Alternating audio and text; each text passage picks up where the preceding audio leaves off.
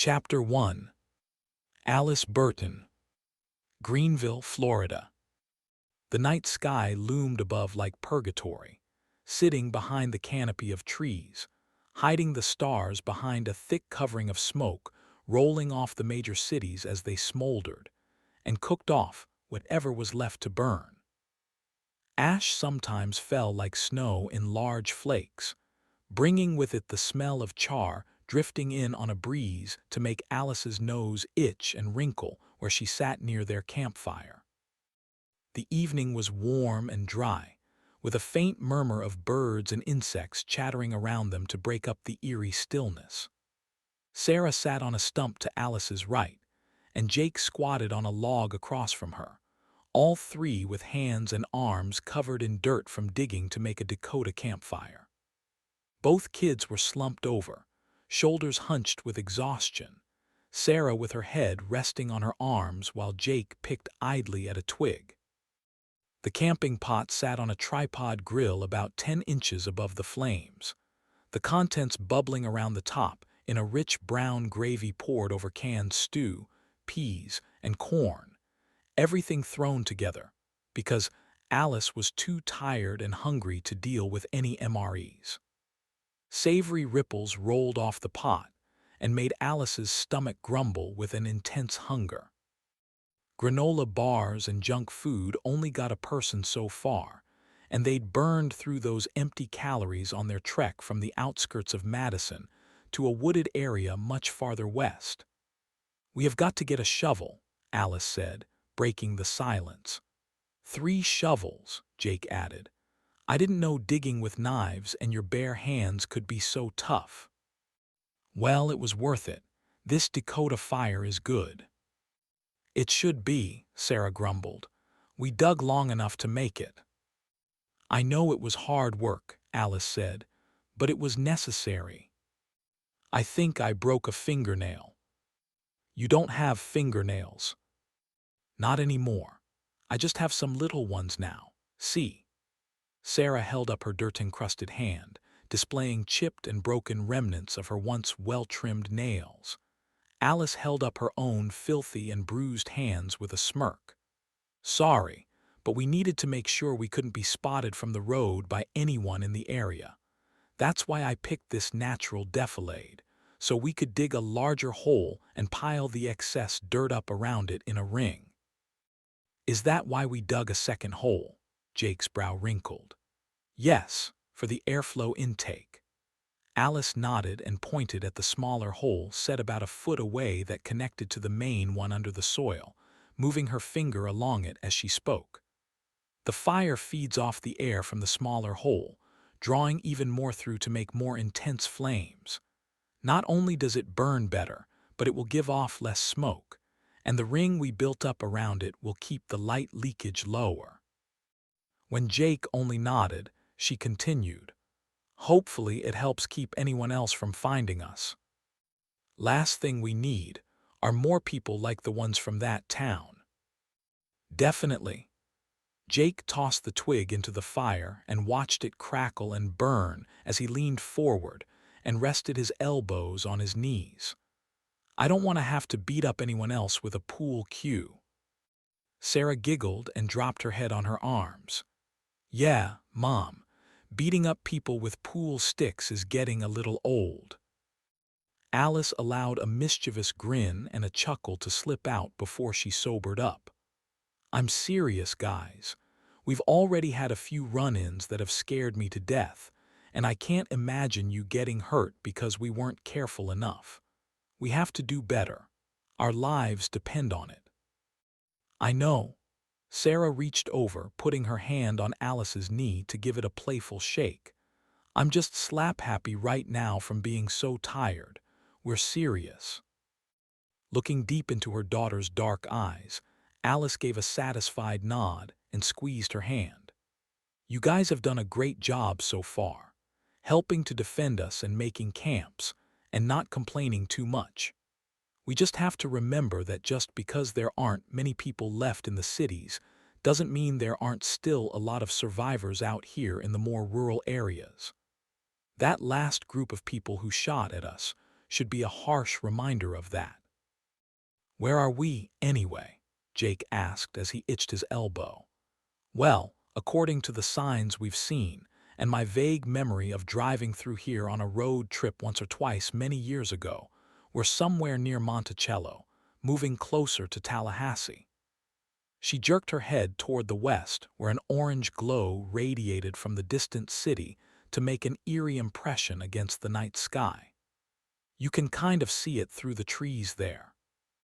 Jake glanced away but turned back with a frown. "Great, more fires, just what we need. I don't think they'll reach us out here, so I wouldn't worry too much." Alice rose from the short log she'd been sitting on and leaned in toward the pot, taking a wooden spoon off a nearby stone and using it to stir the contents of their makeshift stew. Shifting the pot to a cooler part of the grill, she scooped some into 2 bowls and handed them to the kids before dishing some out for herself and retaking her seat. Before she'd even sat down, both kids were already blowing air around giant mouthfuls, trying to minimize the burning as they shoveled it in as fast as possible. "Geez, it's like you guys have never eaten before." "I've never been this hungry before," Jake replied between chewing and blowing on his food, a carrot missing his mouth, dripping off his chin and hitting the ground. Sarah pointed at him with her spoon. "But you've never walked so much either." As the kids talked between bites, Alice focused on eating, getting through the bowl quickly, filling it up halfway and draining it again before placing it aside and spinning around on the log to face their packs lined up behind her. "You guys finish off the rest of the stew. I'm going to check our supplies." She de-traded in her old carryall for a decent backpack, and she hadn't checked their things since packing them hurriedly when their EV had caught fire. Starting with Jake's pack, she dragged out a few blankets, a compass, a flashlight, his clothes, and some long-lasting rations, and cans he'd gotten off the couple who'd broken into the beach house. Sarah's pack had her e-reader and her clothes, another flashlight, spare forks, spoons, and plates, and a good week's worth of meals and snack bars along with some clothes that gave off a waft of soot and smoke. As for Alice's things, she'd packed mostly food, including chip bags and MRE meals, and she also had a couple of first aid kits, 2 small flashlights, a camp lantern, and a pair of blankets. The knives were in their accompanying sheaths, attached to their belts, and ready to use at a moment's notice, and they had the pool cues, too, though one had cracked and wouldn't take another strike without breaking. They'd been using them as walking sticks more than anything else, along with poking around at debris on the road as they passed. The rifle Alice found at the camping store rested against a tree nearby, and her revolver was tucked into the small of her back on the right side, both weapons having been checked by her multiple times in case they needed to use them. "Well, we've still got a lot of stuff," she said, "but we lost comfort supplies like our tent and foam pillows and mats. The good news is that we won't starve for a while, though, and we've got light sources and weapons to defend ourselves. Despite everything, we're doing pretty good." She frowned, looking at the food. "We've got a lot of calories here in these meals, but like Sarah pointed out, we're walking an awful lot and we'll burn through these calories like nothing. If we were just sitting around, what we had would do just fine, but our supplies will only last half as long as we think." Sarah cocked her eyebrow, finishing Alice's thought. "That's what I'm thinking. There's a good chance we'll need food with a bit more calories, and plenty of it if we're going to make it home." "Do you think we'll have to walk all that way?" Jake asked with a wilting tone. "What is it, like 600 miles or something?" Alice turned back to face them and rested her hands on her lap. "Try 1,000. Jake collapsed forward with his arms thrown over his knees. "Oh, man, my dogs are barking already." Alice chuckled. Unless we find another awesome EV like we had, it looks like we'll be doing a lot of walking. Anyway, my point is, hunting may be on the horizon for us. But that's where your experience back on Grandma's and Grandpa's farm and our farm will come in handy. Hey, that's right. Jake perked up. It's been a long time since I've butchered a chicken, Sarah said. I'm not even sure if I can do it anymore. Oh, it's been a while since I've butchered a pig or goat, but it's not a skill that you really ever lose. I think we'll just need a little practice and we'll be just fine. The real trick will be finding a big animal and bringing it down out here. With a mischievous glint in her eye, she looked back and forth between the two. We might need to hunt a crocodile. Not only are those tasty, but we could make shoes too, even a couple of purses. Gross, Sarah grimaced. Those things terrify me. Alice laughed. I was just kidding. I doubt we'll resort to that. I can't imagine standing at the edge of a swamp and trying to catch one. We can use Sarah as bait, Jake quipped with a sideways smile. Just stand her near the shore while we sit back with the guns, ready to shoot. Hilarious. Sarah grabbed a pebble off the ground and tossed it at him. While the kids laughed at each other, Alice sat back, the mention of her parents drawing her thoughts back to them, and then inevitably back to her husband. While Alice was constantly concerned about James and her parents back home, she'd avoided bringing up the subject, trying to keep from worrying the kids any more than they needed to be. But as the moments wore on and they grew sleepier, Jake finally wadded up his snack wrapper paper and tossed it into the fire, sliding down off his log and sitting on the moist soil with his back against the wood. Do you think Dad made it home yet, Mom? I've been thinking about him a lot, too, Sarah added, tossing her empty bag into the flames and dusting her hands off. Go on, Alice said. Well, Dad could be in a couple different places, right? Jake mused. Maybe he's stuck in Denver when his flight got canceled, or he somehow made it home and he's with Grandpa and Grandma right now, or he could be anywhere between all that. Jake hesitated. He could even be. Don't say it. Alice cut him off before he could finish the thought, locking her jaw for a moment to get the emotions under control. Let's just stay positive about him, Grandma and Grandpa, okay. If we start thinking negatively about this, we won't get very far. When Jake only shook his head and leaned forward to stare into the flames, Alice continued solemnly. Look, I won't sugarcoat things. You're absolutely right. He could have not made it out of the airport. Something could have happened to him when he said he was getting out. Alice swallowed hard as the idea of never seeing her husband again struck her like a punch in the gut. It would be easy to think the worst, to give up, but your father's tough. Alice patted her chest. I feel him in my heart, and even if it sounds dumb, I'd know if he was gone. You don't have to believe me, but... We believe you, Mom. Sarah stared at her, her eyes gleaming with a hint of determination. Jake's a little harder to convince. Gaze shifting to her brother, she raised an eyebrow in question. But he knows Dad's okay too. Right, Jake? Jake only shrugged in response. He's probably in a dangerous situation just like we are, Alice said.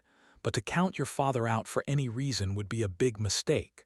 What if he was standing right here on the other side of that campfire? Alice pointed beyond the fire where smoke curled up into the trees. What would you tell him right now? Would you tell him you gave up on him? That you didn't believe he'd make it? It's not like that, Jake responded with a pained grimace even as his gaze shifted, as if he half expected to see his father standing before him. I'm just not sure how any of us are going to get through this. It's easy. We're going to stick together like we have been and take one step at a time. We need you to stay strong, Jake. Sarah spoke, putting her arm around her brother. You're one reason we're even here right now. The way you defended us against not just one but 3 attacks was incredible. I'm proud of both of you." Alice patted Sarah's knee and shared a smile with them before letting her gaze settle on Jake. "Are we good?" "Yeah, we're good," he replied with a slight smile. "Okay, let's get settled down for the night. I'll keep first watch."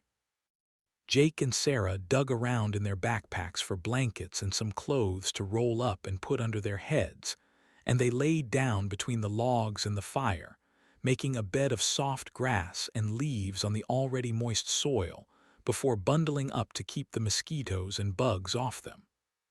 "You'll wake us up, right, Mom?" Sarah asked. "Don't try to keep watch all night." "We have to rest, but you need rest too." Jake gave her foot a little nudge with his as he grinned up at her from under the blankets. "I promise to get you up in a few hours, okay?" With nods of affirmation, they pulled the covers to their chins and were soon snoring lightly along with the crackling flames.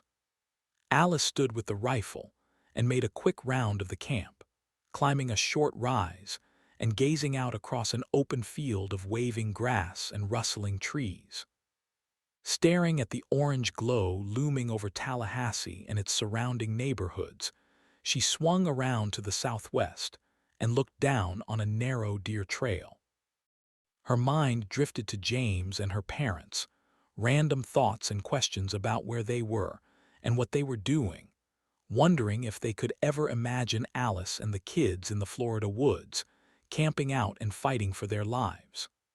After doing 3 or 4 rounds, swatting her way through the brush and collecting her share of stickers and burrs, Alice woke the kids up and took Sarah's spot on the blankets with the guns resting next to her. "Do a few rounds," she instructed them. "And if you see or hear anything, get me up immediately." Sleep came quickly and was as pitch black as the smoke-filled night sky, a heavy quietness that settled in her mind and kept her sleeping straight through the aches and pains that plagued her restless legs. The dreams came next. She was standing on an endless road that stretched ahead of them, the end shrouded in darkness and uncertainty, and when she turned to look back, there was only death and destruction, endless fires and soot filling the skies. Piles of corpses lined the streets and burned inside flaming vehicles, yet they weren't dead. The bodies moved and screamed in their metal incinerators, smearing the windows in melted fat and skin. Alice awoke suddenly, roused by Sarah shaking her shoulder, the dreams evaporating into mist. She rose and blinked into a freshly stoked fire with light leaking over the edges of the dirt and radiating a warmth that drove away the vestiges of the dreams and the chill of the dark night. Telling the kids to lie back down, she got up and moving, slipping her shoes on and doing a quick round of the camp, slapping at her itchy skin and yawning until she finally felt alert enough to not immediately fall back asleep. Groggy and hip-sore from yesterday's walking, Alice sat back in front of the fire and peered into the flames before digging around in their packs, pulling out a couple of packets of instant coffee. Using one of their pots, she boiled 2 cups of water and stirred in the dark grounds, sitting back on the log where she sipped the weak brew and savored its sour taste above having nothing at all. Slowly but surely, staring into the dying flames of their Dakota fire, Alice began feeling like something of herself again. Sometime around 8, she nudged the kids awake and bade them pack up their blankets, spare clothing, and any snacks and food they'd left lying around. They started with a bit of stretching, Jake complaining about sore feet and Sarah scratching at several mosquito bites on her arm, before they gathered their things, buried the fire, and got back on the road. Using a compass and going off the road signs, Alice kept them heading in a northerly direction, following country lanes lined with splayed hornbeams with their curved and weeping branches. Gnarled oaks anchored massive, swaying magnolias with leaves that rustled above their heads as they walked. As they shuffled along, shoes scuffing on the pavement, Alice told them to pick it up so they could make better time. Unlike before, when they'd been fortunate enough to find a working vehicle, there likely wouldn't be many EVs in the Florida backcountry, and every gas-powered vehicle they ran across sat crumpled on the road like a cast-off toy. Dead passengers filled the seats, having perished from the impact of the explosions or the resulting smoke and flames, and many bodies still smoldered and gave off the stinging reek of melted fat, hitting the trio with a zest that curled their nose hairs. "I vote we stay away from people," Jake said when they saw a group of them gathered in a small church parking lot in the middle of nowhere, down a long gravel drive. "I agree," Alice replied, keeping a wary eye on the group.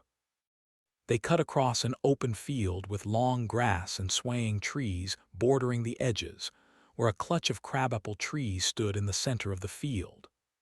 They rested beneath them and had a quick brunch of MREs and some chips from the vending machine they'd raided. Alice almost could have imagined they were on a typical country hike, except for the impossibly black-gray skies, burned-out farmsteads, and farm equipment still smoking in the middle of the fields. The weather was moist and muggy as they sat beneath the trees, finishing their lunch and watching the dark skies roll by. "Which way are we heading, Mom?" Sarah looked around. "It's so hard to tell with all this smoke." "Compass still says we're going north, so we should be good." "We've barely seen the sun at all." Jake stuffed his MRE packaging into a garbage bag and sat holding a bottled water between his knees. "I wonder if we'll ever see it again." "It does look kind of scary up there." Alice squinted upward skeptically. "If everything is burning, then it could be weeks before this stuff clears. At least it's better out here than it was back near the city, though." Neither Jake nor Sarah looked like they believed her, but they cleaned up their sight, packed up their things, and slung their backpacks on their shoulders once more. They moved through the field and entered a forested area with plants Alice couldn't identify and birds that flitted overhead, their songs seeming nervous and their movements erratic. Eventually, they reached an old fence with just 3 rails and no wire, and Alice picked a spot where the top rail had gone rotten and fallen, letting the kids climb over first before joining them. They moved down a shallow slope and entered another wide field of lush green vegetation, where a small cluster of citrus trees had a few good-sized fruits waiting to be picked. There was a farmstead on the other side, with one barn trickling smoke, though the house was still intact. "Kids, fill your pack up with 2 oranges each. I just want to point out, for the record, that this is technically stealing."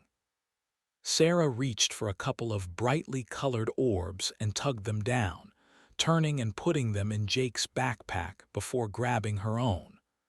"But we burned that bridge when we drove off with the EV. We're past calling it stealing." Alice was tight-lipped as she spoke, watching the nearby house for any signs of life. "This is about survival. Let's hurry and move on before we attract any attention." They climbed a short hillock through a small patch of woods and jumped on another road, following it up to a high point with a break in the trees that allowed them to see miles in every direction. Sarah brushed some strands of brown hair behind her ears. "What now, Mom?"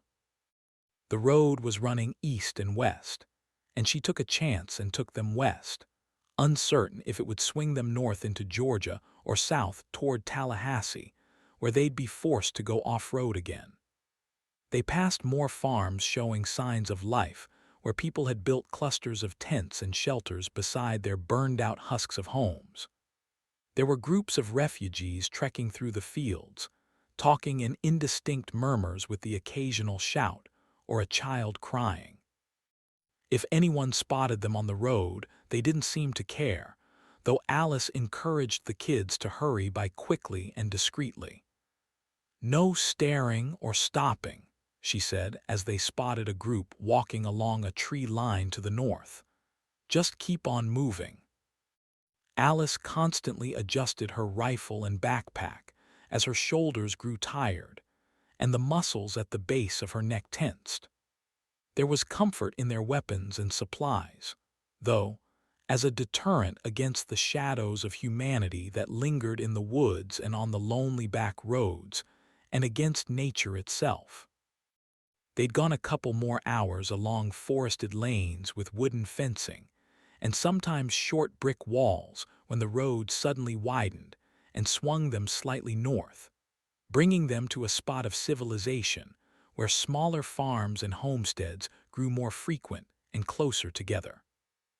A deserted strip mall sat off the road to their right, and a church with burned-out cars in the lot stood on the left. Beyond those were other small businesses and restaurants along the flat stretch of pavement, though there weren't any people that she noticed. The trio stopped in front of a big sign on the road, and Alice read the sweeping green letters out loud. Monticello. Jake scratched his head. "I thought that was in Virginia." "They have one here too, I guess." Sarah pointed at a smaller sign just below the big one. "Home of the Kentucky Derby champion 3 years running. Hey, do you think?" Alice tapped her foot and reread the sign, eyeing the kids with a hint of hope. Chapter 2. James Burton. Kansas City, Missouri.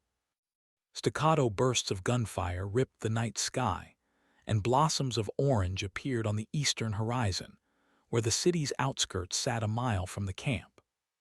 A line of buildings and a business park that hadn't caught fire in the initial disaster still stood intact, and muzzles flashed from the windows and nearby trees as dark shadows crept toward the camp through the open fields.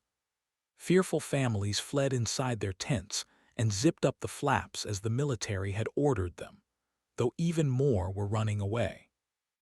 Their boots kicked up dust from the dirt and gravel lanes as they flowed west against the onrushing National Guardsmen and soldiers rushing toward the danger and gunfire. Still groggy from sleep, James initially moved with the crowd, heading east with his packs on his shoulders, but glancing back uncertainly as the military personnel rushed to face some unknown enemy. Jaw locked tight, he stepped aside and let one family pass before he started around the other way, slowly at first, but picking up speed as his resolution hardened.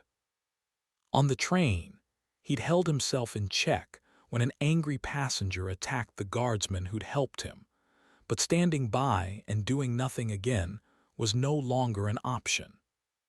James ran against the flow as fathers carried children close to their chests, mothers towing them by hand, dozens of frightened faces hurrying past him as he focused on the green military uniforms converging on the main thoroughfares and gathering strength in numbers.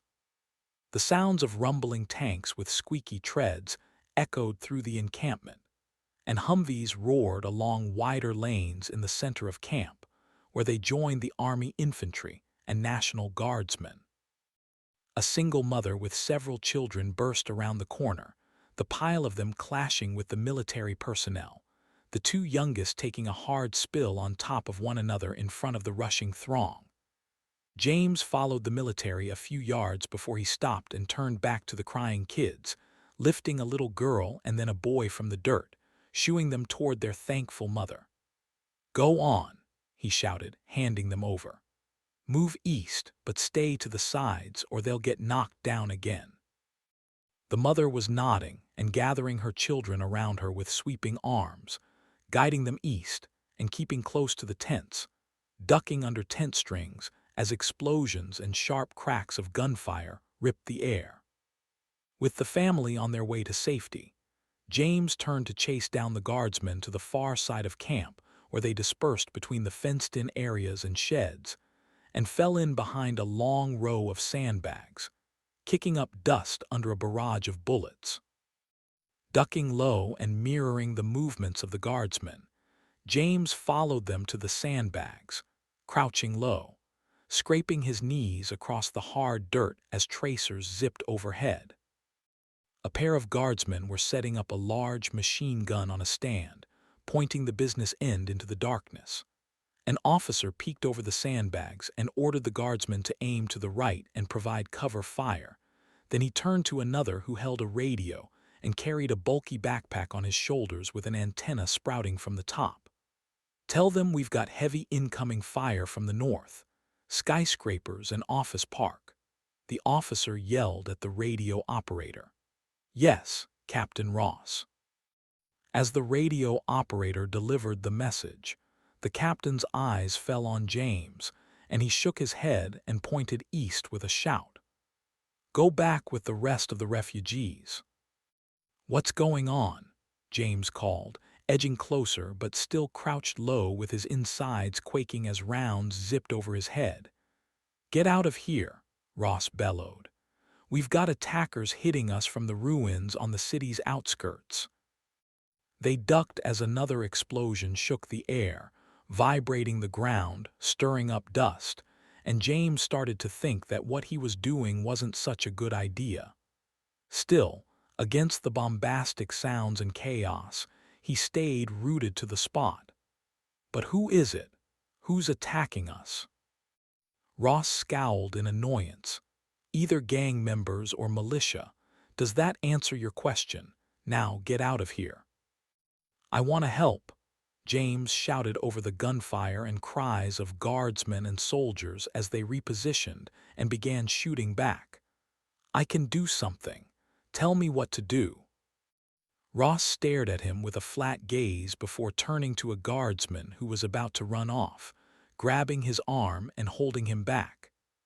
"Go with Corporal Stenson here and help lug ammunition." "Thank you, Captain. I'm happy to help." Corporal Stenson crouch-walked to him and took James' arm. "Stay low, follow me."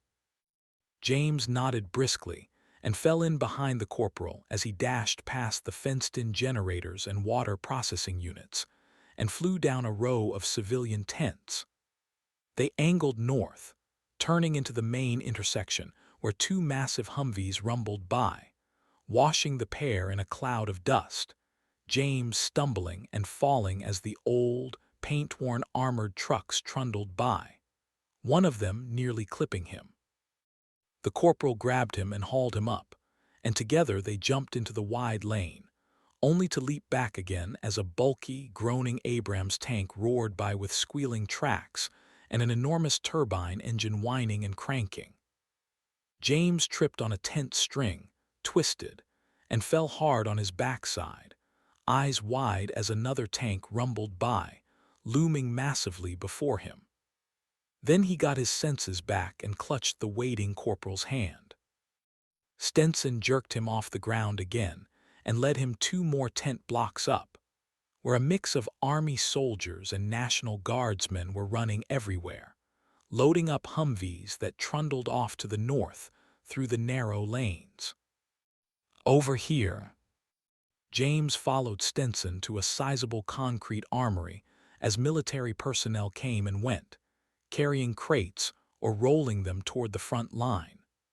The corporal appeared and handed him a thick pair of safety earmuffs, and James thanked him and slipped them on his head to block out the worst of the bombastic sounds. A 4-wheeled cart was pushed at him, and James grabbed the handle and dragged it out of the way of traffic.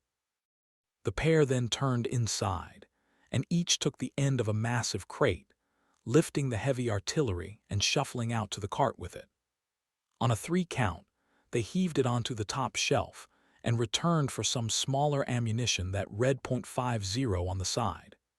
Within a few minutes, James was sweating and panting, breathing dust and smoke as it drifted over the tents. The booming tank fire rocked the ground with a percussive jolt that rattled the hairs in his ears and set his teeth on edge. He and Stenson each took an end of the cart, dragging it through the dirt and gravel on its big rubber wheels, which enabled them to move swiftly through the crowds of running military personnel. With more heavy machinery flying by on the broader lanes, Stenson pointed to a side alley and shouted for him to angle that way, following another group of guardsmen carrying artillery to the east side of camp. With a curt nod, James put his back into it and pulled the heavy cart in that direction, boots digging into the gravel and dirt and gathering speed as they rushed headlong toward the raging gunfight. Finally, the corporal waved for him to stop, and they grabbed the larger case off the top and carried it into the firing area where 3 Humvees were lined up with their gunners carefully picking targets and shooting sharp bursts into the darkness. "Over there," Stenson bellowed. "First Humvee on the right." James switched hands and moved the heavy crate to the rear of the first armored vehicle, where a pair of army soldiers waited. As soon as they dropped the crate, the soldiers threw off the top and pulled out 2 big canisters of .50 caliber ammunition. They slammed it into the cargo area, and the gunner fired off his last few rounds before reaching back to grab it. "Now, over here," Stenson shouted and pointed in the other direction. With the slightly lighter crate in hand, the two hauled it 30 yards to the next Humvee, as an Abrams tank fired and knocked James off balance, legs wobbly for a moment until he straightened himself and kept moving. Stenson was grinning grimly as they fell to their knees behind the armored truck to serve canisters to the waiting soldiers who fed the ammunition to the gunner. James and the corporal moved on, rushing to the third Humvee with a flurry of heavy rounds peppering the ground near his feet, zipping right in front of him, and forcing him to pull up straight once as the crate cracked him in the back of the leg.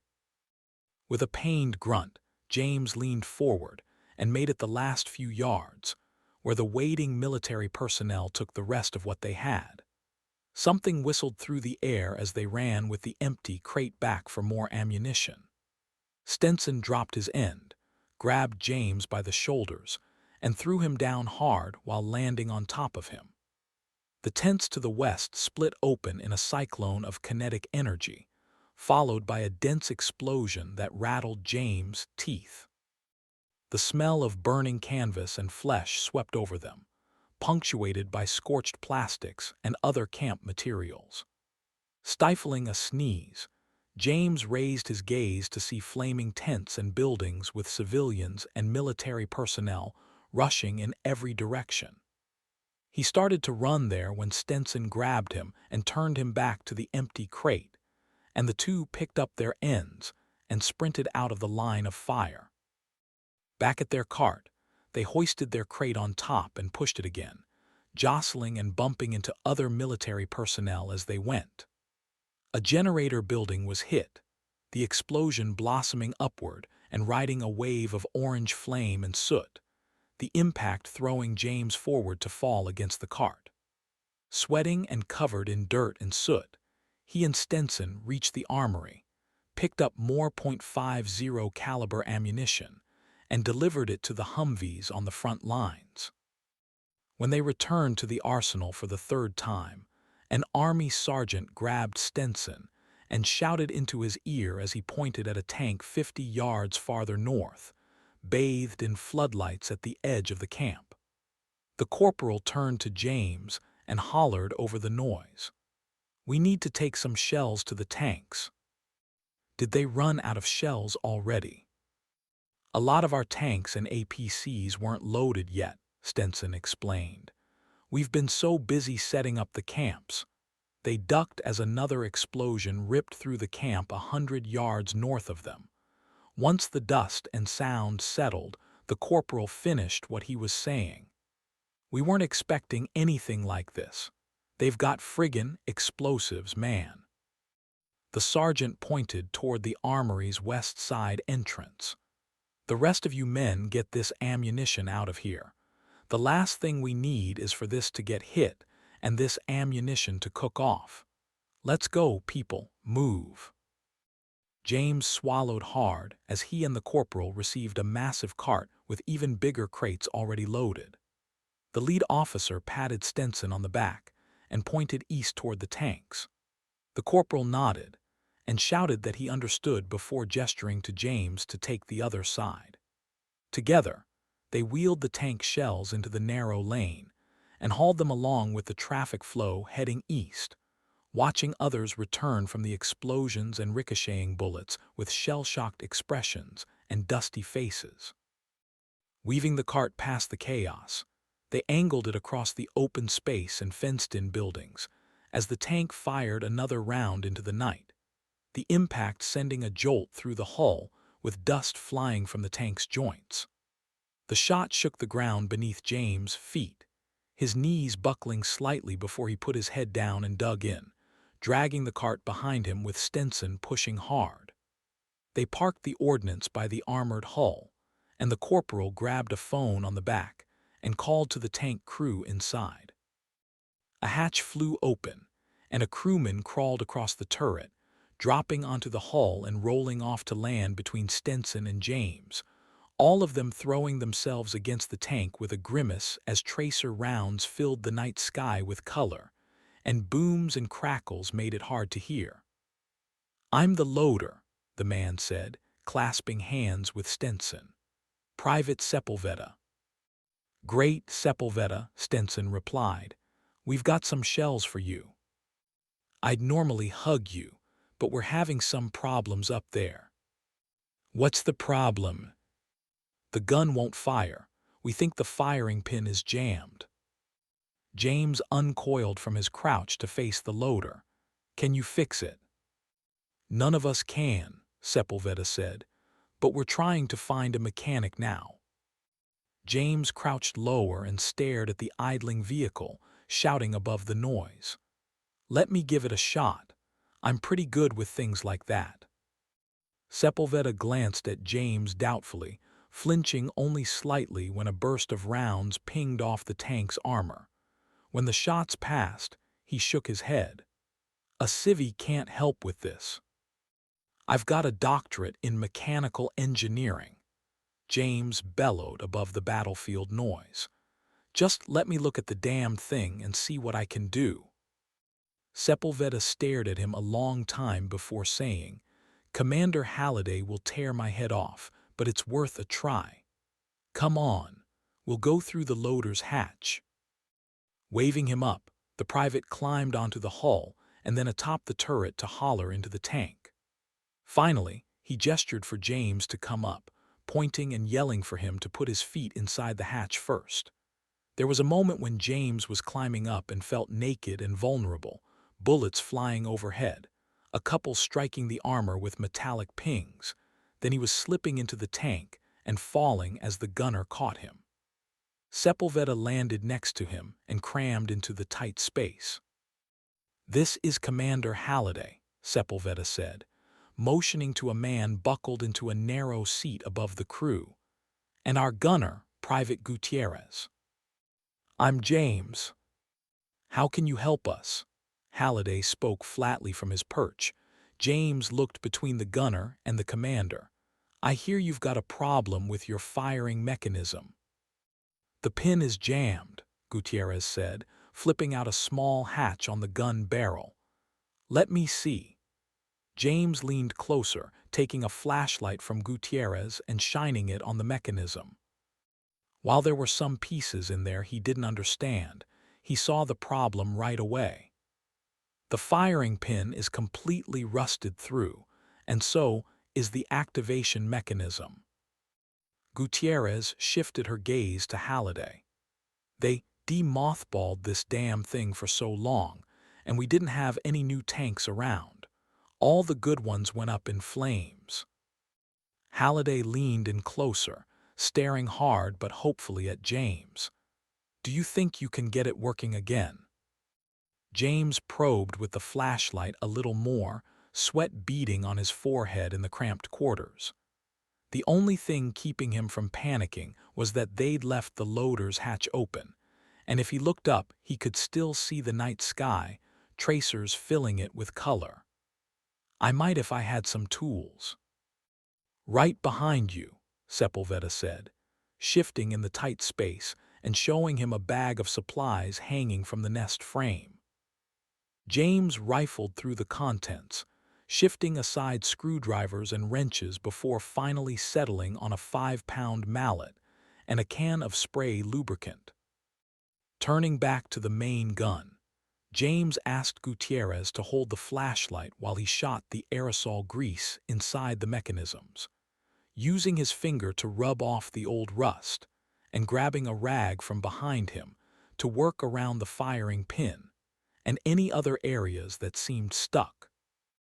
With everything greased, he used the mallet to gently knock on some pieces, using his left hand to loosen up the moving parts and get them moving again.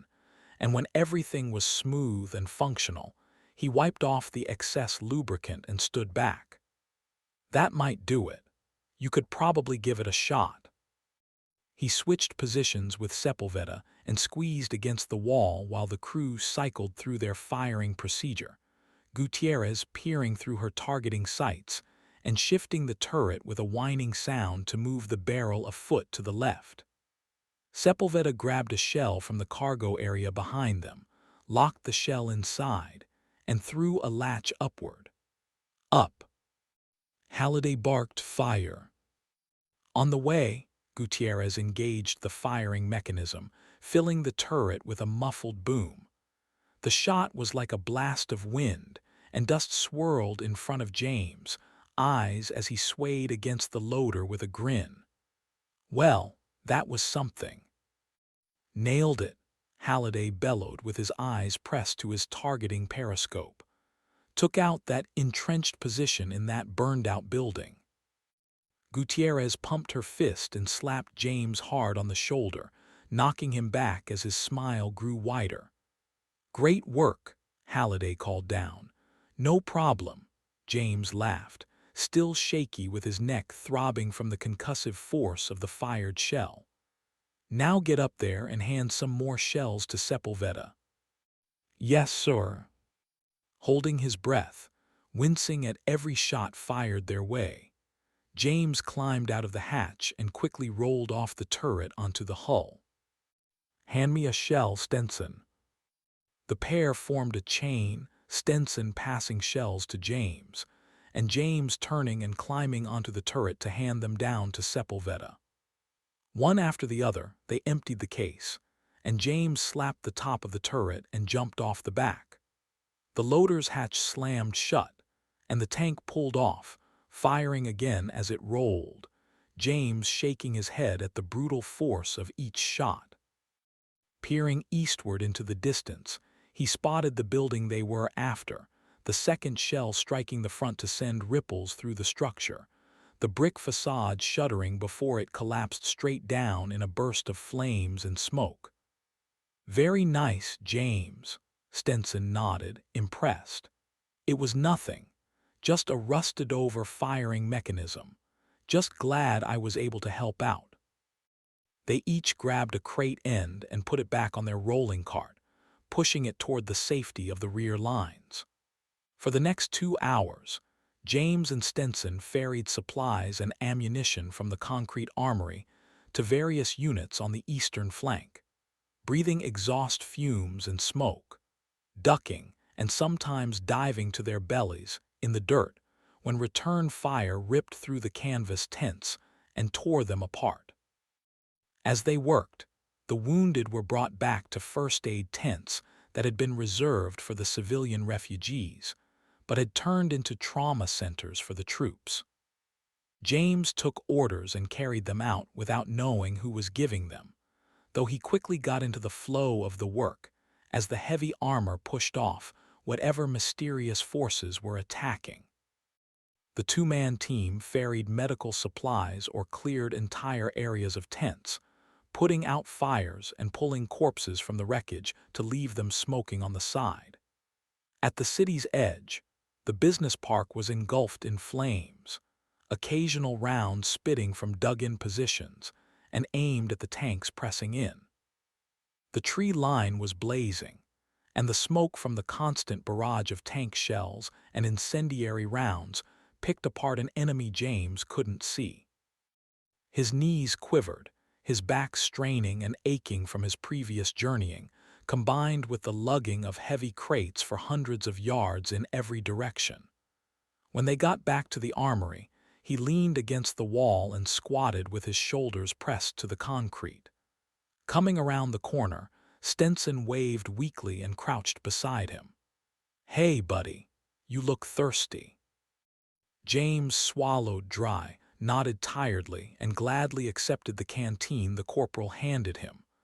Unscrewing the lid and tilting the canteen up, James gulped, water leaking from the corners of his mouth and running down his chin. When he was done, he capped it and gave it back. "Thank you," he replied with a gasp. "I needed that." "No problem." Stenson leaned against the wall. "We should thank you. You never served in the military before this." "I'm not a career soldier," James laughed. "Well, if you ever want a job, you're more than welcome back here."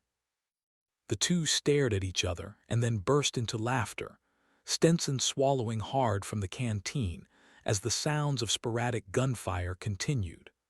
"So, what happens now?" James asked as a guardsman came by, handing out bottled waters from a backpack and tossing one to him. "They'll send scouts out to ensure there are no more enemies in the vicinity, and we'll be on our toes from here on out." "I'd be curious to know who the attackers were," James replied. "It would be nice to know what I'm dealing with when I get back on the road." "You're not sticking around." "I've got to get to my family at our home in Michigan." The camp was calming down, and hysterical refugees came back and were helping to pick up the mess after the northeast part of the encampment had been torn up. Medics and National Guardsmen took care of the dozens who'd perished, taking their bodies out of sight as an army priest followed behind, speaking with a few of the civilians. Distant guns still rattled off as the military went after whoever had attacked them, and James used a wet rag to wipe the dust off his face and cool down. Once he'd gotten his wind back, he stood and offered his hand to the corporal. "Thanks for letting me help." Stenson accepted his hand and allowed himself to be pulled to his feet, patting James on the shoulder. "Nah, it's all good, man. You chipped in and really made a difference. Now about that job." James laughed. "No thanks. I'll just grab my things and head back to my tent. I should probably rest up and eat something before I take off."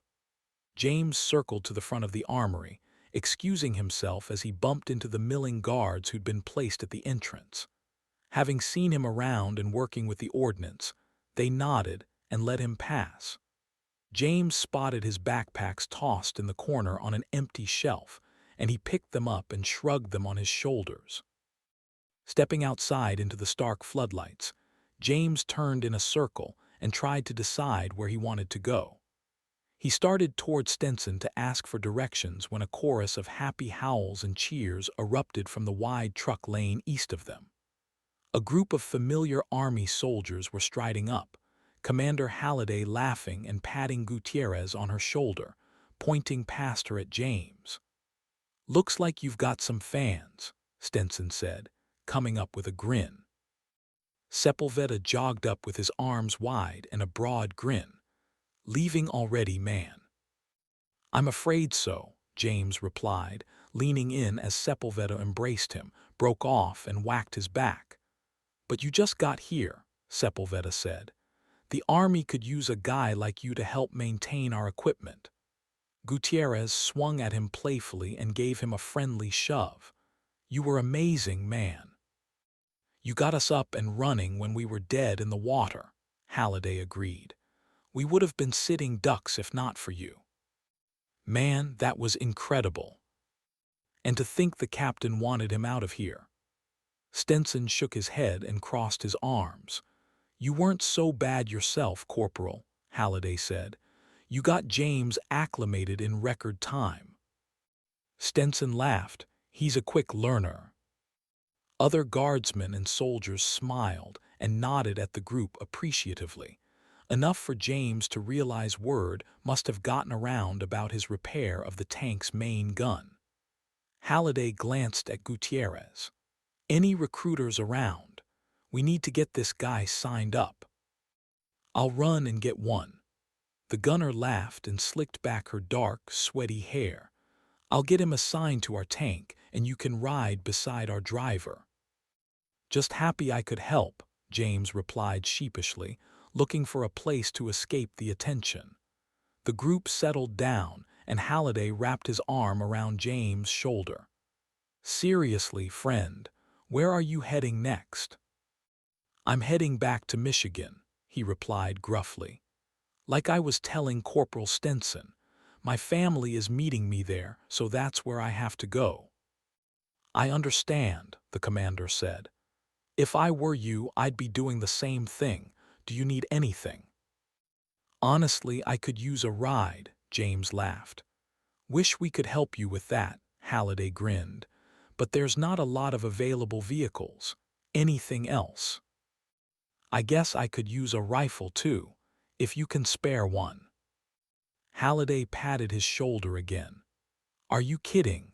We've got equipment coming out of our asses. What we're short on is people. You have a standing offer to join us.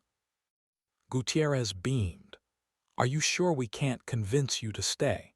The commander would love to have a grease monkey on standby. I appreciate the offer, guys. James chuckled and shoved them playfully as they crowded around. But I'm going to get a little rest and get back to my family. No problem, Halliday said and turned to Corporal Stenson. Can you do me one more favor? Just ask, sir. Stenson stood straighter. Go to the armory and find this man a rifle with a scope and some ammo.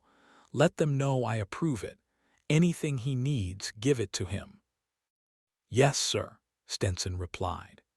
With that, James said his goodbyes to the jovial tank crew and followed the corporal through the crowds of milling soldiers and guardsmen working hard to put the camp back in order. Somewhere north of them, they reached a small tent with a guardswoman sitting in the center at a table and a sign that read Inventory Control. Surrounding her were crates of ammunition and weapons on shelves, some with their tops broken open and piled on the side as the smell of oil lingered in the air. James' eyes grew wide at the sight of dozens of matte black rifles being repaired where they sat on rags, gleaming with oil. Evening, Corporal Jackson, Stenson said to the diminutive woman with her hair pulled tightly back, except for a few frazzled ends that hung loose. Rough night, huh? It was unreal, she replied flatly, her gaze shifting between the men. I take it we ran them off. We're on their tails now, Stenson nodded. Ah, good. What can I do for you? This is James. The corporal gestured for him to step forward. He's just a civilian, but he pitched in today and helped us win the fight. That's great. Jackson stood and looked him up and down. Looks like they put you through the ringer. Nothing I couldn't handle. We lugged a lot of gear. Stenson raised both eyebrows and leaned in, after he fixed a tank's firing mechanism. Seriously, Jackson asked in surprise, how did you manage that? I've got some mechanical experience, James replied. The tank had been sitting for a long time and just needed a bit of elbow grease in the right place. It's nothing, really. Got it firing again, so Commander Halliday could back off, whoever was attacking us. Any word about who it was? Stenson shrugged. I'd imagine we'll know soon enough. Anyway, Halliday wants us to load up James here with some supplies. We'll need a rifle, some ammo, rations, water, a good backpack, and anything else you can think of that might get him where he needs to go. Oh yeah, where are you headed to? Michigan. Phew, Jackson nodded appreciatively. That's going to be a trek and a half. All right, I'll see what I can do. After jotting a few notes, she stood and wandered around the crates, returning with a rifle with a scope and a pouch with a dozen magazines inside it. Jackson disappeared amongst the shelves once more, followed by the sounds of her jostling and bumping things in a clatter of tools and supplies as she filled a beige, camelback-style backpack. "Wow, this is too much," James said as he picked up the rifle, adjusting the strap for carrying on his shoulder and pulling on the charging handle to look inside the chamber. "No problem," Stenson replied. "As Commander Halliday said, we'll hook you up with whatever you need. We owe you that much." The corporal nodded at the weapon James held. "That's an M4 carbine with a smart optic scope. Do you know how it works?" "More or less. Show me, though, so I'm not missing anything." Stenson showed him the ins and outs of the weapon, and James adjusted the scope, then loaded a magazine. Jackson returned a moment later with the backpack full of supplies and set it on the table with a thump, its thick straps hanging from the curved frame designed to fit comfortably on the back for long stretches at a time. "Try that on for size," Jackson said. James put the rifle's safety on, set it aside, and belted on the ammunition pouch so it rested opposite his Colt Python's holster. He shrugged on the backpack and bounced it on his shoulders to settle the weight, and after testing the fit, he nodded appreciatively. "This will work great. Thanks a lot. You should be loaded with a bunch of food and everything else you need for a long trek," Jackson said. "It might even be enough to get you to Michigan, if you ration wisely." "Thanks, ma'am," he replied and shook hands with her. "Do you want to keep any of your old supplies?" Stenson asked, lifting the 2 backpacks he dropped at his feet. "Just the revolver and ammunition I have in there, but the rest you can keep." Stenson dug out the Colt and holstered it for James as he held his arms out, and then stuffed the ammunition into a front pouch on his backpack. Handing him the M4, the corporal gestured for James to follow him outside. "I'll see you out." Standing out front, they watched the military personnel come and go, stepping aside as 2 soldiers slipped into the munitions tent. "Again, thanks a lot, James. I'm glad you stuck around for a while." "Happy to help, Corporal. You all stay safe and keep fighting the good fight." After a quick handshake, James headed south through the camp, exhaustion looming over him, and he looked for his tent so he could get a couple of hours' sleep before heading off on his long journey home. Chapter 3. Helen Cooper. Somewhere outside East Lansing, Michigan. Packing the last of the eggs into a basket with a soft towel on the bottom, Helen smiled at the hens and bade them goodbye until the next day. She carried her bounty from the hen house into the chicken coop, gently shooing the white-feathered Brahmas and red Buckeyes aside as she headed for the door. With one arm weighed down by the basket, she fiddled with the replacement latch Ryan had put on after the coop had been broken into, grunting with annoyance as she forced it open. The door was skewed, and the temporary latch way off-center, destined to remain that way until her husband had more time to fix the door properly. With one hand she lifted the latch and put her shoulder against the door, the wood squealing against the frame as she slipped through and closed the door twice before it would catch. "Finally," she grumbled in agitation as she turned and shuffled toward the house, moving past the bins of vegetables they had yet to can, and the EV parked in the grass at the corner of the house. Beyond the car was the short field of solar panels that charged the batteries that helped deliver a constant supply of energy to the house's critical appliances.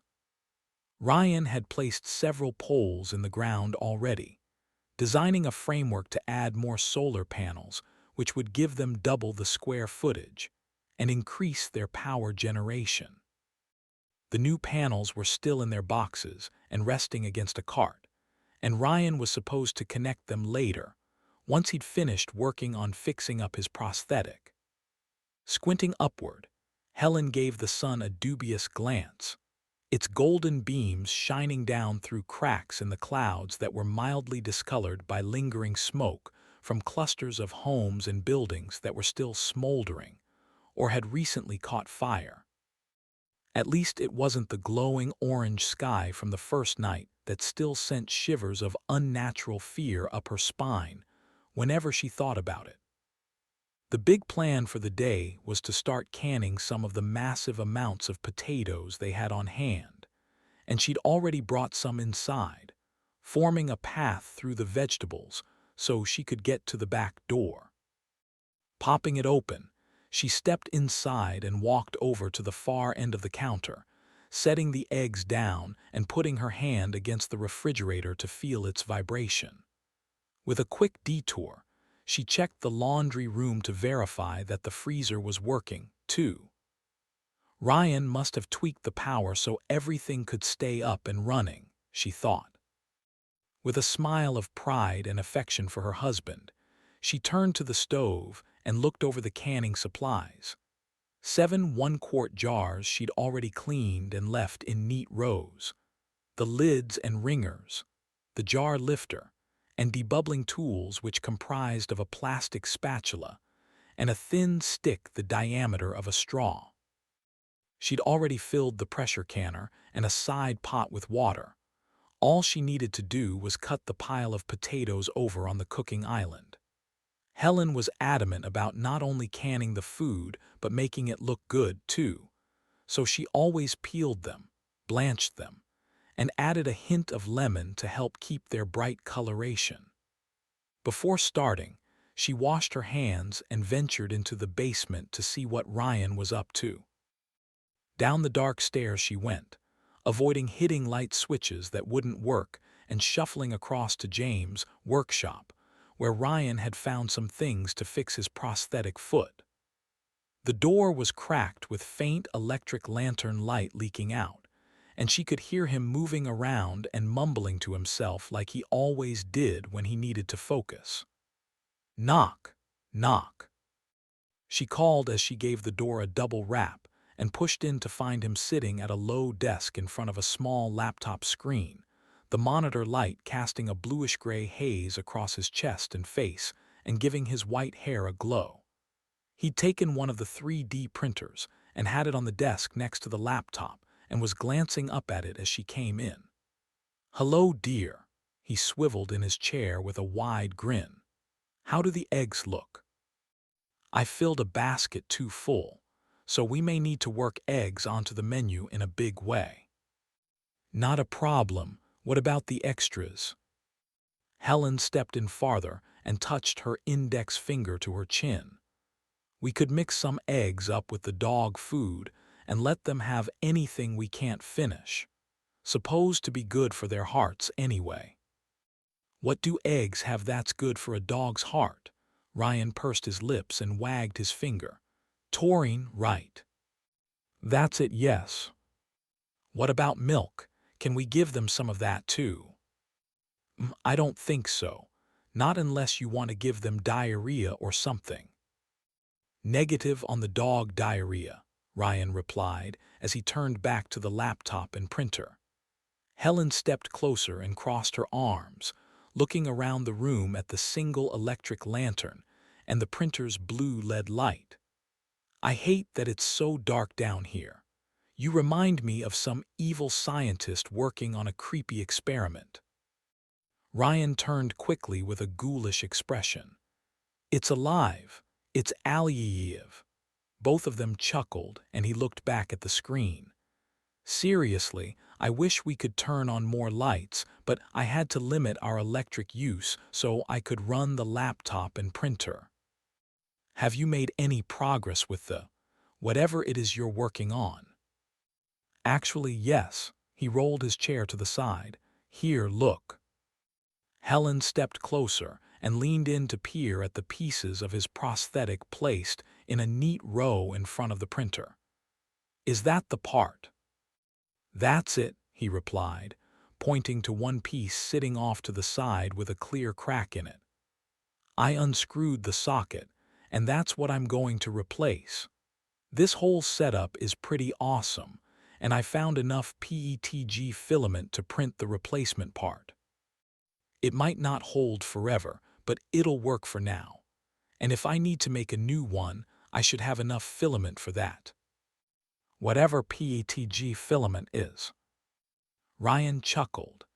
It's the thermoplastics the printer molds into whatever shape you program it into. I see. Helen looked at the laptop screen and studied the three-dimensional image floating in a slow circle. Wait a minute. Are you going to print a new leg? Ryan shrugged. Maybe, yeah. This setup doesn't require much power and James has a ton of filament. Given the circumstances, I doubt he'll care if I use it. How did you learn all this anyway? She rolled her eyes. Well, I know your brain never stops, but what put you onto the idea? How do you think I kept fixing up the machinery around the farm right before the end when we were out of money to pay for the parts? With a laugh, he sat back in his chair and locked his fingers over his stomach. I used my setup at home to make parts for things. I couldn't use them for engines or anything super high stress, but I could print clamps and fasteners and things like that. Helen clicked her tongue. My clever husband, multi-talented as always. Darn right.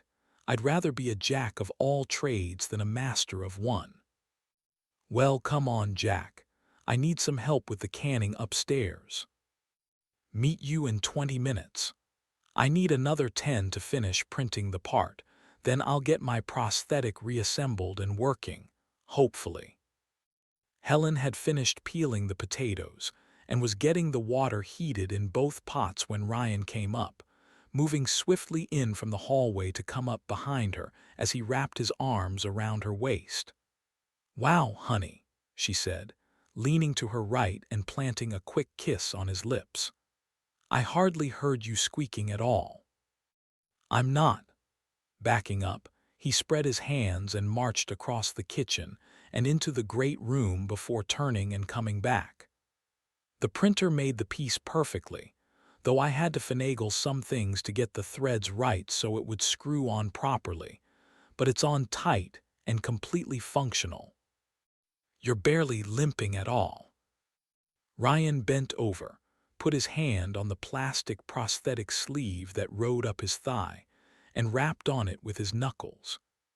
And now that it's stable, I won't have to walk funny and cause it to rub my skin raw on the inside of my knee. That's wonderful, dear. Helen clapped him on the shoulder. Anyway, I'll test it more tomorrow when I work more on the solar panels. But for now, let's get canning. What do you need me to do? I peeled the potatoes, and now we have to cut them into smaller chunks and fill up these 7 one-quart containers I have. Ryan turned to the cooking island where the potatoes were piled up, seeing a cutting board on each side and 2 small knives. Sounds easy enough to me, especially after you did all the hard work to peel them. I'm just glad you got your prosthetic fixed and you're not in pain anymore, Helen replied, picking up a knife and potato, cutting it longways and slicing it crossways to make small chunks. It feels great. Ryan came over, grabbed a knife, and started helping. Once we get the whole crop all canned up, they should last us a couple of years or so, I reckon. As long as we do it right and don't mess up the seals.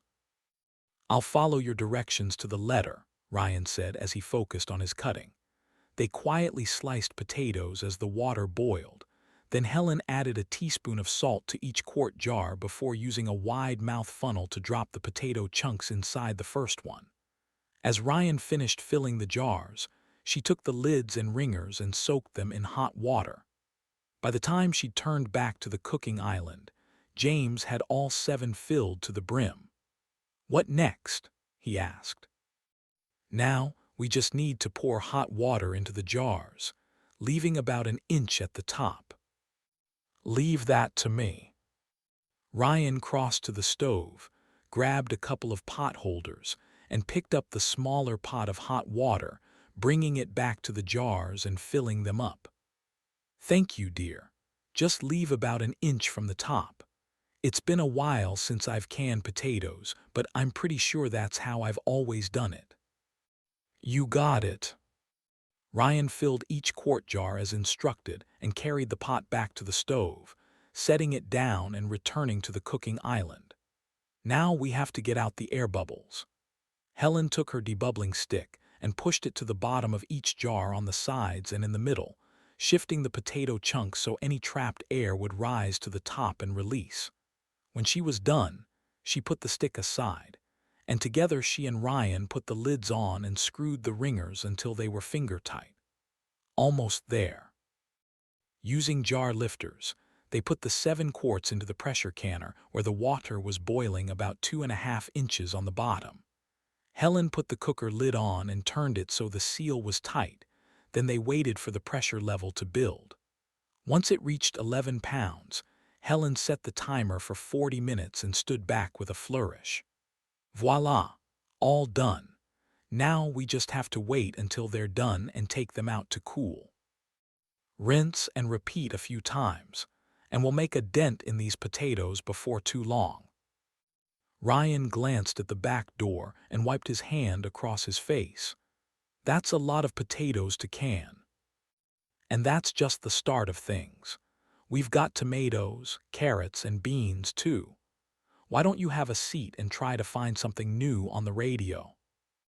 With a pointed nod, Ryan sat down and turned on the radio, starting with the emergency channel and picking up the same message they'd heard before, moving on to find other snippets of conversations and music they couldn't quite make out. Helen got her book and read until the first 7 quarts of potatoes were done. Using the jar lifters, they placed them on a towel to dry and cool and started peeling and cutting another batch of potatoes, bringing up more jars and cleaning them as needed until they were on a roll. Tomatoes came next as well as carrots, beets, and beans. While they said little to each other, their shared smiles and glances reminded her of why she was in love with him. They could chat as they worked or barely speak, simply enjoying the closeness and companionship. Helen didn't see the chores as hard, but as more of a way to spend time with the man she loved. They canned well into the night until they had around 60 quart-sized jars filling up the counter space, cooling and drying as midnight drew near. Ryan was groaning by the end, sitting heavily at the kitchen table and gripping his leg. Is the prosthetic okay? It's fine, but it's been a long workday. After doing some cleanup, the pair decided that they'd had enough for one day. They slept well through the night, each taking a watch shift, and Helen was up and waiting for him in the morning with coffee, eggs, and fresh milk pasteurized from the day before. After lunch, they removed the rings from the jars, checked the seals, and began carrying the canned food downstairs to place on a supply room shelf. Back upstairs, they had a quick lunch with slightly stale bread and some sliced meat they had left, adding a dash of potato chips and water and green tea to drink. Well, that was a perfect couple of days, Ryan said, sitting back and sipping his tea, letting out a pleased sigh. We just increased the kids' food stores by almost double. I have to admit, that feels pretty darn good. Helen grabbed a cardboard box and placed it on the counter next to the jars, slowly unscrewing the rings and dropping them off to the side as she checked the seals. How do they look? Great, actually. These are all sealed perfectly. Now they go down on the shelf downstairs with everything else. Ryan rose from his seat and grabbed a second box they had lying around. I'll help you with that. Helen sniffed and smiled. I've got another job for you, dear. Ryan paused skeptically. Oh. Go out and bring in another couple of bins of vegetables. Smiling, Helen cocked an eyebrow at him. And then get ready for round 2. Oh, wonderful, he replied, scratching his head as he changed direction and headed for the door. I really mean that, too. I'll bet you do. Helen filled the small box, lifted it by its handles, and took it into the basement, heading almost straight ahead to the supply room on the north side of the foundation, entering and shuffling through the darkness to a small table off to the side where she dropped off the box. She found the electric lantern and turned it on, bathing the room in a dim glow that glinted off the canned goods already down there, illuminating the brand names on the boxed food ranging from noodle and rice meals to macaroni and cheese and pasta salads. Smiling at the cute signs Alice had posted around the place, Helen took a pair of cans from the box and walked to the north wall of shelves, placing them on an empty one she'd cleared up by consolidating some canned meat and boxed goods. She formed several rows of potatoes, beans, and beets before filling the box up with more empty jars that would need cleaning and prepping before they could fill them with more of the harvested food. With a breathy sigh of satisfaction, happy to be working toward a goal in spite of, or, perhaps, because of, what was going on around them, Helen took the clattering jars upstairs and steeled herself for another productive night. Chapter 4. Alice Burton, Monticello, Florida. With her feet begging for rest and cramping so much that every step was sheer agony, Alice stood at the end of a long gravel driveway, enticed by the potential of a safe place to settle for the night. The lane led west in a long curve, crowded on the right-hand side by a row of live oaks with limbs that swept to the left like wind-blown hair and formed a forest canopy. Beyond were fields of green stretching for acres to either side, and at the end, a manor house and massive farmstead with barns and buildings peeked through the trees. Like most places, tendrils of dark smoke drifted upward from some unseen fire, curling lazily into the sky to join the smear of clouds above. The kids stood next to her, backpacks hanging off their shoulders, sweat cooling their pale faces as they looked on with expressions torn between exhaustion and hope. A simple gate blocked the lane with a four-rail fence made of dark wood that stretched to the north and south and ran parallel to the road. Fancy landscaping with small trees and shaped shrubbery surrounded by mulch all sat around the base of a large wooden sign, rustic in design with letters burned in along its face. Monticello Manor Horse Farm, Alice said. Sounds fancy, and it looks fancy, too. Jake leaned closer and read the smaller print. Home of Rare Breed and Rasta Runner. I wonder if those were the Kentucky Derby winners. Alice glanced at Sarah. When you guys were learning how to ride, did your instructors ever mention this place or those horses? Sarah shrugged. Mr. Scroggins wasn't really into horse racing, and it never excited us too much. She looked over at her brother for confirmation, and he scratched his head, shrugging. We never watched any races. We just rode for a few summers but never talked about Derby winners, breeders, bloodlines, or anything like that. I know some people take that stuff pretty seriously. It's a billion-dollar business, I'm sure. Alice blinked at the scene before them as birds flew in tight, almost nervous clusters across the fields, and the insects chirped in the humid air. She gave the place a few minutes to weigh on her, looking for any sort of warning signs that they shouldn't go in. The remains of the house were barely visible, and there were some burned-out vehicles parked nearby. But in all the time they'd been standing at the end of the lane, there had been a complete lack of movement, surprising for such a large facility. When the hairs on the back of her neck didn't raise and her stomach didn't squirm, she shrugged. I think it's worth the risk. We'll skedaddle at the first sign of anyone still being here, though it looks abandoned to me. If we can find a horse or three that were left behind, we'll ride them out of here if we can get them saddled. Got your weapons ready in case we need them. Sarah slapped her side and pulled up her smudged white t-shirt to show her hunting knife was fixed firmly on the belt of her jean shorts. "Got my knife right here." "Mine too."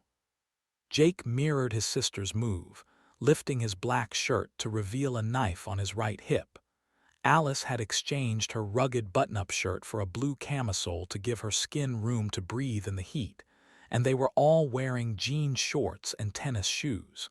She shrugged. "I didn't even notice we weren't carrying our pool cues anymore." "Those went into the fire last night." Jake shook his head. "They were all cracked and splintered anyway." "Probably for the best."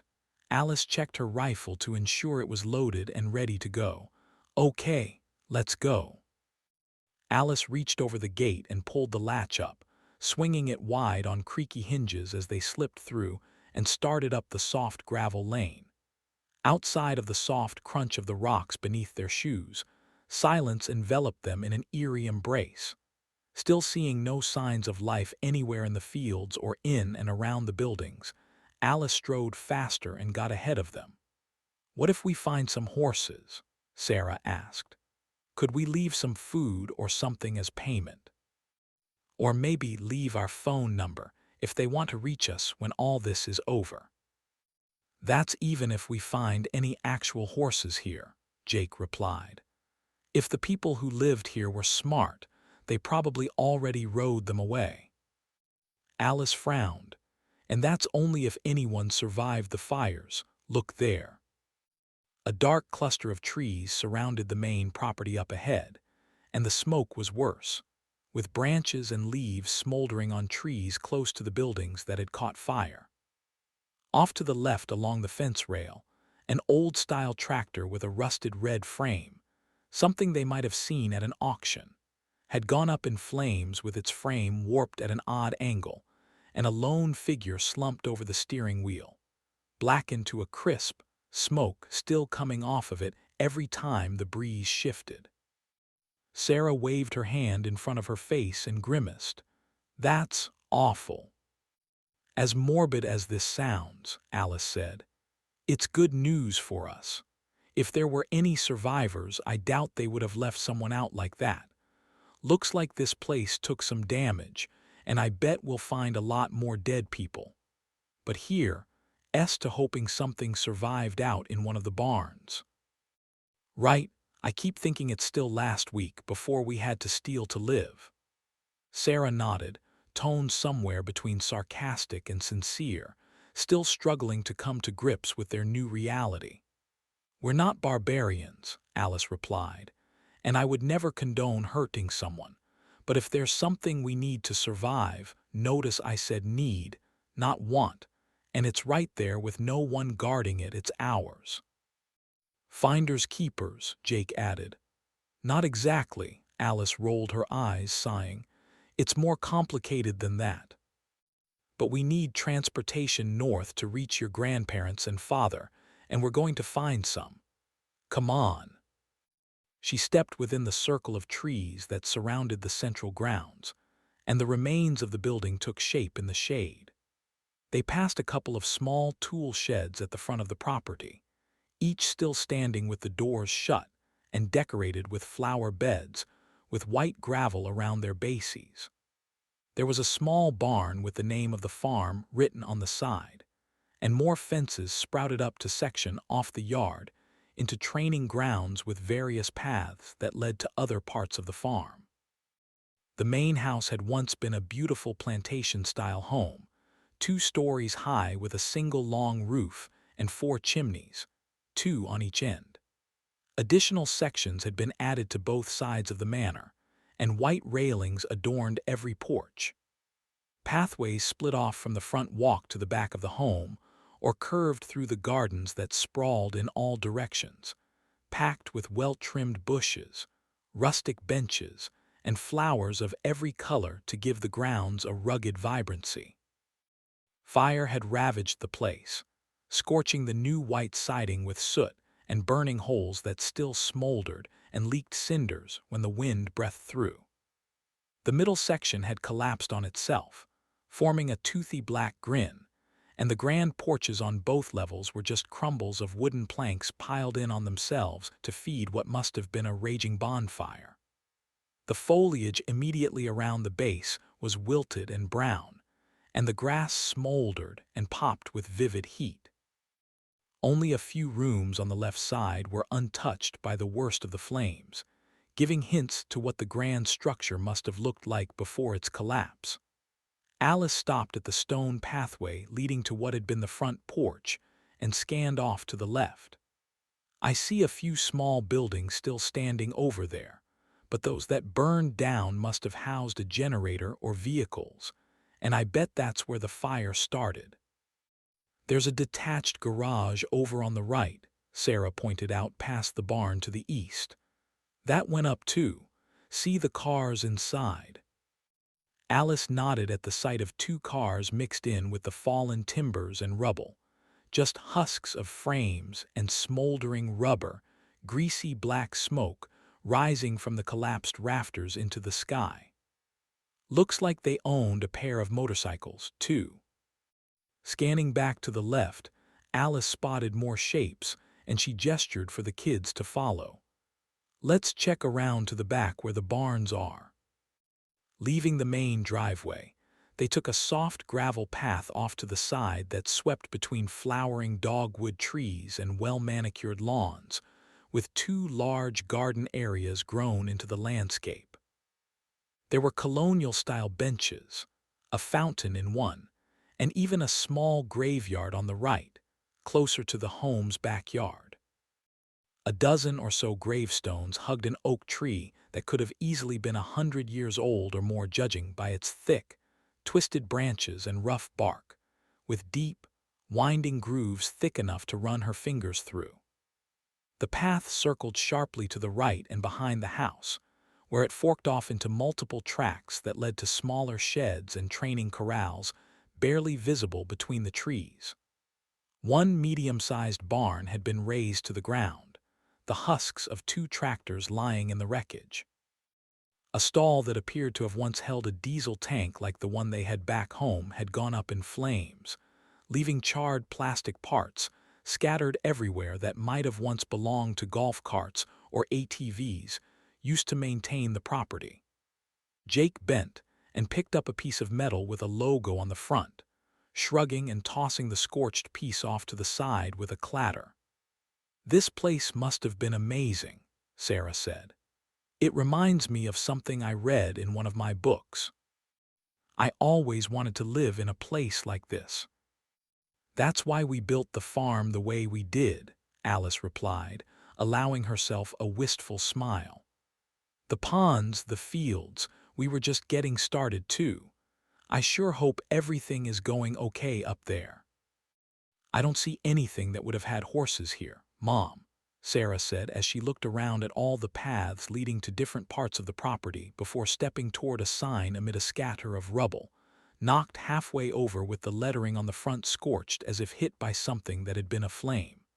Picking up a shred of a feed bag lying nearby, she took hold of the sign and rubbed the soot off the front, revealing the word. "Stables." Jake pointed to the arrow on the sign. "Yeah, but it's bent." Alice was still peering down the paths, angling her head to figure out where it indicated. "I'd rather not head off in any old direction and end up wandering around this place more than we have to." Jake grabbed the sign and twisted it upright into its original position, so the arrow pointed down the left-hand path where it curved along a fence line mostly hidden by trees. When Alice peered through the flora, she saw a larger structure off in the distance beyond the wavering, smoke-filled treetops. "Thanks, Jake," Alice said. "It's as good a start as any." Clutching her rifle in both hands, barrel pointed down at the gray gravel, Alice led the kids through the charred and smoking ruins of the horse farm, where anything within a few feet of a generator or a diesel engine had caught fire. Moving deeper along the path, Alice spotted 2 or 3 farm tractors smoking out in the field with the surrounding grass turning brown and off to the left. An ATV had plunged nose first into a tree, with the driver thrown forward to land on the hood and crumple against the tree trunk. Alice instinctively moved to check on the man when she saw that the body wasn't burned like most, though she turned and kept walking when she saw the way his head had snapped backward at a sharp angle where the neck met the shoulders, angled in an unnatural position that no one could have survived. Keep walking, kids. Just keep your eyes up and feet moving. After a few more minutes of walking, Alice spotted what they were looking for: a long, one-story wooden building with stall doors on the outside, and a single passage running down the middle from east to west. Every 6 stalls, a 15-foot side passageway cut perpendicular to the main one to create multiple intersections, and each stall had heavy latches with decorative trim that made it look like it was from the 1800s. The first quarter of the building had burned to the ground with pieces of the rafters and main beams charred and collapsed into a bed of coals. Dark lumps buried in the embers took the rough shape of a horse's haunches, with thin legs sticking out of the mess. The near entrance had spilled onto the soft gravel path leading to it, and a ripe mixture of cooked and rotting flesh filled the stable yard. A half-dozen fire extinguisher canisters were scattered around the edges, spent and covered in grime, and at the sight of them Alice raised her rifle and fell into a crouch. Careful, kids. Looks like someone put out this fire and they might still be here. When no one immediately jumped out at them, Alice removed the S&W revolver from its holster and held it out for Jake. Take this so you can watch my back, son. Remember what to do. Sure, Mom. Taking the gun, he shifted into a ready position and pointed the weapon away from his sister with his finger outside the trigger guard. Okay, follow me. Alice stalked quietly along the gravel pathway, which widened between the smoking ruins and the tree-covered fence line. Smoke bled into the air, and she waved it away when they passed through a thick cloud to keep it out of her eyes. Nothing moved, and the only sounds were the gentle crackles of wood and the additional aroma of horse manure and hay as they got closer to the undamaged section of the stable. As she swept the rifle across the stalls, a shotgun boomed on her right, shocking her, and she flinched and ducked. The slug struck a nearby tree to send bark dust flying with pieces hitting them even though they were 10 feet away. Take cover, Alice shouted, spinning and retreating toward the tree that had been hit, stopping to wave the kids behind it before ducking in after them. The tree they'd taken shelter behind was a massive oak, wide enough for all of them to hide behind, and the bark was cool and moist when she pressed her palm against it and squinted into the gloomy ruins. Heart hammering and agitated at nearly dying, Alice peeked around the tree trunk before sweeping her rifle across the ruins where she thought the shot had come from. A crash of timber and board smacking together came a moment later, and a man's voice cursed loudly and incoherently. After a few seconds, something heavy hit the ground, and rubble suddenly clattered and fell again as the man cried out in pain. Edging forward, she watched as more rubble fell, and the man shrieked in agony and cursed again. He was caught somewhere in the smoke and ash, and Alice shrugged off her backpack and turned to the kids. Stay here. Jake, only use the gun if you've got a good clear shot, okay? Jake gave a curt nod and gazed toward the stables, where the man was still crying out repeatedly in intense pain. Alice crept away from the tree with her rifle pointed at the pile of burned wood, craning her neck to see someone wiggling and squirming beneath the pile, gasping and panicking as he tried to kick the rubble off him. With a confused frown, Alice shifted the rifle barrel and traced the man's form in the darkness. He was on his back with one arm pinned beneath some fallen rubble that seemed to have trapped his legs, too, and he wore a pair of overalls with short brown boots that weren't moving. Groaning, head rolling back and forth, He clawed for a shotgun lying a few feet away, impossible to reach because of the scorched boards that pinned him down. Shifting to get a better view, she caught the man's face in a swath of light. White tufts of singed hair stuck out from the sides of his head, and his jawline was cleanly shaven with just a hint of a 5 o'clock shadow. His gasping and struggling stopped when Alice stepped over some fallen boards and pointed her rifle at his face. "You grab that gun," she said, "and I'll shoot." Gray eyes blinked up at her, and the hand grasping for the weapon stopped, fingers wiggling to show he'd given up. "Okay, you got me." His voice was scratchy and fierce, with a touch of an Irish accent adding a lilt to his words. "What about your other hand? Let me see it." "I would, ma'am, but it's trapped under some fallen wood, and I can't move." "Serves you right, shooting at me like you did." "Hold on now." He swallowed hard and gasped in pain. When it passed, he continued, "I only did that because I thought you were one of them bastards that's been poking around the place the last day. You're not from around here, though, I can see that." He groaned again. "Seems I hurt my shoulder when I fired that damn shotgun. Slipped and fell, and the boards fell on top of me. Good thing, or that slug would have hit me. Good thing for you, too." "Why that?" "If you had hit me, I wouldn't be obliged to help you get unstuck." The man stopped squirming and blinked up at her. "Does that mean you'll help me?" "Depends. I was just traveling north, saw your farm, and wanted to see if I might find a horse to carry me home." "Where's home?" "Lansing, Michigan." "Whoa, Michigan's a good ways off, ma'am." "I'm well aware of that. That's why I need a horse." Despite the pain, he gave a weak chuckle. Of course, makes perfect sense." "Do you have one?" "Let's say I do. Would that be enough to get me out of this mess?" "It might." The old man stared at her for several seconds before he nodded agreeably. "I've got horses, ma'am. I'll get you hooked up with whatever you need, gear and all, if you'll help me out of this little quandary I'm." The injured old man gasped sharply and fell back on the hay-covered floor, pieces of it smoldering and smoking near his head, his eyes pleading with her from a sweat-stained face. Alice hesitated, tempted for the briefest of moments to take his shotgun and find the horses herself, relying on the kids and her knowledge of riding to get them saddled up and ready to go.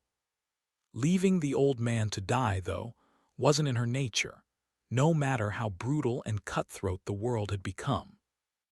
Alice shook her head and turned back to the tree line. "Come on, kids. I need your help over here." "Kids?" The man's pained expression changed to confusion as he struggled to speak. "Didn't see any children when I fired. Then again, I couldn't see much what with the rubble and smoke." "Yeah, you could have shot one of my kids, especially if you'd had buckshot." "Bollocks, I'm sorry, ma'am," he stammered and gasped. "Swear I didn't know you had kids." Jake and Sarah came pounding up the gravel path, stopping at the edge of the rubble next to Alice and staring at the injured old man. "Is that the guy who shot at us?" Jake asked, keeping the revolver in a ready stance. "Yes, it is, son. We need to get him out of there." "Why, he tried to kill us." "Remember the man on the beach?" "Yeah," Jake sighed as he lowered the revolver. The old man squirmed and spoke apologetically from his awkward position on the ground.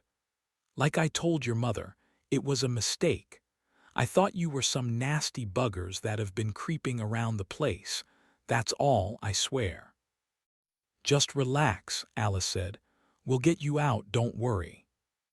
Alice gestured for the kids to follow her as they waded into the rubble, ducking and glancing up at the overhanging boards, some still on fire or smoldering, while others hung loosely from a central beam that had collapsed at a downward angle. Alice snatched up his shotgun, took both that and her rifle outside, and leaned them against the side of the barn. When she returned, the kids were tugging at the boards lying on the man's legs as he groaned and languished. "Hang on a second, kids," Alice said. "Let's grab this one here and shift it off first. It's holding the others down." Alice was gesturing at a 15-foot-long piece of lumber lying across the cluster of others pinning the man's legs.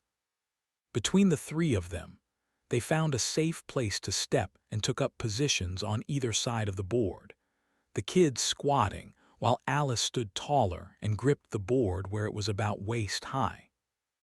On a count of 3, they lifted and shifted it in the kids' direction, but it slipped from Alice's fingers, and she dropped her end. The wood hit with a clatter, partially striking the others to cause the man to draw another cry of pain. "Sorry," she murmured as they began lifting off scraps, one at a time, lightening the load on his body by fits and spurts. With the heavy pieces out of the way, Alice shifted to where one of the stall walls had collapsed on his arm, about 200 pounds of lumber keeping him from moving.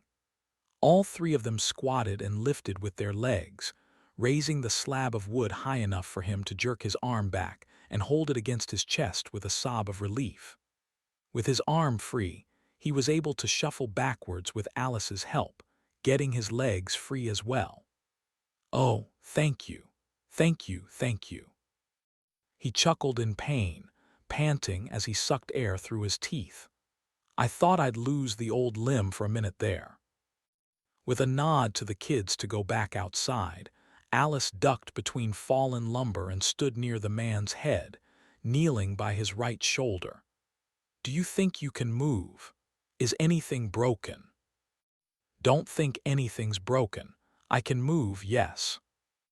Alice lifted him into a seated position, and he patted his thighs and knees before smiling wide. "Nope, nothing's broken, and I can wiggle my toes, too. Woo-hoo." Spreading his feet and moving his knees up and down, he proved they still worked. With a pleased expression, he held up a hand for her to shake. "Name, S. Wilford. Sorry again about, you know." "Alice," she nodded, returned the handshake, and then turned her head away from the drifting soot. "Okay, Wilford, let's get you up and out of here." Moving to his other side, Alice kneeled and squatted, allowing him to drape his good arm over her shoulder and turn his hips toward her. Feet anchored, she lifted him as his boots scuffed on the ground, finally getting his legs beneath him and holding his weight. She strained and leaned against him, her entire body a tight coil of muscle as they lurched to the exit and fresh air with his arm squeezing around her waist. Realizing he was hurting her, he quickly loosened his grip. "Sorry, ma'am.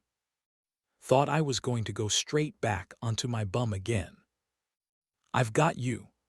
Alice coughed and turned her face away from a drift of smoke, then she nodded to the exit where the kids were waiting. "Come on. Baby steps forward until we're out of this." "Baby steps, right, okay." They cleared the debris and stepped through the dangerous rubble, slipping on plywood and kicking beams aside in a clatter of wood and charcoal. Jake came to Wilford's other side and put his arm around his waist. "Wonderful, lad," the old man said. "Thanks to the lot of you. Sorry I shot at you was a mistake. Old Wilford isn't as sharp as he used to be. Not the best shot, neither, thank goodness."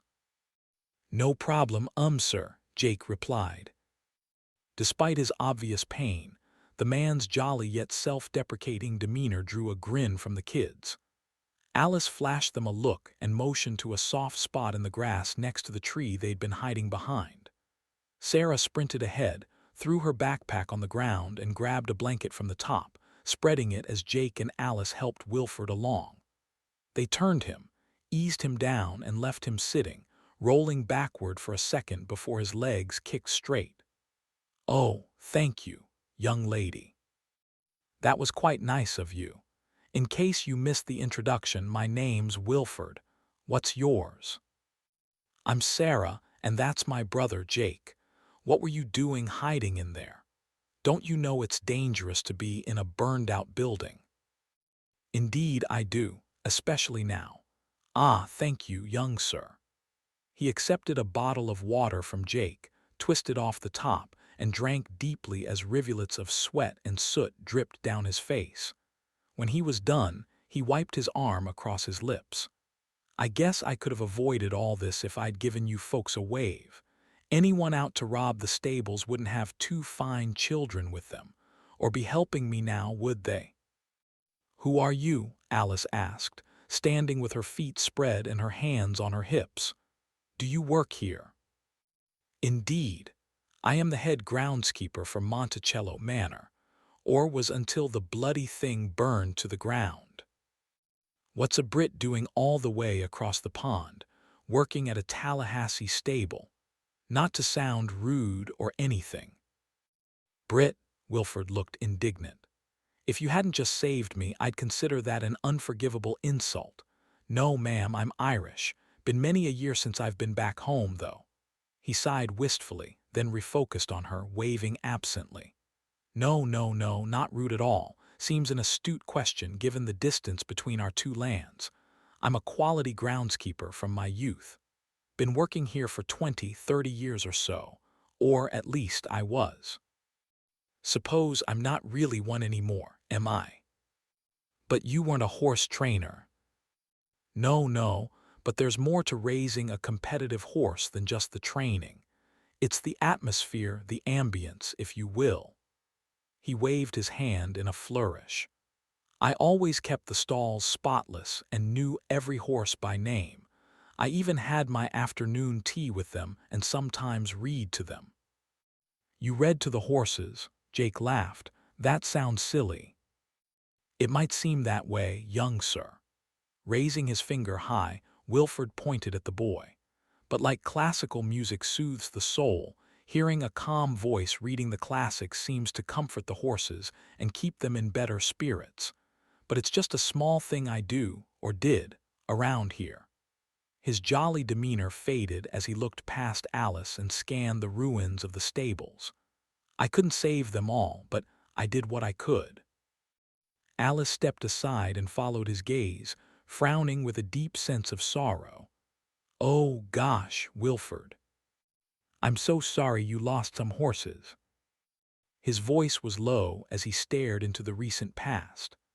I was out on the fence line calling some of the horses in to put them away for the night when the main house went up in a massive explosion. My quarters followed. A troubled frown spread on his face. Thankfully, I wasn't in them. I spent the entire night fighting pop-up fires to keep the remaining stalls safe. I tried to create a fire line with some fire extinguishers to slow the flames down, but nothing worked. The fire simply beat me. I'm sorry to hear that, Alice said. We were at a restaurant in Palm Beach when it happened there. Scared us to death. We're all lucky to have survived. He nodded sadly. Yes, I suppose we are. Again, we're sorry for what happened here. But you're looking to get out of the state, not sit around and gab all hours of the day and night. He winked at her. I might have something that would suit you. Wilford held up his hands for Jake and Sarah to grab, and they hauled the man to his feet, where he began shuffling and pointing toward the safe end of the stables.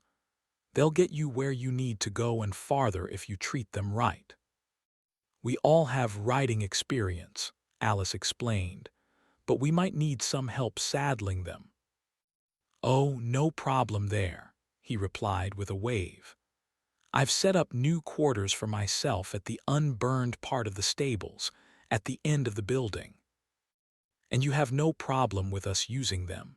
Jake asked. Problem? The problem around these parts is going to be feeding and caring for them all on my own, and keeping them safe from the limey bastards that have been poking around. No, no, you folks have been nice to an old man who tried to blow your heads off. They'll be in good hands, I can tell. Great. Alice took her rifle and handed Wilford's shotgun back to him. No hard feelings at all, and we'd greatly appreciate all the help you can give. Oh yes, of course.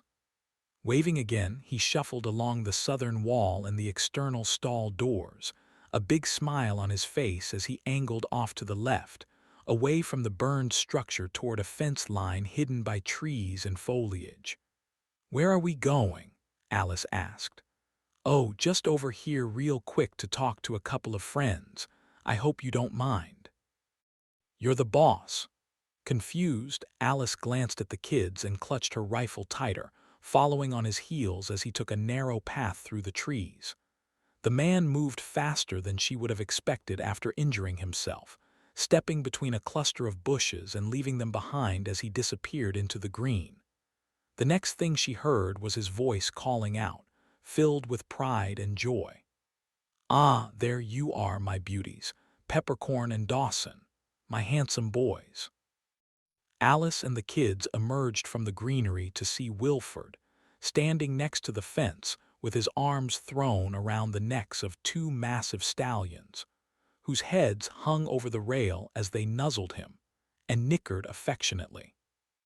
The one on the left had a shiny, dark bay coat with a small dot of white on its forehead, while the other was a rich chestnut with a cream-colored patch running from his beautifully sloping forehead to his muzzle. "I'm so happy to introduce you to my friends," Wilford said, turning and grinning as the horses nipped at his hair, the great strength in their necks jostling him back and forth between them. "Oh, wow!" Sarah rushed forward, Alice and Jake behind her. "Careful, sweetie," Alice said. "Don't get too close." "Oh, no need to worry." Wilford grinned broadly as he patted the horses' necks. "They're harmless. No need to be afraid. These are two of our prize stallions who were out running when the explosions happened. They were the ones I was trying to bring in. This one here," he patted the darker horse on the left. "This one is Peppercorn, while his friend is Dawson." Wilford stepped back to let the kids in closer to pet them, leaving one hand on Peppercorn's jaw as he turned to Alice. "If we would have lost these two, I don't know what I would have done." He frowned and gestured back at the main property. "I just don't know what happened here. A few buildings are still standing, while most others burned to the ground. I tried to call for help, but there was no response from 911 or the bloody fire department." "They wouldn't have come." Alice reached out, stroking Dawson's head. "And why is that?" "Because what's happening here is happening all across the nation. It has to do with a contaminated fuel supply." When Wilford only raised an eyebrow in confusion, she continued, "Anything that runs on refined oil has gone up in flames, or so it seems. The emergency channels say it was a terrorist attack on our fuel supply. Contaminated fuel, oil, whatever you want to call it." "A terrorist attack?" Wilford stepped away from the horses, crossing his arms. "You mean like those planes what hit the Twin Towers in New York?" "Something like that, but much, much worse." She briefly told him about their trip through Palm Beach and discovering that the fuel was the primary cause of the problems. "That's why only some of your buildings burned down while others didn't." Alice gestured at the smoking grounds. "Anywhere you had an ATV, lawnmower, chainsaw, gas-powered trimmer, or jerry can of spare fuel probably would have gone up. We saw one place that had generators and didn't burn down, but it might have something to do with the age of their fuel." With slumping shoulders, Wilford released a tired sigh of disbelief. "Well, that explains a lot. I appreciate you laying it all out like that, but it don't make it no easier to take. I was so distraught about everything that I leaped into survival mode for the horses, but not for me. Didn't even think of looking for a radio right away. I spent the entire time making sure the horses were safe while trying to stop the fires from spreading." "You did well, Wilford. I'm sure the owners will appreciate you saving all the horses you could. By the way, where are they?" "Beats me," he shrugged. Mr. and Mrs. Monticello were away for a horse conference, and most of the staff were also on holiday. There was a skeleton crew in the main house, but, slapping his forehead, He ran his hand down his face and let out a sob. Would have saved them if I could have, but it was all over so fast. He gazed across the charred grounds. The house was already up in flames when I got there. It was too hot and I couldn't get in. I tried to call for help, tried to get someone out here, but the lines were busy. I'm as close to worthless as can be. No, Wilford. Alice glanced at the kids as they gave the horses attention, the stallions gentle as they tolerated the children's petting, sniffing at them curiously. She took a single step forward and patted the groundskeeper on his gnarled, muscled shoulder. You did the best you could with what you had. We all did. Things are tough right now, but we're survivors and we'll make it through this. We have a lot left to fight for.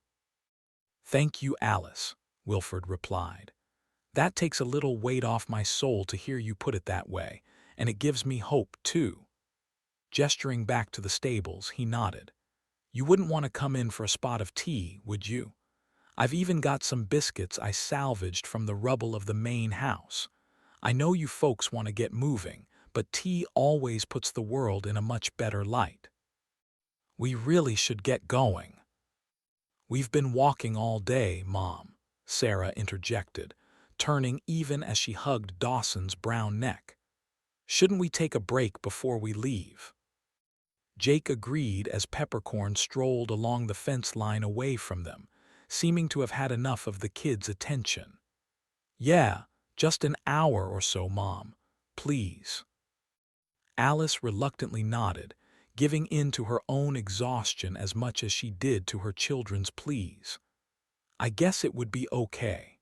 After all, survival is a marathon, not a sprint. Yes, Jake pumped his fist while Sarah gave Dawson a parting hug as the stallion followed his friend along the tree line. Okay, folks, Wilford waved as he got on the path. Follow me. I've been living inside the safe part of the stables. As they walked, Alice felt the intense weight of the disaster at the farm with its smoldering buildings and the faint scent of burned horse flesh, a sweet-cooked smell that reminded her of a mix between scorched leather and a fatty steak on the grill. Wilford moved past the burned-up section of the stables and through an open passage that cut across the main corridor, unblemished by flames to form an intersection. The groundskeeper had set up a camp of sorts, with a campfire in the middle and a tripod grill and teapots. Around the fire sat 3 plastic bins and a trio of lanterns hung from hooks on the vertical beams that anchored the stalls. The sound of horses and soft snorts drifted from the far end that had stayed intact thanks to Wilford's efforts. Ah, here we are. This is where I stay. Wow, this is close to the horses. Jake stepped in first. I love being close to them, and I wouldn't feel right living some posh life with my beauties all out here by themselves. No, I prefer living out here where it's peaceful and quiet. He winked at Jake. The fact that my personal quarters burned up might have something to do with it, too. Impressive, Wilford, Alice said. You've set up a nice little camp here. Where do you sleep? I've been sleeping on the hay in one stall. I suppose they're just as good for people as horses, Wilford replied, heading straight to the grill where he stoked some coals, kicking up the flames. I've always been near the stables in a bed, but now I'm right smack in the middle of them and bedding down in the hay where at least I can protect the remaining horses if I must. It's lovely, Sarah said, taking an air of primness as she sat on a bin, hands on her knees as she watched the flames grow. What kind of tea are we having? Wilford snorted. Given the circumstances, and since I don't have a lot of choices, I think a spot of Earl Grey for me. For you folks. The kids will have some green tea if you've got it, and I'll take coffee if you don't mind. Oh, sure, sure. He gave her a mock salute. Go ahead, Alice, have a seat. I'll have something nice whipped up for you in a moment. Nodding, Alice leaned her rifle against the stall wall, took the revolver from Jake and circled to sit on the bin on Sarah's left, while Jake took the one across from her. Wilford stoked the fire and poured water into a kettle, only an occasional drift of smoke wafting by to disrupt their limited view of the gardens outside the stable. The trees and fence line curved off into the distance away from them, where the open fields of green were so vivid they almost hurt her eyes. Alice allowed herself to breathe for the first time in a long while, shrugging off her backpack and gesturing for the kids to do the same. "So, you say you were in Palm Beach?"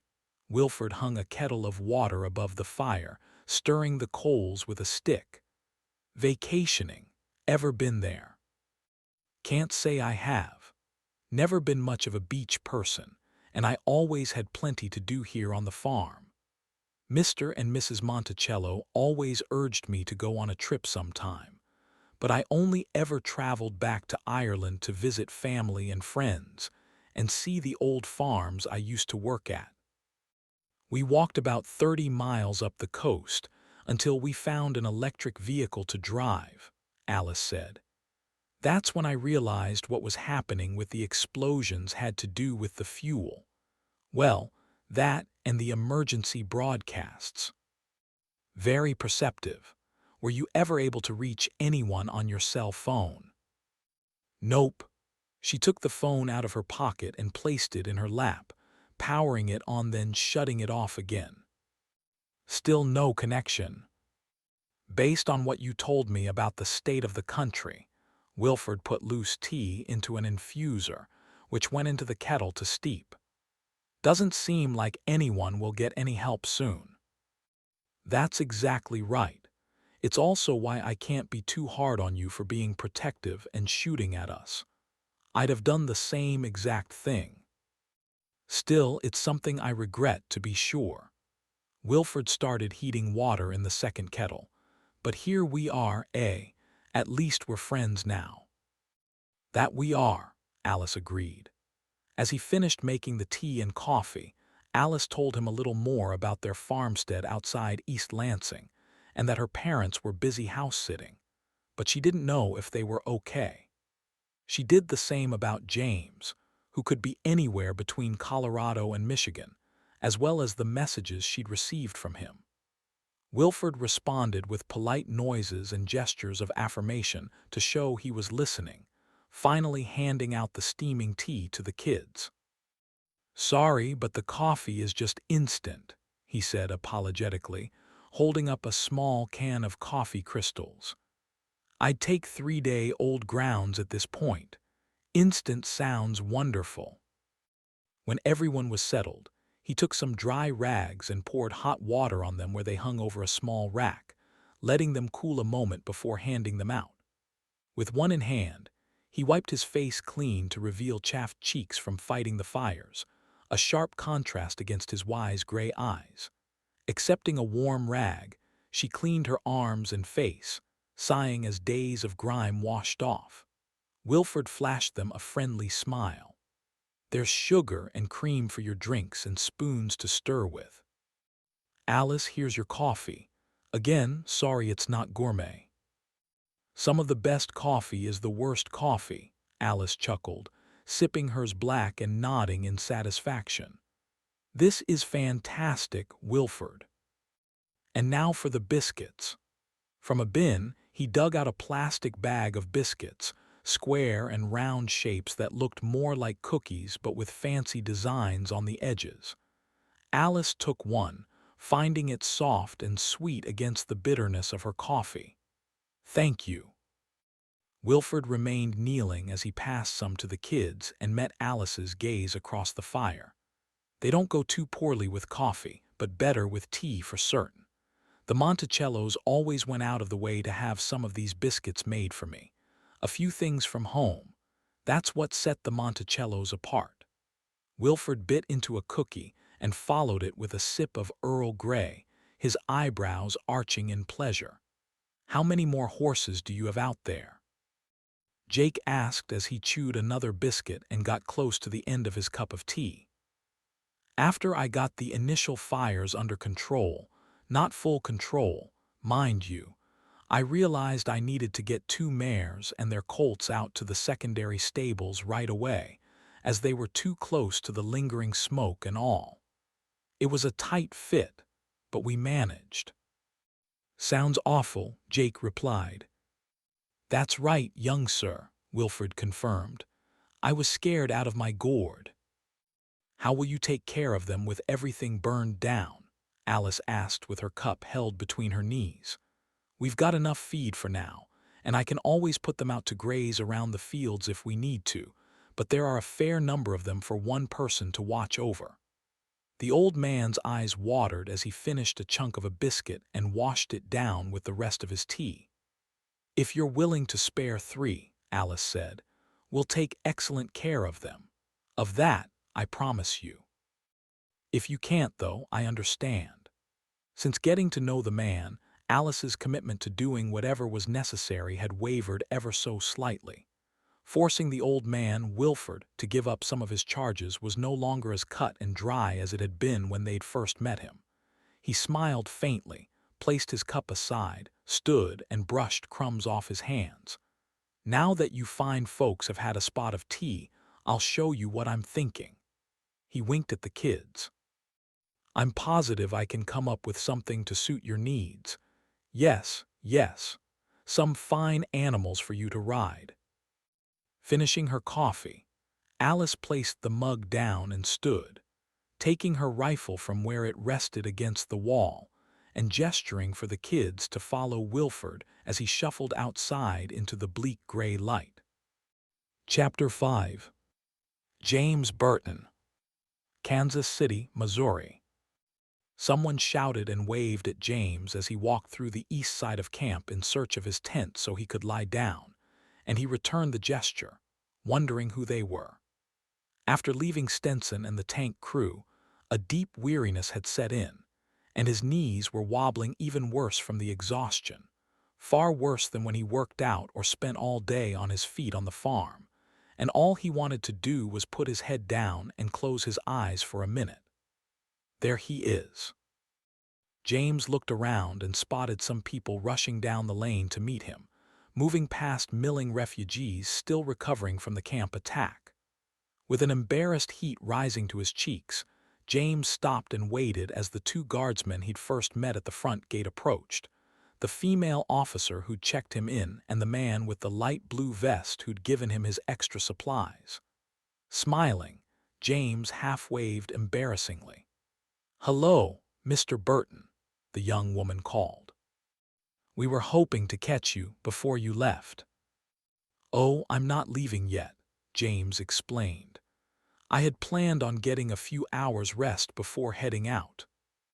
The group stopped to shake his hand, the guardswoman stepping back with her hands clasped in front of her. "Well, good thing we found you because we are going off shift in a while and might have missed you. I didn't realize they gave going-away parties for us refugees." "It's not normally something we do," she beamed. "But one of the army guys came by and told us what you'd done during the firefight last night. I remembered your name from when I checked you in, so I wanted to say thanks before we missed each other.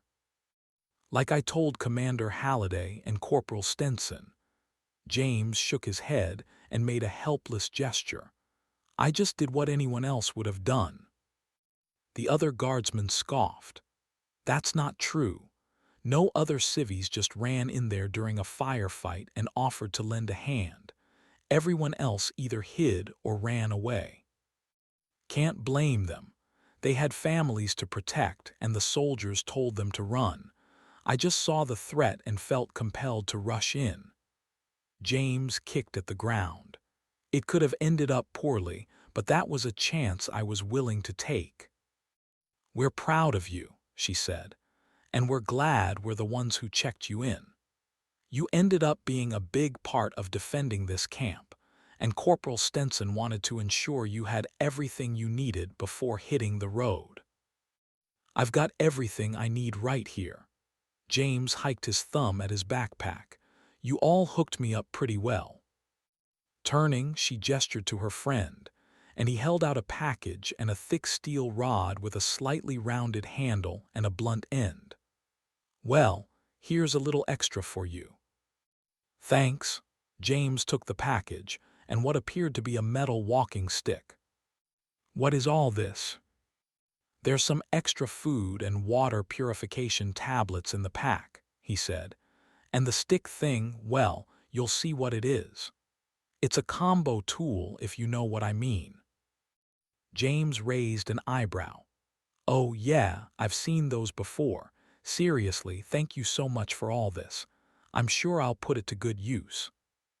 While they were talking, other survivors were walking by and giving them curious glances, his pack and rifle drawing a fair amount of attention. "We've got to get back now," the woman said before holding her hand out. James shook hands with both, thanking them for their hospitality, smiling tiredly, and nodding as they slowly broke off with wishes of good luck. Carrying his supplies, James searched for his tent, getting turned around once but quickly realigning himself based on the smoking parts of the camp. Finally, a part of one lane became recognizable, and 2 doors down was his own entrance. Unlocking and unzipping the tent flap, he stepped inside and stared longingly at his cot before setting down his heavy packs and rifle and sitting and unlacing his boots, kicking them off. With the steel rod, more a stave than a true walking stick, resting across his knees, James grew curious and examined it. It was divided into 8 connecting sections, about an inch in diameter with a total weight of roughly 3 pounds, and at the top end was a compass and a lanyard to slip his hand through so he wouldn't lose it. Gripping 2 of the upper sections, he unscrewed them and opened them up to find an interchangeable screwdriver set. Continuing with unscrewing the rest of the sections, he discovered that every subsequent one revealed a new compartment with other critical tools that would come in handy on the road. There were several serrated blades, a can opener, a bottle opener, an arrow tip, and some fishing string wrapped around a makeshift reel. The bottom end of the stick had a thick steel point, useful for breaking glass, to help gain traction on slippery surfaces or as a makeshift weapon. Each part inside the tubes could be swapped out and reassembled in any order he wanted, and they were all encased in solid aluminum that felt strong enough to withstand practically any abuse. "This is amazing," he murmured as he switched around the 8 sections and organized everything the way he wanted. "This is probably the most valuable tool I have right now for getting home." He chuckled dryly. "I'm sure after several days of walking, I'll be leaning on this a lot." Blessed by fate and thankful to have an impressive array of weaponry and supplies at his disposal, James allowed weariness to overcome him, and suddenly, his simple cot seemed like a 5-star bed. Placing the stave on the floor next to him, James tucked his revolver beneath his pillow and closed his eyes as a deep sleep gripped his mind and quickly dashed his exhaustion into oblivion.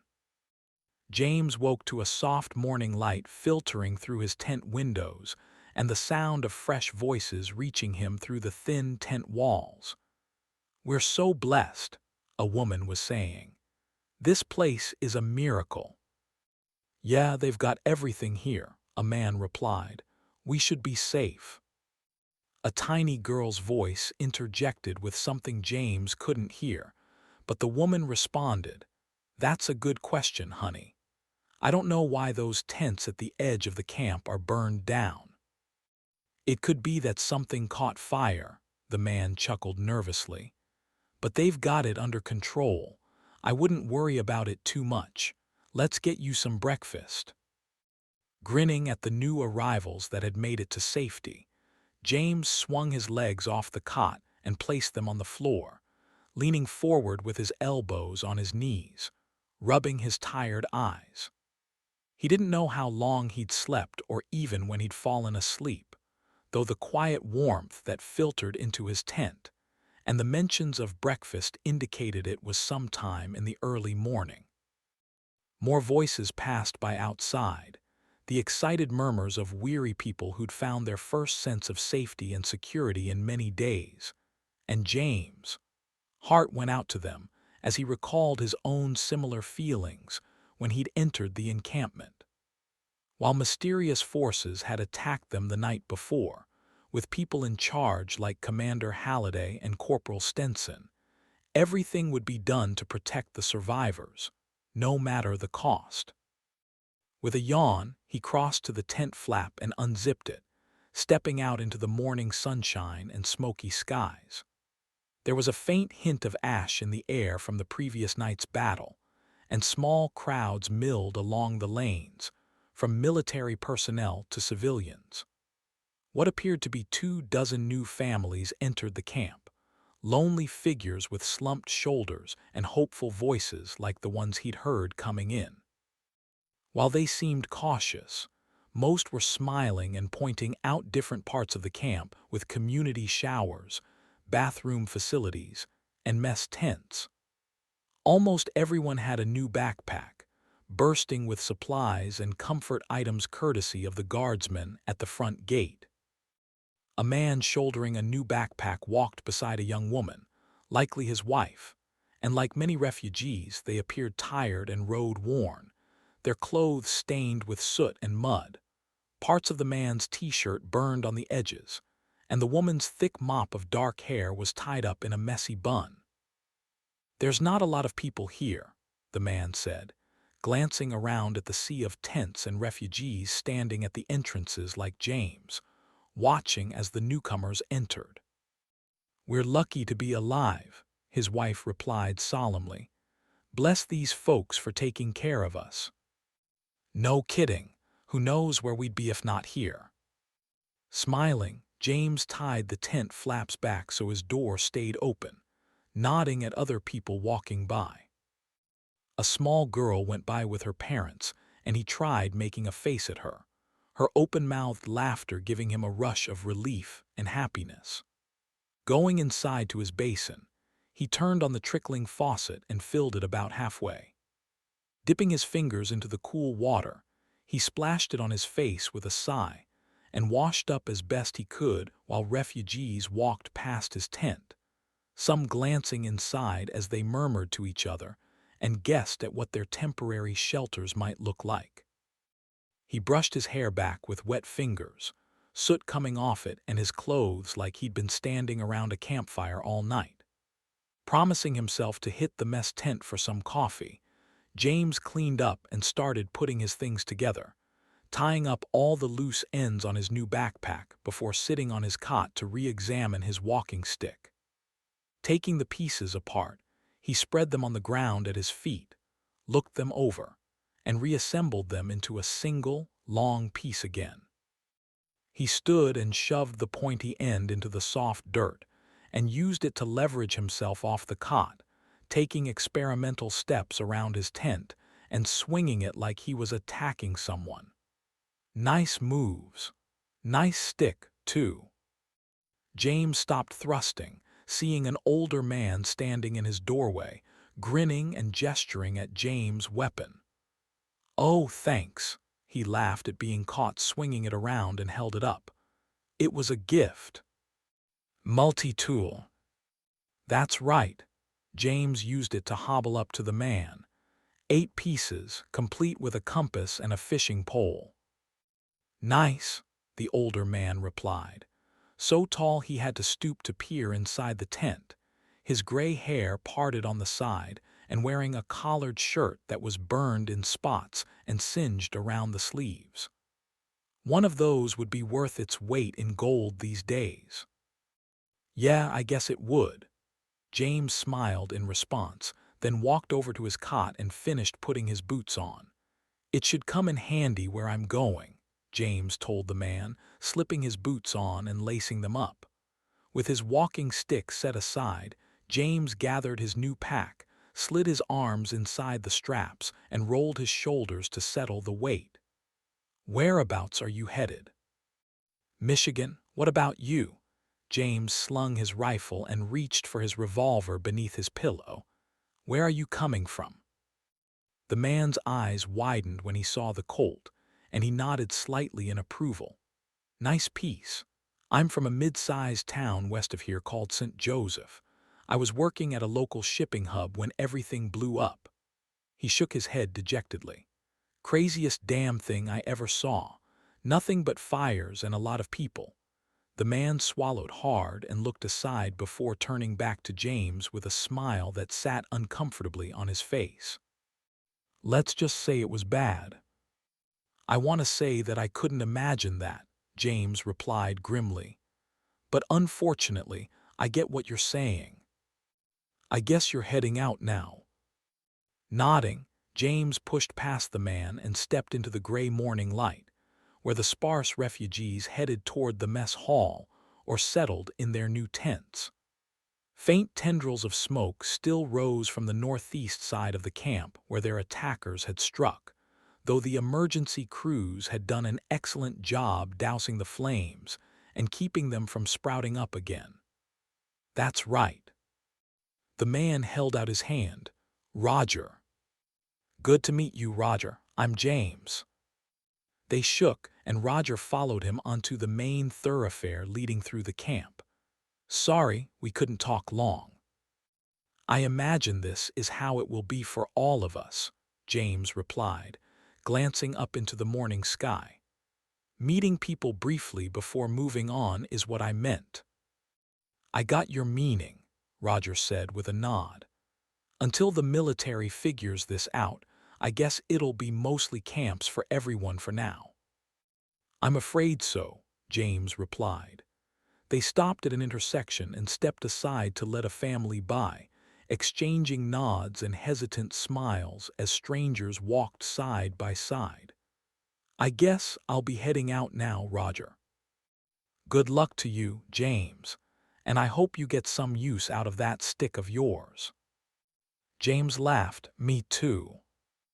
With a final handshake, James left Roger standing on the corner and went to the mess hall where he got a cup of black coffee, and then went south through the camp toward the front gates. While the lanes weren't crowded, new people were coming in off the train and getting checked in by National Guardsmen at the tables, though James didn't recognize the ones who'd given him his new toys. Smiling at their kindness, James passed through with a wave and strolled toward the train tracks, where the locomotive was moving off with boxcars full of army soldiers and other military personnel, equipment, and supplies. After crossing the tracks, James found a short road that curved south to the main highway, the pavement clear of blown-up vehicles, though scatterings of glass and plastic still littered the ground, and the burned-out hulks had been removed along with the scorched passengers. Once past the light debris, James took a circular on-ramp and walked a short distance to join I-70 heading east. Smiling with the road clear ahead of him and nothing blocking him from getting home, he picked up his feet and moved faster. A breeze cut through from the south and ruffled his shirt, cooling his cheeks with the fresh forest scents of the surrounding woods and grassy plains, deepening his enthusiasm and confidence that he was on the right path to get home. Such breezes reminded him of the near year-round winds that blew through their crops and the field behind their house as he worked the farmland with Alice and the kids. The sun broke past a cloud bank above him, bringing golden rays across the clear pavement. An occasional military truck rolled past him with troops filling the back, rushing east or coming back west from some distant location, its mission critical enough to justify the expenditure of non-tainted fuel. Once, a driver gave James a friendly wave, and he smiled and returned the gesture, lifting his spirits and urging him forward with confident strides. Hours later, the backpack was digging into his shoulders, and his feet ached from the constant march, his knees starting to feel the strain after a thin night's rest. Yet, when he leaned a certain way to ease the pain on his lower extremities, his back pinched all the way up the middle section to his shoulders, and no matter how much he twisted and repositioned things, he couldn't get away from it. The pack was heavier than he'd first imagined, and as he stared into the distance, putting one foot in front of the other with his staff thumping on the pavement, the aches and pains began to wear on his resolve. I should have considered its weight before I left, he chastised himself, but I wouldn't look a gift horse in the mouth. When a sharp pain shot up his right foot, James winced and moved to the side of the road to sit on a concrete barrier along a construction site where they'd been working before everything had blown up. Slipping off his backpack and rifle, he slid them between his legs and relaxed with a sigh. He dug his phone out of his pocket, powered it on, and dialed both home and Alice, not expecting anything and not surprised when all he received was an electric buzz and no connection link on the screen. Putting the device away, James looked up into the darkening sky, the afternoon slowly fading to early evening, the clouds filling the heavens with shapes against the crystal blue backdrop. Shapes he and Sarah might have pondered together while out back playing with the dogs when the kids were done with their schoolwork and chores. While James often gave simple names to the cloud configurations, like cars or animals, Sarah always had some elaborate explanation for those odd formations up in the heavens, coming up with stories of castles and landscapes James could never see. Standing up briefly, he wavered on his feet and looked around. I need to make camp. The median was wide with grasses and clusters of trees, but nothing else that looked good. James slung his backpack and rifle back on his shoulders and continued for another hour until he was far away from Kansas City and its desolate ruins. The military's reach was stunted so far from the base, and more burned-out hulks of cars and trucks sat off the roadsides along with their blackened passengers. He walked past it all with his eyes either on the ground or straight ahead, too tired to feel curious about the victims of the heinous attack on the country. The stretch of woods crowding the highway on his right opened into a wide field of short grasses, and a smattering of shrubs and trees nestled against the guardrail and partially covered road signs. Up ahead, a gnarled oak tree with twisted branches jutted upward and sideways, far enough away to keep him out of view unless someone was actively looking for him. Stepping over the guardrail, James strode to the oak and stood beneath its long shadow, shrugging off his backpack and rifle and setting them against the trunk's rough bark.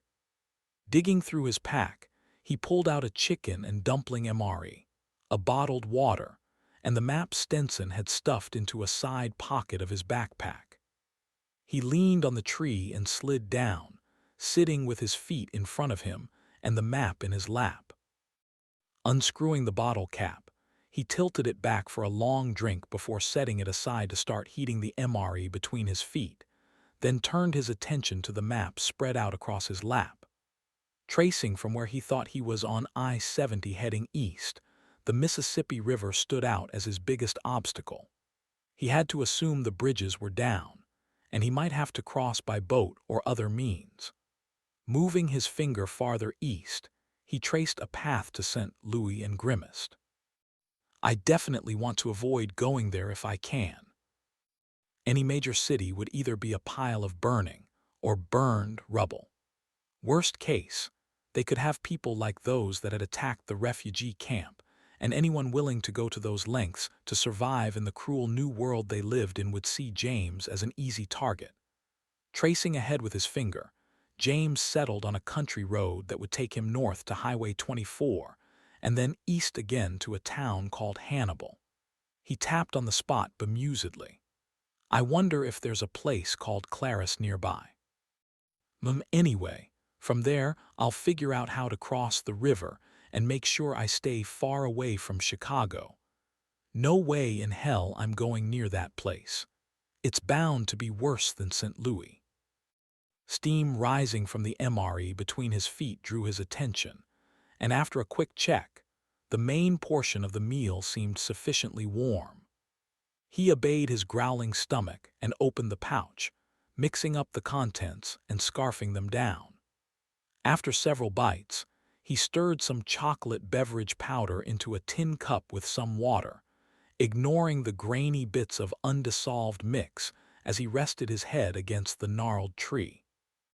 Along with the chocolate drink, he ate a cookie and then finished the main course, folding up the bag carefully and stuffing it into a side pocket where he planned to keep his garbage until some later point in time. It seemed silly to want to avoid littering with all the destruction and debris scattered everywhere, but the oak was old and deserved better. Besides, he thought, even a silly routine'll keep my humanity and sanity both intact.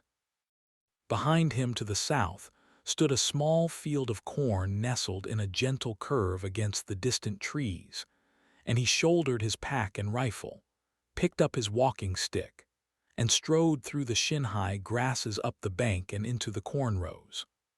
With a glance back at the highway, James stepped farther into the crops, off the beaten path, and invisible to anyone passing by. Once he'd gotten deep enough so that he couldn't see the road anymore, he put his backpack and rifle down along with his walking stick and checked inside the pack to see what the corporal at the supply depot had packed for him. Near the top of the pack was a 1-inch pad rolled tightly inside next to a sleeping bag, and holding the MREs so they didn't spill out, James removed the bedding and found a flat spot to place it. The mat went first, covered by the sleeping bag next, followed by James' tired form as he stretched out and allowed his back and legs to relax. With the end of the pack behind his head to act as a pillow, he stared up at the thinning sky through the waving cornstalks, lulled by their gentle swaying and whispering sounds in the quiet nightfall. The soft southern breeze that had been following him for hours returned and rustled the stalks even more, though it only deepened his weariness as homesickness crashed in upon him.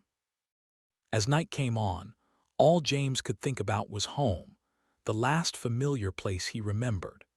Soon, the sky cleared, and the stars winked at him from the heavens, filling his head with random dreams about sitting down to dinner with the family and discussing the next day's chores or how far the kids were getting in their schoolwork. Alice always had a sharp remark or an anecdote that would bring a smile to his face, and he wondered if she was out there thinking the same thing about him. Despite the clearing sky and breathtaking view of the stars above, James' thoughts remained with his memories of hearth and home, times from before whatever it was that was going on. He quelled rising waves of anxiety with images of Alice and the kids who were no doubt waiting for him with open arms. "Wherever you are, I'll find you, I promise." The thought of hugging Jake and Sarah close to him, and seeing Alice's smile filled him with hope and put James to sleep to the gentle song of rustling, brushing, and whispering cornstalks. Chapter 6. Ryan Cooper. Somewhere outside East Lansing, Michigan. While the day had started off cool, the sun beat down on Ryan hard, and he wiped the layer of sweat off his brow and squinted up at the sun through his sunglasses. After a quick breather, he gripped the post-hole digger with his glove-covered hands and slammed it into the soil, grabbing some dirt and dropping it to the side where the pile was growing high. He moved about 2 feet before digging a second hole and then a third, using a spurt of energy to get through the chore quickly, finally straightening with a gasp as he held his lower back and tossed the digger aside. Resting for a moment, he watched the slow rolling clouds in the upper atmosphere press down flat as if he was looking at them from beneath a sheet of glass. Though their color was still dark, they were shades lighter than before, thanks to a lessening in smoke from the fires around town. "At least nothing seems to be actively blowing up anymore," he murmured. Grabbing a bag of quick-setting concrete, he poured it into the first hole, followed by water from a nearby 5-gallon bucket. Ryan stirred the mixture until it reached the proper consistency, then placed the pole directly in the center, holding it upright and only letting go when it seemed stable. The concrete was quickly growing thick, but he didn't trust it to keep the pole straight, so he used a couple of stakes and twine to tie the top off and ensure it stayed level. He repeated the process for the rest of the holes, making sure each pole was straight with a bubble level before leaving them to set. The back door closed, and he turned to see Helen step around the bins of vegetables they still had to can with 2 cups of steaming coffee, handing one to him with a smile before admiring his work. "How long does that concrete take to dry?" "It's the quick-drying stuff, so maybe 20 to 40 minutes at most," he replied, taking a sip of his drink. "Hey, this really hits the spot. Thank you." With this weather going back and forth, it's hard to tell if it's hot or getting colder. "Tell me about it," Ryan chuckled. "One minute I'm burning up, the next I'm freezing. I've been shivering all day." While Helen looked over the rows of solar panels, he caught the bags under her eyes and her heavy sigh. "You look pretty tired, dear. Is everything okay?" Helen absently touched her cheek and chin. "Is it that obvious? You're still my beautiful lady, but that doesn't mean you can't get tired like the rest of us mortals." "Good answer," she laughed and then sighed again. "I guess I'm having trouble keeping up with the watch schedule. Don't get me wrong. I love being there for you when you get up. We haven't had this many breakfasts together for a long time. I just miss going to bed with you and knowing you're at my side. And I'm just plain tired." "Agreed. With just the two of us here, it's going to be hard to keep up with everything. It won't be getting any easier, either." He shifted his attention north past the sheds and the fenced-in barnyard where the animals were, including the dogs, and the big red barn sitting behind them with its hidden treasure of the tractor and fuel. Helen went on, "And worrying all the time about Alice and the kids is wearing me out, too." "You're not the only one," Ryan admitted, stepping over and wrapping his arm around her shoulder to give her a comforting squeeze. "I think about them every other minute, and I'm constantly thanking James for all his preparation." Gesturing at the rows of solar panels, he said, "Aside from the printer and weapons and extra supplies and everything else we have on hand, they hit another home run with these." James found the perfect spot for the solar panels, where the sun seems to hit all day regardless of the clouds. Helen laughed. "I remember Alice telling me how much work he put in to get them installed. I'm glad it seems to have paid off. And they're so close to the house, too, which makes them easier to protect and less visible from the road." They stood silent for a minute, quietly sipping before Helen glanced over. "Where do you think they are now?" Ryan grunted and scratched his head, stepping away from her and doing a half-turn. "James is somewhere between Denver and here, provided he—" "Don't even say it, Ryan Cooper." Helen fixed him with a stern look. "James didn't get on that plane. Chances are his connecting flight didn't even make it to the airport to pick him up. By then, he would have seen what was happening and got out of there." She spoke the last part decisively as she stared south along with him. "I know, but the possibility is still there, and I don't want to give myself false hope." His face changed, growing darker before he forced himself to smile for Helen. "At the same time, I half expect him to come walking down the road any minute now." Helen grinned. "Wouldn't that be a sight?" "Indeed it would." Ryan kicked the ground and shifted, taking a larger sip of his cooling coffee. "As for Helen and the kids, realistically, they've got a much longer journey with a lot of trouble between there and here. She's smart, and she'll keep them away from the big cities once she figures out what's going on. If she does that, they'll have a chance. Worst-case scenario, she finds a camp for them to rest in for a while." Otherwise, Ryan fell silent as a lump grew in his throat, emotions overwhelming his entire body as he finally began to verbalize what he had been avoiding thinking about. Squeezing his eyes tight, a few tears ran down his cheeks, and he took several deep breaths, trying to calm himself and push the thoughts about his daughter out of his mind. "Oh, hun." It was Helen's turn to come to him, letting her empty cup dangle from her finger as she wrapped both arms around his middle and squeezed hard until his labored breathing stopped, and he patted her on the back, smiling at her. "You still got quite a grip." He hugged her back and kissed the top of her head with tears dripping off his chin into her hair. "I suppose we both could use a little positivity, but it's just so hard. Just when we start to fall into a good rhythm, I fall apart." Helen wiped her tears off her cheeks and tried to smile. "Have you seen anyone around lately, like the Joneses?" Ryan was shaking his head. "I haven't seen anyone yet. That doesn't mean someone isn't watching us, though. I keep looking up and feeling paranoid." "I can't blame you there, honey. After the chicken coop incident." "Yeah, I don't trust anyone right now," Ryan sniffled. "No matter how kind they were to us or the kids in the past. Situations like this bring out the worst in people for sure. They can also bring out the best, though not this time, apparently. Should we do something about them?" Ryan looked south toward the fence and the front gate, past the row of trees and ponds with the ducks swimming around like the world wasn't rapidly decaying around them. "I don't think so. We just keep working, keep our eyes open, and stay armed at all times. You've still got your gun on you, right?" Helen turned and lifted her blouse to show her holstered S and W642. "I sure do."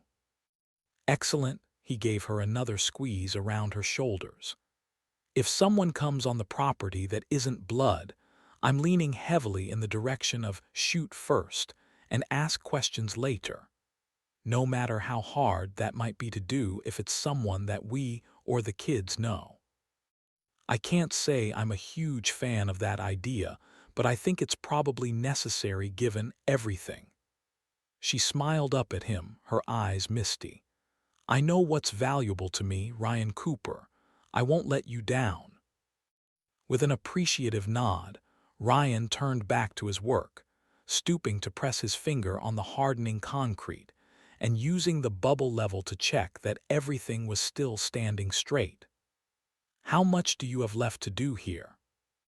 "These'll be finished setting any time now, but I'm afraid I'll need some help lifting these solar panels and holding them in place while I attach them to the poles." "I can help with that," Helen said enthusiastically. "I don't think even the pair of us can manage it, unfortunately. These are a couple £100 each, so I'll need to rig something up to help with that." "Sounds difficult."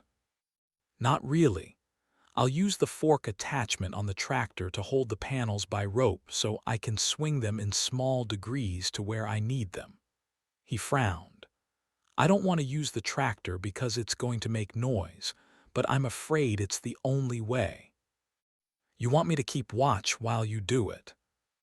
"If you don't mind." He knelt down to check the concrete again and nodded. "Yeah, this'll be set enough to hold weight by the time I get the tractor out here. I'll get started now." Ryan walked out to the barn, opened it up, and headed inside, greeted by curious bleats as animals gathered around. After half an hour of maneuvering the tractor around inside the large structure, removing the bucket and throwing on the forks, he was sweating profusely. He climbed inside the cabin and turned on the air conditioning, then drove it out through the rolling door and drove carefully around the animals to the barnyard gate, through it with Helen's help, and down to where he was setting up the panels. Tying the rope around one panel in a series of loops to spread out the force the rope would put on the panels, he secured both ends of the rope over each fork and gave it a few good tugs to ensure it was secure. Working the controls from back inside the cabin, Ryan lifted the first panel and moved it above the poles he'd installed, lowering it slowly until it hung just above the brackets on the poles, slowly rotating back and forth. He hopped out and untied the knot on one fork, letting the rope play out and pushing and pulling as one side of the panel fell into place. Tying off the rope again, he returned to the bracket, made a slight adjustment to the panel, and screwed it firmly in before repeating the process for the other side, then continued repeating the process for more of the panels.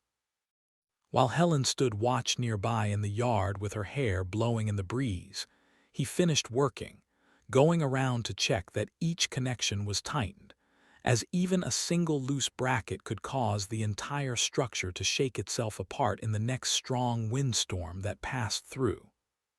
"Looks great," Helen called. "When will you know if they work?" "I still need to wire everything up, but we should see the battery charging rate increase dramatically, along with the total daytime capacity we have. I'd say we'll know just how much more we're getting within a few hours, though, if this goes smoothly." Hopping back into the tractor, Ryan drove it up to the barn and through the rolling door, removing the forklift attachment and quickly shutting and locking up. With a hop in his step, Ryan left the barnyard, closed the gate behind him, and hurried to the solar panels to connect the wires. Helen had gone inside, so he worked on the last steps by himself as midday faded. When he was done, he strolled west, away from the house, looking south past the field and driveway to the main gate. He turned back to check the angles on the solar panels when he did a double take at the entrance, seeing a figure moving down near the gate, leaning on a fence post and staring directly at him, though it was too distant to make out who it was.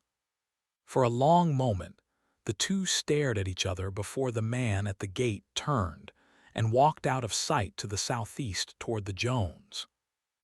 Heart rate pulsing, sweat dripping down his back, shoulders tense with anxious fear, Ryan shuffled inside and grabbed Helen where she was setting up for another canning session. Guiding her along the hallway to the dining room window, he parted the blinds and pointed to the end of the driveway.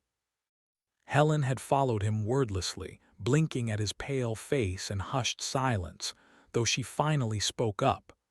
"What is it, honey? Did you see someone?"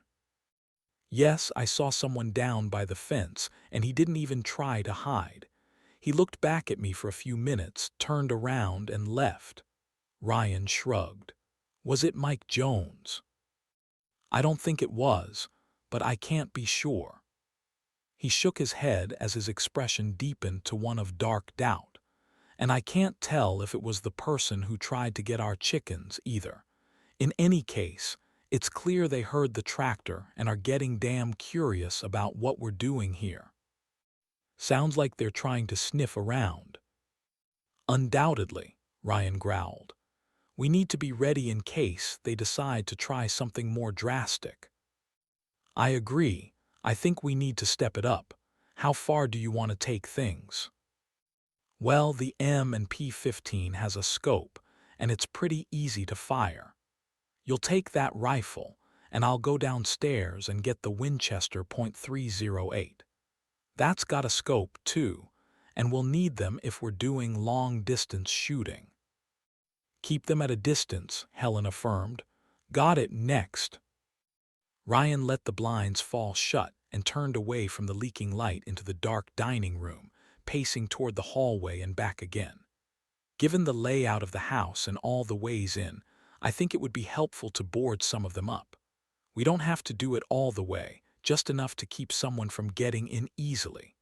You know, slow them down a little, make them make some noise that might warn us. And we'll bring the dogs down for the night.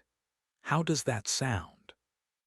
"Wouldn't it be better to let them roam the property like before?" "For random interlopers on the property, yes." A shiver shot up his spine and down his arms as he entertained the nightmarish thought of several people flooding over their fences simultaneously. I don't know why, but something tells me this isn't just going to be one person.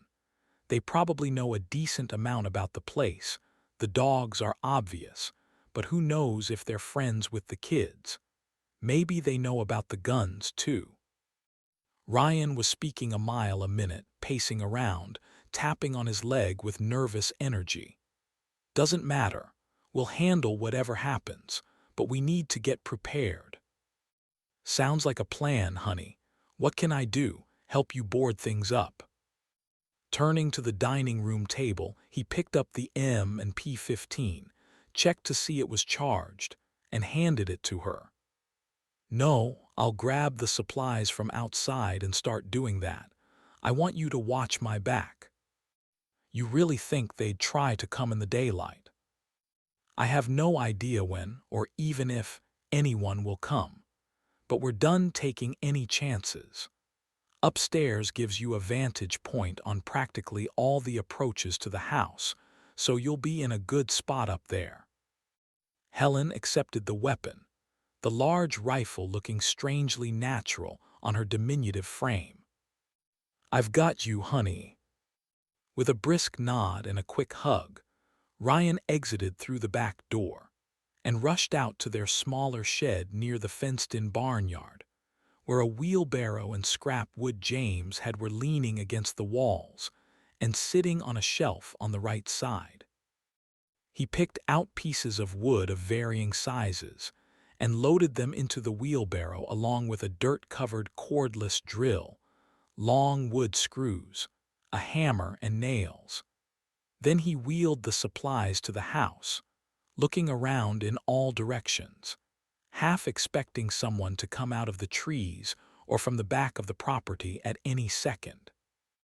Starting with the low basement windows, he screwed in pieces of scrap wood to the frames with at least one screw on one side and a nail on the other, wanting to make it as difficult as possible for someone to remove the wood. The high shriek of the drill motor caused him to wince at first, but then he stopped caring and screwed and hammered pieces until he was sweating, and his joints ached from bending and stooping to cover the basement windows. His knocks were loud and obnoxious as they echoed everywhere, a headache starting at the nape of his neck that spread upward around his head. But Ryan was on a mission and didn't stop until he had every bottom window covered with at least one piece of wood, two on the more oversized windows. Running back to the shed for a stepladder, he brought it back, enabling him to reach the higher ones out in the front. Paranoia crawled in his guts, filling him with a constant panic whenever he wasn't looking down at the gate or around him. Once, when he was working on the dining room windows with Helen watching him from the inside, he thought he caught movement out of the corner of his eye and nearly slipped and fell off the ladder trying to draw his pistol. It was nothing, though, and he chastised himself as he returned to work and finished nailing a second 2x4. Panting with exhaustion, shoulders aching, and the drill's battery dead, Ryan climbed down and put all the tools and stepladder in the wheelbarrow, pushing them back out to the shed and locking them inside. By then, the sun had faded entirely and was just a memory, the clouds dingy where they gathered in the east, leaving the sky overhead open with the first inklings of stars and moonlight filtering through the forest trees. Before heading back to the house, he strode out to the barnyard and let the dogs out, regretfully leaving the barnyard animals unguarded as he followed the excited, playful dogs to the back door. Helen greeted them with a smile, kneeling in front of the wily Pyrenees as they pranced, and ran through the living room with their massive paws and nails clicking on the hardwood. "You're supposed to wait for us to wipe off your feet," Helen called to Duke and Duchess, who'd taken off to leave Diana behind, obediently sitting with her tail sweeping across the floor and an eager look in her eyes. Ryan locked the back door, peeked outside and turned to them with a smile. "She's the only one who obeys us. Oh, the other ones are okay, too. Diana is just an especially good girl." She said the last part with a smile, wrapping her arms around Diana for a big hug before motioning to Ryan for a moist cloth. "Get me something to wipe her paws, please." Ryan crossed to the sink and moistened a washcloth, realizing how ridiculous it sounded, trying to pretend things were normal when they were far from it. Though at the same time, the simple act of normalcy brought with it some temporary relief as well. After handing off the rag to her, he went to the basement to get the Winchester and some extra ammunition, the normalcy gone, replaced by the new normal once again. An hour later they were sitting at the dining room table, the M&P15 and Winchester lying within reach, each with a freshly brewed cup of coffee and caffeine thrumming through their veins. Duke and Duchess were in the great room while Diana obediently lay at Helen's feet.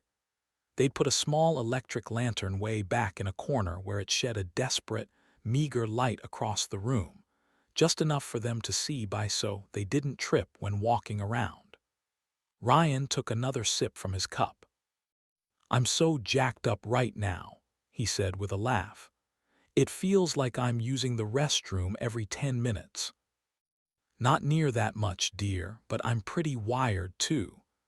It's still pretty early, and I'd imagine they'll wait a while before they try anything, if they do it at all. Should one of us try to get some sleep?" "I don't think either of us will sleep tonight. No, I'm afraid this will be an all-nighter for us. Maybe we should try to sleep during the day and sort of switch things around, if you know what I mean." "Night shift," Helen nodded. "The first job I had in a warehouse was a third shift. Can't say I loved it." Ryan leaned back with a sigh, glancing through the wide-open blinds where moonlight illuminated the treetops and glimmered off the ponds.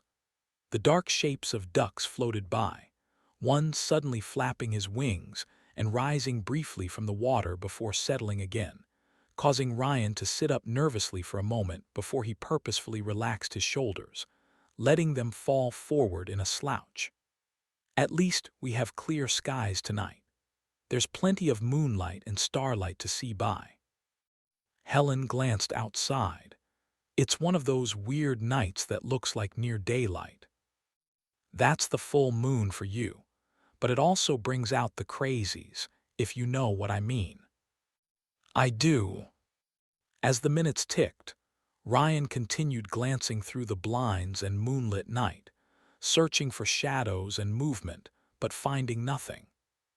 He got up and paced for a while to burn off some nervous energy until his back and knees ached, reminding him of the hard days, work he'd put in.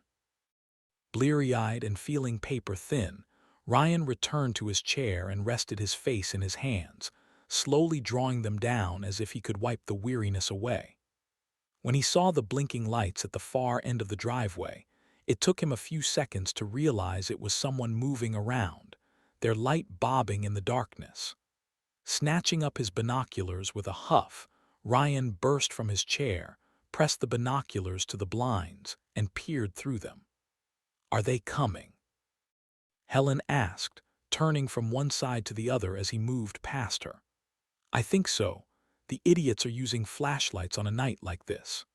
He snickered, watching the light, seeing at least one figure behind it as they worked their way along the fence line to the corner where they stopped for a moment, shining the light down at the ground as they climbed over and landed on the other side.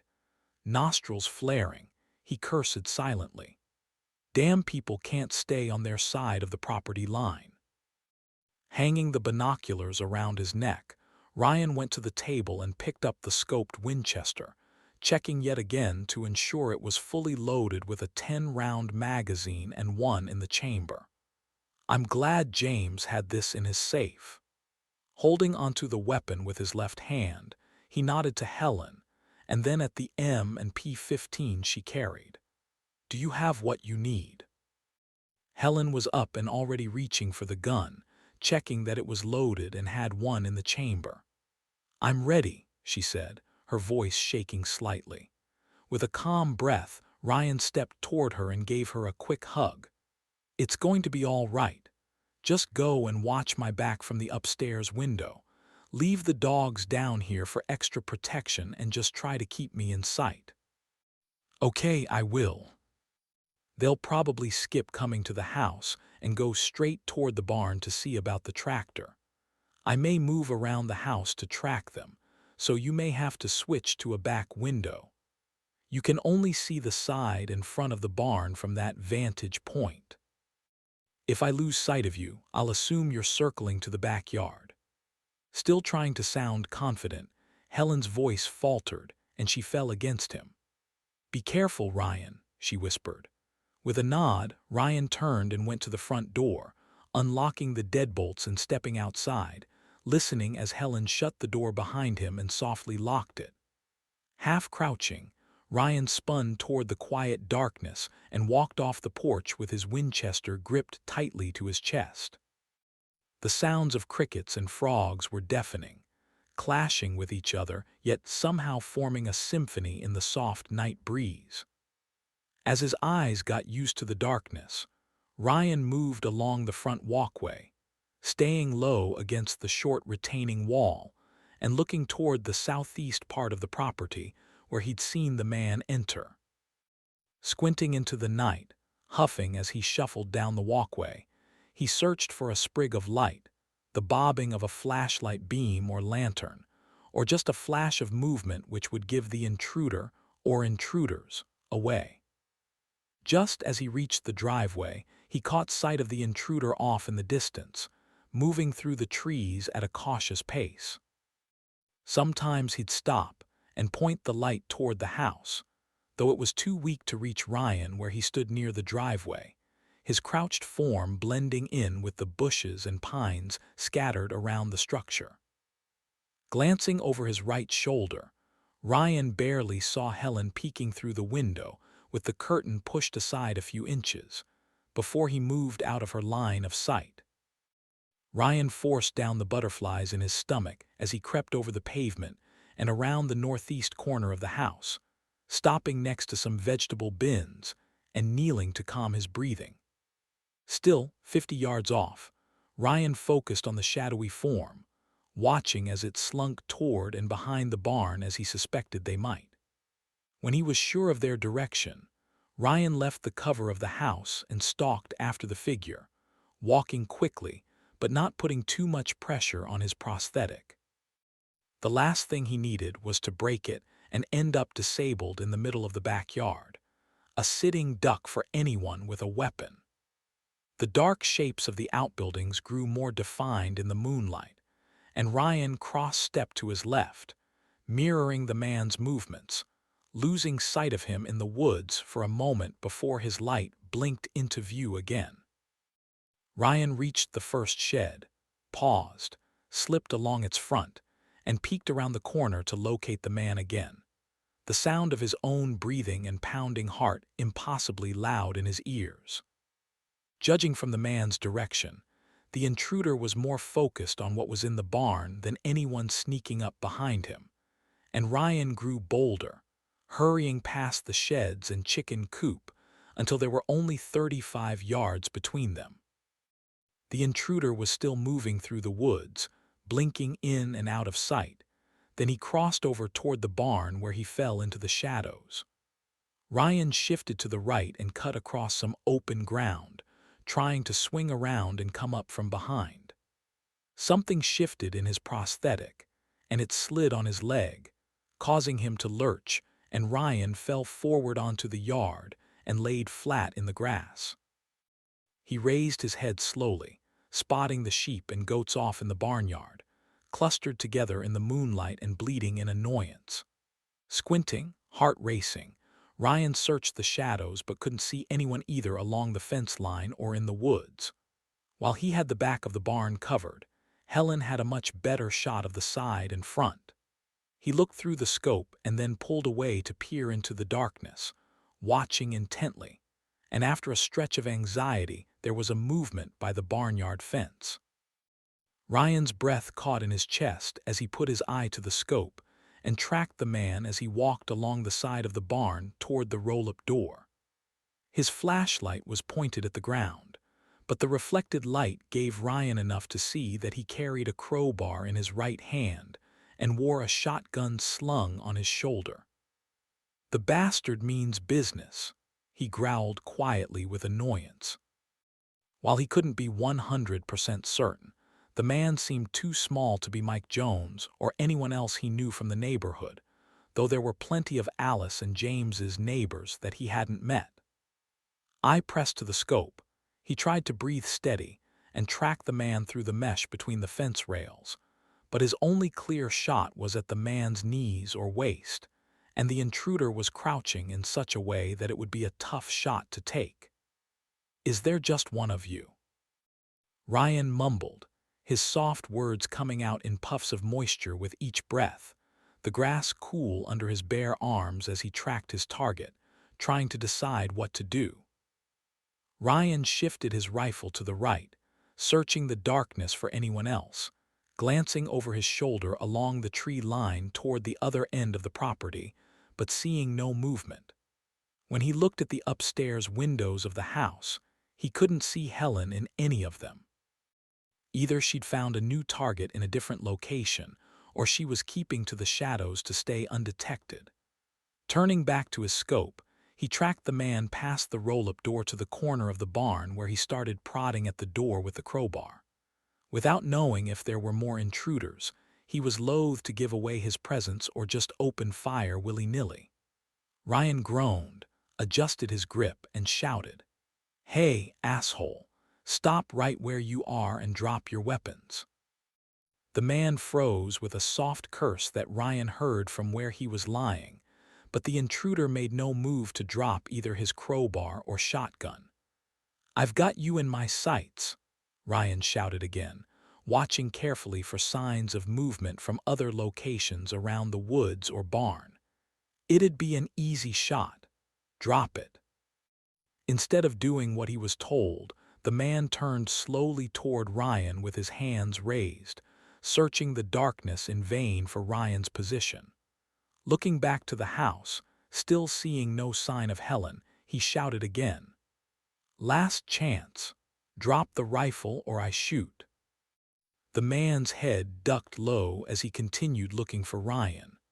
"I just want to talk about borrowing your tractor. Why don't you come out, and we can discuss it?"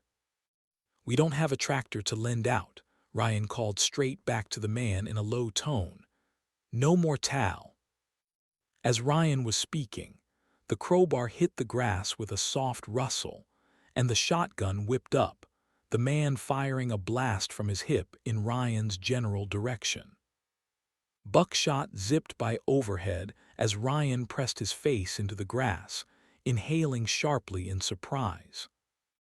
Another boom ripped off, and pieces of buckshot cut through the grass near his face, forcing his nose into the moist soil as he protected his head with his arm. The third shot was even closer, and he felt something hot pluck at the back of his shirt and glance off his boot before he'd finally had enough. Raising his rifle, he looked for the intruder straight ahead, but he'd moved around the corner of the barn and was slipping across the front of the structure. Ryan tracked him and fired too quickly, missing as his round struck the barn wall in a puff of shredded wood and dust. The flash of his rifle muzzle drew the man's attention, and he swung the shotgun in Ryan's direction, about to fire again. Helen's sharp rifle shots snapped through the night before the shotgun could, 2 rounds striking the barn wall close to where Ryan had hit, sending more splinters flying off. Showered with fragments, the man lowered his head and ran from the barrage as Ryan tracked him and squeezed the trigger in a clipped rhythm, but he kept missing and hitting the barn. A third round from Helen finally struck the man, and he jerked and grunted painfully, spinning and accidentally firing a shotgun blast into the ground. He slipped a couple of feet and sank to his knees, lurching forward and leaning on his gun, using it to support himself as he still tried to move forward. Another gunshot from Helen hit him in the chest, and he fell back into the cool grass where he gurgled and rasped, squirming for a few seconds before falling still and quiet. Ryan rolled over and peered up at the house, seeing no sign of Helen, except for a half-opened window in the bedroom she must have fired from. Waving upward at the house, her hand finally appeared as she waved back from the shadows. Chest heavy and senses heightened from the rush of adrenaline, Ryan rolled onto his stomach and pushed himself to his knees, setting his prosthetic foot beneath him and stumbling to his feet. Gun raised, he limp-walked to the barnyard gate, keeping his rifle trained on the shape lying in the grass. By the time he got there, Helen was rushing down from the house with the dogs running ahead of her, tails sweeping back and forth, growling with their heads low and their eyes pinned to the downed figure. "It's okay, Duke," Ryan shouted as they came up. "Duchess Diana, settle down." Throwing the latch, he pushed into the barnyard, calling for the dogs as they broke away and ran straight for the figure, Duke spreading his paws in front of him, sniffing, growling, and barking as he tossed his head. Helen was next to him a moment later, and Ryan held out his arm. "Keep your rifle trained on him while I check him out." "Already on it," Helen replied, voice shaking slightly as she leveled the gun.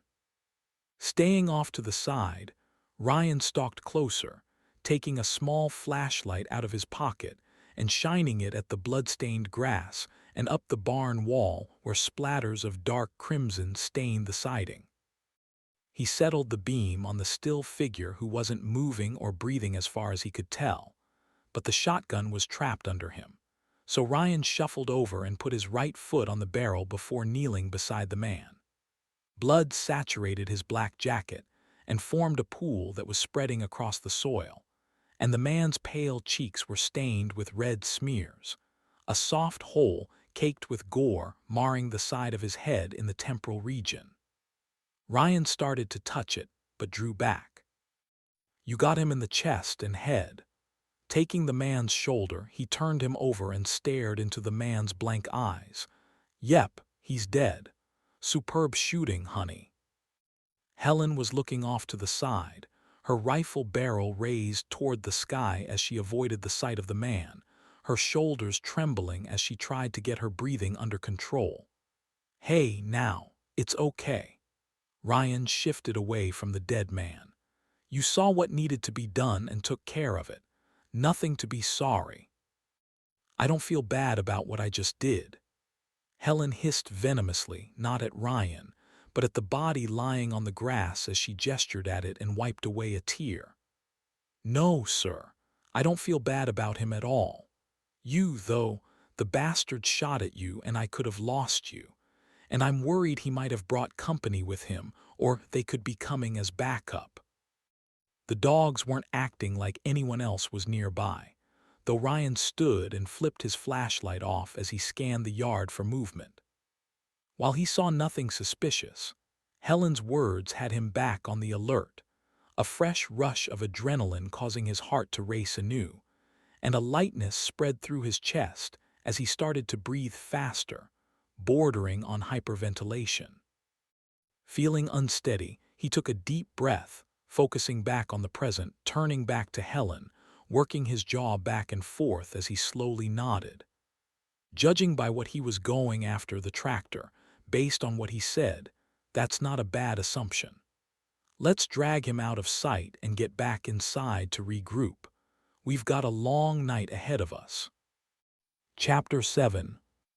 Alice Burton. Monticello, Florida. The four strolled west along a single gravel path with tufts of grass growing in the middle, curving to the left as the path followed a gentle slope downward. The woods grew thicker for part of the walk, crowding in on the sides, except where they gave way to dirt trails that led to other parts of the property. Several small utility barns and sheds sat off to the right, the largest with its doors flung open, and some groundskeepers' gear resting nearby. While the main grounds had pristine gardens and manicured lawns, The rear section was wilder and had grown out with waves of green everywhere. Thick underbrush vibrantly colored with flowers sprouting on both sides of the lane. Normally, I'd take one of the ATVs down here, but Wilford let the words hang and continued after a pause. Still, it's a lovely walk, and I loved bringing the horses down here. It'll be nice once I get it all rearranged and the rest of the horses moved.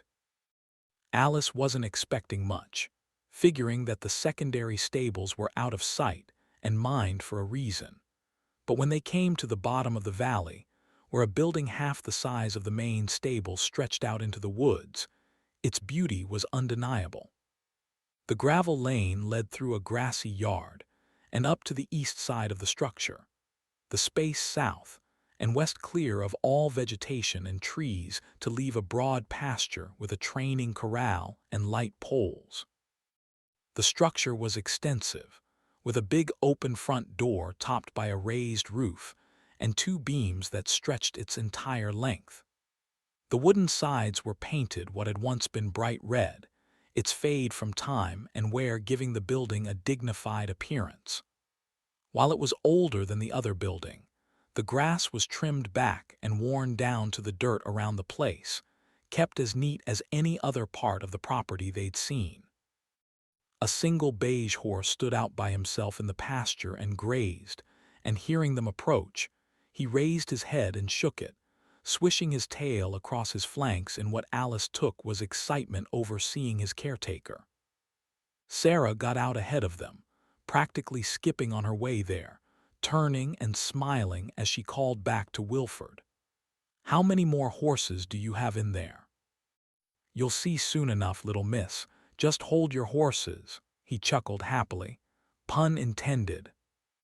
Alice couldn't help but crack a smile as she and Jake took the last several yards with a hop in their own steps, something about the place, or the company, lifting their spirits. They entered the main corridor where a dozen horses stood at the stall gates and turned their long heads to take in the newcomers.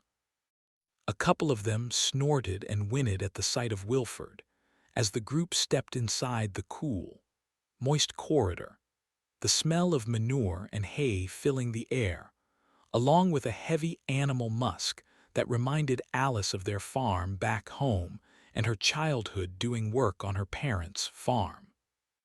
"You said you moved some horses down here already, right?" "I brought down 4 more stallions and a couple of mares with their babies. But the stable looks only half full."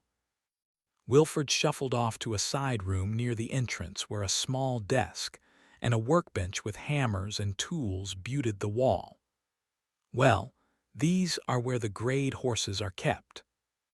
You have other stables on the grounds, right? Ones with better horses." "That's right, we have many other facilities." "Why didn't you take the mares and stallions to the other stables?" The old man scoffed and waved off her suggestion. "Oh no, can't risk mixing the bloodlines, you see. We keep all of those separated around here," he sighed. "While we likely won't see much horse racing anytime soon, I'd best stick to my duties and keep them that way. Besides, you'll not want to be taking any of the thoroughbred animals we have." Gesturing happily, he led them past several stalls with deep brown horses, curious equine eyes following them and whinnying whenever Wilford reached out to touch one of their noses or give them a pat on the neck. Sarah patted one horse and peeked over the stall at something else on the other side, and with a happy yelp, she turned and hopped up and down. "Mom, there's a colt in here. Look how small he is." "I call that little guy Mr. Clatter Hooves because he's always jumping around so excitedly. And he won't be a colt for long, as he's coming up on his first year when he'll be a yearling." Alice moved to the stall door and peered over as the mare stepped aside as if showing off her son. The little chestnut colt was bounding around inside the stall, turning from one side to the other, prancing up on his back hooves to kick his front ones out playfully before tucking himself against his mother again. "Boy, He's just itching to get out, isn't he? Jake said, resting his arms over the stall door as Sarah laughed giddily at the colt's antics. Sarah turned to Wilford. Does he get to go out and run a lot? As much as he can. I'll have time later to let him out before I walk the fence line. Alice nodded and strolled toward the middle of the corridor, shifting back to Wilford as she peered at the horses watching them from their stalls. Why wouldn't you want us to take any of the thoroughbred stallions? Not that we'd want to, with as much money as I'm sure they're worth. While those fellows are awfully pretty, he replied, turning away from the mare with a parting pat on her neck. They're built for speed and grace, not for carrying people across the country. What you need is something hardier. Now, take these 3 fine boys here. They'd be perfect for you. They're geldings, and they can walk for miles without complaint. They're used to doing long treks and carrying loads the whole way. Wilford walked over to some stalls on the left where 3 big horses stood, snorting and tossing their heads. The big cream one in the middle threw his lengthy forelock over his ears in a rock star gesture that made Sarah giggle again. The other 2 were much darker, and the one on the far left was a blood bay shade with a snip of white on his nose. His companion on the far right was a rich liver chestnut that shined in the light, with a stripe of cream from forehead to muzzle. Wilford turned and clapped his hands, raising a mischievous eyebrow at Jake and Sarah. Come on, kids. Let me introduce you to these burly fellows. Starting on the left, he patted each horse as he went down the line. This first guy with the beautiful blood bay coat is called Stormy. The big cream-colored one is Buck, and this last handsome gentleman is Rocky. With a flourish, he ended the introductions, swept off to the side with a hop and a shuffle, and stood back to let Alice and the kids get a closer look. Now they're not wearing shoes, Wilford added, so they should be ridden mostly off-road and taken as slowly as you can, bar emergencies. If you take good care of them, they'll take care of you. Here, start with some treats. Get on their friendly side. He handed them 3 large discs that fit into their palms. Alice fed Buck while Sarah and Jake greeted the other 2, and the horses ate quickly out of their hands and snorted happily. Stroking Buck's neck, Alice turned back to Wilford. Are you seriously going to let us ride them out of here? You're so dedicated to their care. It seems wrong to take them from you. Well, you need them, he responded firmly. You told me so yourself, and you didn't try to steal them from me, so why not? His cheerful mask slipped for a moment. I'm probably the only one left on the farm, and I doubt anyone will return, at least not anyone with good intentions. Alice nodded slowly as Buck nuzzled her cheek, his lips pulling on strands of her hair as he examined her with deep curiosity. Why don't you come with us then? The words came out without her meaning to say them, but she continued. We're a long way off, but we have a decent-sized piece of property and plenty of space to keep your horses. They'll be fine with us, and we should have everything we need to take care of them. Wilford almost seemed to consider the offer for a moment, but chuckled sadly as he looked up the aisle at the horses staring back at him. Some shook their heads and nickered, while others merely blinked in what seemed like anticipation for their own turn at getting some food. I appreciate the offer, but the race horses wouldn't make the journey. It's simply too far for too many horses, and there are far too many risks, especially after what I've learned from you about what the world has become.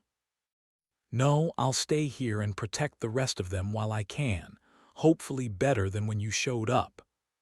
His crooked sideways smile touched Alice's heart, and they broke into chuckles as she reached out and took his hand. Thank you, Wilford. You're far too kind, but I promise we'll take excellent care of these horses. When this is all over, I'll make sure they get returned to you. I know you will. How long do you think it will take to get the horses saddled and ready to go? Alice asked. Like I mentioned before, we've got some riding experience, but you'd be the expert there. Wilford glanced toward the end of the corridor. Beings, it's getting late in the day. It might be best for you to stay here overnight and start your journey early in the morning. Alice winced and started to protest, but Wilford stopped her. I know you want to get home as soon as possible to check on your parents and be there when your husband comes home, but you don't want to start such a journey at night, especially when handling new horses for the first time on your own. He patted Jake on the shoulder and gave a hearty laugh. And I'd be obliged to educate you on these particular horses. I'll make a maintenance list so you can care for them as I would. Alice shifted, weighing their options as she looked over at the rapidly diminishing sunlight. I can't argue with that logic, Wilford. I think it would be okay, provided you have the room. I've got several clean stalls to accommodate you, and we can ramp up the campfire for warmth before you all tuck in. It won't be a fancy stay, but I'll make it as comfortable as possible. Alice turned to see both kids looking up at her expectantly as they stood by their respective horses, grinning while petting them. Okay, we'll stay the night. Wonderful, Wilford called out. This will be just splendid. Are you sure, Wilford? That I am, ma'am, the old man replied sorrowfully. And if you don't mind me saying, I could use a little company for at least one dark and dreary night. Sounds good to me. Right this way. Wilford backed up as he gestured toward the exit. They said goodbye to the horses, with Alice reaching up to pat Buck's big head and receiving a pleasing snort in reply. Wilford led them up through the forest on the old worn path, climbing back to the stable with its sheds and smoking ruins. Glancing at the ominous sky, she sighed with thanks to have another opportunity to rest after sparking a friendship with the old man. As for Wilford, he shuffled quickly along the right-hand track, occasionally looking down, but mostly looking toward the direction of the primary stable where it showed up around the last bend. We'll have a wonderful evening tonight. I'll start some dinner right away, maybe a pot of lamb with a side of oats and some greens I picked from the garden just the other day. That sounds wonderful, Alice replied. I'm impressed you still have so much here after so much burned down. Well, the Monticellos were nothing if not resourceful. There's a fair amount more food and drink underground that I don't believe the fires touched. Should keep me going for a long while, provided I don't have any run-ins with the locals. Is there anything we can do to help you? Preparations, defenses? Wilford dismissed her with a wave. No, no, no. What you need to do is let an old man take care of you for the night, and help me in return by taking good care of my horses. Back inside the stable, they stepped past the first stalls, where Wilford showed them some spare ones that looked as clean as the day they'd been built. There was one for Alice and another for the kids, and together they stacked piles of hay with blankets over them and made pillows from their backpacks. On some of the vertical beams near the lanterns were pictures of historic horse tracks with owners Wilford had worked for over the years, the groundskeeper sometimes stopping to tell them a story about a particular individual who was hard on him, or another who had displayed exceptional kindness. He stopped and pointed at an old black-and-white photo of a much younger Wilford, standing next to a tall gentleman wearing a British-style vest and hat. This man, Carl Button, was one of the greatest men I've ever worked for, aside from the Monticellos. His empathy for his animals was nigh on unmatched. I stayed with them for 2 decades until he passed away 5 years back, at which point I came here and have been ever since. What was he especially good at? Alice stared at the old image. I mean, how did he show empathy for the horses? Well, Mr. Button never went for the pretty ponies. Wilford grinned proudly. He always saw a special thing about a horse that maybe ran a little sideways or was a little undersized. He picked out the ones with the most heart and brought out the best in them, making himself millions in the process. If I could sniff out talented horses like he could, I might have been an owner someday, but I knew my place in the world and have always been happy just caring for them. You seem to love your job, Alice nodded, glancing around as the kids laid out a change of clothes in their stall. And it seems you have much more work to do, even if we take those 3 geldings. Come what may, he said in agreement, looking around the room wistfully before flashing Alice a wide smile. If you don't mind, I'd like to get cleaned up. Tangling with that charred wood left me feeling less than presentable. Alice laughed. Of course, I'll do the same. There's a hose off to the side, and we can clean up using that. Great. They stepped outside with some washcloths and towels Wilford took from a bin, and soon they were in their bare feet with the spigot going, the cool, clean water splashing everywhere as they wiped off their legs and arms and faces. Soon, they were back inside and resting on their hay mattresses with the sounds of Wilford banging softly around the fire. The kids, comfortable whispers from the next stall over relaxed Alice, and she quickly fell asleep without meaning to, dreaming of James, the farm, and the sunny days after their last full planting that turned out to be the largest crop yield ever. The laughter and fun of placing those first seeds into the soil, and them standing on opposite ends of the field and watering everything down in a fine mist, were some of the best memories she'd ever had. The sense of safety was dashed momentarily when she woke to the dim light of dusk filtering into the corridor, her panicked gaze darting around the unfamiliar location as Jake and Sarah spoke unintelligibly nearby. Sitting bolt upright, Alice reached for her rifle where she'd left it leaning against the wall until she remembered where they were and relaxed, slumping against the stall and taking several deep, ragged breaths to calm her nerves. Wiping the sleep from her eyes, she put her tennis shoes on and holstered her pistol, exiting into the passage where the smells of boiled meat, potatoes, and green beans rolled off the fire. Smells good. Alice smiled approvingly as Sarah and Jake were actively involved in helping Wilford around the fire as he pointed at things and told them what to do. I hope you had a good nap, he said, turning with a grin. Yes, longer than I needed, but it was nice. Are these youngsters bothering you? Oh no, not at all. Young Jake helped peel the potatoes, and your wonderful daughter made the salads and peeled the carrots. Everything is boiling up now. What are we cooking? Alice stepped closer to the fire, peering inside the largest pot. Well, it all started as one thing or another. Wilford scratched his head. But it seems to be merging into a stew of sorts. We'll have big chunks of lamb and biscuits. He winked and nudged Jake in the side. And this time, it'll be the big, fluffy American ones. I can't argue with that. Do you need any help? Just sit down, Mom, Sarah said as she moved around Wilford to drop a handful of carrots into the boiling water and checked the pot next to it. We've got a couple of minutes left on the biscuits. Never cooked them in a cast-iron pot before. Cast-iron biscuits are the best, Wilford tutted in mock disapproval. How did your mother never make you biscuits in a cast-iron pan?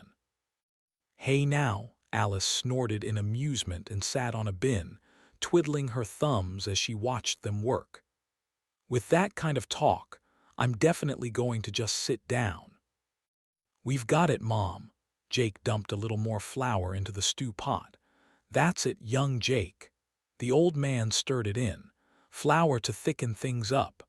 Wilford turned to Alice, his spoon dripping savory gravy back into the pot. I suppose you'll want to talk about posting guards for tonight. Aside from learning more about the horses, yes. That's great news. Wilford's shoulders sagged with the release of built-up tension as he stuck the stew spoon back in the pot and gave the mixture another stir. I've been going crazy trying to keep up on everything and staying up half the night with worry. The only sleep I've gotten since all this started was a couple of winks here and there when I couldn't keep my eyelids open anymore. We'll certainly help with that.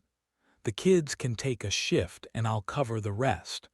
We'll make sure you get some solid sleep tonight, Wilford. It's the least we can do after all of your generosity toward us.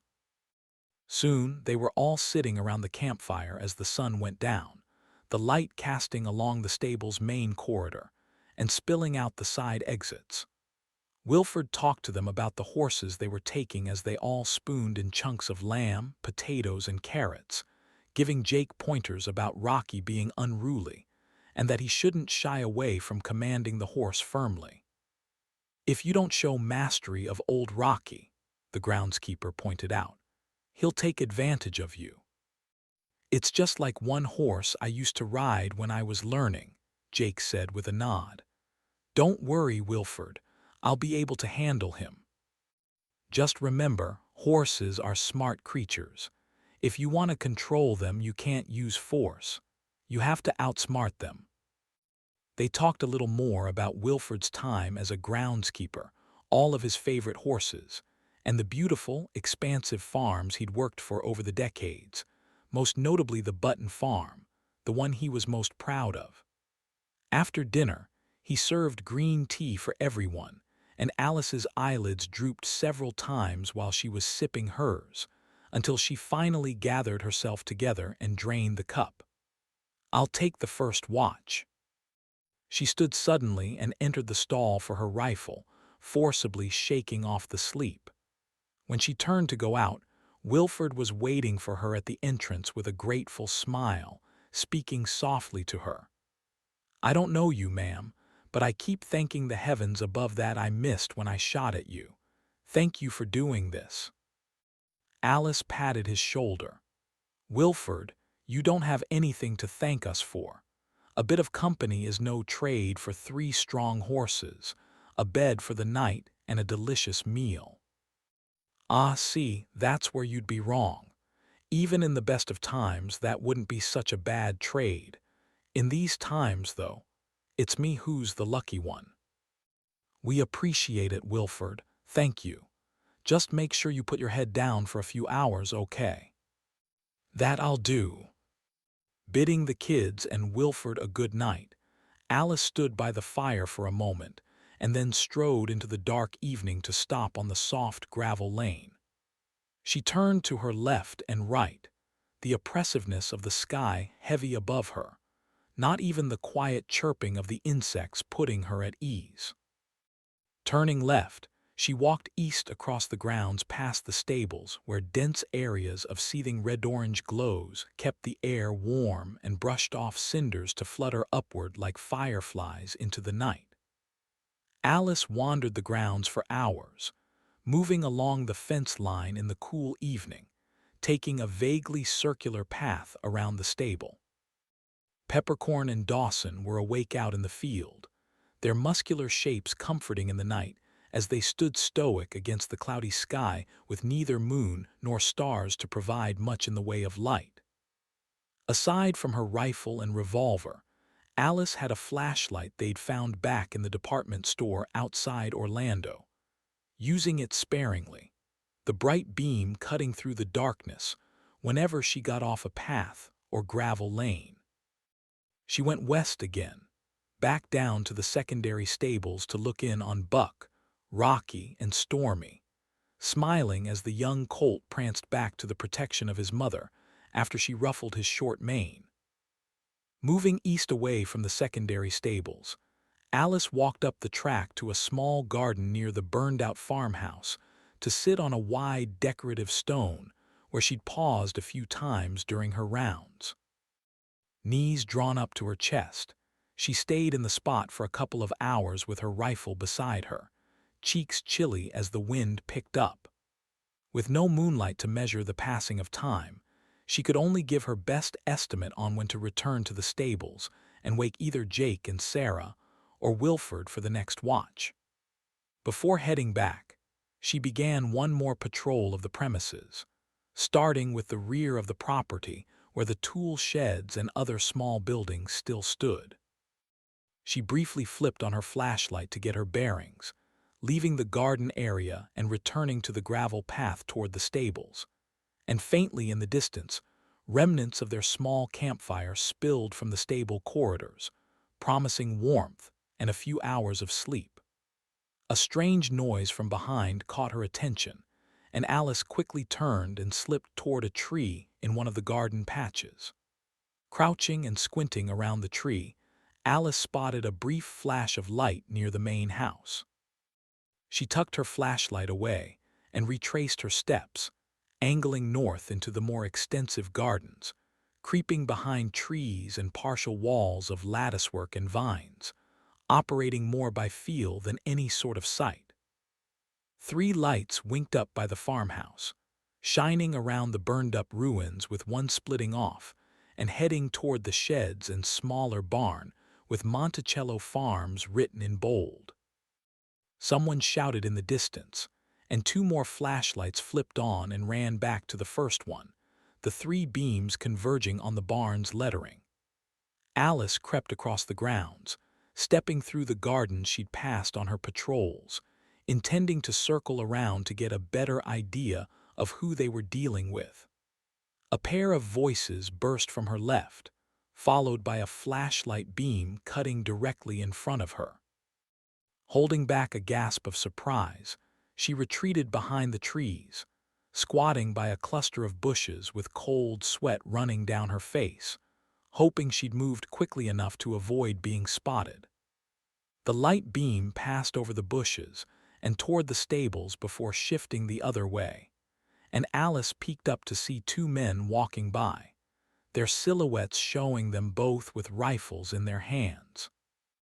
They stopped and turned back to the farmhouse, where their companions were going through the barn and sheds on the other side, speaking loudly enough for her to hear them. "I don't know about you, Roddy, but ain't much we can do with a bunch of farm tools. We need food, water, and some basic supplies." "I feel you on that," Roddy replied. "Got to be something around here even if it's horse meat." "You think the owners are coming back?" the first man asked, his rifle swinging toward the fence where Peppercorn and Dawson grazed. "Judging from the looks of that house, they're either dead or weren't here when everything went up in flames." The first man chuckled. "Even if they'd planned to return, they definitely aren't now, not unless they're walking." Roddy laughed. "There's not much to come home to. Let's go get the rest of the guys and start working around the place.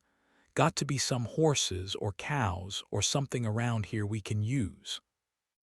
Alice stayed crouched in her hiding spot until the men circled to the front of the farmhouse, with their flashlight beams drifting across the gravel path, before turning toward the burned-up house, lingering on spots where it smoldered and glowed with orange coals. Rising from her cramped position, Alice went back through the gardens to the stables to wake the others, moving as stealthily as she could to avoid alerting the intruders. From a distance, the glow of their firelight was dim, though it still stood out like a sore thumb beneath the starless sky. Passing the burned portion of the stables, she stepped into a side entrance to the intersection, where the kids had fallen asleep near the fire on their sleeping bags, not even having made it back to their stall. Wilford was lying opposite them, snoring softly to the snapping flames, and she kneeled between Sarah and Jake and shook their shoulders before shifting to Wilford. "Wilford," Alice whispered, gently squeezing his arm while looking back in the direction she'd come from. "Wilford, wake up." The old man grumbled and snuffed, shaking himself and blinking blearily in a daze. "What is it, Alice? Is something wrong? She glanced past the fire toward the exit. Some people are up by the main house, and at least 2 have rifles. By then, the kids had stirred mostly awake and had raised onto their elbows as they watched their mother curiously. How many in total? Wilford asked as he rose, throwing off his blankets and looking for his boots. Probably half a dozen. Alice shifted toward the kids and gestured for them to put on their shoes. I couldn't count them all, but more than just the pair for sure. What are they doing up there? I overheard 2 of them say they were looking for food, although most were out by the sheds and going through the tools. Blasted ruffians. Wilford jerked his shoelaces tight and tied them before standing and fuming. His face was growing redder by the second as he turned in a full circle, huffed, and grabbed his shotgun where it leaned against a nearby stall. How dare they come onto the Monticello's property and rifle through their things without a care in the world? Spineless bastards need to be taught a lesson. Checking that the shotgun was loaded, he cocked the firearm with a clack and fixed Alice with a stern look. I'm going to head up there and give them. Jake and Sarah had already put on their shoes and were standing near the fire when 2 shots rang out, one hitting the siding at the edge of the entryway, sending wood chips and shrapnel flying as bullet fragments zipped by. The next one skimmed the soft dirt at Sarah's feet, causing her to yelp and dance back. Careful! Alice jumped over their sleeping bags and pulled them out of the intersection and into the east corridor with the stalls. They must have seen us. Stay down.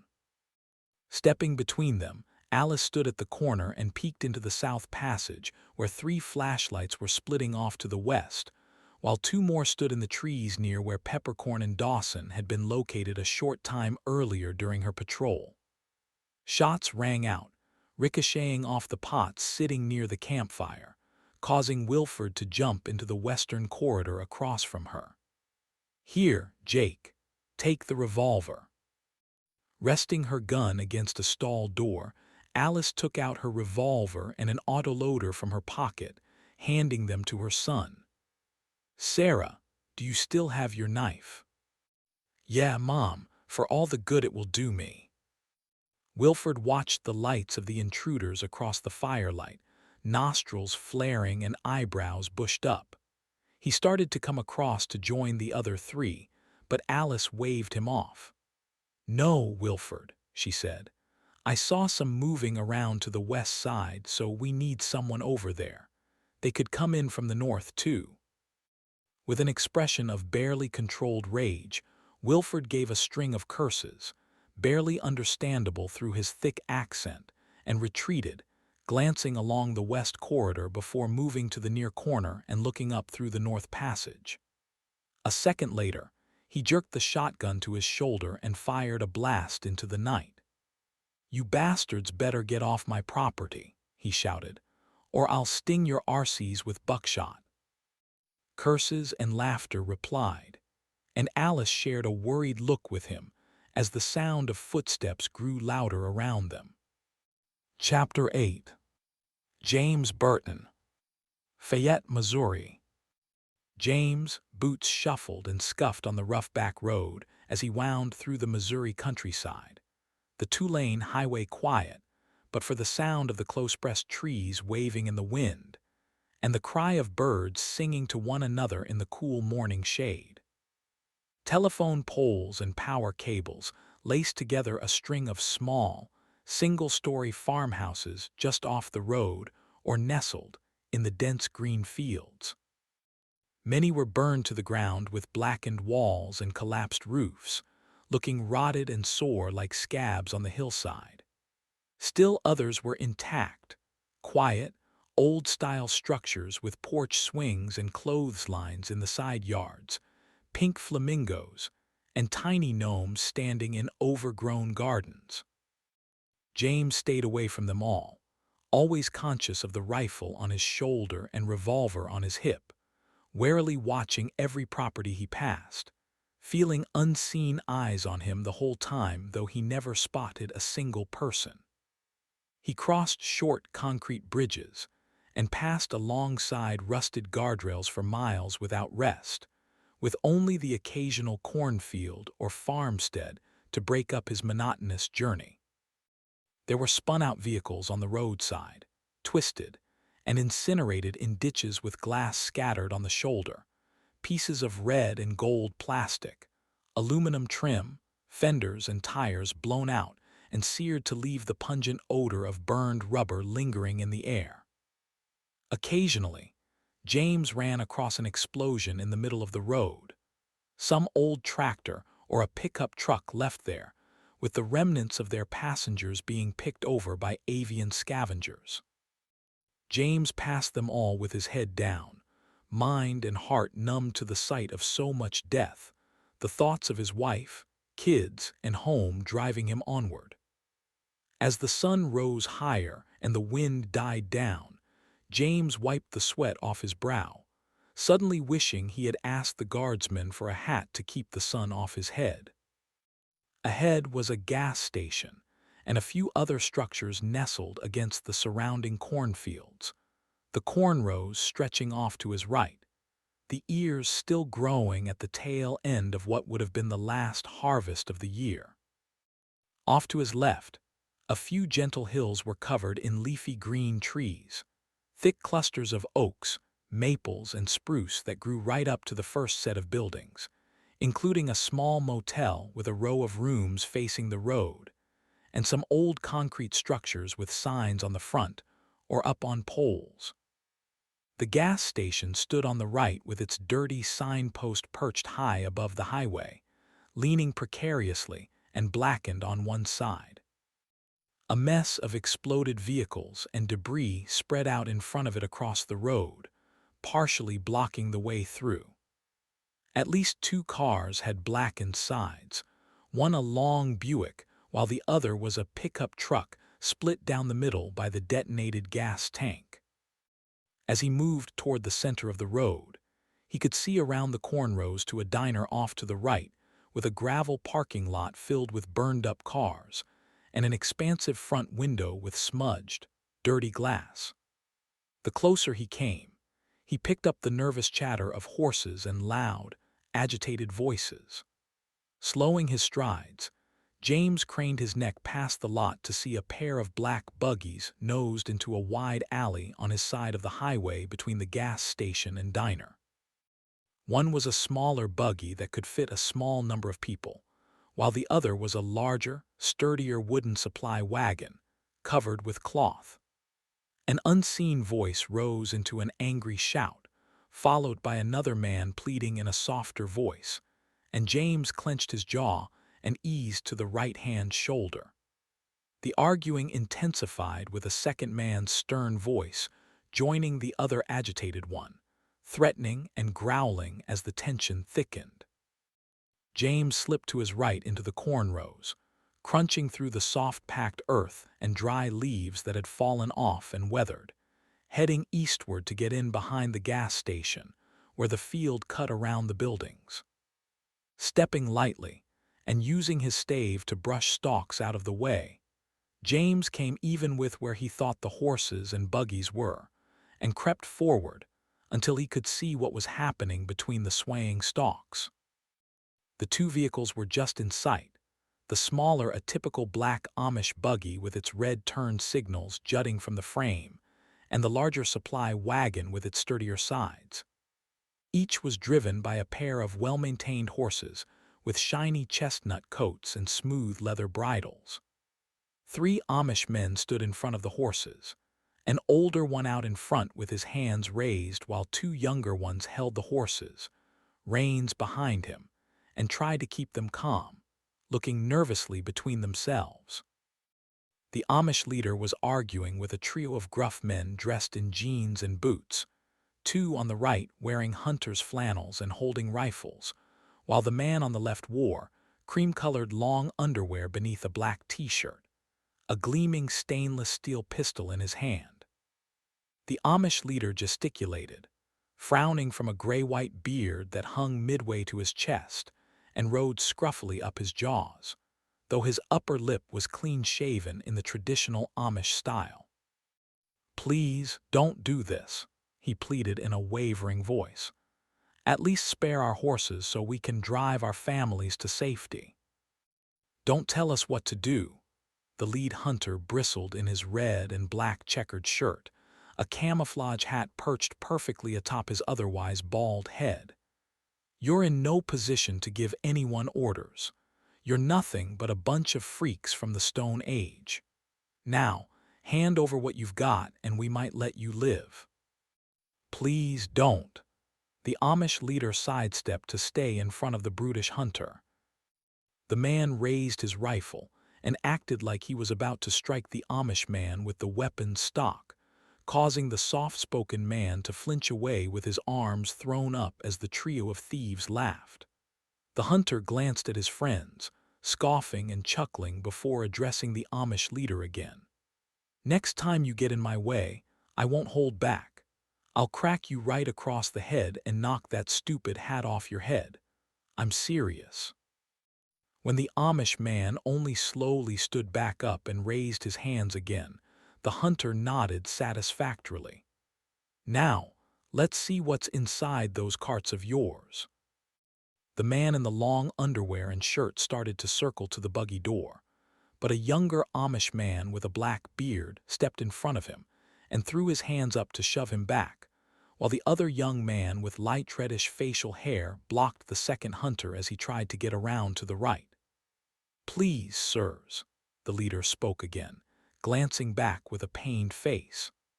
"We have supplies, and will gladly give them to you if you let us pass. We have enough to fill your bellies many times over." "You won't be." The leader stepped forward and did as he had promised, the butt of his rifle coming in low and punched the Amish leader's gut, doubling him with a stiff grunt and a gush of air. The man didn't go down but backpedaled to the horses, reaching up to steady himself by grabbing a bridle as he wheezed, trying to get words out. Getting his balance back, he stepped forward and faced the hunter with a pained expression, gaze humble as he pleaded. "Please, sir. I'm begging you." The second hunter laughed and kicked at the red-bearded Amish man, missing but following up with a shove from his rifle that sent him staggering into the horses with a cry. "Let's see what they've got in here." The second hunter circled past the horses to the buggy door. The Amish man with the black beard started to intervene, but the thief in the long johns caught him by his jacket, swept his foot behind him, and shoved him to the ground, so he landed with a grunt. The other young Amish, with the red beard, started to reach for his friend until he found the barrel of a rifle sticking in his chest, the leader of the thieves wagging his finger mockingly. The second hunter threw the buggy door open, and a young woman's voice came from inside as she shrieked. When the Amish leader groaned and tried to get around the horses, the lead thief raised his rifle high and pulled it over the taller man's head, squeezing and trapping him with his arms pressed to his sides, dragging him backward away from the endangered woman as his wide-brimmed hat tumbled to the pavement. "No!"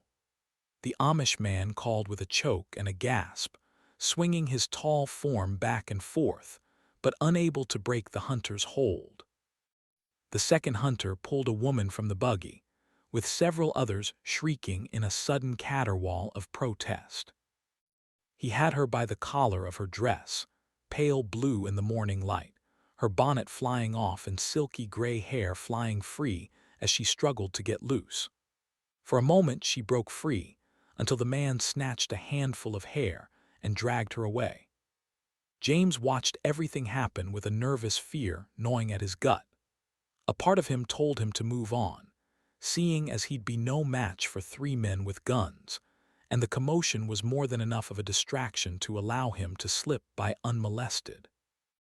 The second hunter flipped the woman around and thrust her to her hands and knees and kicked her in the side, and she doubled over, clutching the back of her head and holding her belly with pained sobs. His rifle swung around and pressed to her temple, where strands of gray hair blew against the black metal. "Please, no," the Amish leader wailed, one hand thrown up and the other clawing at the rifle around his neck. "Don't hurt Clara." "Oh, screw this," James growled. A group of people unwilling to defend themselves even in the face of being completely slaughtered was too much for him to bear. Rolling his shoulders, he shrugged off his backpack, laid his staff beside it, and took up his weapon. He stepped carefully between the cornstalks, aiming at the hunter who was bumping the woman's head with his rifle barrel. With a pleading expression, palms pressed together, the woman begged, "Please, just take what you want and leave us in peace." "I beg of you." The woman and children in the buggy whined in the background, though the trio of thieves only laughed and snickered. "Wait, wait, wait. Don't shoot her just yet, man," the leader said. "We may need some extra hands to take with us. We'll have to do all the work ourselves if we shoot them all." "You're right." The one holding the gun on the woman ran his tongue across his greasy mustache as he backed off and rested his rifle on his shoulder. "Pretty smart thinking." "Get them out of there and line them up," the leader said. "We'll pick out the strongest-looking ones to take with." With the second hunter standing out on his own with nothing but the sky and fields of corn behind him, James fired a single shot that penetrated the man's skull above his left eye socket, exiting the back in a spray of blood and bone that splashed the Amish woman and cut off her shriek. The other two thieves jerked stiffly in shock, jaws hanging open as the man crumpled and hit the ground. The leader of the former trio of thieves released his captive, shouldering his rifle and spinning toward the corn rows to zero in where James was barely visible among the stalks. James didn't hesitate, squeezing the trigger twice, one round striking his target's left arm and tearing flannel and flesh in a burst of blood, the second round piercing dead center in the sternum, striking with the force of a hammer blow. The thief's rifle slipped from his hands and clattered to the pavement as his body weakened, and he glanced at the hole in his chest before raising his eyes to James, blinking once, and collapsing in a heap next to his companion. The last man, wearing his long johns and a t-shirt, dropped his weapon as James strode out of the corn rows, rifle pointed at his chest. The would-be thief's smile slipped off his face as he backpedaled into one of the younger Amish men who stood aside and let him stagger and trip to the ground. James tracked him carefully as he strode ahead, and the man rolled over, flailing and screaming in fear as he scrambled to escape. James stepped between the people he'd just rescued, not lifting his finger off the trigger or deviating his aim until the final thief was far away, sprinting toward the highway, flying to the other side and cutting between the buildings, diving into the fields and running beyond them. The Amish leader ran to the gray-haired woman who was kneeling and wiping blood off her face with her fingers. Stooping beside her, he got her on her feet while the younger men observed James. After getting an assured nod she was okay, the Amish leader rose from his crouch and turned to face James with an uncertain gaze, hands slightly raised. With his heart still racing, James turned and smiled at the small crowd, lowering his rifle and approaching slowly with a half-wave. "Are you folks okay?" "We are now, thanks to you." The leader glanced at the crying woman once more before gesturing to the man with the red beard. "Abram, go help your mother." Turning back to James, he took 2 hesitant steps forward. "You won't use that on us, will you?" James slung the rifle on his shoulder and held out his hand. "Not at all. Sorry about all of that. Are you folks all right?" "We are, thanks to you." The man shook James's hand and his shoulders sank slightly, one arm drifting to his bruised stomach as he winced. "I imagine things would have gotten far, far worse if you hadn't come along." He offered a hesitant smile. "I am Eli Bontrager, and the red-bearded fellow is my son, Abram. The other is Jacob Mast, my son-in-law." He turned and gestured at the crying woman, firmly nestled in Abram's arms. "And this is my wife, Clara." James nodded at each of them in turn as Eli introduced them. "I'm James Burton. The folks in the wagons are your family, I presume." "One big one," Eli replied with a smile. "There's my wife and me, our son and daughter, and their spouses and children.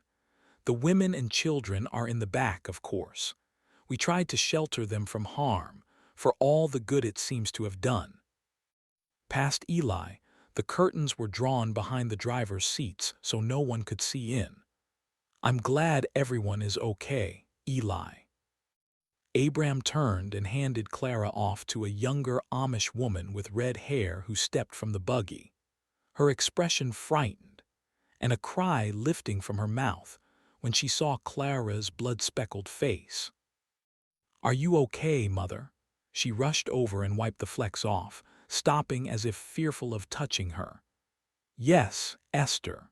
Clara held her crimson fingertips up with a look of exasperation. "It's just all this blood." Esther glanced back and gestured to someone inside the buggy. "Betty, grab a clean rag for my mother, please. She's got blood all over her." Eli found his hat, dusted it off, and placed it on his head. With a heavy sigh, he stared at the two dead men and rested his hands on his hips, squinting with one eye at James. "That was some fine shooting there, friend. Praise the Lord that he kept us safe this day and delivered us from evil with our own personal guardian angel." Eli chuckled. "Thank you sincerely for your willingness to risk your well-being for strangers. Not many would have done that before this calamity, and fewer still after." James moved a pace closer and shrugged. "I was just passing through and saw what was happening. Couldn't stand to let a few bullies get their way." Exchanging a hesitant glance with his father, Abram stepped around the sprawled dead men with one hand out. "We are truly blessed to meet such a friendly face as yours on this dangerous road." James accepted Abram's handshake, and Jacob stepped up last with a grateful nod and a firm shake, followed by patting James on the shoulder. "Thank you, my friend. You saved my mother-in-law's life." "No problem at all," James replied. "Glad I could help." A tow-headed boy of about 10 jumped out of the buggy and stared at the dead men, their blood filling in the cracks of the pavement and forming jagged crimson halos around them. "You shot them," he shouted, his expression torn between horror and disgust. "You killed someone." "John, get back in the buggy." Abram scolded the boy and turned to James. "I apologize for my son John's behavior. It's been difficult for him." "It's okay, Abram. Last week, I would have been shocked at having to shoot someone, let alone two, but as you say, things have been difficult." Speaking about the pair of killings brought a sick sense of dread that gripped his chest and squeezed.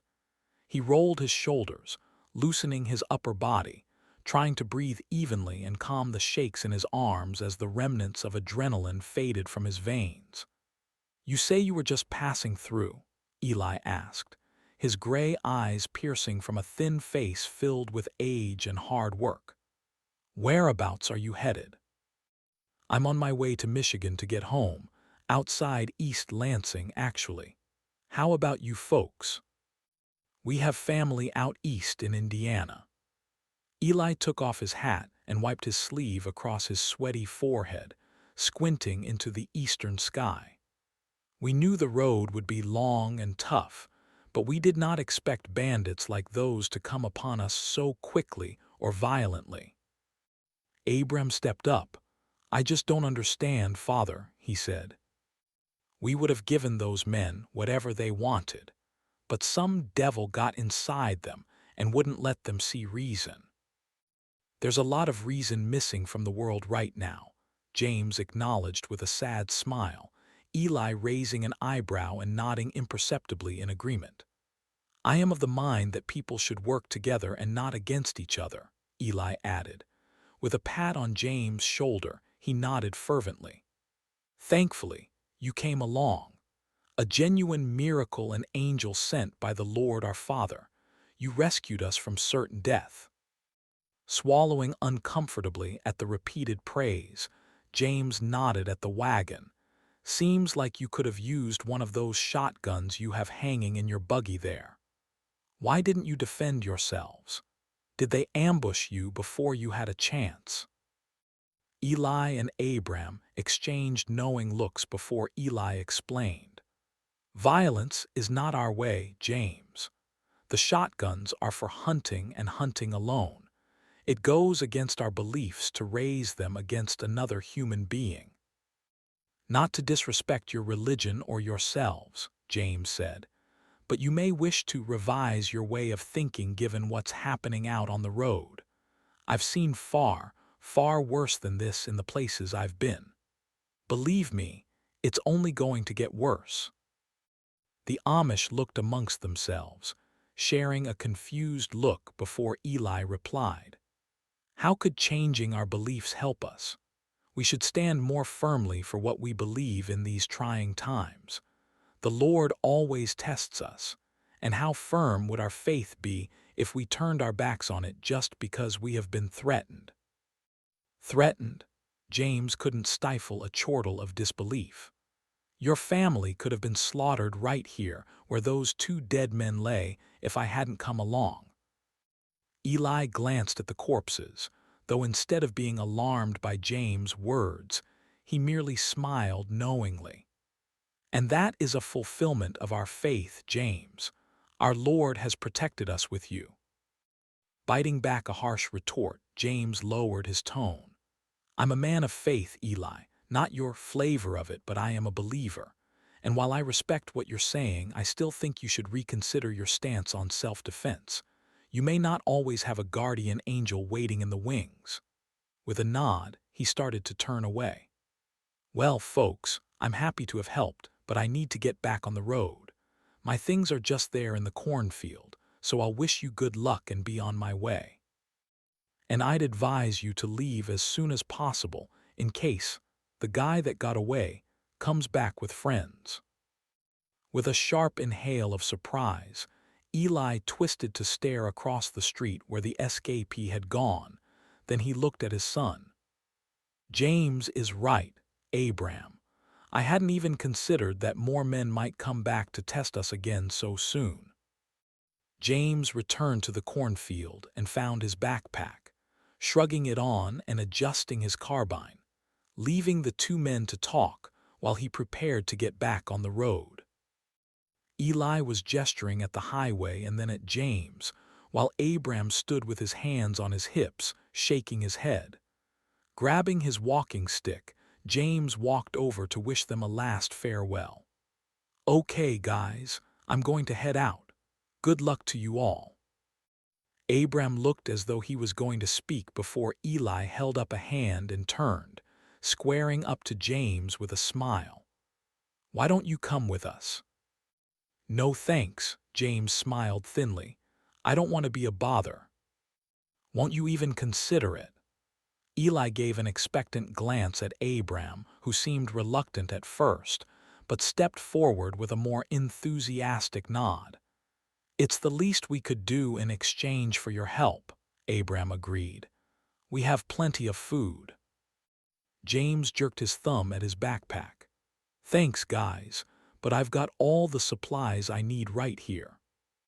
Eli's brow furrowed. That may be true, but we can also give you a ride. You'd fit in the front seat of my buggy beside me and could ride in comfort for a while until the Lord puts us on different paths. The thought of riding brought back the memory of the train, the first time James had gotten a break since the airport.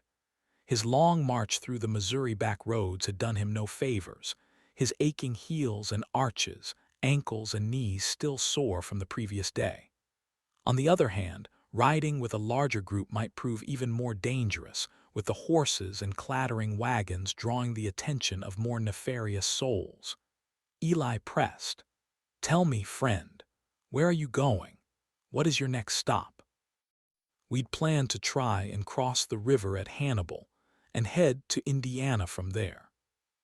James eyed Eli warily for a long moment before laughing and shaking his head.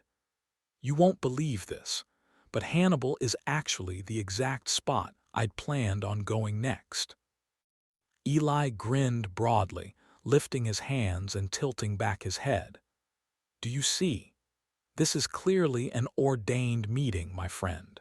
Please, you must accept our invitation. We'd love to have our guardian angel travel with us, even if it's only for a short part of your journey." James nearly declined the offer again, then changed his mind at the last second, letting out a resigned sigh and a slight snort. "All right then, I'm not your guardian angel, mind you, but I'd be happy to travel with you folks for a bit. My feet could use the break." Abram grinned. "Wonderful, let me introduce you to our family." "First, we should cover up these bodies," James said. "I'd rather not upset anyone else. There," he gestured at the corpses. "Not a pleasant sight." Eli nodded and turned.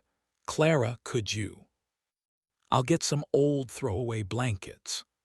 The family's matriarch had snapped out of her shock and was all business, grabbing Esther and taking her to the larger supply wagon. A moment later, the women returned with blankets, which they lay reverently on the dead men. To James' surprise, the Amish women stood over the bodies and began to pray, with Abram, Eli, and Jacob joining them, and affording their would-be thieves and murderers the same respect they would give any of their own flesh and blood. James stood off to the side as they prayed, watching their reverence, the weight of his rifle heavy on his shoulder, and that same feeling of discomfort swirling in his gut. As soon as the prayers were done, Eli said, "Amen," and turned with wide-sprung arms and a smile. "Let's introduce James to the family." Soon, the Amish were helping others out of the buggy and wagon, and everyone lined up to thank James for saving them and their supplies. Eli and Clara reintroduced their son, Abram, and their daughter, Esther, a hardy woman with deep red hair to match her brother's beard. Abram was married to a golden-haired woman named Betty, and they had 2 children that shared the same expressive green eyes and shy demeanors, Sadie and John, whom James had met earlier. Esther was the wife of Jacob, and they had 2 young ones as well, each with dark crops of hair. All the children were within a few years of each other, ranging in age from 10 to 13. "Good to meet you all." James smiled and greeted each in turn, shaking each of their hands. One moment the group had been on the verge of being wiped out, and in the next they were openly laughing and surrounding James with excited chatter, embracing him and patting his arms and shoulders. "You have a beautiful extended family," he said to Eli. "It seems pretty risky bringing them out here like this." Eli cleared his throat as he adjusted his hat, lowering his voice as he spoke. "We came from a settlement near Hutchinson, Kansas, when fires broke out through the settlement. We'd just been in the middle of some stormy weather, and high winds carried cinders and smoke from one farmhouse to the next in our tight-knit community. We were blessed to escape with our lives and a few possessions. Many others in the community were not." The women lowered their heads, joining hands with the children. Esther seemed to take it harder than the rest, and Clara and Betty descended on her, locking their arms with hers and leaning against each other. "I'm sorry to hear that, Eli. Really, I am." "Yes, well, I suppose that's just the Lord's way, and we're mere watchers in the storm." James gave a non-committal doing his best to hold his tongue as Eli raised his voice and gestured at his sons. "I suppose we should move along now. Abram and Jacob, please get the carts turned around. After that, we'll unhitch the horses and use them to clear the blockage from the road." "How can I help?" James asked. "Please, James," Eli beamed, "just rest and allow us to show you what we can do. I promise we'll be on our way shortly." With a nod, James walked to the street and found a bench in front of the diner, staying out of the way of the group and giving his feet a much-needed rest. The narrow lane was clogged by burned-up wreckage and had become an easy way for the thieves to trap people in the choke point. Depending on how quickly the trio had set up their ambush, the Amish group might not have been the first to fall victim to the trap, considering that both James and the Amish had both come down the route and had been traveling from two different locations. After taking a few moments to discuss what they were going to do, the group sprang into action like a well-oiled machine, working as a team, driving the buggy and wagon back onto the road facing eastward. Abram and Jacob unhitched the horses and used ropes and chains to tether them to different parts of the wreckage, Eli standing by and pointing at places in the wrecks that would give them the most leverage. Within 30 minutes, they had all 4 horses ready to pull, and Abram gave a hearty slap on the horses' flanks to get them moving. With whinnies and snorts, the horses pulled mightily against the rope and chain tethers, hauling the charred hulks of vehicle frames off the road with grinding and screeching on the pavement. The horses strained and snorted, tossing their heads as Abram and Jacob held the reins and encouraged them to bear down and pull. A long-bodied Buick ripped free of an SUV in a tier of metal and plastic, with more glass scattering across the pavement. Its frame dragged away on the pair of wheels that worked while the others scraped against the ground, kicking up sparks and an awful racket. James started to get up and help remove some of the debris left over, but the Amish children scrambled from the shadow of the supply wagon and attacked the chore before he could stand, grabbing bits of plastic and metal and weather strips to carry them to the side of the road and place them in a pile. With the Buick out of the way, Eli stepped in and helped Abram and Jacob get the horses back in their harnesses, ready to pull the buggy and supply wagon through the newly created gap along the road. The children scrambled eagerly back into their designated seats, laughing and jostling with each other, their giggles a stark contrast to the death and destruction that lay around them. James smiled, the sounds reminding him of his own children, giving him hope that they and his wife had somehow faced down the odds and survived. With the horses hooked back up to the wagon and buggy, Eli waved for James to come on up. Leaving his bench, James climbed up next to the Amish leader and sat on the seat, placing his pack behind him, while Abram and Jacob sat together on the supply wagon to share the driving responsibilities. James placed his tactical stick on the floorboard beneath his feet and rested his carbine in his lap. While Clara got the children organized and calmed for the next leg of their journey, Eli gave a light crack of the reins and a soft hup to the horses, and they were off, circling the SUV's wreckage and moving eastward into the warm afternoon sun. James leaned out of the side of the buggy, glancing back, spying the 2 dead men still with blankets covering them and small bouquets of wildflowers resting on their chests, which the children and wives had gathered from the roadside. It was a simple gesture, understated, one of kindness in the face of brutality, a reminder that though the world might be teetering on the precipice, the actions of those in it still possessed the power to tip the scales. Chapter 9. Ryan Cooper. Somewhere outside East Lansing, Michigan. Ryan was stretched out on the couch when someone gently shook him, and he jerked awake, shifting in his awkward position where his back had gone stiff, rolling in panic on the cushions, and looking up at the dark figure standing over him. Rubbing his eyes, he recognized the soft blonde-gray hair falling past the figure's shoulders and sighed with relief when she leaned closer with her hands clasped in front of her. Relaxing back and wiping his hand down his face, Ryan said, "I'm sorry, honey. I must have fallen straight over and gone to sleep." "It's okay, dear. You were only out for a few minutes. You shouldn't have to keep watch over me, too."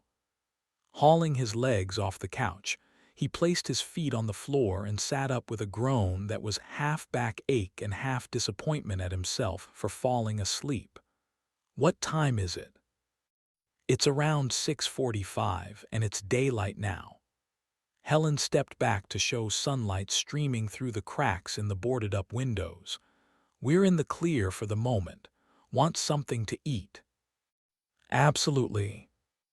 Waving her off when she tried to help him off the couch cushions, Ryan stood and groaned, taking a few experimental twists to loosen up and checking on the state of his prosthetic before following Helen into the dining room. The smell of roasted coffee hung in the air, and daylight filtered in through the blinds where Helen had been keeping watch. The book she'd been reading was closed, and by the state of the bookmark, she'd made little progress. A breakfast of danishes, warm eggs, and coffee sat on the table, and he fell into the chair with a grateful nod. "This looks great, honey. I could use an injection of coffee right into my veins." "I've already been through half a pot myself." She sat at the head of the table to his right. "And these are the last of our danishes, so I hope you enjoy yours. Might be a little stale." "I'll take it." Ryan nodded to a tall glass sitting nearby. "And milk, too." "We've got more than enough, so drink it up. I figure we need all the energy we can get, so I'm officially letting you off your diet." Ryan took a bite of his apple Danish, followed by a long drink of milk before speaking again. "How many times did we see someone out on the road overnight?" Helen nibbled at her Danish, chewed, wiped her hands off, and leaned forward to consult her notebook. 12 times where we could see flashlights and figures." Reaching for her glass of milk, she pushed the notebook toward him. Ryan craned his neck and scanned her notes. "But nobody crossed onto the property, which is good. Still, if that intruder we shot has friends, they'll be looking for him. Especially after all that gunfire." With a sigh, Helen closed her eyes and slowly shook her head. "What can we do now?" Ryan put down his half-empty glass and placed his hand over hers. "Is something else bothering you?" "It just seems so overwhelming right now." She shivered. "It feels like the predators are surrounding us, and now we're stuck behind these walls every night just to stay alive." "That's partially true." Ryan leaned back in his chair and stretched his arms over his head, yawning and turning his head back and forth until his neck gave a satisfying crack. "But we have the defensive advantage here." "That might be true, but what about the animals? They're just out there in the yard, and these people could pick them off one by one or make a big run for the chicken coop. If we lose that, we'll be hurting bad." "They could go for the animals, but we've still got the car up by the house and a bumper crop of harvested food sitting right outside our back door." Ryan rested his elbows on the table, chin on his clenched hands as he mused. "And they probably think we have an arsenal of weapons here." "Which we kind of do." "Right, that's why they'll probably go for the house instead. They can try the chicken coop and risk one of us taking potshots at them, but they'll have to be worried about their buddy, and they'll be hesitant to be caught out in the open. No, their target will be us, if they get us out of the way." Ryan let the implication hang in the air. It would be a big step for them, with their houses likely burned down. Helen took it a step farther. "And with 3 working vehicles, taking us out would be like winning the lottery for them. Let's decrease their odds. What do you say?" "I'm on board with that." Ryan slapped his palms on the table. "Good. Let's set up some defenses and make it as hard for them as possible. If they're going to attack us, we'll make it an uphill battle." "Okay." "We'll start in the garage. We'll need a hammer and as many nails as we can find. Can you go out there and check?" Yeah, I can do that. No problem. What are you going to do? I'm going downstairs to look for some wood scraps and other materials. There are probably some scraps out in the barn, too. I'll let you know when I head out there so you can watch my back. Finishing his breakfast, Ryan crossed to the window for a quick look at the big red maples in the yard waving in a soft breeze. The ducks were all waking up, flapping and swimming around the ponds, oblivious to the upcoming battle, and when he didn't see anyone in the yard or down by the Jones house, he turned to hug Helen and head downstairs. Do you want me to fix a thermos of coffee for you? He gripped her in an embrace but quickly let go and moved off anxiously. That would be outstanding, honey. Thank you. Take Diana with you, Helen called after him, the big dog's ears perking up at the sound of her name. In the workshop with his flashlight to light his way and Diana trailing behind him, James found a few scraps of some building material, thinner pieces of wood that could be easily hidden beneath the windows and on the stairs. When he looked behind the door, he found a long box full of spare hardwood that matched the deep oak slats.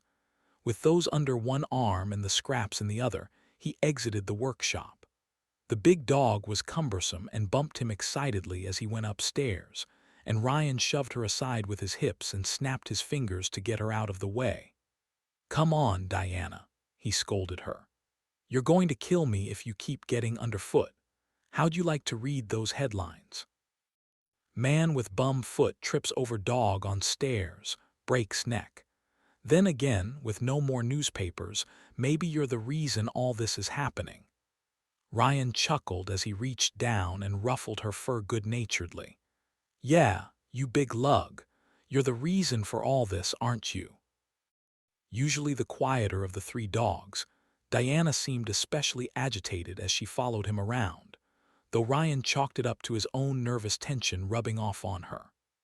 Upstairs, the house was dim in the growing morning light, and he put the wood on the dining room table and opened the blinds. Duke and Duchess were quiet and still lounging around, not alerting to anything, and a quick scan of the yard through the cracks he'd left in the boards satisfied his paranoia, and he turned away and went to the garage. Helen was waiting for him, lining up items on James' narrow workbench which stood against the back wall. She pulled out a couple of sawhorses with a single sheet of plywood resting on them, and Ryan placed his wood down and turned to the workbench. What do you have here? He asked. I found 2 hammers, a mallet, and more nails and screws than we'll know what to do with. Good job, and a big thanks to James for being well stocked with building supplies. What do we do with all this stuff? Helen asked. Ryan turned in a slow circle, scanning shelves with other tools he had to work with, letting thoughts flow over him as he mulled over some simple tricks that might buy them time should anyone attempt to attack the house.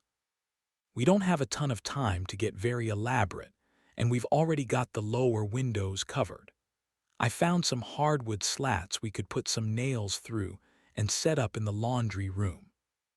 We don't have to replace pieces of the floor, but just lay them on top so that the wood grain matches.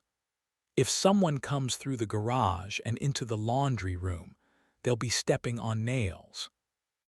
Ouch! Ryan frowned.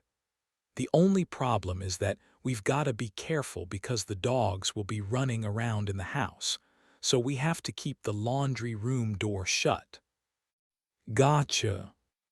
Something caught Ryan's eyes on one shelf, and he strode over to pick up a blowtorch, rolls of solder, and some heavy-duty duct tape.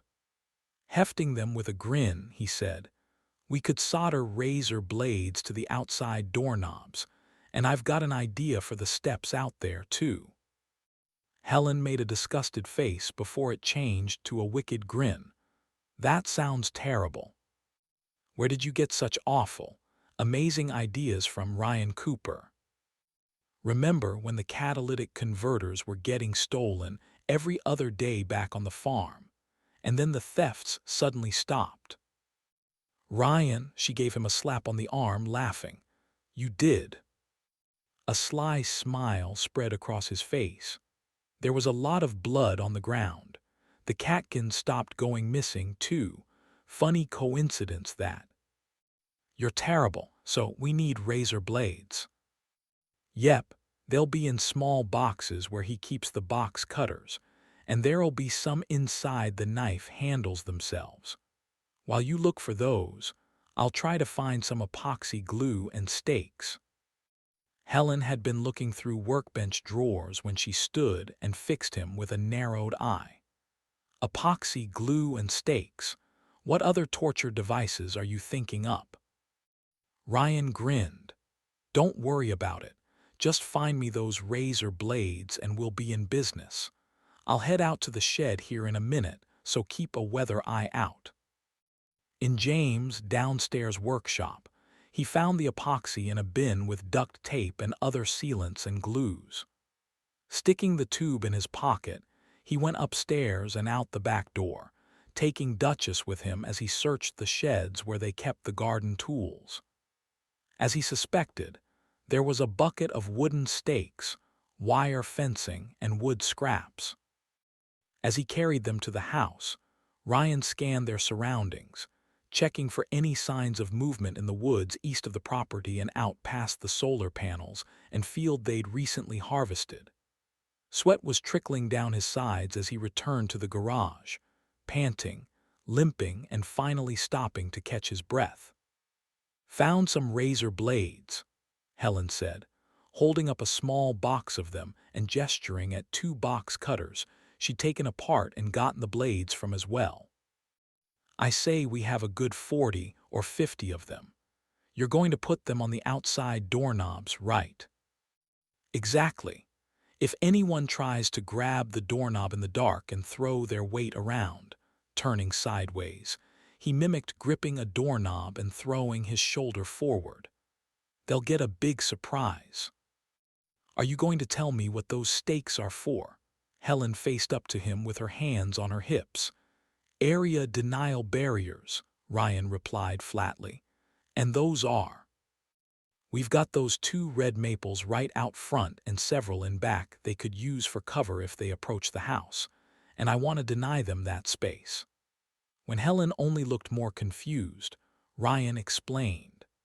I'm going to put these stakes in the ground in the blind spots around the tree trunks, pointing up. That way, if they try to run up to the tree and take cover, they'll have to move one way or the other, and they'll be in the open for us to shoot. Right where we can see them. Helen ticked her head to the side. But these are just wooden stakes. They're dull, and someone could just step on them or kick them aside. Ryan held up his finger with a grin and a wink. That's why we'll put nails in strips of hose and wood and hide them around the stakes. The stakes will keep the dogs from running through those areas and getting hurt, and if a person tries to stomp on a stake, they'll get a nail in their foot for their troubles. That sounds awful. I love it. What about the epoxy? Ryan took the tube out of his pocket and held it up with a shake. We'll use this epoxy to glue nails to the steps out front and maybe bury some around the window areas. They'll try to come in from the front because they'll think there's more cover there, but they'll find nothing to hide behind, and we'll keep shooting at them until they leave. If they get past us to try any of the doors, they'll pay for that too. Bloody feet and bloody hands, Helen smiled back. That's what they'll get for their troubles. I like it. Let's start with hammering some nails through these wood scraps and hose. Once we get everything built, we'll get out there and place them. Side by side, and throughout the afternoon, Ryan and Helen prepared their traps, drilling, nailing, and drawing a quick layout to mark where the pieces would go. They took breaks to make sweeps of the house, putting food and supplies in various rooms on all the floors in case they had to stay in one place for an extended period of time. By midday, they'd placed nail boards in the laundry room and closed the door to keep the dogs from hurting themselves, and with rifles on their shoulders and a pair of binoculars around Ryan's neck. They walked out front with the dogs. They moved from one tree to the next, placing the wooden stakes around the blind spots behind the trees, held down by mesh fencing with nail boards and spiked hoses on top. "The dogs should see the stakes and avoid all this," Ryan said, calling them over and letting them sniff at the area, telling them no repeatedly before they turned and bounded away. "I hope." "You don't sound too sure," Helen said. "Well, I think they'll be fine. They should be inside or around the house with us, unless something unforeseen happens. But it's a chance we'll have to take. We can't have people hunkering down behind things and taking easy potshots at us." They moved on to the next red maple and fixed up some areas at the rear of the house. With a few remaining stakes, they placed them at the shielded corners of the sheds, where people might try to take cover and fire around. In spite of his initial excitement over the idea, he'd grown a bit more leery over how well the plan might work, but looking back at how they'd anchored them and placed the nail boards and spike strips, he was convinced they'd be more than annoying. See how this works. When they come up to take cover behind the trees, they'll, at a minimum, have to deal with a bunch of sharp stuff that they'll either have to clear out or get punctured by. Either way, they'll be left in the open for at least a short amount of time. Helen was placing the last stake through the mesh fencing, treating the dangerous areas like a garden, pushing clusters of grass together and sprinkling in some mulch so they covered the nail-ridden boards and spiked hose. Stepping back, she gazed over their handiwork. "Ryan Cooper, you may just be a genius. You can call me a genius if we survive the night." He gave her a quick side hug. "Now, I'm going to work on the doorknobs and start hammering up some more wood over the lower windows. Do you need any help with that?" Ryan glanced up at the darkening afternoon sky. "We might be better served if you kept watch. If they're coming, it'll probably be soon." "Sounds good to me." Helen raised an eyebrow. "While I'm in there, I'll whip up something for dinner. Omelet." Ryan laughed. "I'll take anything at this point.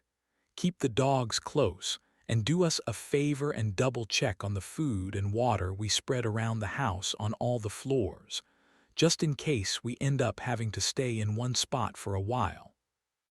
As Helen returned to the house and started on the food and her watch, Ryan adjusted the rifle on his shoulder and picked up the binoculars he had hanging around his neck. He did another quick scan of the property from the side yard, gazing past the red maples lining their driveway and sweeping across the east side of the property, where the woods were the thickest, all the way back to the barnyard, where the animals waited for their daily feeding.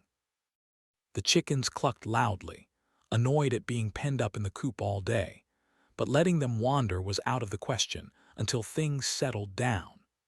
With everything looking good, he returned to the house and gathered the hammer, nails, and spare wood they'd collected. Ryan nailed up more pieces over the windows next to the ones he'd placed the day before, leaving just enough space between them to shoot through. And by the time he'd started epoxying nails to the front steps, it was already growing darker. "Even if they're watching," he mumbled, "they won't have a clue what we're doing." He carefully placed each 2-inch nail and squirted drops of quick-drying epoxy all around them, testing each one to find them almost impossible to move, even when he kicked at them. "This is going to be better than I thought." With a whole box left, he stuck some into the mulch around the windows and covered them. Next came the razor blades, which he attached to the exterior doorknobs just behind the knobs, curved so the sharp edges would barely stick out, and it would take a hammer or screwdriver to pry them off. In the dwindling daylight, he broke out his flashlight and checked his handiwork, pushing on the blades, finding them rigid all the way around. A shiver ran up his spine, as he imagined grabbing the doorknob with his entire hand and giving it a turn. "That's going to hurt," he chuckled darkly, taking one more look around the front yard before carefully turning the front of the knob with both hands and stepping inside. He grabbed all his tools, kicked any loose items off the porch, and shut the door behind him, locking the handle and the deadbolt.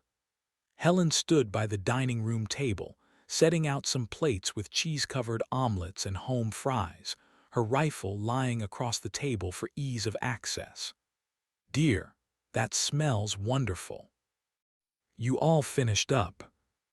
"I am now." Ryan dropped the bucket of tools with a clank and crossed to his usual chair, sliding into it with a wince as his joints and muscles cried out in pain, his lower back strained from stooping, hammering, and stretching all day. He took giant bites of his food, stopping only to sip at his drink and compliment Helen a few times, his body too close to the breaking point for him to do anything except put in fuel as fast as possible.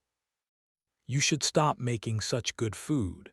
He chuckled around a mouthful of food as he finished the last 2 bites, dropped his fork, and sat back with a sigh. "Don't count on it for too much longer, especially if we have a fight on our hands." "No kidding. Is everything set?" "We got a lot done today, and I think it'll work better than I thought it would." He shook his head and rested his hands across his belly. "Those are some solid deterrents for such quick work. You checked the food and water setup on all 3 floors, right?" "We've got a couple of weeks' worth of food on every floor. Some in the master bedroom upstairs, some in the laundry room and garage down here, and even more down in James' workshop. No matter where we are, we should be able to hole up and survive as long as we need to." Ryan nodded. "I expect they'll come up from the front because they won't want to rile the animals and give us fair warning. Plus, they'll think there are more places to take cover behind. At least until they get there and find that they can't shoot at us from behind the trees," Helen replied smartly. "That's why we have to guard the front and back at all times. If we can catch one of them out there—" Ryan closed his fist and bounced it firmly on the table. "We just need to discourage them from getting to the front door. If we can do that, we win." "What if James or Alice and the kids come up?" "If anyone comes up not shooting at us, we'll let one of the dogs go out and determine if there are people. I'd imagine we'd know immediately, though, and we'll take them out if they're not. No negotiations, no waiting around, and no allowing anyone to gain the upper hand on us. I'm not getting sprayed at with buckshot again." "Oh, now it barely grazed you. Didn't even need a Band-Aid, you big baby." Helen winked at him as she finished the last of her omelet, washed it down with a drink of milk, and then picked up her cup of coffee. "In all seriousness, this sounds like as good of a plan as we're going to come up with on such short notice. Let's just hope we can win." With a grim look, Ryan took his cup as well, and they both sipped, his nerves wired beneath his exhaustion, stomach twisting with nervousness, hoping he could protect the woman he loved. Chapter 10. Alice Burton. Monticello, Florida. Growling at the intruders like a rabid dog, Wilford fired another shotgun blast from the North Passage into the night. A handful of return fire answered the old man, the bullets driving him back into the main passage, where he threw his shoulders against a stall as pieces of wood and dust flew off the corner. Alice caught his angry look in the firelight as a spattering of rounds came at them from both sides. Jake was next to her, ducking low and shooting around his mother south into the woods, firing slowly to conserve ammunition, while Alice fired over the top of him at the same shadowy figures. While she didn't draw any pained cries, the figures ducked and weaved in the brush, leaving swaying branches in their wakes. Bark flew everywhere as she took chunks out of the trees, chasing them with curses and angry shouts. The return fire came hard and fast, bullets ricocheting inside the stables where the horses snorted in agitation, and one or two rounds zipped into the passage and hit the campfire to send chunks of wood and bright cinders swirling in the passage. Alice pulled Jake back with her before yelling across to Wilford. "They'll have all the exits covered soon, and we won't have any cover. Any ideas?" Open to suggestions. The old man jammed more shells into his shotgun's loading port. "Kids, grab our packs," Alice said. The pair went into the stalls and came out with 3 backpacks, 2 of which they hoisted onto their shoulders.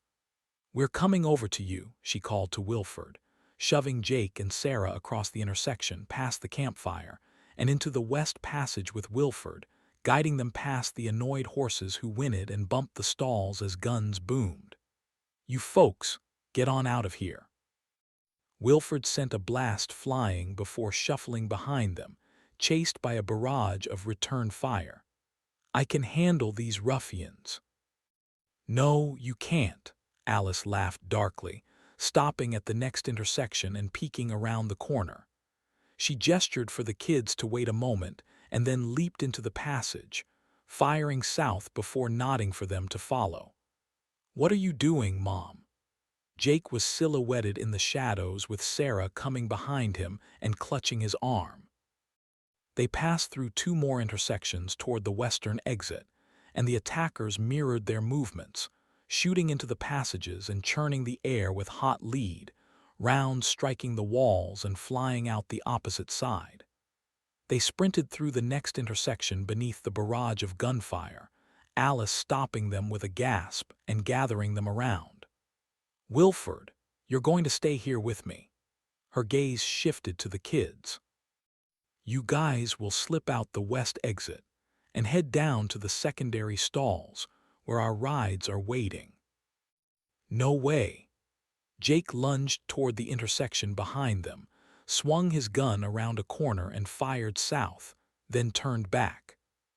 "We're not leaving you. We'll keep them busy here. Maybe take them back east a bit while you guys take the packs and get the horses ready, including one for Wilford.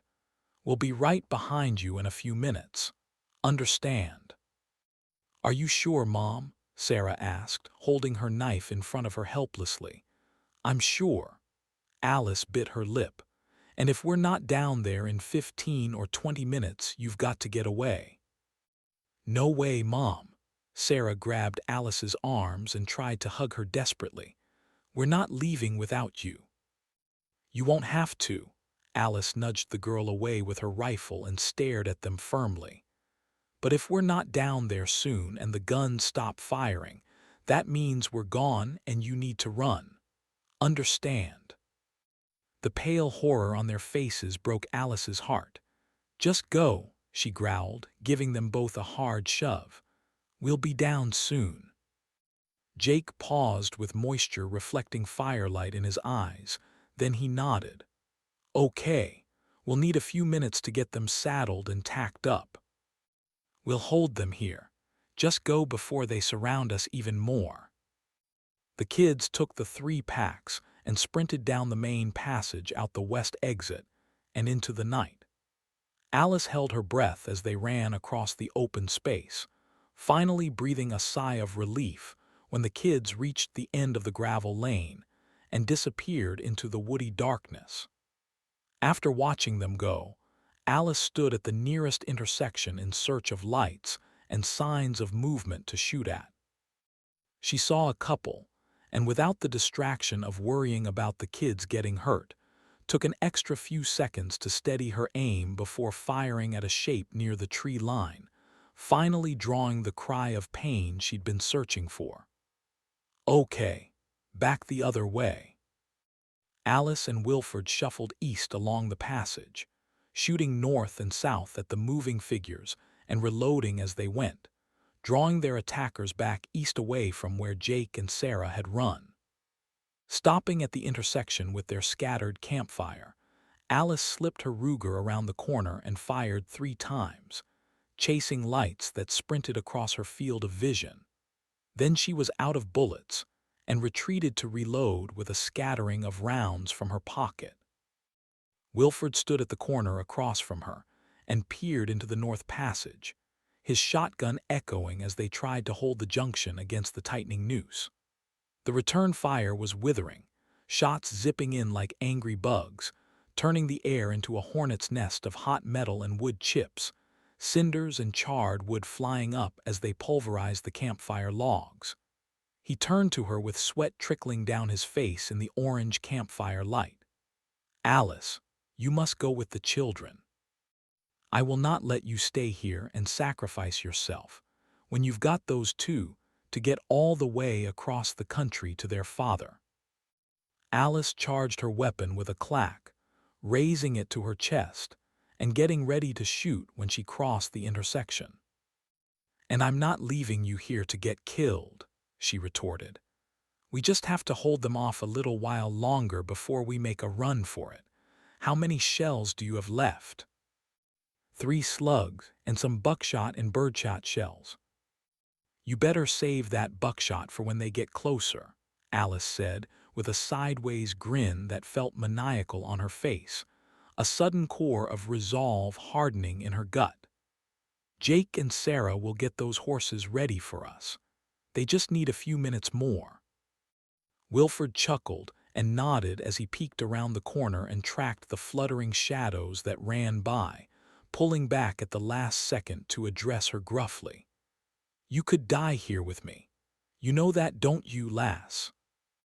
"I do," Alice replied, her eyes and nose stinging from the gunpowder, her arms shaking with weakness, shoulder sore from constantly firing the powerful rifle. "I'm going to give my kids every chance to get those horses saddled for them as much as for us. If we don't make it down there, they'll know to take off.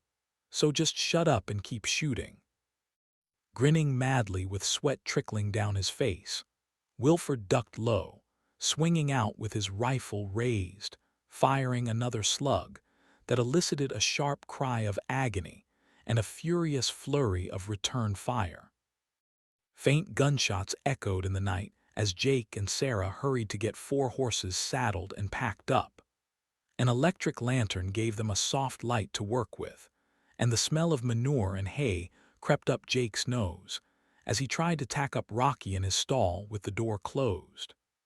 Sarah had suggested readying them inside the closed stalls to keep them from getting spooked by the continuous gunfire, and while it was more difficult, it had kept the animals relatively calm. The horse stood right behind him, and Jake was tucked under his neck, craning his body around to rest the bridle on his head as Rocky nuzzled him and shifted at his touch. The saddling had gone fast, thanks to Sarah, though she warned that the equipment straps might chafe the horses beneath their bellies. "We can readjust them later once we're out of here," Sarah said, coming to his stall door and peeking over the top to double-check what he was doing. "Just keep in mind your horse might be a little grumpy from getting his skin pinched, or if we saddled him too tightly." Watching Jake struggle for a second, she shook her head briskly and tore open the stall door, coming inside and taking the bridle out of his hands. "Watch me." Jake stepped aside and rested his arm on the door to pull it shut, moving so he could see her better. Sarah got beneath the horse's neck and raised on her toes with the top of the bridle gripped in one hand and the bit in the other. In a quick motion, she slipped the bit between Rocky's teeth and pulled the top of the bridle over his ears, tightening the throat lash and nose band, and used her fingers to measure the tightness between the leather and his head. "And that's how you do it." She dusted off her hands, patting Rocky firmly on his neck and brushing her palm down his smooth fur to keep the horse calm as the distant gunfire continued to pop off. Pushing Jake through the door, Sarah said, "Okay, it's Buck's turn. Do you want to do him?" "We're short on time," Jake replied. "You go ahead, I'll watch." No time for you to stand around then. Check Stormy's saddle and make sure there's a little space between the girth and his front legs. Make sure it's not pinching them, and that there's 3 fingers of space between the front of the saddle and his neck. Do we even have time to spare for all this? No, but if we don't do it right, they could toss us right off their backs. Sarah finished getting Buck's bridle on and whispered soothing words as the horse shifted nervously. We won't make it home with broken necks. Wilford and Mom will be here soon. With his stomach turning, every gunshot driving a spike of dread deeper into his heart, Jake rechecked the saddles, ensuring they were comfortable and not pinching the animals anywhere. Stormy's was fine, but he had to loosen Rocky's and shift the saddle forward an inch to get it sitting correctly. Rechecking the fit, he found his fingers fit perfectly between the saddle and the horse's neck, and he ran his hand through the soft mane to keep the horse calm as Sarah burst from Buck's stall with a nod. Buck is ready to go now. Are the others okay? I had to readjust Rocky's saddle a bit, but he's ready to ride too. Okay, good. Sarah stepped to the edge of the electric light and stared into the night where the gunshots continued. Sounds pretty crazy up there, but they should be okay, right? Jake scratched his head. I think so. Do you think any of those jerks will come down here? I don't know.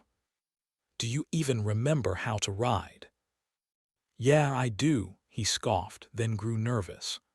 Well, I think so anyway. It's like riding a bike, right? A big, living bike. Coming to stand by Sarah, he stared with her into the darkness and winced at the constant crack of guns and bright flashes in the trees. So, what do we do now? We stay here and wait for Mom, Sarah nodded firmly. She said to leave if we don't see them in 15 or 20 minutes.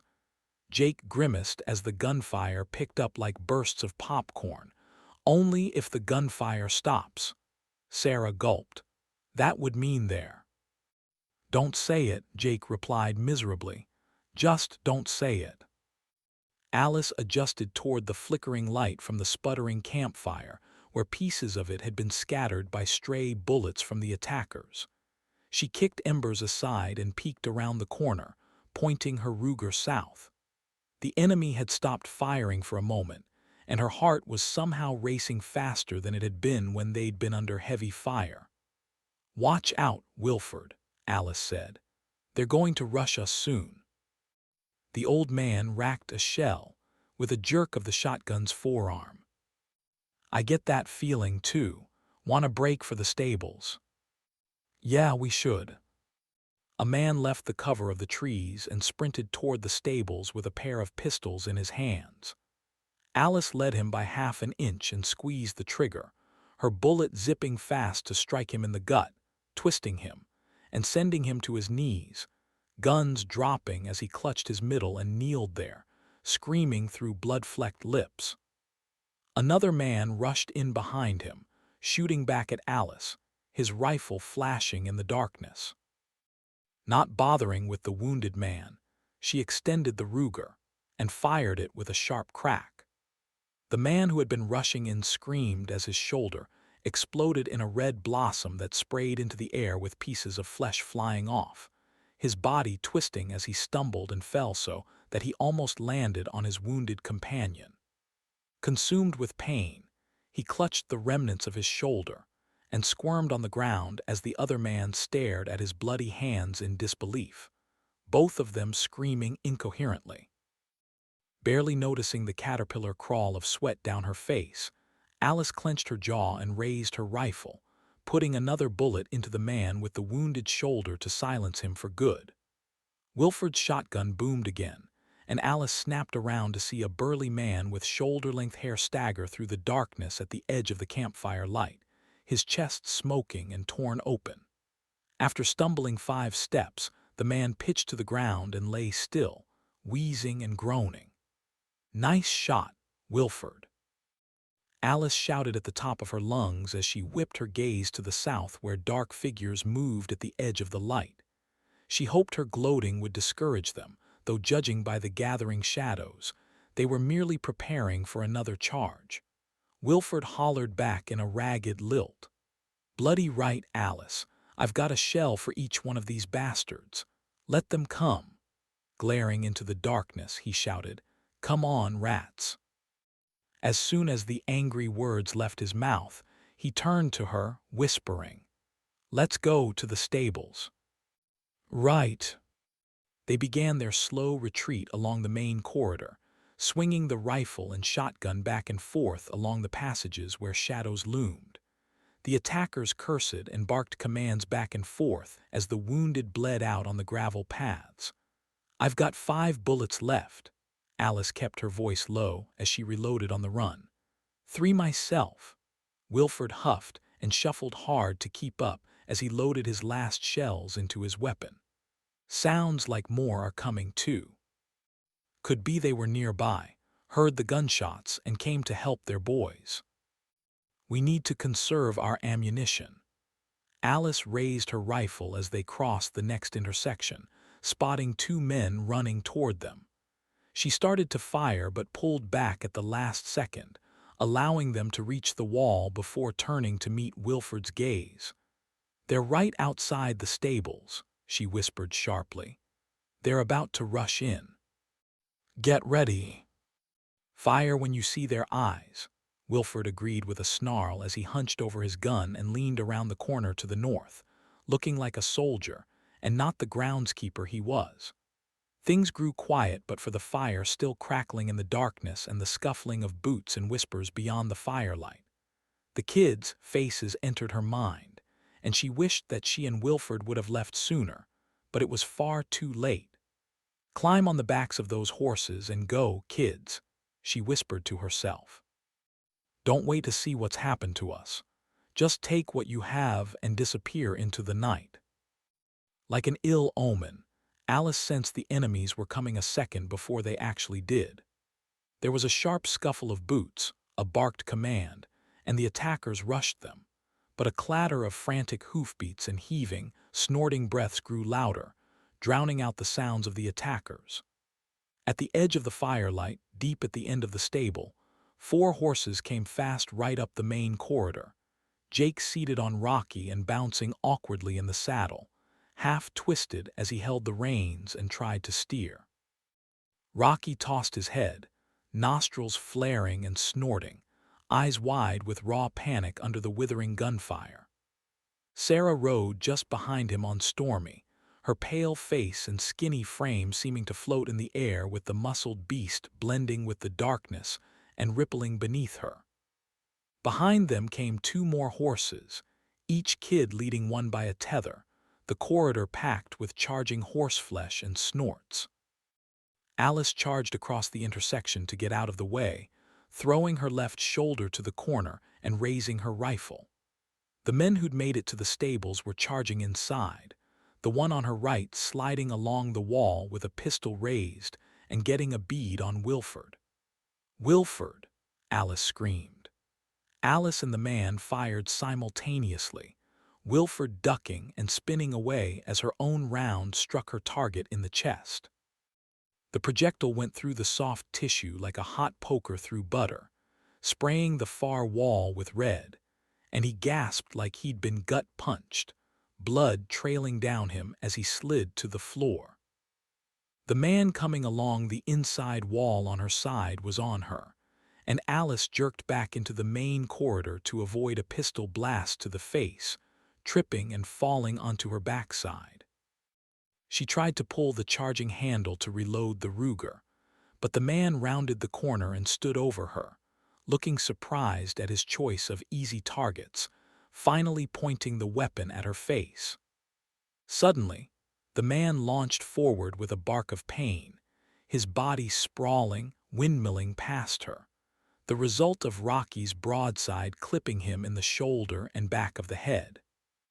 The man landed somewhere in the stable rubble, and for a moment, Jake and Rocky were silhouetted in the scattered campfire light flitting along the passage. The horse danced on his rear legs, his barrel chest heaving, forehooves pawing at the air, glorious mane flying as Jake hung on for dear life. There came another shotgun boom, and the horses brayed in raw fear, drowning out Sarah's terrified cries. With her insides going cold, Alice finally chambered around and turned onto her stomach, sighting the man who'd flown past her where he was getting to his feet again, holding the back of his head and snarling in pain and anger. Alice fired through his hand and skull without hesitation, painting the passage with bone and gore. Then she rolled back the other way and somehow got to her feet, leaping past Stormy to the other side of the passage, joining Wilford where he was leaning against the stall wall covered in blood from another man he just fired upon. He blinked once and wiped his arm across his face, smearing crimson across his cheeks. "You got the horses. Way to go, kids." In the same motion, he reached up and took Stormy's bridle, whispering to the horse and girl as he held the shotgun pointed away from them. The spare 2 horses for Alice and Wilford drew back down the corridor, almost pulling the kids from their saddles, and Alice quickly grabbed the tethers from Jake and Sarah and wrapped them around their saddle horns twice. Jake was clinging to Rocky's back with his knees, one hand buried in the horse's mane, the other holding the reins too loosely. Alice placed her hand on his leg and squeezed hard to get his attention. "Oh, Mom, that hurt." "Get control of your horse, son," Alice growled, shoving the hand holding the reins into his chest. "Remember the lessons." Giving a quick nod, Jake took up the slack and jerked them to the right, steering the horse into the south passage so Alice could get to Buck.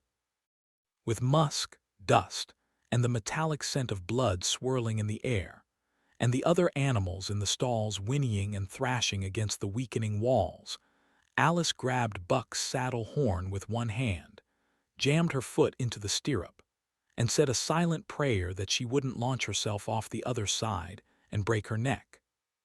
Buck barely moved as she climbed aboard, tilting slightly to the right before pressing her tennis shoe firmly inside the stirrup. Riding herself, she drew the reins to her chest to keep control and get her bearings. There was a moment of dizziness at the sudden height, Buck spinning in place one time before Alice stopped him with a flick, all the riding training she'd done with the kids flashing in her head in a clash of congealing thoughts.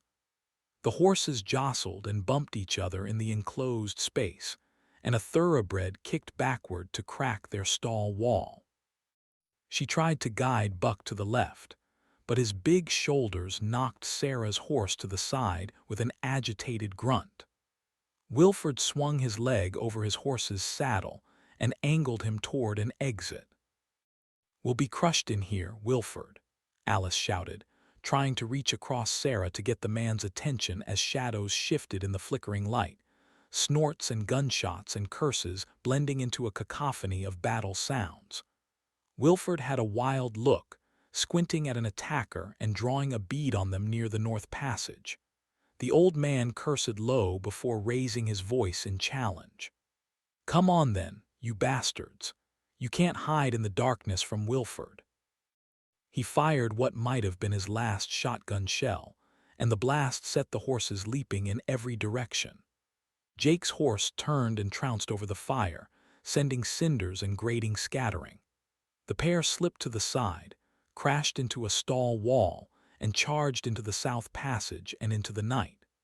Buck was right behind him, partially guided by Alice but more driven by his own sheer panic. Pure muscle rippled beneath her and launched her forward as 2 of the attackers stepped into view. One took Buck full in the face, the horse slamming him with his chest, knocking him to the ground and crushing him with stomping hooves. Alice hung on as Rocky sprinted west while Buck banked right and then left again to come up behind a man aiming a rifle at Jake, fleeing back. Alice somehow got her weapon up, resting the stock against her hip, unable to remember if she'd chambered a fresh round or had any bullets left. With a desperate snarl, She squeezed the trigger, sending the shot flat from her hip, past Buck's head to strike the man between the shoulders and rock him forward. The horse panicked again at the closeness of the shot, and they were racing into the night, Alice helplessly holding the wavering rifle as she desperately tried to get Buck going left after Jake, inadvertently slamming into two more men and pitching one to the ground while the other tumbled into the bushes, both of them howling. Molding her knees to his body, sitting upright and jerking his reins, she got Buck under control, guiding him in the direction she thought her son had gone, though through the darkness and scattering shadows it was impossible to tell. "Jake, get him under." Jake flew out of the darkness on Rocky's back, holding the reins high as he half stood in the saddle with his revolver raised. He fired a trio of shots at 3 men off to the left, the gun going off with sharp cracks, the flashes illuminating the boy's wild, rage-fueled expression. The men scrambled and dove away, one of them clutching some part of his chest before flopping into the bushes. Jake flew past her, his horse whinnying loudly, and she was pulling up on her reins, gasping in exasperation, getting Buck turned around. In the chaos, faint hints of their campfire were scattered across the soft gravel lane, and Alice blinked as she tried to make out where Wilford and Sarah had gone. A terrified thoroughbred flew past her, trailed by a second one that broke toward the tree line and through the brush to scare out a couple of the attackers. Then they jumped the fence and sprinted away into the field. Shoulders forward, Alice dug her heels into Buck, and he raced back toward the embers and past the broken stall doors while she desperately searched for a familiar face. Reaching the end of the stables, Alice cursed and turned Buck around, releasing control of the horse long enough to raise the Ruger with both hands and check that there was still another round in the chamber. Moving forward at a more controlled pace, Alice trotted him along, scanning her surroundings as the wind whipped her hair behind her and dried the sweat on her chest and face. Reaching the burned-out section of stalls where she'd lost Jake, she put her head on a swivel, searching the darkness for the horses and riders. Someone moved in the tree line on her right, and she leveled her weapon and fired. The shot flew wide, but whoever it was turned and scrambled east down the gravel lane before diving into the tree line again. A moment later, she saw him leap over the fence and sprint into the field. Swinging north around the front of the stable, Alice pulled Buck up short, nearly running into 2 riders circling from the other side. Wilford sat primly on horseback with his shotgun and reins in his left hand, keeping Sarah close as she hunched over Stormy's saddle and glanced around in fear, though when she saw Alice, her expression lit up, and she kicked her horse forward to catch up. "Mom, I thought I'd lost you. I thought I was going to die." Getting as close as she could, she reached out and hugged Sarah, and the horses carried them past each other with Alice swinging Buck to come up beside Wilford. "Did you see Jake?" The old man gave a brief head shake and a snort. "I didn't see young Jake because I've been looking for the other bastards, but they've gone and run off like the cowards they are," Wilford grimaced. "Probably a good thing since I'm out of shells." "It's good they're leaving," Alice nodded, "but I've got to find my son." "Right, where did you last see him?" "Behind us, heading east, I think." Alice glanced back. "He was shooting at someone as he rode by, but I lost him." "Don't worry, Alice," Wilford said as he switched his shotgun to his right hand and flicked the reins. "We'll find him." Alice and Sarah galloped behind him as they headed east through the grounds, around the gardens, and up toward the main house, a ride that took less than 30 seconds.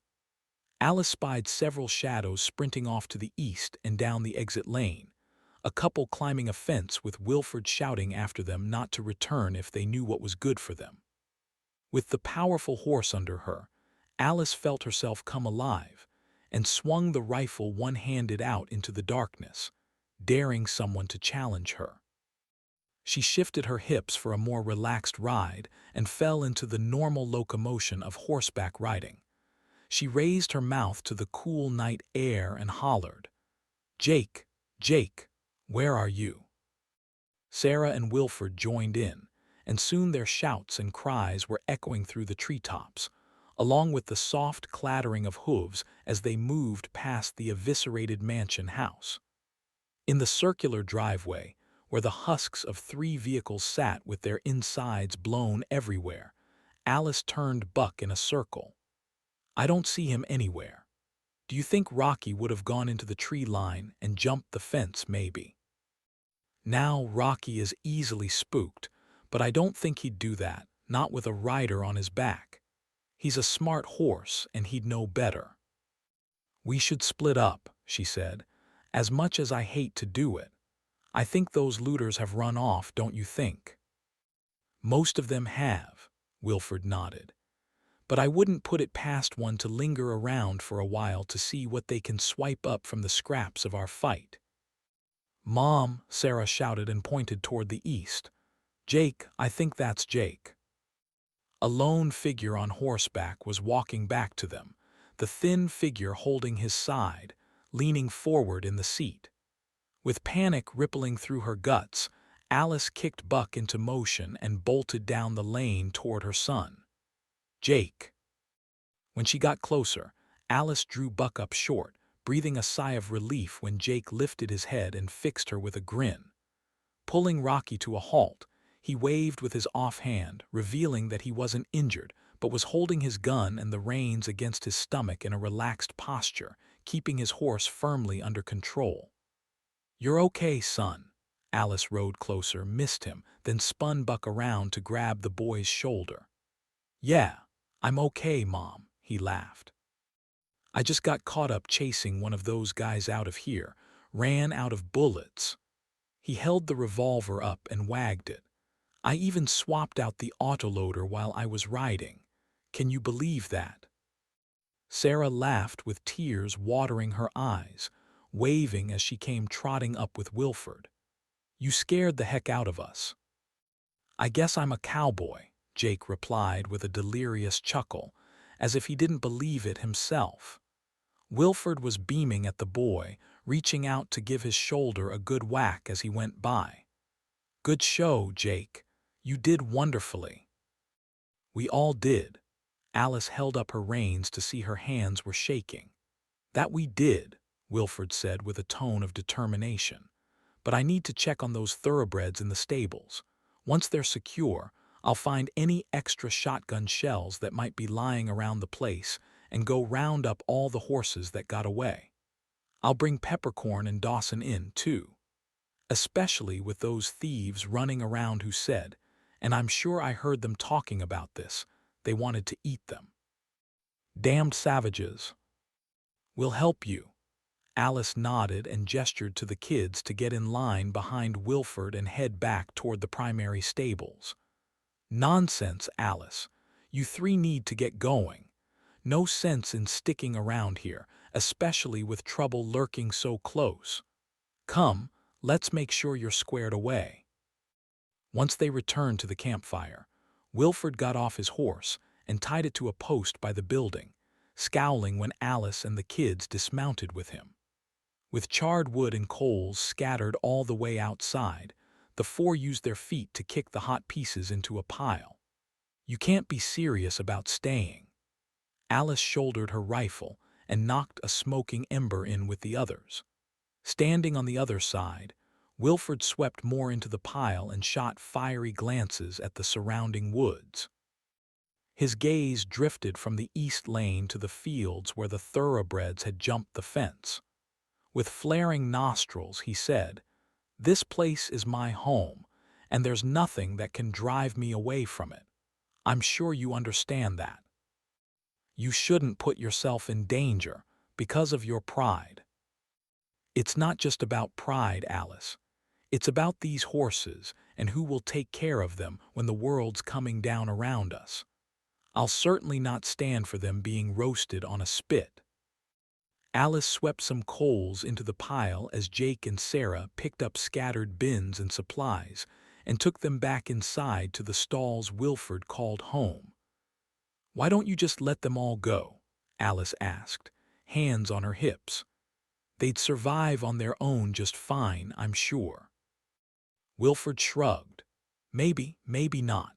Either way, I'm not abandoning them. I'm letting Buck, Stormy, and Rocky go only because of your gentle kindness and promise to look after them." Wilford stopped fixing the fire and mirrored Alice's stance, though he looked teary-eyed at the ground and his voice caught when he spoke. If it hadn't been for you folks and the kids' fancy riding, I'd be lying on the ground like these poor bastards, and my horses would be chopped up for dinner. I'd be in awful shape if it weren't for you three, and you've won my heart for that. Now, I just asked you and your kids to get away safely. That's my last and final wish for you, and you don't need some old man and his horses slowing you down. You wouldn't be slowing us down, you'd be. I won't hear any more about it." Wilford held his hand up in a halting gesture, fire flashing in his eyes. "And I won't take no more arguments from you, Alice. You're going to take the horses." He stepped over to the one he'd tied to the rail and patted the rope. "This one here is Hercules. He's a good, powerful draft horse and outdoes his brothers for hauling equipment. You're going to take him, too. He'll carry your packs and possessions." In equal measures of gratitude and disbelief, Alice pleaded with the man. "You're beyond kind, Wilford. There's got to be some way we can repay you." Sarah crossed to the old man and wrapped her arms around him, cheek pressed against his dingy shirt. "Please, Wilford, come with us." The old man's lingering defiance and anger at being attacked by the thieves instantly deflated, and he grasped Sarah with one arm, the other still clinging to his shotgun. "You've already repaid this old man by saving his life and the lives of his friends, and you kept me company when you didn't need to. That's all the payment I could ever ask for." They stood in silence and finished getting the fire going outside, surrounding it with rocks and piling more wood on it, then moved back inside to clean up after the gunfight, which had left several men dead. With tears in their eyes, they helped Wilford drag the bodies outside and leave them at the tree line, where Wilford said he'd bury them later or feed them to the alligators in a nearby swamp. "I'm glad you're taking the horses," Wilford went on as he continued his preparations, gathering wood from around the stable, beginning to fix the newly created holes and shore up his defenses. "It's clear you know your way around them." With a gesture at the animals where they were tied up on the rail, he gave them an impressed nod. "You placed the saddles almost perfectly, though Rocky likes his a little lower on his back. He's got a long body, Jake." "I'll remember that." Jake's voice was rough with emotion, and his eyes were glassy in the firelight. "And you, lass?" Wilford turned to address Sarah, who stood with her arms crossed, eyes filled with tears. "Stormy responds better with sweet words than harsh ones, if you know what I mean." "I think so." Sarah wiped her arm across her nose and sniffed. "Not like Buck." He pointed at the cream-colored gelding. "He's the youngest and needs a firm talking to at times." His gaze lifted, dark and sheepish. "Can you do that, Alice?" "I can do that." "All right, then." Wilford nodded hesitantly at first, then firmly. He drifted down the side of the stable, walking backward and heading to the burned-up section to salvage more wood. "Remember what I told you before. The horses aren't shod, so you want to run them easy and stick mostly to fields and soft earth until you can get them home and shoe them properly if you need to." With a wave and a nod, he turned away. "You folks better get going. I'm going to collect some more scrap wood to get started." Alice rushed after him and grabbed his arm, stopping him before he got too far. "You be careful, Wilford," she whispered. "I will, ma'am." Wilford sniffed and averted his eyes as tears glistened on his cheeks. Don't you worry yourself about old Wilford. I'll be fine." With that, he gently broke her grip and shuffled past the closed stall doors, changed from a fighter into an old groundskeeper again, with a portly belly and slumped shoulders. Wordlessly, he disappeared into the wreckage to leave Alice, the kids, and their horses to stare after him. Alice waited a moment, then she turned to the kids and nodded. "Okay, let's put our packs on Hercules and mount up." They took all the kids' backpacks attached to Buck and Rocky, moved them to Hercules, and tied everything down tight. Alice found 2 Ruger rounds near the intersection where she dropped them by accident, and she stuffed those in her pocket with the other couple she had left. One big stallion had nearly kicked his stall door off its hinges, leaving shattered pieces of wood all down the corridor. Pots and pans, and the remnants of Wilford's bins that the kids hadn't managed to gather were dumped everywhere, with food and tea scattered in the burning embers, and the pictures of Wilford's old stomping grounds had been shot to pieces, with broken framing and glass lying on the ground. "Well, kids, this is it. Let's go." The kids nodded solemnly, Jake bowing his head while Sarah stood looking miserably at where Wilford had gone. Alice wrapped her arms around them, squeezed, and guided them outside to the horses. The 3 mounted up and walked the horses east along the gravel lane, with tears streaming down their cheeks. Chapter 11. President Thomas Burke. Mount Weather, Virginia. President Burke casually pored over reports while sitting at a plain metal desk in his side office, away from the arguments and stress of the others, where the constant flow of updates, shouted back and forth across the room, had driven him to more peaceful surrounds.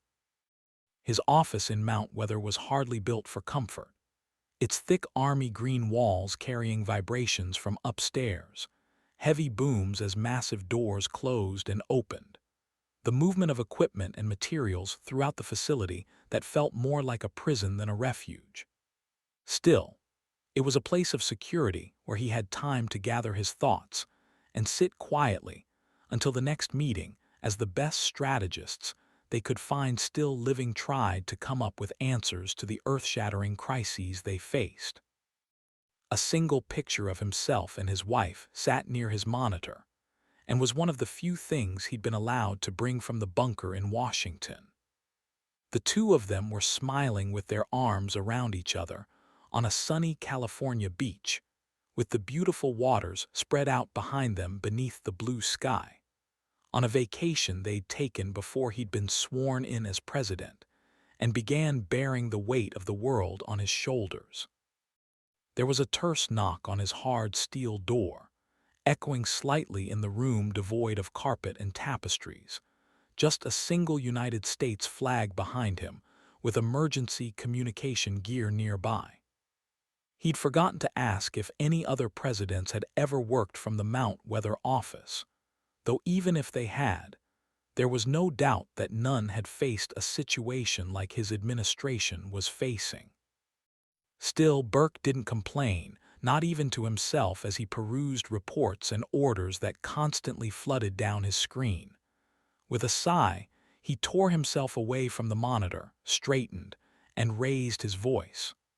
"Come in." "Excuse me, sir." Staffer Cindy Strode pushed open the door and poked her head through. "May I come in?"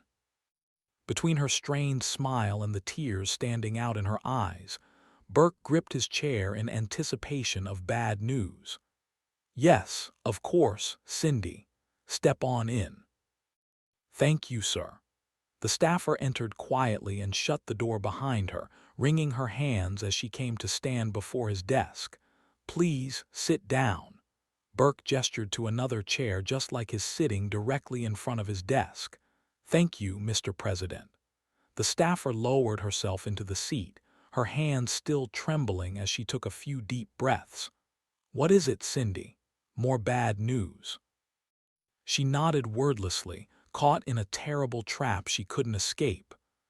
The hairs on the back of Burke's neck began to tingle, and he pushed away his keyboard, clasping his hands in front of him. "Go ahead. What is it?" "It's your wife, sir. Cindy's voice caught in her throat. The tingle was overwhelmed by nausea that washed over him, a dreadful vibration that moved to his chest, and his heart began to race uncontrollably as a wave of heat rushed across his face and head. With a slow nod, he swallowed, keeping his voice level. "She's not okay, I take it." The staffer shook her head briskly, unwashed strands of hair framing her face where they'd come free. "No, sir." "What happened? Where did they find her?" Her motorcade was located in Missouri, close to where she was supposed to speak. Her limousine, all the cars in the motorcade, were destroyed. By.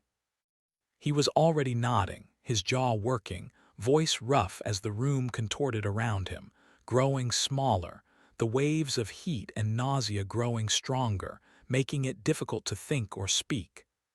The fuel. Yes. There seemed to be so much more he was supposed to say.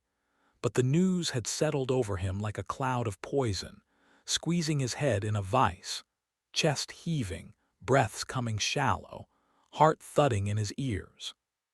He stared at the picture of him and Sue on the beach, her bright red hair blown back around her right temple by the ocean breeze, beaming at the camera as she clung to him.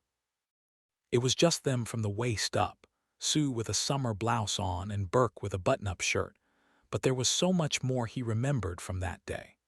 Her rolled-up jeans, bare feet on the warm sand, joking that she needed extra sunblock, being a redhead and all. The picture blurred and Burke blinked to clear his vision, vaguely aware of the pair of tears running down his cheeks, suddenly wanting to leave everything behind and see for himself. The Marines who'd found her were wrong. They had to be. She hadn't been in the motorcade but was stranded somewhere, still alive, well and waiting for him. When he spoke, his voice was rough and wet, reality snapping back in an instant. "Are they 100% sure?" Cindy seemed to have curled in on herself, afraid to look at him but raising her gaze to meet his anyway. "I asked the same thing, sir. They took DNA samples from a body in the limousine, and it's Sue's. I'm so sorry, sir." He was falling apart, snapping into pieces, watching himself from outside his body when he grasped onto his years of training and practice, steeling himself, forcing his feelings into a box and closing the lid as tight as he could. "That's okay, Cindy. Really, I know you loved her too." His voice was barely audible in his own ears, nearly drowned out by his throbbing heartbeat. He took deep, raw breaths, in through his nose, out through his mouth. Tried to hold them in as long as he could to keep himself steady. Sniffling, she took a tissue from her blouse pocket and wiped her nose. Then she stood and offered him one. "I really did, Mr. President. We all did. I'll never forget my first day on the job. Sue was so gracious and kind, and she saw how nervous I was and got me through it. She was a first lady like no other." Burke nodded. She was like that. Selfless, especially when she saw someone who needed help. "I'm really going to." He choked on his words and swallowed them down as his shoulders slumped. She really, truly was gone. He'd never see her again. Hell, he wouldn't even get a chance to bury her. His own wife. Someone who was supposed to be protected, just like him. Slowly folding over, Burke fought against another swell of emotion that suffocated him and pressed him into a darkness that threatened to consume him. He fought it, pounding a fist on the table and growling low in his chest, forcing himself to hold on and look beyond himself, shoving the box closed yet again. "What about Agent Harris?" He changed the subject, clearing his throat.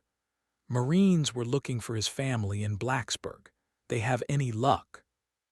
"They haven't done a DNA analysis yet, but there were skeletons in the house at the address Harris provided. I'd guess they're gone too." "Has anyone told him yet?" Cindy shook her head. Thanks, Cindy. You can go now. I'll let you know if I need anything. And don't tell Harris yet, okay? Just give me a moment and I'll have you send him in. Cindy got up and paused, staring down at him with her tear-streaked face, patting him on the arm before nodding and leaving the room, shutting the steel door behind her with a soft click.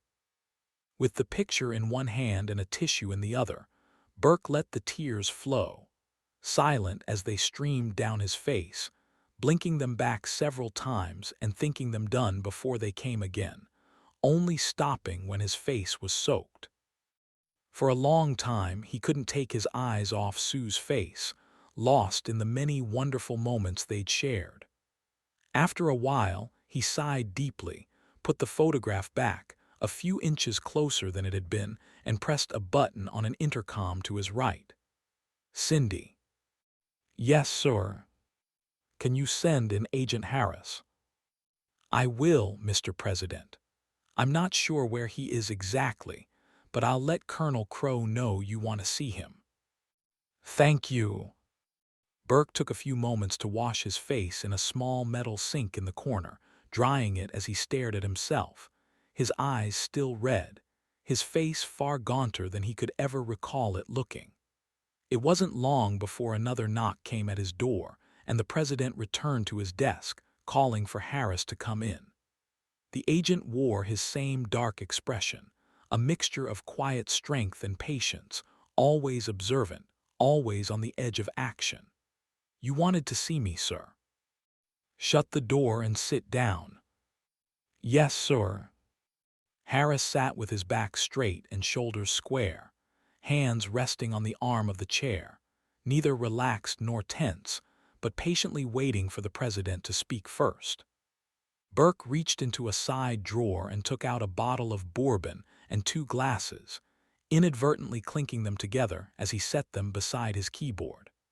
The president leaned forward and pulled the cork, pouring 2 fingers of straight bourbon into each glass. Placing the bottle aside, Burke pushed a glass toward Harris before taking his own and sitting back. I don't drink, sir. Well, I do, but just a beer or 2 once in a while at a gathering. All the same, Burke said with a nod, pick it up. Harris picked up the glass immediately, resumed his stiff position, and held it with both hands against his stomach. What's the occasion? Nothing good. Burke took a sip and jiggled the glass with a flourish as he grimaced at the burn that flowed through his mouth, liquid fire dropping into his belly. He picked up the picture of him and Sue, rested it gently on the desk, and pushed it toward the agent. Curious but confused, Harris lifted an eyebrow questioningly. Go ahead. That's Sue and me out on a beach in California. Harris picked up the picture and gave it a once-over before setting it back on the desk. I met her twice since you were president, sir. She's a sweet lady. Was a sweet lady, Burke said, sighing deeply and taking another drink. Now only in our memories. They found her with her motorcade in Missouri. Like everything else, the vehicles were blown up, but the DNA from the limousine was conclusive. It was her. Harris froze, leaned forward briefly, then sat back heavily in his chair. After several long seconds, the agent spoke hesitantly. I'm sorry to hear that, Mr. President. She was, Harris shook his head. She was a great lady. As if suddenly remembering he had a drink in his hand, he raised it in toast and took a sip, wincing at the sting. Yes, she was. Unfortunately, that's not all the bad news. Burke's shoulders slumped. Take another drink, son. Harris' confusion changed to flat misery, something dreadful flashing in his eyes as he slouched, but lifted the glass again for another sip. What is it? Is it my family? I'm so sorry to have to break the news to you. The DNA analysis on the bodies found at the address you gave us in Blacksburg isn't complete yet, though the number of remains matched those you said would be there. Everything in the property was burned to the ground. Harris twisted in his seat, face contorting through various emotions before settling into wide-eyed disbelief. Finally, he threw back the rest of his whiskey in a single gulp and slammed the glass on the desk a bit harder than he had intended. "Can I have another, sir?" The words were strained, coming out through a grimace. "You certainly can, Agent." Burke poured 2 more fingers for Harris and then for himself, and they tapped the glasses together. "To our families." Harris coughed and nodded, downing half of his glass before leaning back in his chair with a troubled expression. "I guess I'd been preparing myself for this for days now. It's not that I didn't have any faith in you, sir," he added, "but we've all heard the numbers and have seen what's been happening across the country. I wouldn't let myself be stupid enough to think my family wouldn't be affected." "But still," Harris trailed off, slapping his hand to his forehead, rubbing at his scalp as if he could reach inside his head and rip the pain away. "I just didn't think it would take all of them. I figured my sister and Dad would have made it out because they're always so prepared." "I wish they would have made it, Harris. You have my sincerest condolences. Your mom and Dad raised a good man." "Thank you, sir." The agent rose from his dejected posture. "And thank you for telling me yourself. Anybody else would have just given it to a staffer to pass along the news. It means a lot coming from you, especially with what you're dealing with right now." "Cindy told me, but I wanted to be the one to let you know." Burke sighed and looked back into his glass, gently tilting it back and forth. "We get so used to wrapping ourselves up in our work that we don't stop to be grateful to those around us.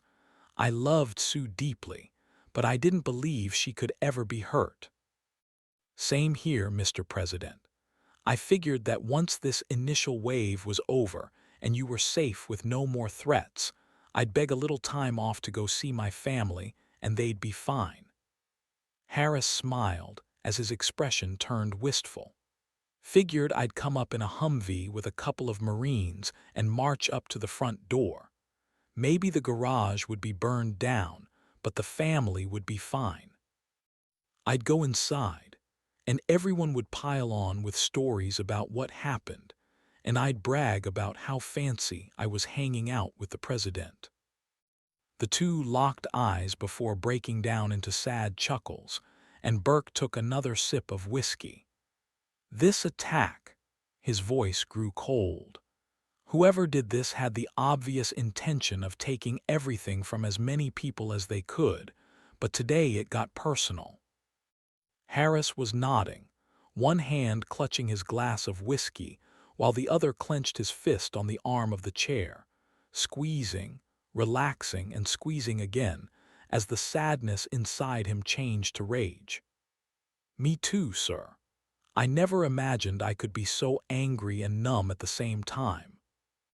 At a loss for words, Harris bent over his whiskey and let out a soft, raw, animalistic cry.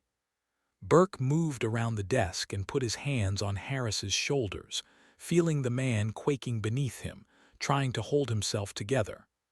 Burke was about to call Cindy when a knock came at the door. "Come in." It was Cindy, entering quietly with a folder tucked beneath one arm and a box of tissues in the other hand. Harris glanced aside as she stepped in and placed the box of tissues on the desk, backing away and nodding discreetly at Burke, who returned the gesture. Holding up the folder, she motioned at it. "We've got some new numbers for you to review, sir. No rush. Whenever you feel ready." "Drop them on the desk, Cindy. I'll review them shortly, thank you." Cindy put them next to his keyboard and stepped out with a sorrowful glance at Harris before she exited.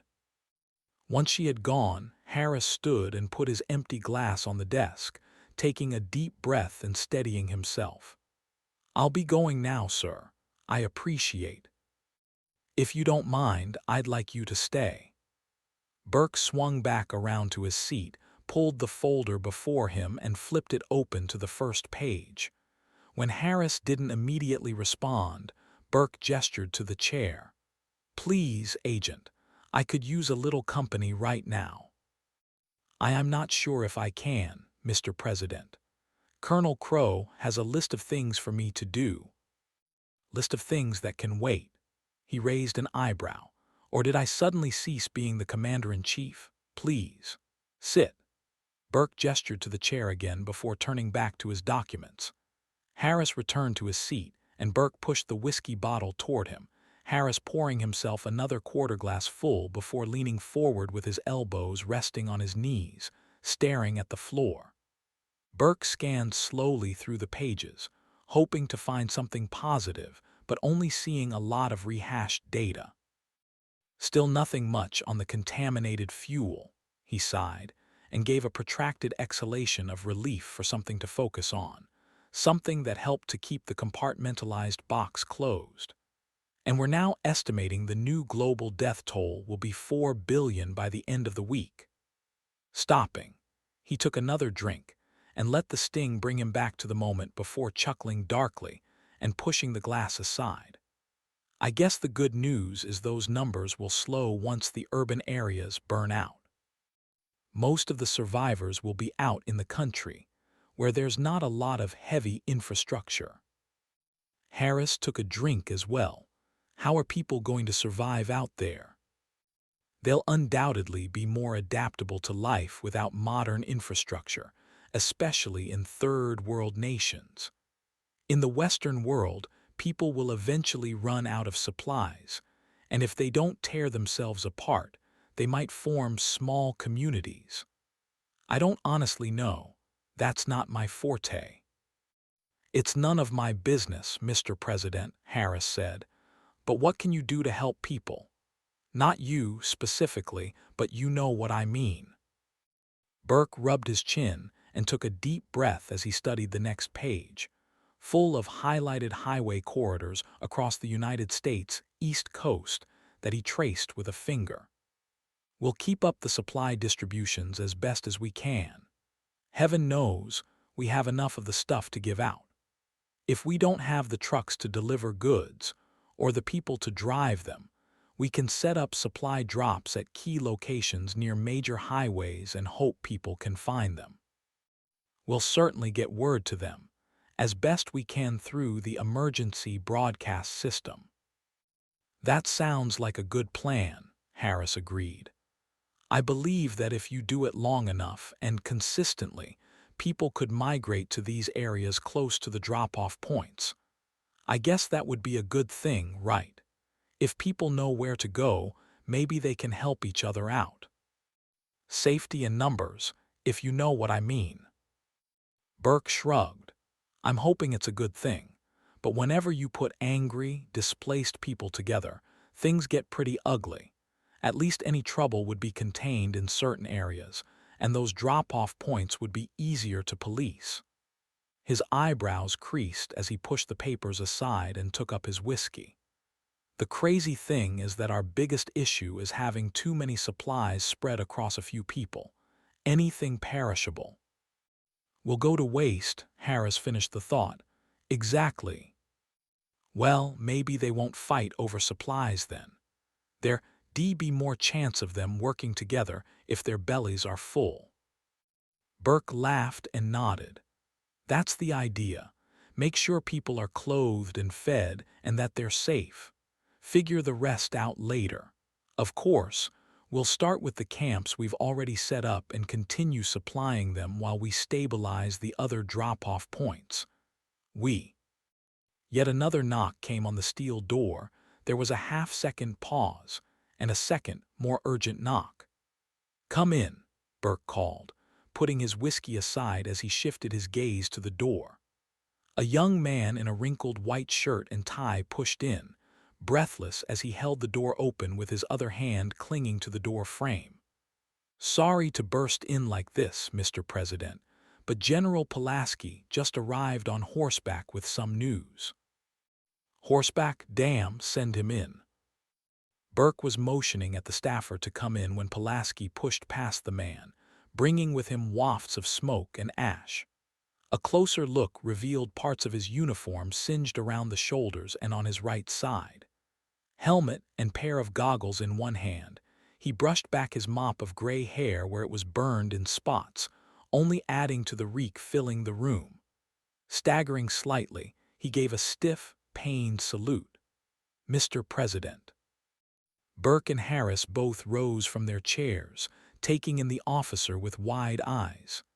"General Pulaski," Burke gawked, "you look like hell." "It feels like I've been through it, Mr. President," he replied with a defiant growl. "I just arrived with Chief of Staff Sawyer on horseback, along with several members of our military and civilian leadership." Sawyer was carrying the encryption keys from the Pentagon. Burke nodded patiently. "Is he safe?" "He's fine, and he's got all the encryption keys. We can connect via satellite to the Pentagon systems again." The general took a wide stance and grinned. "And we've got some big news. The analysts think they have a solid lead on where this damned attack originated from." Chapter 12. Alice Burton. Thomasville, Georgia. A day after leaving Wilford and Monticello Farm, Alice and the kids rode the horses along the center median of an expansive highway that stretched ahead into what she hoped was Georgia. The grass was long and thick, sometimes coming to the horses' knees and hiding dangerous shrapnel that could hobble them if they weren't careful. The roadway was a worse prospect in most cases, though, littered as it was with trashed vehicles. Trees crowded the roadsides with scorched branches and leaves, dozens sheared in two and left lying across the road. They weren't on fire anymore, but the lingering smoke burned her nostrils and drifted past them in sudden gusts with the horses tossing their heads in agitation. Sarah sighed and rolled her shoulders, stretching back and shifting in her saddle. "There's junk everywhere." Stormy already stepped on a tailpipe. "Keep looking." "I am, but it's impossible." "Look harder," Alice said flatly. "Do it for Stormy." "I am." Sarah shifted forward over her horse's neck, patting him hard and giving him a brief hug. Then she leaned to either side and continued searching the ground while guiding him safely through. Jake and Rocky followed her, and Alice rode just to the right, a little ahead and beside them, keeping watch on the grass and pointing out larger pieces of jagged debris with Hercules coming behind her on his tether. There was a bit more convenience and enjoyment that came with traveling by horseback than in a car, and she was taking advantage of that by pushing them slowly and steadily north, constantly reminding herself it was a marathon and not a sprint. Buck barely missed stepping on a car battery, and Alice flicked the reins to guide him up the shallow, right-hand bank past a fender lying flat in the grass cast off from a nearby explosion. "I suppose we could walk them along the highway if it gets clear enough, just for a bit," Alice said, glancing up at the roadway. "At least then we could see all the stuff on the ground." "No way, Mom." Sarah kept searching the ground as she spoke. "You heard what Wilford said. None of the horses are shod, so we don't want to walk them on pavement unless it's absolutely necessary or it could hurt their hooves." Alice frowned and turned her attention back to the swaying grass. "I know. I'm just trying to decide what would be worse, walking them on pavement or having them get a piece of metal hidden in this grass stuck in their hooves." For the first time all day, the skies cleared slightly.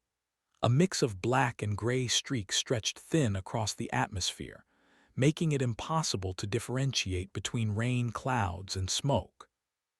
The highway signs told her they were on Highway 19, somewhere between Thomasville and Omega, Georgia, though Alice couldn't say which they were closer to thanks to a lack of mileage markers for the cities.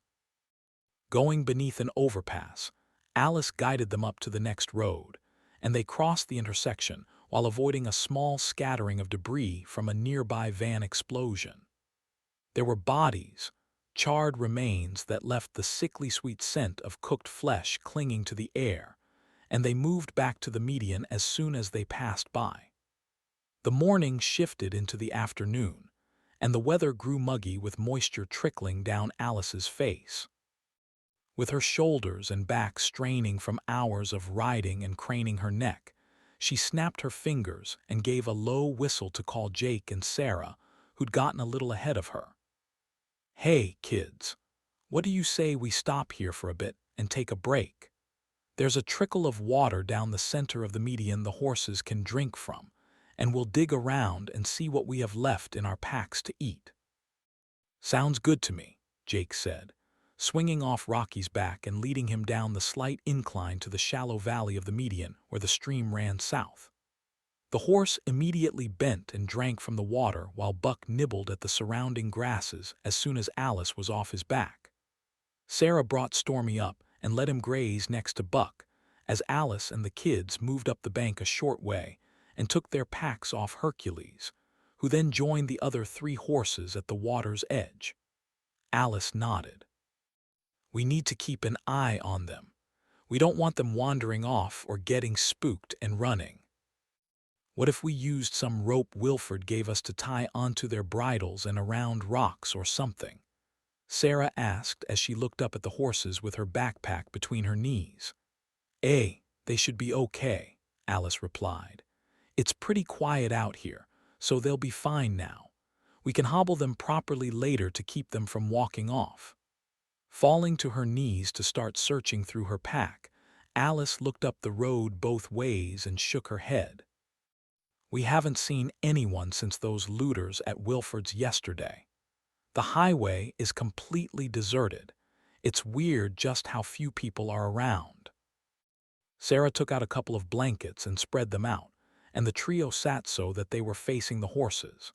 They opted for some freeze-dried meals, each with a package of macaroni and cheese with cardboard-tasting nuggets of meat mixed in. It was surprisingly spicy, and Alice nodded appreciatively as she dug into the plastic bag and shoveled the food into her mouth. "This is probably the best one we've eaten yet." Jake wiped a smear of processed cheese off his chin. "That's not saying too much." Sarah spoke in between mouthfuls of food. "But you're right, it's like—" She looked at the sky and thought about how to describe the taste. "Like spicy cardboard," Alice finished for her. "That's exactly what it tastes like, Mom." "And how would you know what spicy cardboard tastes like?" "How would you know, Mom?" They chuckled, finishing their food and sitting quietly for a few moments, enjoying the peacefulness of the place in spite of the destruction surrounding them. "The horses are enjoying themselves," Jake said, watching the 4 as they walked slowly through the grass, eating as much as they could. Buck and Hercules had wandered a little to the north, long necks bent down as they drifted, while Stormy and Rocky had taken to grazing on opposite sides of the trickle of water, one on each side. All 4 tails swished lazily in the midday sunlight, the odd colors of the clouds casting an eerie gloom about the place. After half an hour or so of sitting and resting, Alice groaned and got up, stretching and yawning before she lined up their backpacks and looked through them to take stock of what they had. "We've got enough food between the meals and snacks to last us a few days at least, maybe longer if we stretch it out a bit." She raised an eyebrow. "Aren't you glad I made us stuff these backpacks full when our car was burning?" "Definitely." Jake held his MRE up with the corner aimed directly into his mouth, finishing off the last few crumbs before he turned the package around and looked at the nutritional information. That little packet was 600 calories. Not bad. "Yeah, we're going to be burning a lot more for the foreseeable future, though. All the walking and riding and general stress is going to have us burning them off like crazy." "We definitely have to keep up our energy," Sarah nodded in agreement. "What are we low on that we should be stretching as much as possible?" Alice took a bottle of water from a backpack and held it up with a shake. "We're running pretty low on water, so we need to think of something to do there." She frowned at the dirty trickle the horses were drinking from. The horses will be fine, but we're sure not risking anything that isn't treated or boiled." "Oh," Sarah exclaimed, getting up and coming over to join Alice next to their backpacks, putting Jake's aside and taking hers to drop it in front of their feet. "It just so happens I picked up a couple of things from the items we were piling up at the warehouse department store." She dug in her backpack past the blankets, food packets, and snacks to some inner pockets that were zipped up. Sarah laughed. "It's funny because I'd put these aside in the SUV, but didn't think we'd ever use them. They could easily have burned up inside it. But when you told us to throw stuff out, something told me to grab a pack of these and keep them just in case." "And these are?" "These." Sarah held up a handful of small cardboard boxes with pictures on them of extra thick straws about 7 inches long with a drinking tip and caps on the ends. "Filter straws." Alice gave her a sideways grin as she reached to take one. "Well, aren't you the smart one? Let me see one of those." Jake accepted one from Sarah and popped off the plastic caps to inspect both ends. "I guess we drink from this side and suck the water up. There's some kind of filter inside them." "Exactly." Alice nodded to where the horses were drinking. "This would probably make that water perfectly drinkable, but I don't know if—" "I'll try it first." Jake was already racing down the shallow slope before she could finish, giving Rocky a pat on his neck before squatting next to the small stream. Alice started to protest, but they were going to have to use the filters at some point, and potentially on much dirtier water sources than the trickle, so there was no sense in stopping him. With a shrug and a tap on Sarah's arm, the two went down to join Jake where he was doubled up with the straw's fat end dipped into the water. Sarah kneeled on his left while Alice came to his right and watched as he took several mouthfuls and sat back in a resting crouch. He licked his lips for a second, nodding his head back and forth, about to speak when his mouth twisted, and his hand flew to his throat, gripping it, and he began making exaggerated gagging sounds. Sarah had been mere seconds away from drinking some herself when she stared at her brother in horror, her frightened gaze darting back and forth between his gagging face and the water. Alice raised an eyebrow and stifled a grin as Sarah began to panic, and after another few seconds of the charade, Jake's face shifted from pain to hilarity as he laughed and slapped his knee before pointing to his sister and her horrified expression. "Oh, geez, Sarah. You should see your face right now." "Oh yeah, you're real hilarious jerk." Sarah punched him in the arm, eliciting another howl of laughter. "I was trying to figure out how to save you from being poisoned, but I won't next time." "I don't need saving," Jake said, holding up his filter. "It's perfectly fine. A little warm, but it doesn't taste bad at all, and it's not poisonous. I think the word would be contaminated. I dunno, whatever. Poison or not, you know what they said about the boy who cried wolf." Sarah gave him another punch on the arm and bent down to drink, with Alice following suit, chuckling at Jake's antics. She dipped the end into the water and sucked on the tip, but it didn't come out immediately. "This is like sucking an ice cube through a straw," she said. Stooping low again, cheeks sunken, she drew harder, and the water finally came through. The temperature was, as expected, lukewarm, but there was no taste, the filter doing exactly as it was advertised on the box. "This isn't bad. Nice work grabbing these, Sarah. They'll last us for, holy cow, 1,000 gallons each." Alice looked at the packaging and grinned. "This is perfect." "What if we don't have any water around to filter?" Sarah asked, leaning down for another drink. Jake shrugged. "We'll just fill up any empty water bottles with this, and when we get thirsty, we'll stick the drinking straws inside and slurp away." "Easy enough," Alice agreed, retrieving a few of the plastic bottles that were running low and merging them into full ones before filling the empties in the creek, separating the dirty from the clean. We've got 4 bottles of dirty water we can use with the straws, and 3 clean ones we can drink from if we're in a pinch. It should be easy to tell them apart since the dirty water is a little cloudy, but we should mark them just in case. I know what to do, Sarah said, putting her drinking straw in her pocket and taking her knife out of its sheath. I'll make grooves in the caps of the dirty ones that we can feel with our fingers. That way, if it's too dark to see or we drained one and aren't sure if it was filled with dirty or clean water, we'll be able to feel the caps. Smart thinking, Alice nodded. As Sarah was marking the dirty water bottles, Alice stood and stretched again, shaking off the exhaustion that was trying to creep up on her. Okay, kids, let's mount up and get moving again. I don't want to take another break till tonight if we can help it.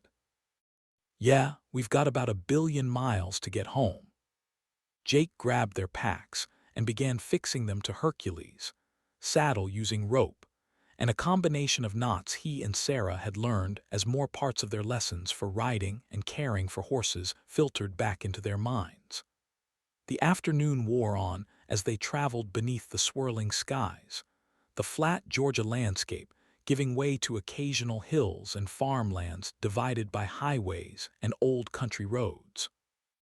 There were sections of road with no wrecks at all, while at other times the clusters of debris and violent pileups were so thick they had to get off the horses and lead them through, picking up debris and tossing it aside to spare the animals from injury. The forests around the highway grew denser, oppressive woods like they hadn't seen around the cities and coasts, endless expanses of verdant green so vivid it almost hurt her eyes. All the wreckage against the world's natural beauty was a clash of imagery: smoking vehicles and half-burned woods, the winding highway stretching through the rising hills. At one point, they came to a bridge that crossed a shallow waterway, the roadway ahead going north packed with a single pile up in the center that had left a scatter of debris pouring over the shoulders. The twisted chassis of a dozen vehicles had fused with terrible impacts, leaving a few off to the sides, and a single truck on the right-hand shoulder, hanging off the guardrail and balancing precariously over the water flowing below. The southbound lane wasn't much better with its share of still-smoking wreckage and spread parts, tires and tailpipes and twisted fenders, the remnants of human beings scattered through the mess, all of it shaken up and cast across the pavement.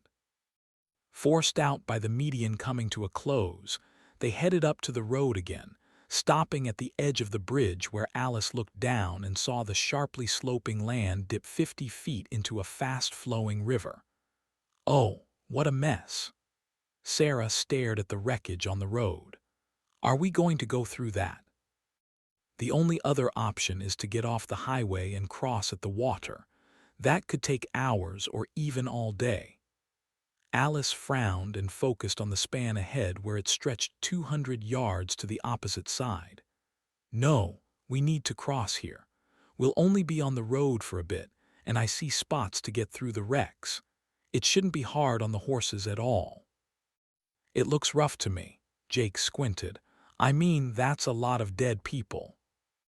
I guess it is, Alice chuckled morbidly. We've seen a lot already. Are you guys going to be okay? We can go back and look for another way through and... No, it's fine, Sarah said as she stared straight ahead with slightly narrowed eyes and a frown. We can go this way. Let's dismount. Alice swung her leg off and hit the ground on wobbly legs. It would be better if we led them across, less stressful on them, and easier for us to clear the way if necessary. The kids dismounted to lead their horses, and she tugged at her own pair of tethers and got them moving forward onto the bridge. At first, it was easy going, but they soon reached the edge of the debris field and started weaving between pieces of wreckage. Car tires were lying on their sides. Splatters of oil and antifreeze created rainbow-tinted slicks and glass and plastic were scattered all around them. Alice gestured and guided their group to the right where things weren't quite so bad. They passed the first wrecked vehicle, all four tires blown out and hanging from their axles with the chassis sunk to the pavement, ash blowing off of it as a breeze kicked up. Not a single window remained, and its once blue color had turned gray from the heat. The coal-black husk sitting in the driver's seat had a pair of stubs where the hands used to be, posed in a parody of driving. With a shiver, Alice kept them moving on a path that wound between the tangle of steel and past the dangling sedan hanging off the guardrail. "I wonder if it'll go over if I give it a push," Jake murmured. "Please don't," Sarah said before Alice could, and he rolled his eyes at her as they continued on. The reek of rotting flesh was ever present, mixing with cooked-off plastic and oil, and Alice's nose wrinkled as she waved her hand in front of her face. "Wow, that's bad." "My nose is burning," Jake coughed and spat off to the side. Alice was trying to look anywhere but the surrounding wreckage, though navigating the horses through the mess required far more of her attention than she wished to provide. 3/4 of the way across the bridge, as they came around a particularly nasty wreck, she caught sight of something in the distance in a small field just off to the right side of the highway, and a smile spread across her face. "Hey, kids, have a look at that, would you?" Sarah rose on her toes and grinned over the wreckage at 16 animals grazing in the field. "Deer." The deer heard Sarah's excited exclamation and jerked stiff for an instant, their long, smooth noses held high, ears flicking before they turned and dashed into the woods, white tails raised behind them. "Darn it," Alice frowned. "I was almost ready to get out my rifle." Sarah shot her a glance. "What do you mean, your rifle?" Alice shrugged. "We need to think about how we'll get food once our supplies run out." Nodding up the highway, she moved ahead and left her daughter frowning. "As Jake said, it's 1 billion miles to home, and we don't know if there will be ready supplies for us anywhere along the way." "It's not 1 billion miles, Mom," Sarah offered reluctantly. "But yeah, I guess we will need to think about hunting at some point soon." "Exactly. Shooting them is one thing." Sarah tugged Stormy ahead to keep up. "But what do we do with them after that? None of us knows how to skin, and dress is the right word, I think. We don't know how to skin and dress animals." "Not true. When I was about your age, I helped your grandmother and grandfather butcher cows and pigs. I remember the basics and could probably fake my way through the rest. With a little practice, we could get pretty good at it." "I don't know, Mom." Sarah's face twisted up. "Sounds kind of gross to me." "It won't be so gross when you're starving," Jake pointed out. Alice nodded. "No kidding. I'm pretty sure I could bring a deer or a boar down. I just need to get close. Then we can butcher whatever we kill and get a lot of meat off of it. Way more than we'll be able to eat. I know it sounds gross and bloody, but imagine the meat sizzling over a fire at our next campsite. I remember it from when I was a girl, and once you have that, you'll want to throw these instant meals away." "Can't we just smoke or cure some of it?"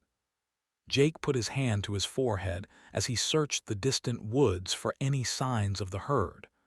"We don't have to eat everything we kill right away." Alice chuckled lightly. "Kiddo, I don't have any earthly idea how to smoke, cure, or sun-dry meat to keep it for very long. I wouldn't trust it to sit at an ambient temperature for hours, let alone days, and still eat it. Plus, making jerky can take days, I'm pretty sure. I doubt we'll have time to stop any place for too long. We'll see what happens, but I'm just trying to be practical. Once we get home, then we can figure out better methods of preserving extras." Jake was nodding as he led Rocky off to the left, around a bucket seat that had been flung free from its vehicle.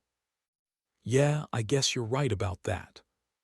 Soon they'd cleared the worst of the debris and had reached the edge of the bridge, where there was no more scattered glass or metal that Alice could see. "We're through, kids. Let's mount up and get riding again."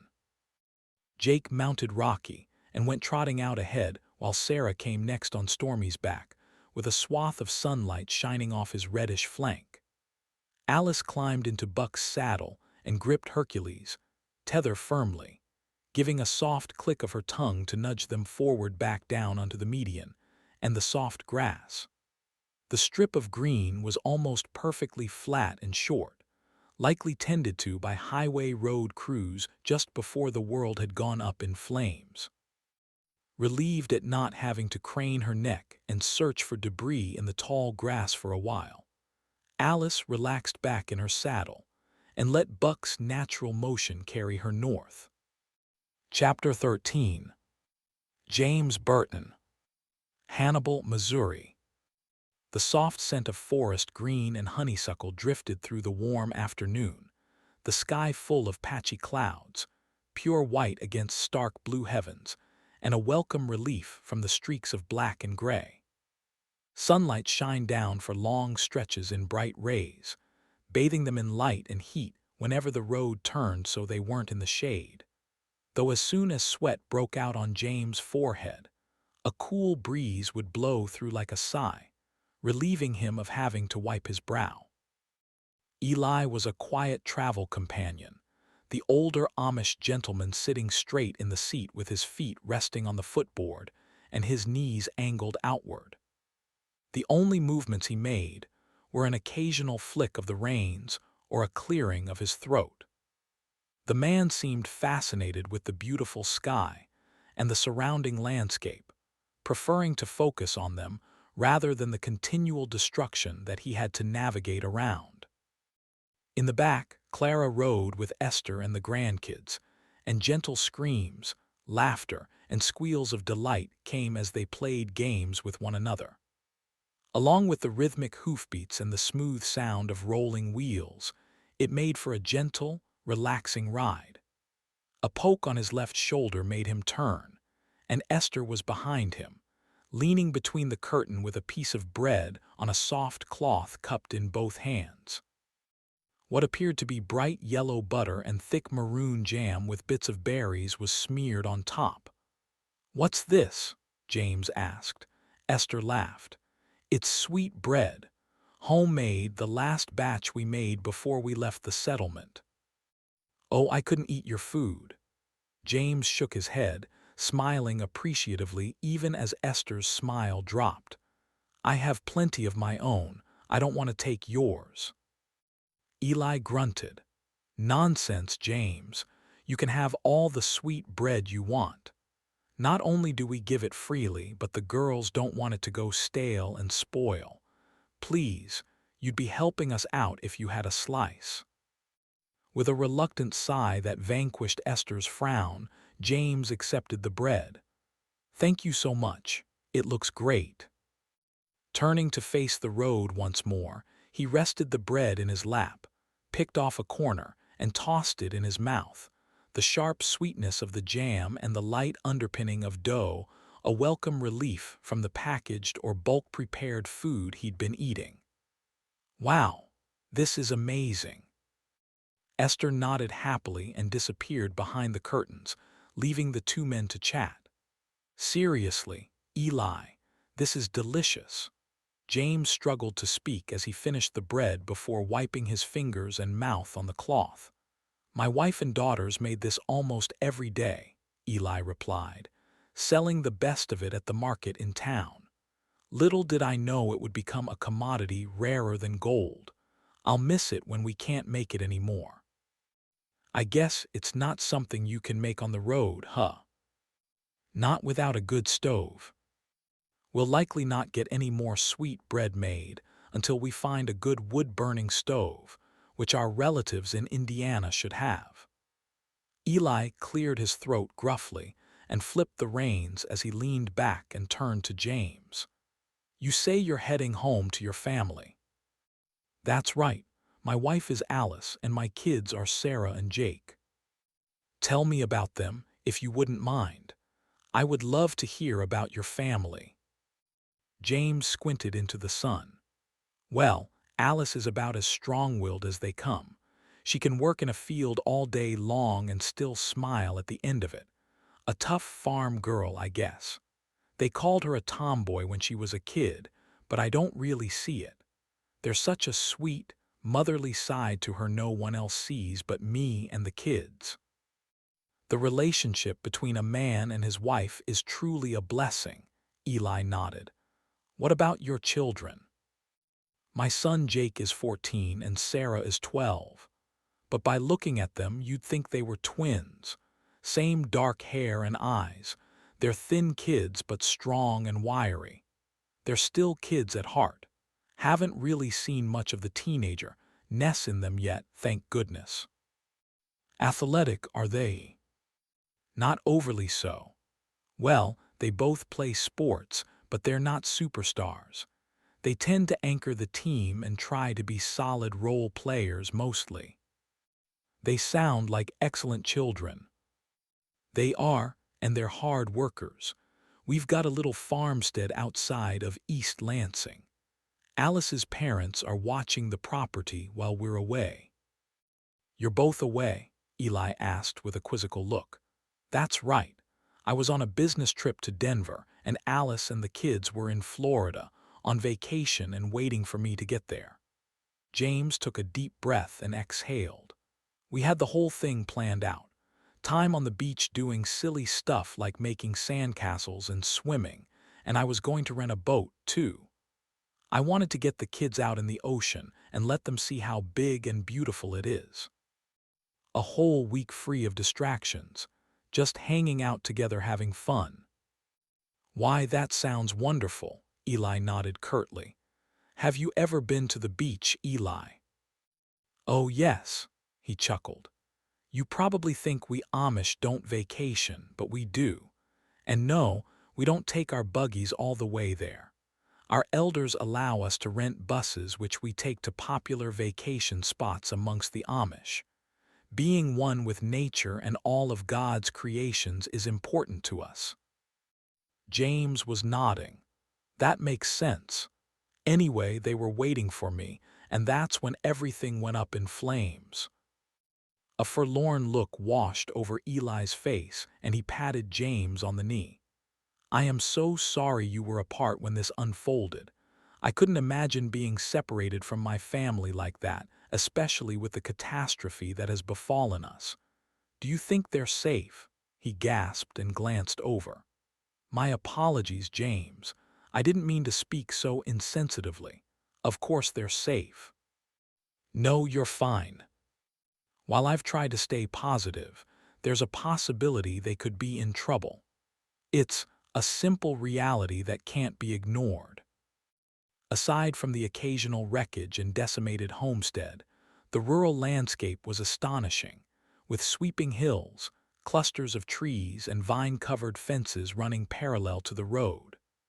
Sometimes roadways and drives swept through harvested fields with an assortment of crops, though mostly corn prevailed, and he even spotted a handful of horses on a distant hill, casually grazing on the grass. "Well, would you look at that?" James pointed. "I'm glad to see some other survivors, even if they are four-legged." The Amish man turned to look north and released an amused chuckle. "Indeed, what a beautiful sight in all this travesty." They rode in peace for another few miles with just the clattering of hooves, the rolling wagon wheels, and the soft tittering of children to keep them company. It was only when James looked past the trees and spotted the hard corners of buildings with scorched siding that he stiffened in his seat and grabbed up his rifle where he'd placed it next to him. "What is it, James?" "I see a town up ahead. We need to be careful." The Amish man only nodded and continued driving, where more structures appeared beneath the bright blue skies. There was a gas station on the right, followed by a pair of restaurants and a bookstore. Past that was a long, squat building with a steaming coffee cup for a sign that read Jan's Books and Coffee. On the left-hand side, the trees and hills cut away to reveal a few houses, and then a series of stores weaving up a gently sloping hillside. There was a small grocery, a feed shop, and a strip with a hardware store, post office, and an ice cream parlor. While several cars and pickups were wrecked on the sides of the roads and in parking lots, most businesses remained unscathed by fires. A few structures up in the higher hills attached to driveways had caught fire and were left in ruins. The surrounding trees burned brown by the infernos. In the first two houses on the left, faces stared out at them from the windows, adults drawing their children away, leaving only the fluttering of curtains in their wake. On up where the road curved to the right into the embrace of encroaching hills, they could see more people inside the strip malls and stores. Shadows moved behind the glass storefronts, some flowing toward the doors, starting to come outside until James sat forward and stood up, leaning forward with the rifle in one arm. Then they quickly backed up and slunk away. When James turned to look past Eli, he spotted a pair of boys peeking from an alley to stare at the horses in awe. A man with a fishing hat and a beard saw the carbine and immediately pulled them into the safety of the shadows. "I don't think there's a need for that kind of posture, James," Eli said with soft scorn. James sat back down, keeping the rifle conspicuously visible, and shook his head. "If there was a time for looking intimidating, it would be right now. These folks just see us going by and are curious." He chuckled gruffly. "They probably haven't seen anything moving on wheels in a while. And they'd recognize you as Amish and could take advantage of your kindness." "Fair point." As the buggy and wagon continued rolling, more figures moved behind burned-down buildings and crept through parking lots where businesses once stood. From what James could see, some organized work was happening with crates of supplies and shucked corn taken off the stalks and piled atop spread tarps. "We should stop and help these people," Eli said plaintively. "Perhaps we could pull over and offer to trade for something that might help us out, or even lead them in prayer." James took his eyes off the curious faces and looked at Eli, raising an eyebrow. "That's an admirable idea, but the way things are right now, I suggest you focus on protecting the precious cargo in your wagons. And I don't mean your supplies." Eli appeared troubled, his forehead furrowing in concentrated doubt. "While I understand what you're saying, James, the Lord would not be pleased if we did not come to the aid of others who desperately need it." James shook his head and motioned off to the left with his rifle. "They're not in such terrible shape. Over there are grain silos, and most of these buildings are still intact. Someone recently harvested the fields we passed. I'd argue the folks here will do just fine without your intervention, and it would only put you at risk of getting robbed." Eli's concentrated expression flattened out, and he gazed from one side of the street to the other, seeming to measure up their surroundings a second time. After a moment of reflection, he nodded. "I see what you're saying.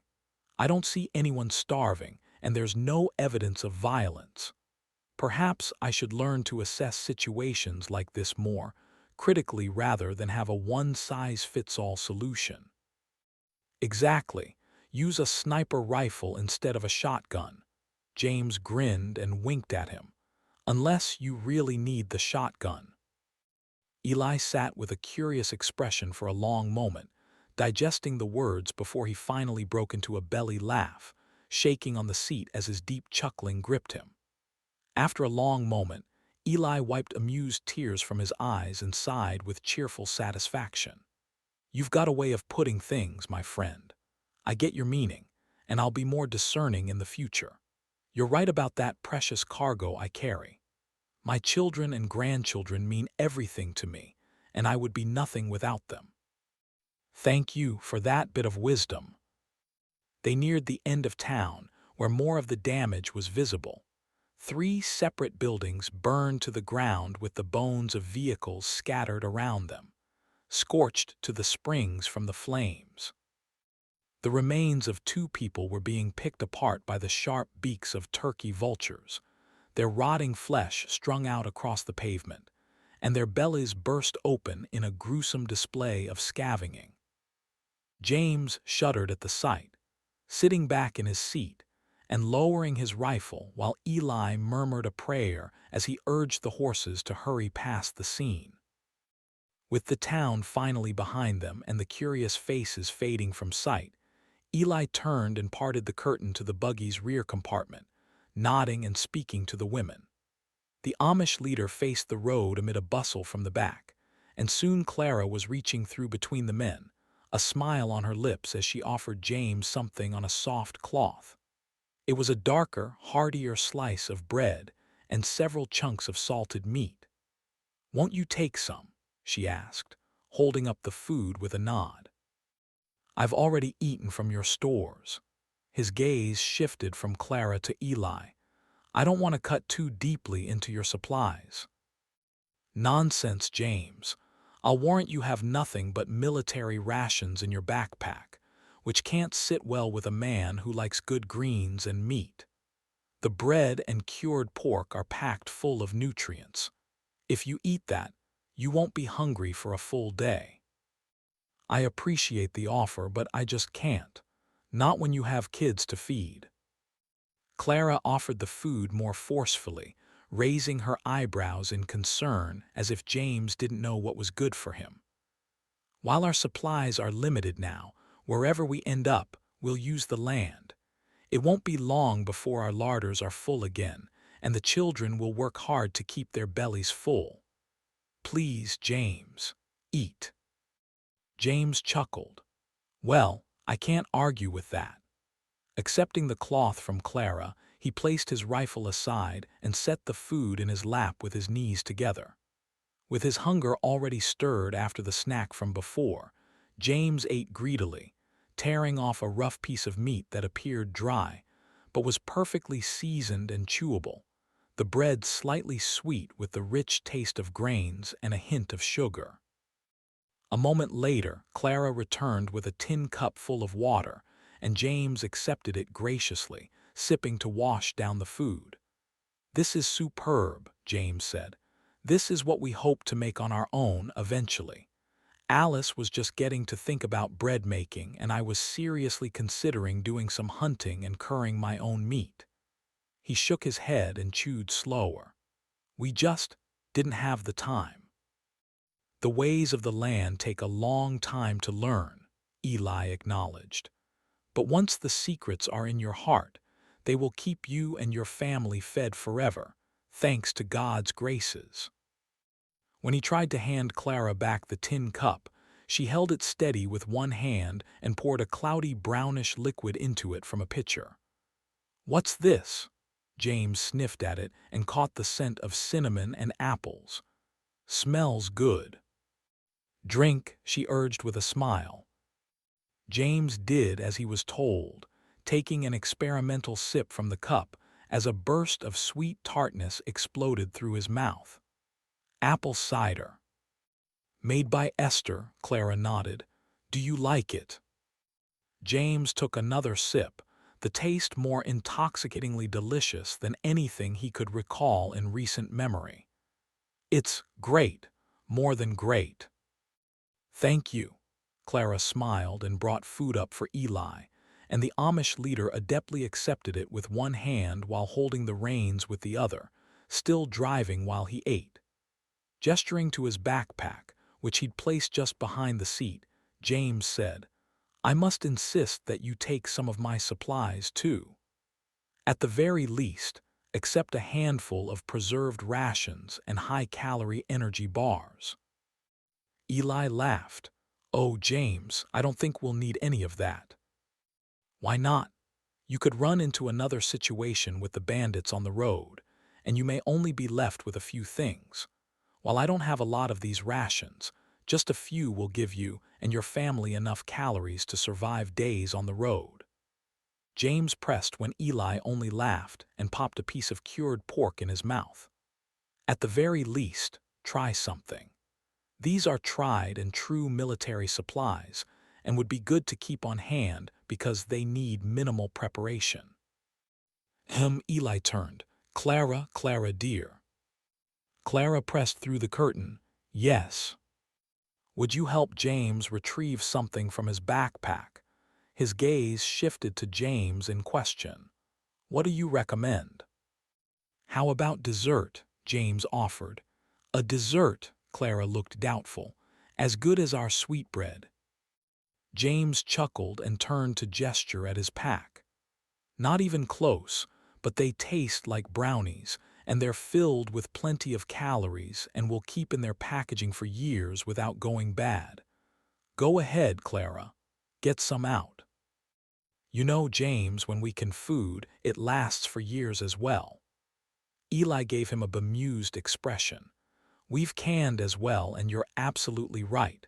Look, Eli, you're being far too generous. At least let me try to offer something in return. It'll make me feel better. With an agreeable nod from Eli, Clara opened James' backpack and dug through his supplies, glancing up as if asking for permission. It's okay, Clara, James said. Go ahead, that's it. Those right there. Those are the brownies. There was a pack of 8 in a large plastic wrapper, and Clara tore it open to remove 4 brownies in their individual packaging. She handed one to Eli and another to James. Then she tried one herself, peeling back the plastic and splitting it in half. While James wished he had a glass of milk to go with it to counter the wooden flavor, he continued to sip at the cider, its tangy, homespun sweetness a sharp and welcome contrast to the military ration. Oh, mine has nuts on it. Clara chuckled, covering her mouth, taking a few small bites. With a sideways glance at Eli, James asked, Well, what do you think? Eli was about 3/4 of the way done, and while his upper lip had curled on the first bite, he seemed to enjoy it more as he chewed. It is not pleasant on first taste. There's a sweet, dry texture, and heavy too. The more I try, the better it tastes. Interesting, I do see what you mean by this being quite filling. Yes, very good. He smiled at James. Not a substitute at all for sweet bread, but will happily accept some. James nodded at the remaining brownies, feeling better about the arrangement. Take those, and take some other snacks too. There are some high-calorie granola treats that the kids might like. I know the taste is nothing compared to what you have here, but as an emergency backup, it couldn't hurt. Clara called into the wagon, and young Sadie appeared with a hesitant grin. Together, they rummaged through his things more eagerly, with enthusiastic fingers and curious smiles. James noticed Clara checking the military backpack, testing the seams and craftsmanship approvingly as she gathered a handful of snacks and took them back to the kids. Sadie reorganized everything in his pack in a polite and non-intrusive way before she zipped it up and disappeared with a smile. In spite of my initial declinations, I appreciate your insistence to trade, Eli said as he had another brownie bite. You are truly the kindest and wisest person we've met on the road yet. I wouldn't call myself wise, but I'll take the compliment. You have a wonderful family, and I'm happy to share your company on the road. James relaxed against the backrest. You mentioned being driven out of your community before. Not driven out, but split up by ill circumstances. What happened, if you don't mind sharing? Eli gazed into the sky, taking on a dark, dreamy look. We were a wonderful community, 150 of us, close-knit and working together in God's graces. The crops were plentiful, and we just finished settling another small family on the outskirts, building them a pleasant home on the hillside, and raising their first barn with much joy, happiness, and hard work. We were mostly situated in a small valley surrounded by 2 hills we called the Twin Knobs. Beautiful, gentle, sweeping slopes filled with trees and farmsteads painted bright against the lush landscape. The Amish leader took another bite of brownie and chewed it slowly, his expression shifting through different emotions before settling on troubled and sad. When things went wrong, we were getting a delivery from some English in trucks. Normally, we allow the trucks to pull into the main lanes leading into the neighborhoods. Of course, some of our were far too lenient for their own good. Trucks with lumber, feed supplies, and other goods we traded for from the world were allowed to pull up to our barns and warehouses until approximately 5 motorized vehicles had spread throughout the community. You can probably imagine what happened next. The trucks exploded and caught your buildings on fire. James' expression was blank as he stared at the road and recalled the insanity he'd witnessed from Denver to Kansas City, fires raging everywhere, explosions, people screaming, and planes falling from the sky. I awoke from a short evening nap to the sounds of Clara's screams, alarm bells ringing loud, and the roar of flames and smell of smoke. Eli cast his gaze downward. Upon going outside and gathering Clara and the children to see what had happened, my eyes took in a sorry sight. Fires raged through the hillsides, infernos that appeared as though they could have been torn from hell itself. Many were trying to put out the flames, but they were unquenchable. "Did you try to call the fire department?" Eli was nodding. "We have one phone available in the entire community we can use for emergencies. When the elders tried to call, no one responded, and when I looked north from the heights between tossing buckets of water on raging flames, I saw the inferno burning everywhere, consuming parts of Hutchinson Township. That town contained the only means of our rescue." Leaving off with a heavy sigh, he used a finger to wipe at the corners of his eyes and sniffed. "I witnessed things I couldn't have imagined. One of my cousins tried to rescue her son from their burning home, pulling the boy outside with their hair and clothes on fire. Abram tackled them to the ground, covered them with his jacket, and tried to put out the flames, but it was too late. To our heartbreak, he died smoking in her arms. Waves of cinders carried on harsh winds swept the fires through the field and trees, which have been dry this year because of a lack of consistent rains. It moved from house to house, sparing no board or human life." Eli's expression grew more strained. We continued trying to form bucket brigades, using spigots in our home and drawing water from a nearby well to attack the flames, but it was simply no use.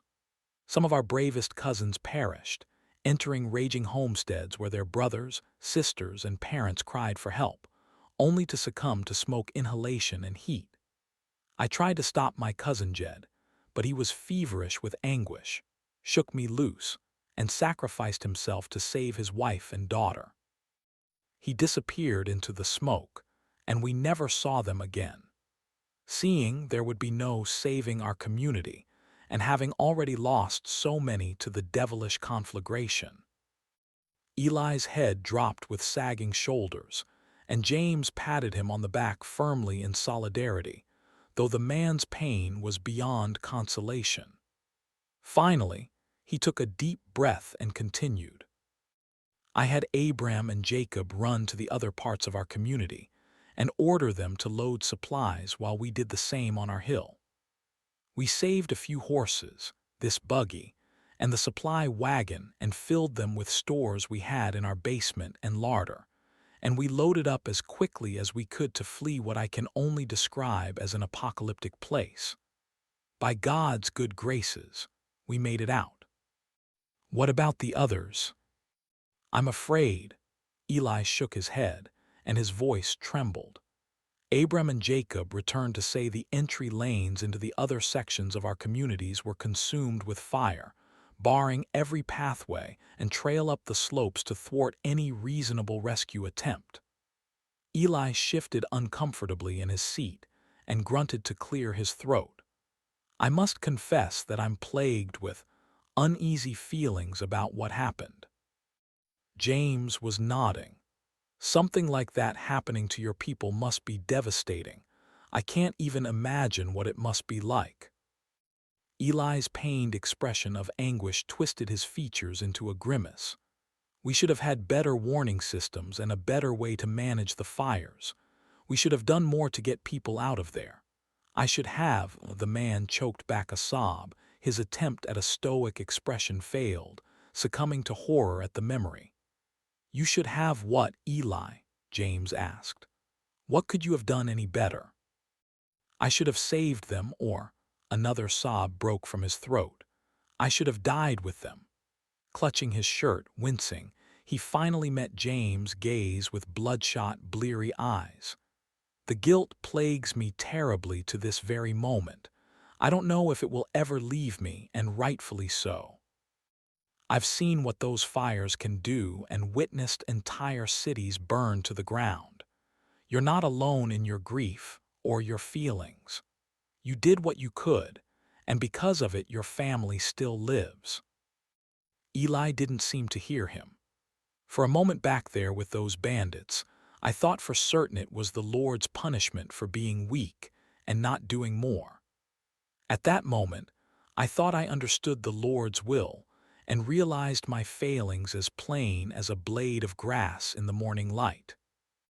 James sat quietly for a moment, and now I'm not so sure.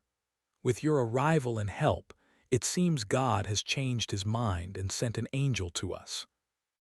James chuckled as he patted Eli on the back. "I assure you, Eli, I'm no angel. I'm just a man who's a long way from home and wants to reach his family as soon as possible. I'm just happy I could help you out. Even if you're not an angel, at the very least, you are a blessing from the Lord himself. I appreciate that, and you are all equal blessings to me for your assistance.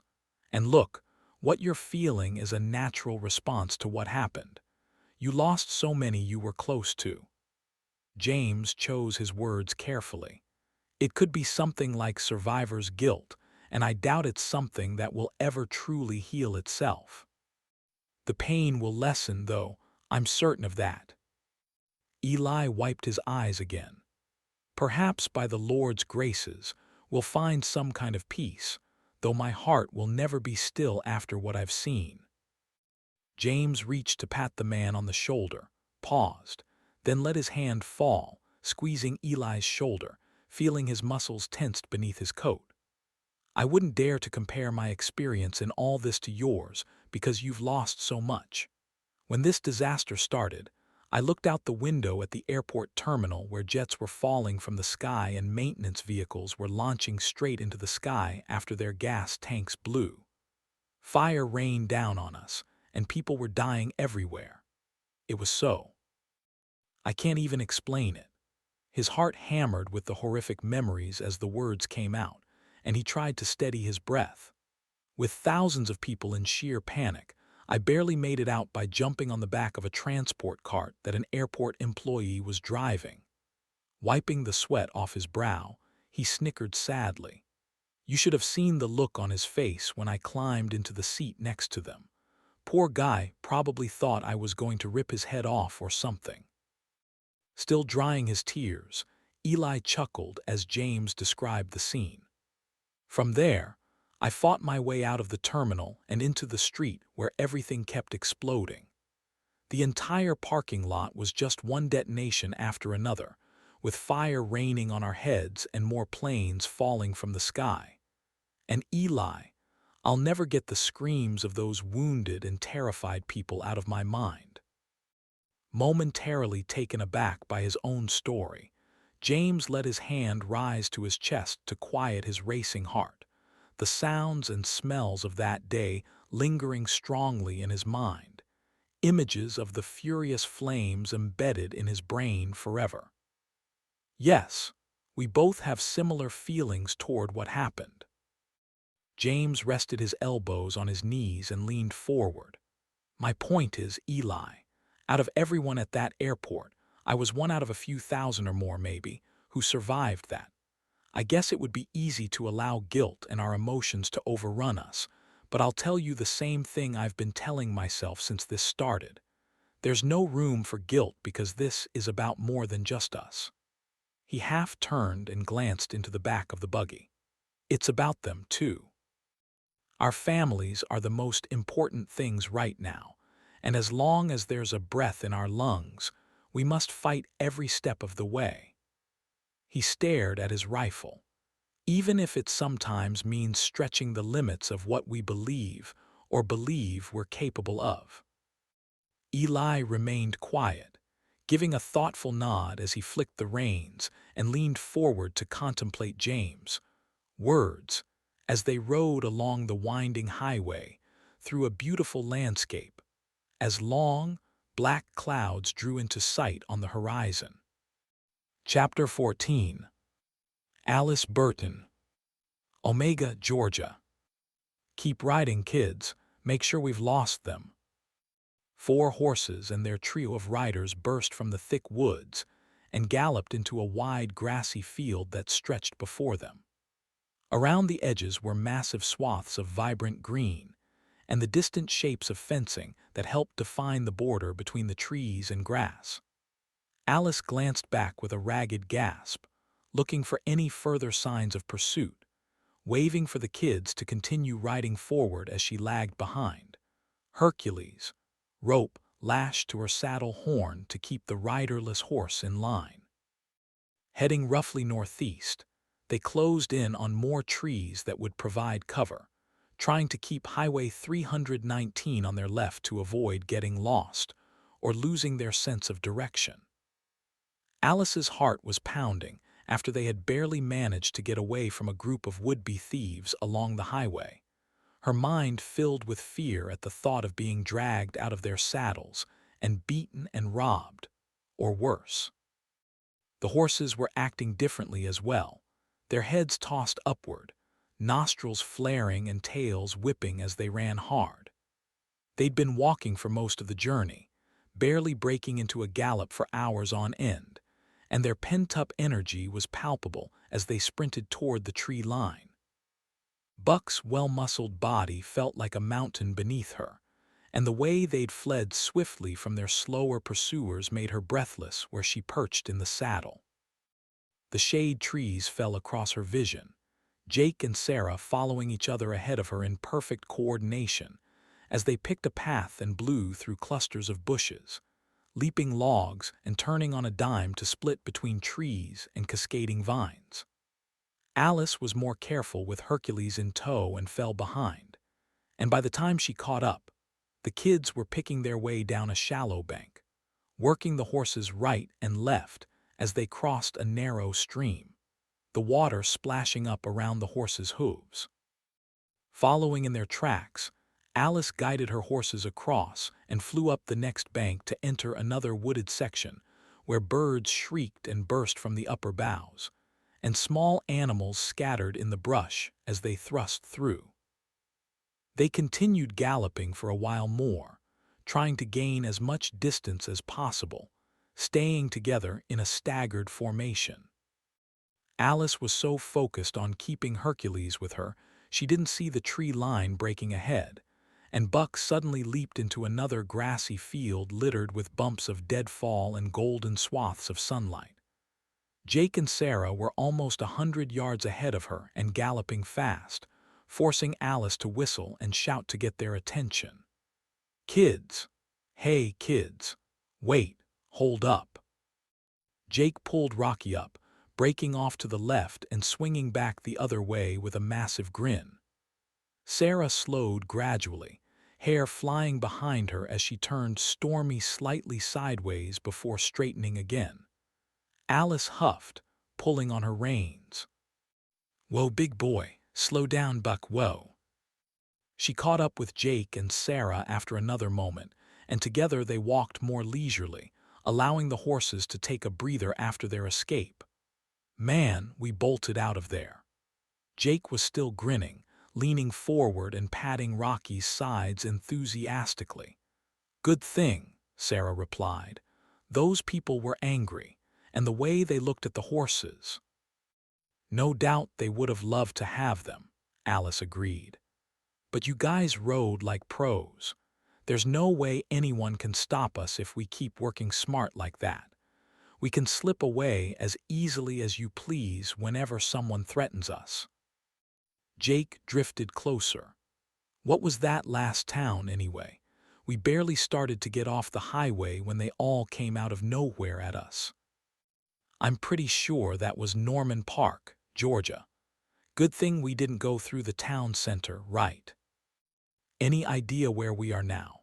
Sarah stretched in her saddle, turning sideways while her hips and legs moved with Stormy's rhythm.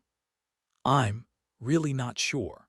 I knew we were circling Tallahassee before, and Highway 319 was just over there to the north. Maybe if we get back on it, we'll see some signs for some towns up ahead.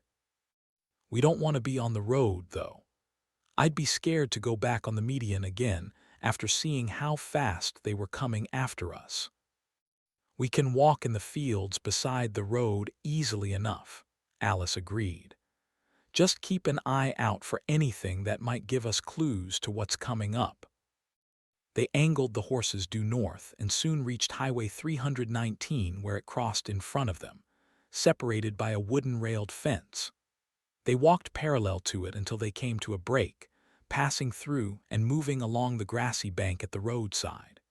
To avoid a crash on the near side of the road, they crossed over to the left-hand shoulder and started calling out pieces of debris that they saw, a chore that had become second nature to them. "A couple of miles along," Alice pointed. "And that's what we're looking for." Jake leaned forward and squinted. "Omega, Georgia, population 295. That's a small town." "Probably blown to bits like every other small town we passed," Alice said, though when she searched the skies above the town, she saw no signs of smoke or fires. "Yeah, a lot of the towns will have been totaled," Sarah added, "but that won't keep people from wanting our horses." Alice nodded. "That's exactly why I wanted to put as much distance between us and any populated areas as possible before we slowed down in that field back there." "Should we get off the road then if we're getting close to this new town?" Sarah asked. "That's a great idea." With a tug on the reins and a kissing sound, Alice guided Buck off to the right and pushed them forward to enter farmland populated with farmhouses, grain silos, and barns that sprouted up along the tree line. The farms were placed as far as a mile or two apart, with a few built right up to the roadside as they followed Highway 319's curvy path to the northwest. "Stay close, kids. We'll stay near the highway for as long as possible, then circle the town and join the highway on the other side." She took their silence as understanding and cut through several broad fields where a vast array of unharvested corn sat rotting on their stalks, slumped over with withered leaves, crowded with crows and other birds that flew overhead in squawking flocks. "Oh, that's too bad," Alice winced. "That's a ton of food going to waste right there." The cornfield reminded her of home, where her parents were watching over the house and had animals to take care of, and rows of crops that they might have brought in, if they were still alive. With a swell of emotion, she squeezed tears from her eyes and cleared her throat, turning Buck off to the right to guide him to a field of peach trees to try and distract herself from her thoughts. Much of the fruit had fallen off in the soft grass, chewed through, riddled with worms or smashed flat, but there were still some hanging low on the branches that had yet to be found by insect or avian devourer. Riding up, she plucked a piece of fruit off a bending limb. Rubbing the soft, furry skin with her thumb, she inspected it. "Looks good." Taking a quick bite, the fruit exploded in her mouth and juices ran down her chin. Alice laughed, turning to the kids and gesturing at the trees. "Go ahead and try one. They're amazing." They each took a peach and bit, Jake falling forward to catch an outpouring of juice as it ran off his chin onto his saddle. Turning back toward Hercules, Alice reached for a plastic bag tied to the side and got a rag she'd kept handy, shaking it out and tossing it at Jake as he went by. He tried to catch it, but it flew past his open hand and bounced softly off his face, eliciting a cackle from his sister, who rolled backward in her saddle, clutching her stomach while holding her peach off to the side. They ate their fruit down to the pits and tossed them on the ground. Then Alice pointed Buck back north across the farmland.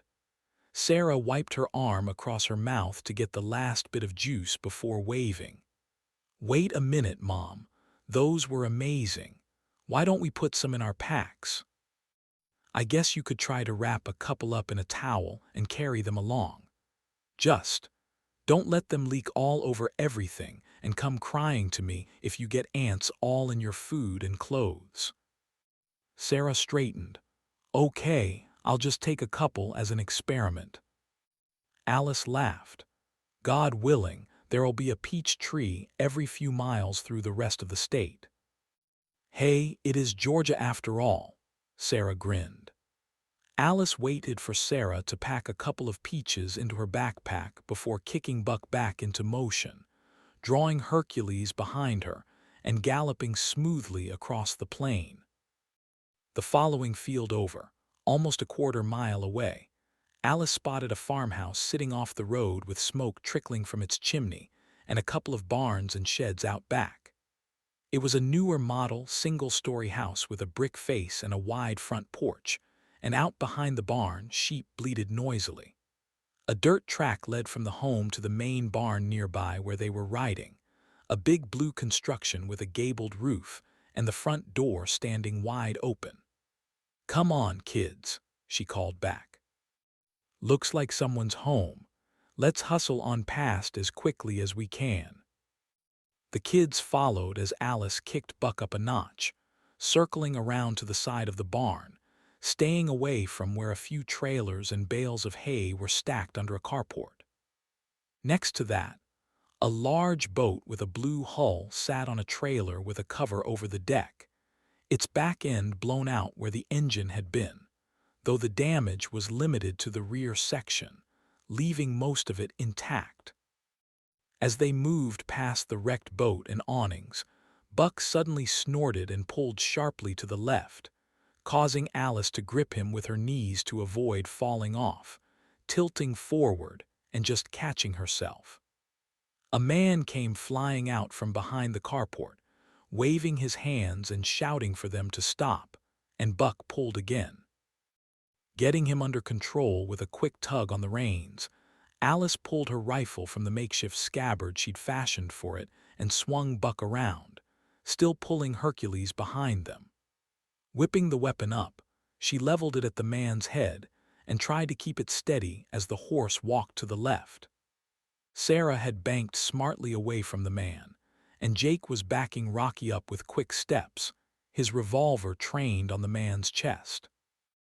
Glancing between the rifle and pistol, the man skidded to a halt, raised his hands and retreated a few paces. "Don't shoot," he called, gazing across them fearfully. Sorry for surprising you. I'm not a threat. Please, I need help."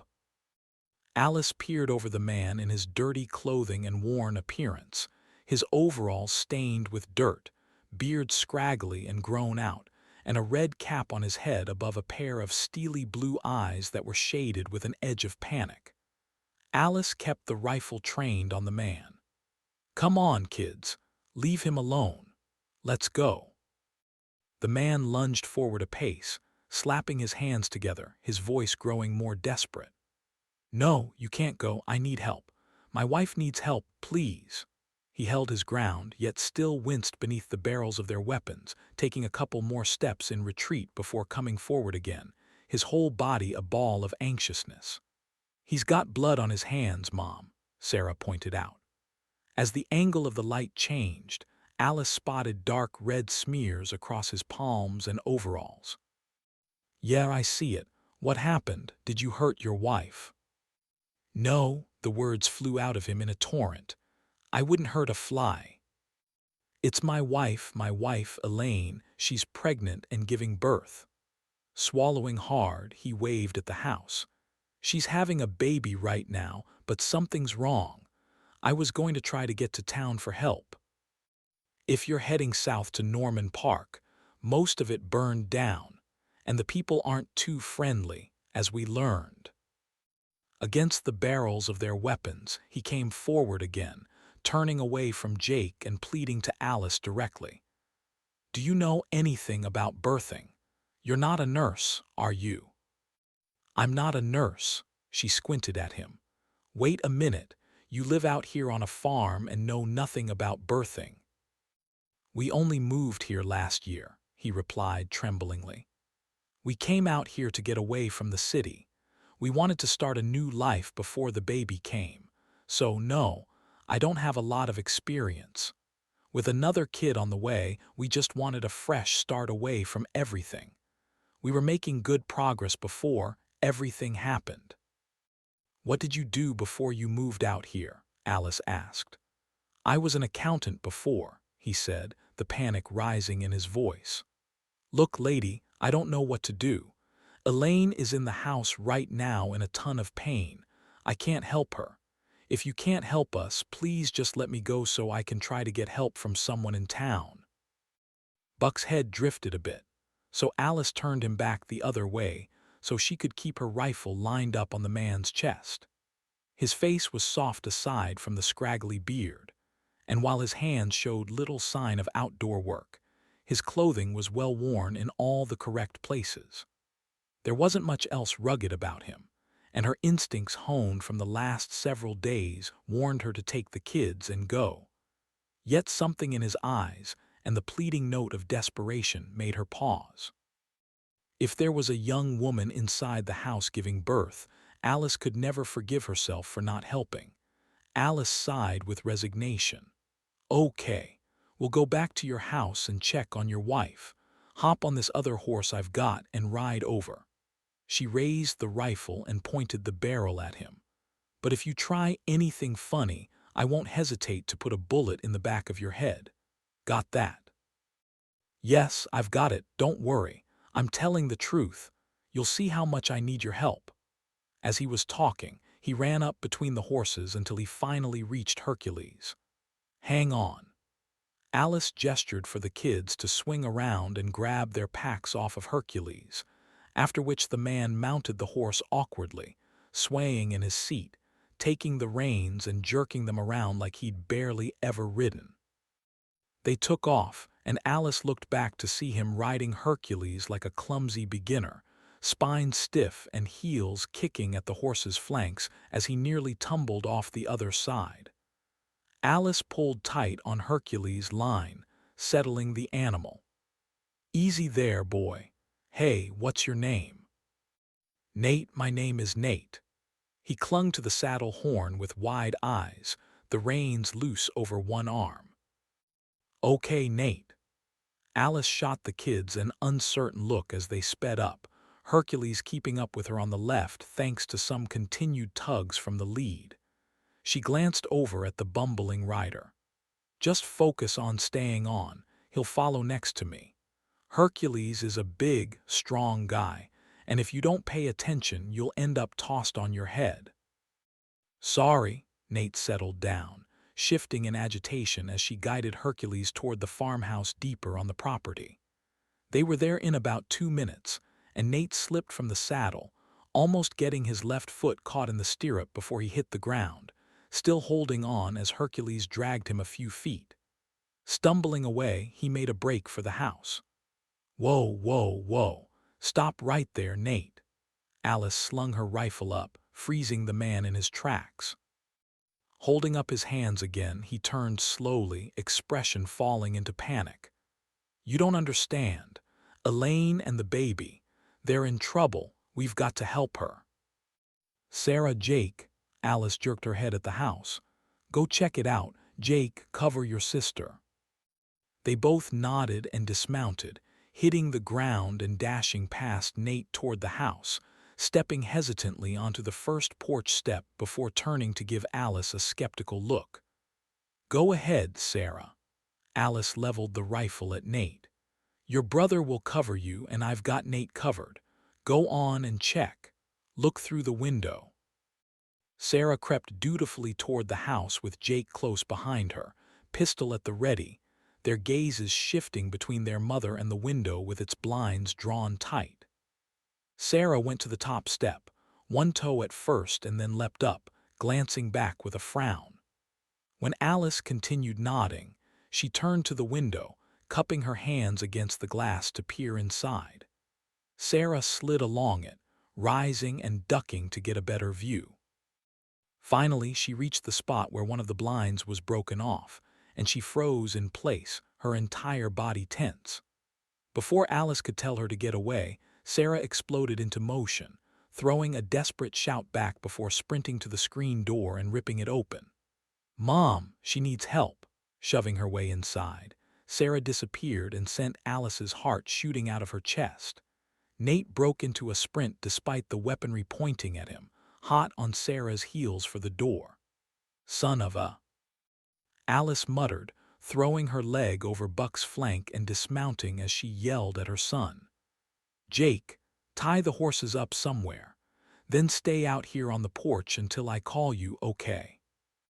She ran past Jake onto the porch with her rifle still at the ready, grabbing the storm door and throwing it open with her free hand, banging her shoulder against the half-open door as she charged in, instantly hit with the heavy crimson copper smell of blood. Looking around, Alice took in a living room coffee table, couch, and recliner shoved up against the wall. In place of the hastily moved furniture was a bright blue tarp spread out on the floor with a half-naked woman lying on top of it, bare from the waist down, her legs splayed open, thighs smeared with blood and birthing fluid. When she saw Alice and Sarah standing there dumbfounded, the woman dropped her jaw wide and unleashed a spine-jarring scream that sent Sarah retreating backward until her shoulders hit the wall. Nate pushed past Alice and Sarah and fell to the woman's side, grasping her hand and shushing her with whispers. "It's okay, baby. It's going to be fine." He gestured at Alice with a bloody, shaking hand. "Ma'am, this is Elaine. Please, you have to help us." Something moved on the opposite side of the room, and Alice lifted her rifle on pure instinct, lowering it immediately as she spotted a little girl with a dirt-smudged face and wide, frightened brown eyes. Her dark hair was greasy and unwashed, half hiding behind a doorway as she blinked at the strangers who just invaded her home. Alice groaned softly and called for Jake, the urgency in her voice bringing him in an instant. Handing him her rifle, she pointed. "Go over there and stand in that corner. Have a look outside and keep watch. Got it?" Jake nodded and walked stiffly to the blinds, unable to take his eyes off the bloody mess in the middle of the room. The woman's constant groans and cries shifted from heady panting to high-pitched, mewling whimpers, and spinning to Sarah, Alice grabbed her daughter by her wrists and jerked her straight to shock her out of her wide-eyed stare. "Sarah, we're going to help this woman, okay?" "Yeah, Mom," she said numbly, "but how?" "I need you to snap out of it right now, okay?" Alice tugged on Sarah's arms again, and she nodded and shifted her gaze to meet her mother's. "Okay, I'm here. I need some things." "What?" "First and most importantly, forceps. I don't care if you get them off the grill out back. You know, like tongs or something." "Yeah." "Then I need scissors, towels, and a suture kit if you can find one." She whirled on Nate. "Nate, I need you to get up and help my daughter find the things I just mentioned. You know where they are, okay?" Nate was nodding, but he wouldn't let go of Elaine's hand. Alice clapped repeatedly, shouting at him. "Right now, Nate. If I don't have those things, I can't help. Go." Nate leaped up and brushed past her to take Sarah into the next room, and Alice fell to her knees beside the struggling woman, grabbing her flailing hand and clenching it tightly. Locking with Elaine's dark and faltering gaze, Alice could see the woman trying desperately to hang on, but she was beginning to fade. The miracle of life was happening right in front of Alice, but Elaine's life and the life of her child hung dangerously on the edge of a knife. A chill of determination shot up her spine, and she gripped Elaine's hand harder. Picking up a wet rag Nate had dropped, Alice began wiping Elaine's face clean of blood and grime and sweeping her sweaty dark locks away from her temples. "It's okay, honey," she said. "I'm Alice. I'm here to help you." "Something's wrong," Elaine spat through tightly pressed lips. "I noticed it almost immediately, but we didn't know what to do." Her abdomen clenched tight, her belly undulating with throbbing and quivering spasms. She gripped her bloody t-shirt with her free hand as if she wanted to tear it off. Alice blinked once and then turned back. "We're going to get through this, Elaine. We'll get that baby out of you, and it'll be fine." "It's a little boy." Elaine's voice trembled. "His name is Ethan." Alice smiled tremulously. "Ethan, what a handsome name. Well, we're going to bring little Ethan into the world." The little girl in the doorway had finally gotten past the arrival of the strangers and was overcome with fear, crying in quick gasps, her belly hitching dramatically before escalating into a full-on downpour of tears. With no one to comfort her, Jake rested his rifle in the corner and came to squat in front of the couch, calling to her from across the room. "Hey, it's okay. Come over here." He waved her over, smiling through the moment's stress, trying to look friendly but only managing a wounded, panicked expression. Still, the girl saw something sweet in his eyes because she shuffled over with a glance at her screaming mother and fell into Jake's arms. "It's going to be okay," he said, wiping off smudges of dirt from her cheeks as her crying faded into snuffles of uncertainty. Finally, he lifted her and placed her on the couch with a smile, talking in a soft, child's voice. "Just stay right here next to me, okay? Your mom's going to be fine, and my mom's here, and so is my sister, and we're going to be here for you, okay? Don't be scared." The little girl's hesitant nods grew more confident by the second, and she rubbed her eyes and reached out for Jake's hand, taking two of his fingers and holding them tight. Nate and Sarah rushed in from the kitchen as Alice worked to calm Elaine.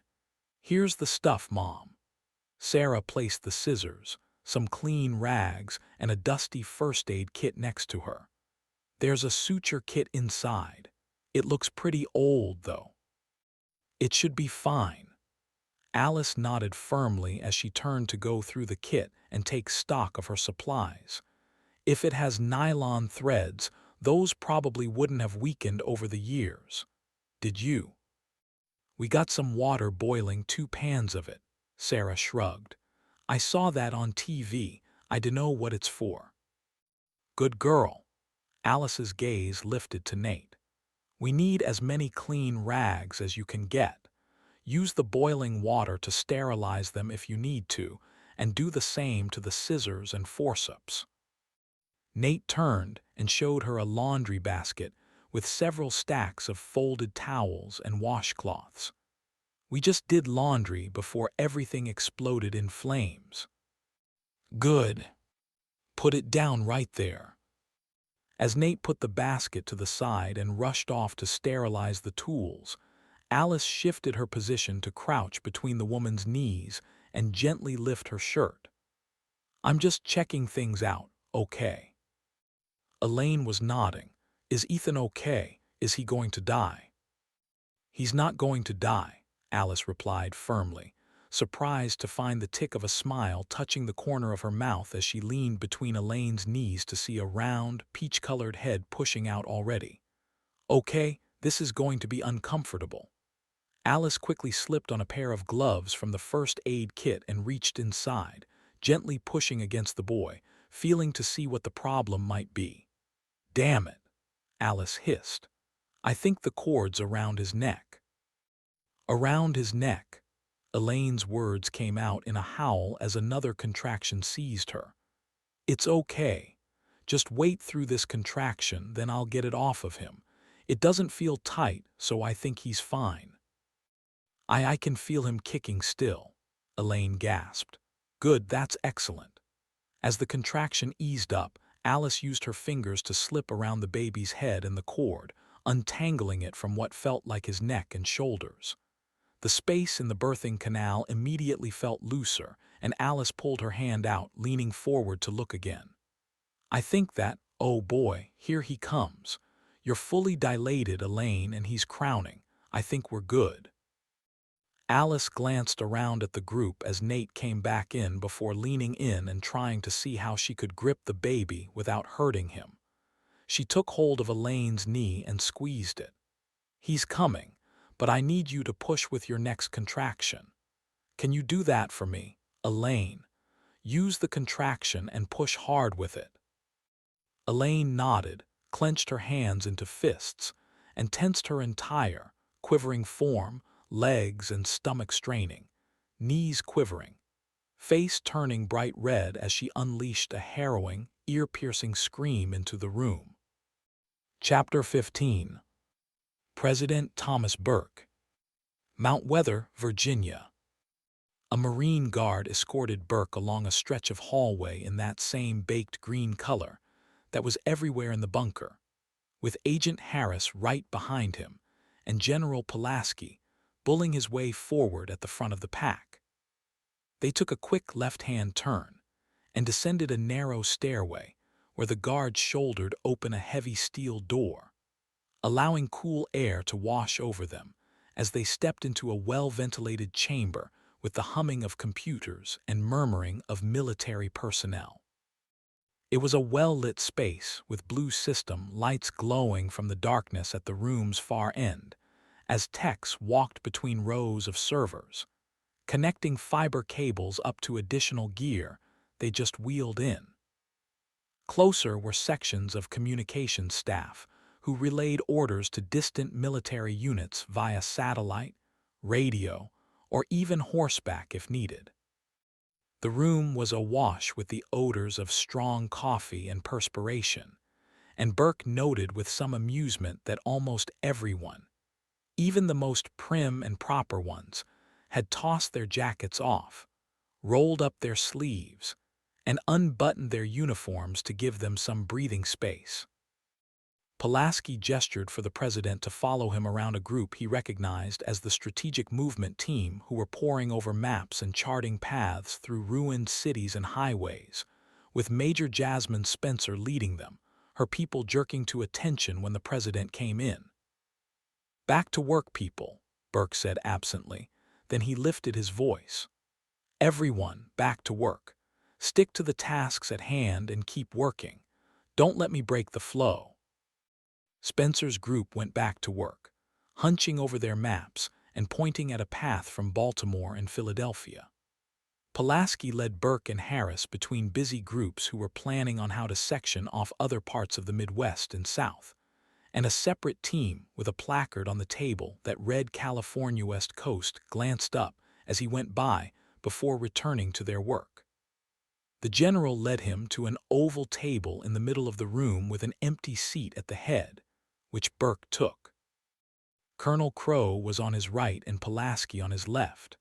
Before he addressed the group, Burke looked around for Agent Harris, nodding as the man quietly slipped in and stood behind him, hands clasped at his waist, constantly searching for any threats despite being in arguably one of the safest places in the world. "All right, people," Burke started. "General Pulaski tells me we got some pretty good news. Ravi, tell us all about it." The president's chief science advisor, Ravi Anandan, stood 5 seats down on his right. The slight Indian man had a soft expression, and his side-parted hair was combed back, looking as neat and well-groomed as if it were any other average day at work. Despite everyone bustling and bumping as they passed each other, and sometimes called out across the room, the scientist spoke softly, barely getting his mouth open before Pulaski interrupted gruffly. "Let me start, Dr. Anandan. I've got some initial information the president might be interested in." Of course, General, Ravi nodded. And please, just Ravi will do. The general grunted and raised his finger and circled at a handful of staffers around the 12-person table, and they immediately swooped in with information packets that were spread to everyone assembled. It's all in the report my team just handed out, but I'll summarize everything right now for you. Based on fuel samples Ravi and his team analyzed, cross-referencing data we had on existing weapons development across the globe, we traced it back to the Saudis. The Saudis, Burke blanched. Are you serious? We think they'd been developing the tainted oil product to seize control of the global supply of oil worldwide. Ravi stepped in. The contaminant was supposed to lie dormant for decades and reproduce until a secondary catalyst, the bacteria, was introduced into the system. At that point, the two would interact and start the countdown to a thermal runaway situation. He gestured to the papers everyone had received. The specific scientific data is in the information packet. Based on preliminary analysis of this catalyst bacteria, we can see they failed to account for a variety of mutations that led to a much sooner than anticipated thermal runaway situation. How do you know this? Burke asked. Genetic markers pointed to 3 potential production sites outside the United States. Of those, records showed only 2 with the necessary supplies to create this sort of a bacterium, and only 1 in Riyadh, employed biologists and genetics experts of sufficient training and skill to create such a bacterium. As for the mutations, there are at least 5 generations we have identified both in destroyed and select intact stock that have key genetic differences that show progressions between them. We believe that, over time, it became its own catalyst. It lit the match itself, in other words. Burke flipped through the first couple of pages, blinking at the scientific explanations, the diagrams and molecular mapping of the fuel components before looking over a layout of the various bacterial stages, all of which blurred together. He pushed the papers aside, shifting his gaze back to Ravi and the larger picture. How did it happen at virtually the same time across the world? The scientist slipped his hands back in his pockets. The original introduction of the bacteria must have happened long enough ago to infect the global supply. It could have been growing and changing for months, and apparently this self-immolating mutation was one most easily reached by the bacterium. Excuse me, Dr. Anandan. Harris raised his hand from behind Burke, the president swiveling to look at him. Just Ravi, please, the man smiled. Ravi, I'm no scientist, but I remember my basic biology pretty well, I think. Most organisms mutate to better survive and thrive and beat out competition. Wouldn't a mutation that leads to the destruction of an organism be a pretty bad path for it to go? Under normal circumstances, yes, but this is an engineered bacterium designed from the ground up to eventually meet a violent end. Instead of waiting for a catalyst to be introduced to lead to that end, though its mutations ended up creating the catalyst itself. Ravi paused, searching for the right words. It took a shortcut, in essence. It was always going to be used for this purpose, but instead of waiting to be told to fulfill its purpose, it did it on its own. Burke exhaled sharply, looking around at those assembled before settling back on Pulaski. So they intended to hold the world hostage, and what? Selectively make countries' fuel supplies go up in flames to squeeze more money out of them. Appears that way, sir, Pulaski replied, though I doubt it was ever intended to come to light like this. That's why we want to launch a counterstrike immediately. While our military is at a severe disadvantage, theirs is even worse. Our recovery time from this will be nothing compared to what it'll take to get them to form any kind of defense. While Burke had experienced many emotions over the last few days, from sadness to rage at whoever had attacked them, the new information he was receiving softening any cry for retribution he might have considered. He snorted. Why? What would be the point of such an engagement now? It would only distract us from our own crisis and spread what little resources we have way too thin. They've suffered just as much devastation as we have, worse, it sounds like. Pulaski made a fist and held it tight at his waist, chin shifting to the side as the tendons in his neck stood out with tension. But sir, look what they've done to us. Look what they've done to the world. You've seen the casualty reports. Billions are dead, and that number is only going to increase. Even you, the general caught Burke's jaw clench, and he stopped himself before he overstepped. Honing his focus, Pulaski narrowed his steel-blue eyes. All I'm saying, Mr. President, is that they need to pay the price for what they've done. The world needs to know that this kind of blatant terrorism won't go unpunished. Burke took a slow breath, leaned over the table, and rested his weight on his hands. The folders and information packets spread all around him, filled with disaster plans and reports that were assembled from a withering storm of data that was impossible to keep up with, much less act on. Looking across at the faces staring back at him, their anger was raw, visible in scowls, hard glares, bleary eyes, and tear-streaked cheeks. It would be easy to lash out at anyone they assumed was at fault. The more challenging job would be to continue their dogged pace, trying to save what remained of the country and the rebuilding that would likely take decades of infrastructure repairs, and even more years of repopulating to get them even close to where they'd been. Ideas rolled through his head, but on a whim, he turned and nodded to Agent Harris, where the man was still looking everywhere, but at the table until he finally realized Burke was watching him. He stiffened and raised an eyebrow. "Do you need something, sir?" A flat grin worked its way onto Burke's face, and he glanced at Pulaski before returning to the agent. "I'd like to get your opinion on this, Agent Harris." Harris blinked and released his clenched hands, his gaze shifting from the president to the waiting officers. Firming up his slack expression, reclaiming his stoic stance, he interlocked his fingers, then let his arms hang loose, unsure what to do with his hands with all eyes upon him.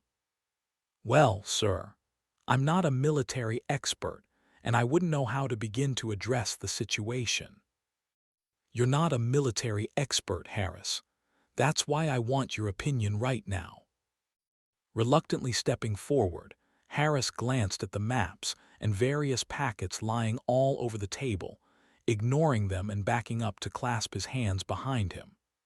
He stared at nothing and then seemed about to say something before shifting his gaze to the floor. Eventually, he met the president's eyes and responded, "We should take a measured approach, sir. We could retask our satellites over their country and discover their capabilities. I'm sure the intelligence communities would love nothing more than to dig into everything about them, given this new information.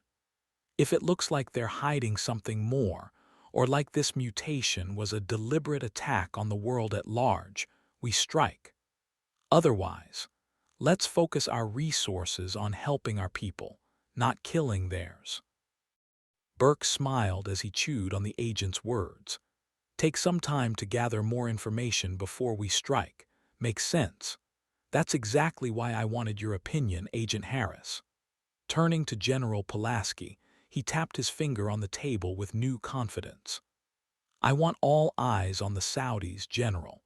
I want to find out every piece of information about this weapons program, their original intentions, what went wrong, their future plans, everything. Peel back their cheeks and give them a rectal exam if you have to, but get me information." "We'd be giving them time to build up, sir," Pulaski countered. It's possible that this was their original plan, and they're feigning their injuries while they prepare to do something worse. I understand how you feel, but I'm not about to sling ICBMs across the ocean without damned good reasons, and especially not without consulting our fellow nuclear powers. Last thing we need is to be burned, starving, and irradiated. For now, we'll watch and study. Get me information ASAP. And General. Yes, sir. If attack is the answer, we'll rain hellfire. You have my word. General Pulaski nodded briskly, seeming satiated for the moment. Yes, sir. We'll draw up a surveillance plan right away. Chapter 16. James Burton. Hannibal, Missouri. The town of Hannibal, Missouri, rose gently in the distance to the soft clipping of horse hooves and the near-silent spinning of the wagon wheels, the horizon scored by scorched building tops and smoke still trickling into the sky. The boyhood home of Mark Twain, and a source of inspiration for many of his stories. The quaint farmhouses, lush fields, and woods surrounding them spoke of a quiet, peaceful town that had slowly stepped forward through the years.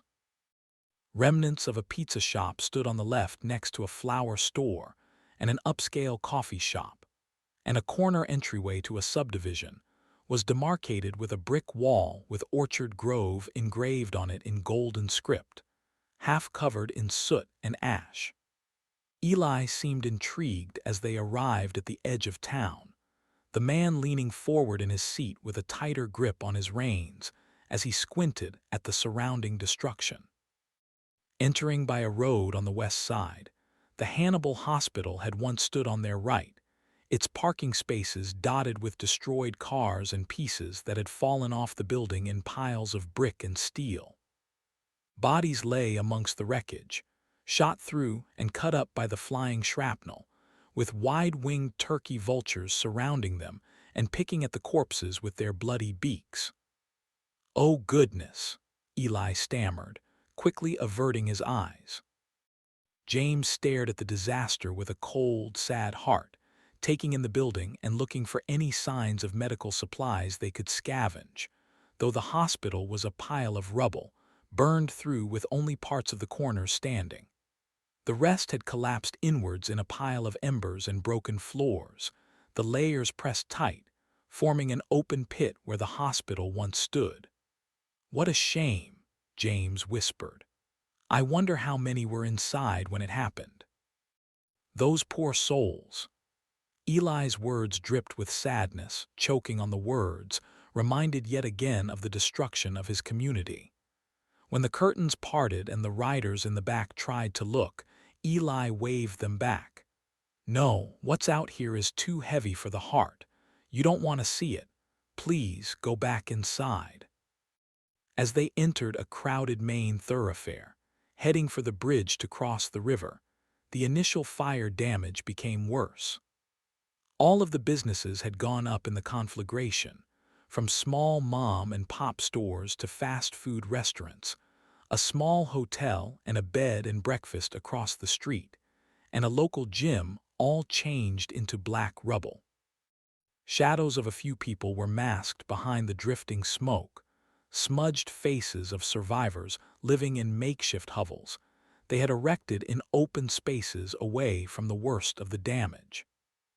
James gripped his carbine with the barrel tilted at a high angle just above the horses' heads, ready to swing it in any direction if someone attacked them. Eli, meanwhile, grew visibly nervous as their trek through town continued, the damage giving way to a blackened hellscape that was from a place far worse than his worst nightmares. Off to his right in the south, a short line of a dozen survivors marched, ranging in age from young children to shuffling adults, trekking along silently as black-winged birds circled overhead, waiting for another meal. With a grunt, Eli scooted to the edge of the seat, watching the slow-moving line as they trekked off toward the hills, seeming to want to say something or take the horses in that direction, his desire to help nearly overwhelming him. At a glance from James, Eli nodded and leaned back with his eyes pinned forward.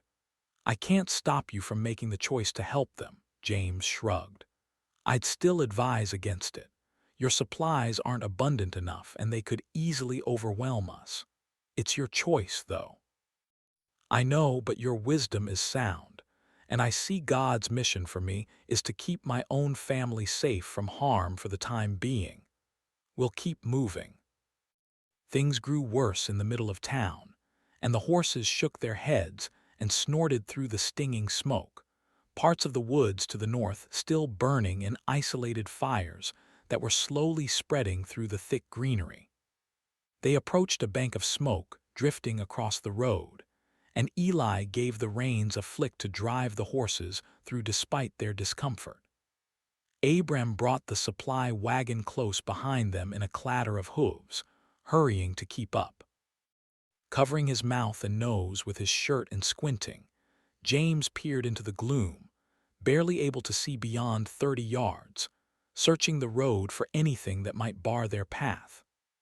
Eli spotted a two-car wreck ahead and guided the buggy to the right to swerve around it, calling back without breaking pace. "Abram, up ahead." The younger driver drew the supply wagon behind them, until both vehicles broke from the fog bank into the clear midday sky, with spots of blue sunlight peeking through the clouds. James coughed and blinked to clear his vision, and the first signs of a bridge came into view ahead. "There it is, Eli. Should be our way across unless—" James' voice faded as they drew near, all sense of hope rapidly dwindling. As they passed ruined stores and demolished neighborhoods, James kept his eyes on the bridge, its upper girders painted yellow with crisscrossing steel beams growing more twisted and bent toward the center where pieces of concrete hung by threads of tangled rebar over the Mississippi River. Guardrails connected the span on the left side. The pavement split and broken off, and they eased the horses to a halt near the start of the bridge, not daring to go any farther. James and Eli both half stood in their seats, stretching out to look across the span where the ruins of a fuel truck and a cluster of blackened vehicles half hung over the rails, with a few teetering on the edge of spilling into the river below them. "That does not look promising," Eli said. "I don't see a way through." "Yeah, this doesn't look good. There's no way we can cross here." James leaned out from the buggy to peer across the length, pointing to the left side where parts of the bridge were still barely connected. "I mean, we could probably cross on foot on the guardrails and sidewalks there, but it would be incredibly risky, and we wouldn't get the wagons across. Then we must backtrack and go south to the next city to check if there's a bridge we can cross." Eli barely held in his disappointment. "I fear we may never find a good place to cross, though." "Not so fast. Hang on a minute." James jumped from the buggy, reaching beneath his seat to grab his staff, checking that all of the sections were firmly attached before shouldering his rifle. "Where are you going, James?" Eli asked. Clara parted the curtains and rested her hand on her husband's shoulder. "Surely you're not abandoning us so soon." "No, ma'am," he said. "I'm just going to backtrack a little and walk down to the shore. Maybe I can find another way for us to cross. I'll leave my pack here if you don't mind." "Of course, but why don't you let me come with you?" Eli started to rise. James waved him off. "That's okay. It'll be quicker if I go by myself. You folks take a breather and get something to eat." He looked both ways along the highway, empty but for the gently drifting smoke, the survivors having opted not to follow their horses and carriages. "You should be safe here for a while. I won't be long. Give a shout if you see anyone, though, and I'll come running." "Thank you, James. We'll have a hearty meal ready for you when you return, and we'll pray in the meantime." After checking his revolver, James headed west for 100 yards until he came off the raised highway. Soft voices came from behind, and he glanced back to see Eli and his family in a circle, holding hands with their eyes closed as they prayed. Stepping into the grass, he headed south toward a spread of neighborhoods and wooded areas near the shoreline.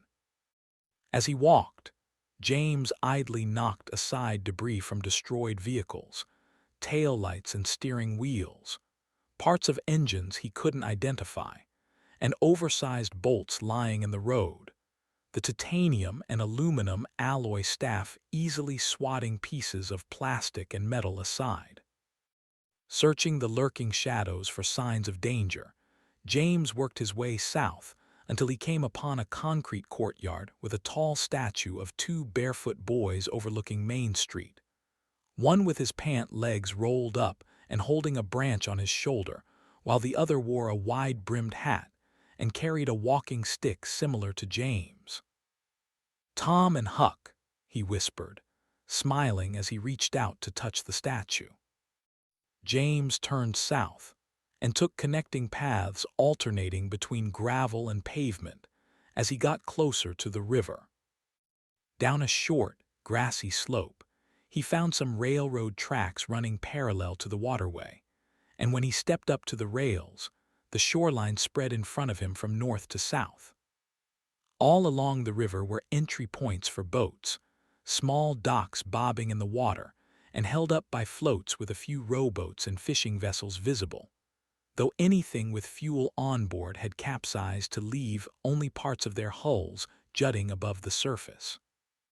As he scanned toward the south, he spotted a small port area that angled out into the water with sturdy concrete pillars and tie-up points for boats. A pair of tugboats had sunk just offshore, one lying half out of the water with its narrow bridge jutting above the surface, where light reflected off the glass. From beneath, the bridge almost looked worse than it had from the road, as even the parts that were still intact looked like they could give way at any moment. Leaning on his staff, James headed off the tracks and explored the shoreline, angling toward the concrete dock while constantly glancing at the tugboats and across the water, where the river was split by islands of lush land with waving trees and tall grasses along rocky banks. On the opposite shore were sections of woods in every direction, with just a spattering of recreational areas and parks. On his side, the river curved to the right, and he hopped off the concrete slab to land on a wide gravel lane that ran parallel to the tracks. Crickets and bugs chirped in the bushes that hugged the shoreline, and he listened to the slow tick of cool weather and soft splashes as he walked. After just 50 yards, James grinned when he spotted a long wooden dock structure made of planks that formed a shallow L shape, the longer section running parallel to the shoreline. Connected to it was a lengthy green barge with a single pile of sodden, moldy grain on its deck. The truck that had been carrying the grain had been propelled away from the barge when its fuel tank ruptured, sending metal shrapnel into the nearby crane, smashing it and leaving it twisted with the dead operator still lying across the control panel. Slowing as he approached, James scanned where a short, paved drive led from the parking lot to the dock. From there, the lane wound up to the train tracks, moving beyond them and into the trees. If it's big enough for a grain truck to get down here, it should also be good for the horses and wagons. Angling toward the barge, he took the short lane down to the dock where the long vessel was rubbing up against the boat fenders, the wood and metal creaking together as the boards beneath him vibrated with the ship's movement. Even with the pile of rotten grain heaped in the back, there'd be plenty of room up front near the pilot house where Eli and all his people could fit. While he couldn't see a ramp, there were clear markings on the barge rail showing it could be opened to allow goods to be driven up to the deck. Propelling it across the river would be a challenge, but it beat heading to another bridge and hoping that it was passable. With a glance across the river, James turned and moved up the lane to the lot, and then north again along the gravel path, energized by the discovery. When he got back to Eli and his people, they'd broken up their prayer group and had placed a wooden table in the road with fold-out chairs all around. Red and white checkered tablecloths lay atop the table, their corners fluttering in the breeze. Plates of bread and biscuits, various glass decanters, more of the cured ham, and a basket of fruit kept the tablecloth from blowing away. As he came up, Sadie, John, and Levi were laughing and running around the group with pieces of sweet bread and honey or jam slathered on top. Abram, Esther, and their spouses, Betty and Jacob, sat along the table with Eli and Clara at the head, eating while they conversed. When Eli saw James coming, he waved and motioned to where a chair awaited him on Eli's left. "Hello, James. Please, sit down and tell us what you found, anything to enlighten our hearts." While Eli sounded jovial, his expression remained somewhat downfallen, not expecting much in the way of good news. James strolled over and sat with a smile, the handcrafted furniture firm beneath him, the slight curve to the chair back perfect to rest his weight as he looked at the spread. "Thanks," James said, accepting a napkin with an assortment of food from Clara, who nodded and smiled and returned to her seat next to Esther. "This looks amazing. Kind of a funny place to set up a table and chairs, though, right in the middle of the road." Clara laughed. "These are special built just for this sort of thing, James. When we're having a meal or even enjoying a break for tea or coffee, it's much more pleasant to use a table and chairs." "Fair enough," James nodded, taking a bite as Eli and Abram looked on at him eagerly, and he began to tell them what he'd discovered. "I walked south along the shoreline for a while. A lot of boats were overturned out there in the water, and the bridge is impassable. I wouldn't even risk crossing on foot." "That's a shame, but it confirms our fears," Eli sighed. James accepted a helping of honey on one of his biscuits, nodding in thanks to Clara. "I did find a way to cross, though it may take some work to get over." "Hard work is all we know." Abram smiled. Nodding, James told them about his short trek along the shoreline and the concrete dock he'd found, and beyond that, the longer wooden one with the green barge parked there. "It looks like they were halfway through loading some grain when everything went to pieces. The crane is gone, not that it'd really be much use to us anyway, but there's a road leading from the dock and up across the railroad tracks.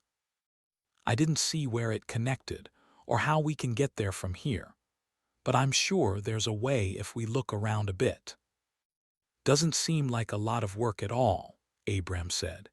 James chuckled dryly. "Getting down there won't be the hard part. It'll be getting the horses and buggies up onto the deck. I figure we'll need to find the ramp or make one ourselves. Then it's a matter of handling the horses well enough to get them on board." "We've been handling these horses all their lives," Eli said, "and they have the utmost trust in us." "I don't doubt that, but being on a barge will be a new experience for them." "You leave that to us." Eli took a bite of pork, looking at both of his sons, who nodded in agreement. "At the very least, we can find our way there and check it out. If it seems an impossible feat, we'll only have lost a couple of hours, no." "It's worth checking out," James replied. "Here's the kicker, though. The barge doesn't have an engine, only reason it's still on top of the water instead of underneath. We'll have to pole push the barge straight across to the other side." "We have strong men here. Do you think we can win out against the current?" "I think so," James shrugged. "I think it beats going south or north for hours or days to find another way that may not even exist." "Then it's settled." Eli practically beamed as he turned to Clara. "I dare say that this task before us is the exact answer to our prayer." "Praise be to the Lord." Clara closed her eyes as she took Eli's hand. "The Lord has blessed us through James twice in as many days." Abram slapped James on the back, grinning at him. Their contagious enthusiasm brought a smile to James' face as he finished his food, dusted off his hands, and offered to help clean up until the girls leaped in and shooed him away. "I guess it's a sign we'll be up and moving then." Eli chuckled and gestured to Abram and Jacob, who were taking care of the horses, hitching them back up and getting ready to move out. The chairs were folded and put away, as were the table legs, so that everything could be loaded into the supply wagon quickly and efficiently. Within 15 minutes, the group was ready to move, and they got turned around and started heading west up the highway to find a way to reach the barge. They took the exit ramp and swung around to Mark Twain Drive, which cut southeast through town, dividing once massive Victorian-style houses that had burned to the ground. James went on guard again in the lead wagon, scanning the side streets and alleys and peering through dense clouds of smoke, eager to see if it was workable to get the wagons on board the barge. After traveling with them for a while, he felt a certain duty to keep the family safe when they weren't always looking out for themselves, and the pressure to constantly be on the lookout weighed on him. What remained of Hannibal was quaint and had a small-town feel James expected from Mark Twain's hometown, with hints of old brick buildings, shops, and restaurants. A cool breeze came off the river, and Clara and the girls grew fidgety. They'd thrown the curtains wide open and were looking out at the town's ruins, growing somber at the sheer magnitude of the destruction. They were well suited for travel with their ability to efficiently store their supplies, tools, and horse care equipment. But the world had to be overwhelming them, especially in such a destroyed state, after spending most of their lives in an insular community. They ran into several dead ends along Mark Twain Drive, forcing them to go around until they rolled past the Huck and Finn statue. "There's got to be a way down to the water," James said, standing and scanning the few businesses that lined the tourist district.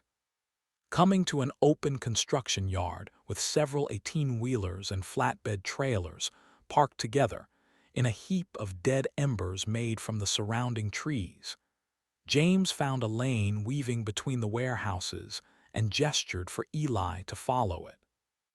The lane wound them down into the dark areas south of the Mark Twain tourist spots, and the buggy and wagon rattled over the train tracks and swept into the parking lot where the grain truck had exploded and torn the crane to pieces. Eli took in the destruction before looking over to the barge, where it squatted low in the water and bumped softly against the docks with the rolling current. "There it is," he said. "Isn't that a glorious thing?" "I sure hope it is," James agreed. They pulled the wagons around the debris and stopped at the path to the docks.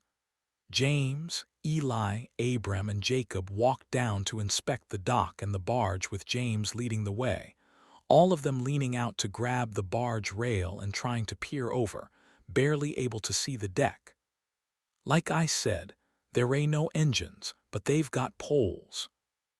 "The pile of grain is no good," Abram commented. "A shame." "Yeah," James agreed, pushing himself off the barge and following along behind the man as they walked the entire length of wooden planks. "Looks like it's been sitting here for a while, wet and moldy now." They ducked under the crane arm that was still half hanging over the dock, its bucket open with grain crusted on it, none of it salvageable. "Such a waste of a precious crop and potential blessing," Eli said as he came to a stop and rested his hands on his hips. "But the true blessing is this barge, and I know it will carry us across." He patted James on the shoulder and gestured to his sons. "Abram, Jacob, do you see a way we can get the carts loaded?" Abram had stayed behind and had crossed his arms over his chest while stroking the scraggly beard on his chin. Deep in concentration, he studied the height of the barge compared to the dock and turned to look back up at the buggy and the supply wagon. "If there's not a ramp on the barge, we'll build one and run it up to the deck. We want to keep the climb less steep, so we could build it in sections, one short section angling out from the boat, and then a second section running down to the dock, keeping the incline rather shallow, in an L shape. James was nodding. That might work, provided you can get the horses turned up the ramp and onto the boat without getting spooked. We know our horses, James, Abram replied with a raised eyebrow. They won't spook. With a grin, he jumped across to the barge, drawing a chuckle from Eli as he landed on a groove where the rail met the hull, grabbing the rail and balancing there. His momentum carried him forward, and he swung both legs up and leaped over to land hard on the deck. Walking the full length, he grinned and pointed to the front of the boat behind the pile of grain. Our work is lessened. I found a steel ramp, he called. It has hooks to latch onto the deck. James leaped over and joined him, and together they lowered the rail and dragged the ramp over, sliding it down to Eli and Jacob until the metal hooks caught on the deck. The latter pair lowered the ramp until it touched down on the dock, giving them a way to climb on and off the barge. Rubbing his chin, James said, "That angle is pretty steep. We'll definitely need that second section to rest the ramp on. It'll make a shallower slope and be easier on the horses." Abram studied the angle and began looking at how they could build the L section. "We might build it from plywood and cinder blocks. There should be plenty of materials up in the ruins." "Agreed," Eli said as he stood back and imagined the construction. "What about the wagons?" James asked. "The horses won't be able to make that turn with the wagons attached." "I think they will," Abram countered. "We just need to be ready with blocks in case we need to stop and keep the wagons from rolling backward." "You're the bosses. Just tell me what to do to help." Abram smiled. "I'll be in front and guiding the horses by their bridles, and the rest of you stay back and be prepared to help slide the rear of the wagons if necessary." "That's what I was thinking," Eli affirmed. "We just need to find those building materials," James said, looking around. They removed some supplies from the larger wagon, and Abram took the driver's seat and got it turned around, running it back up to the burned-down warehouses in search of wood and blocks that had survived the fires. They dug through the rubble and found several pieces of plywood and a few 2x4s which they put into the back of the supply wagon. Everyone helped except for the kids and Clara, who stayed with their offloaded supplies down by the barge. While the rest focused on working, James helped where he could while he patrolled from the lot to the warehouse area, his carbine in plain view and a nervous pinch in his belly. They were vulnerable out in the open and, unlike when they had been eating, spread across several blocks, and it would only take a small group of armed people to attack and overwhelm them. Eli seemed to adopt James' sense of urgency and oversaw the supply-gathering effort, hurrying everyone along. Between a section of warehouses were some small riverside homes burned and collapsed into piles, and Abram and Jacob looked for blocks while Esther and Betty dragged larger pieces of wood and stacked them in one yard. It was tough, grueling work, but the Amish wore broad smiles and called encouragement to one another, laboring without complaint. Soon, the wagon was filled with supplies dragged from the burning ruins, and Abram drove it carefully down to the dock area with everyone else strolling beside it, their faces and clothing smudged with dirt. After gathering back at the dock, they unloaded the supplies, and the men began building the ramp structure by placing cinder blocks too high and packed close together. They laid the plywood and 2x4s on top to make a shallow slope, giving plenty of room for the largest wagon to turn left. Once everything was set, Abram and James climbed onto the barge and dragged the metal ramp back into place, resting its edge on the platform they'd built, forming an L shape up to the boat deck. "It's going to be a pretty tight turn," James commented as he studied the construction and rubbed his chin. "But you can see how much shallower the climb will be for the horses," Abram said. Yeah, it's barely an incline at all. Abram ran up to the first landing and jumped up and down, his boots thumping and echoing across the water while James glanced around nervously. Now for the true test, James said. Who's going to drive the first buggy up? Eli gestured to Abram. I trust Abram to do it. He's been driving wagons and farm equipment since he was a child, and he's always been the best at it.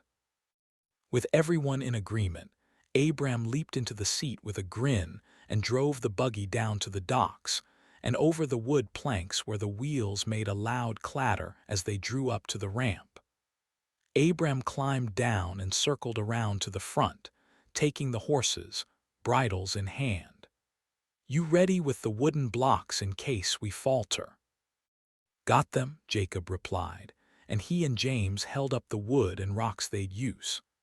Abram looked down at the width of the ramp compared to the width of the buggy, finally giving the horses' bridles a tug. They moved quickly at first, their hooves sounding hollow on the wooden ramp. When the front wagon wheels started up, the left-hand horse snorted and shook his head, pulling a little to his side to come dangerously close to the edge. Achya! Come on now, Amber and Tea Kettle. Abram shouted, grabbing their bridles and jerking them straight, talking to the horses and urging them to go. Still, they faltered to the left, one stamping in annoyance and chipping off a piece of plywood to send James' heart leaping into his throat. Come now, beasts, follow me, by God's will, Abram growled. At the last second, he slapped Amber on the neck and lunged backward, hauling the horses after him with a grunt. With quivering shoulders and heads hanging low, the horses straightened and moved up the ramp, pulling the buggy with them until they were standing on the first landing. Abram turned them hard left, and they drew the wagon forward until the front left wheel rode toward the edge. The other three men watched until the wheel was about to slide off. Then they rushed in, gripped the rear end, lifted it a quarter inch, and scooted the entire rear of the buggy to the right until it was mostly straight and pointed toward the deck. In rushed shouts of encouragement, Abram hauled the horses to the top with thudding hooves and clattering wagon wheels, the buggy rocking back and forth as it surged over the lip and onto the deck. Whoa now, Abram called in a low voice. Whoa, Tea Kettle. Easy, Amber. Abram guided the horses slowly and carefully in a right-hand turn, getting the wagon up the rest of the way onto the deck and pulling toward the front of the boat. Everyone on the dock was cheering and clapping as Abram successfully parked the wagon and turned to them with a sweaty-faced smile. Well done, James and Abram, Eli said. I can't take any credit for this, James replied. It was Abram's idea. And what about that driving? You've got away with horses. Abram blushed modestly, brushing off the praise and helping secure the horses and buggy to the deck, blocking it so it wouldn't roll out of control and cause them problems on the journey.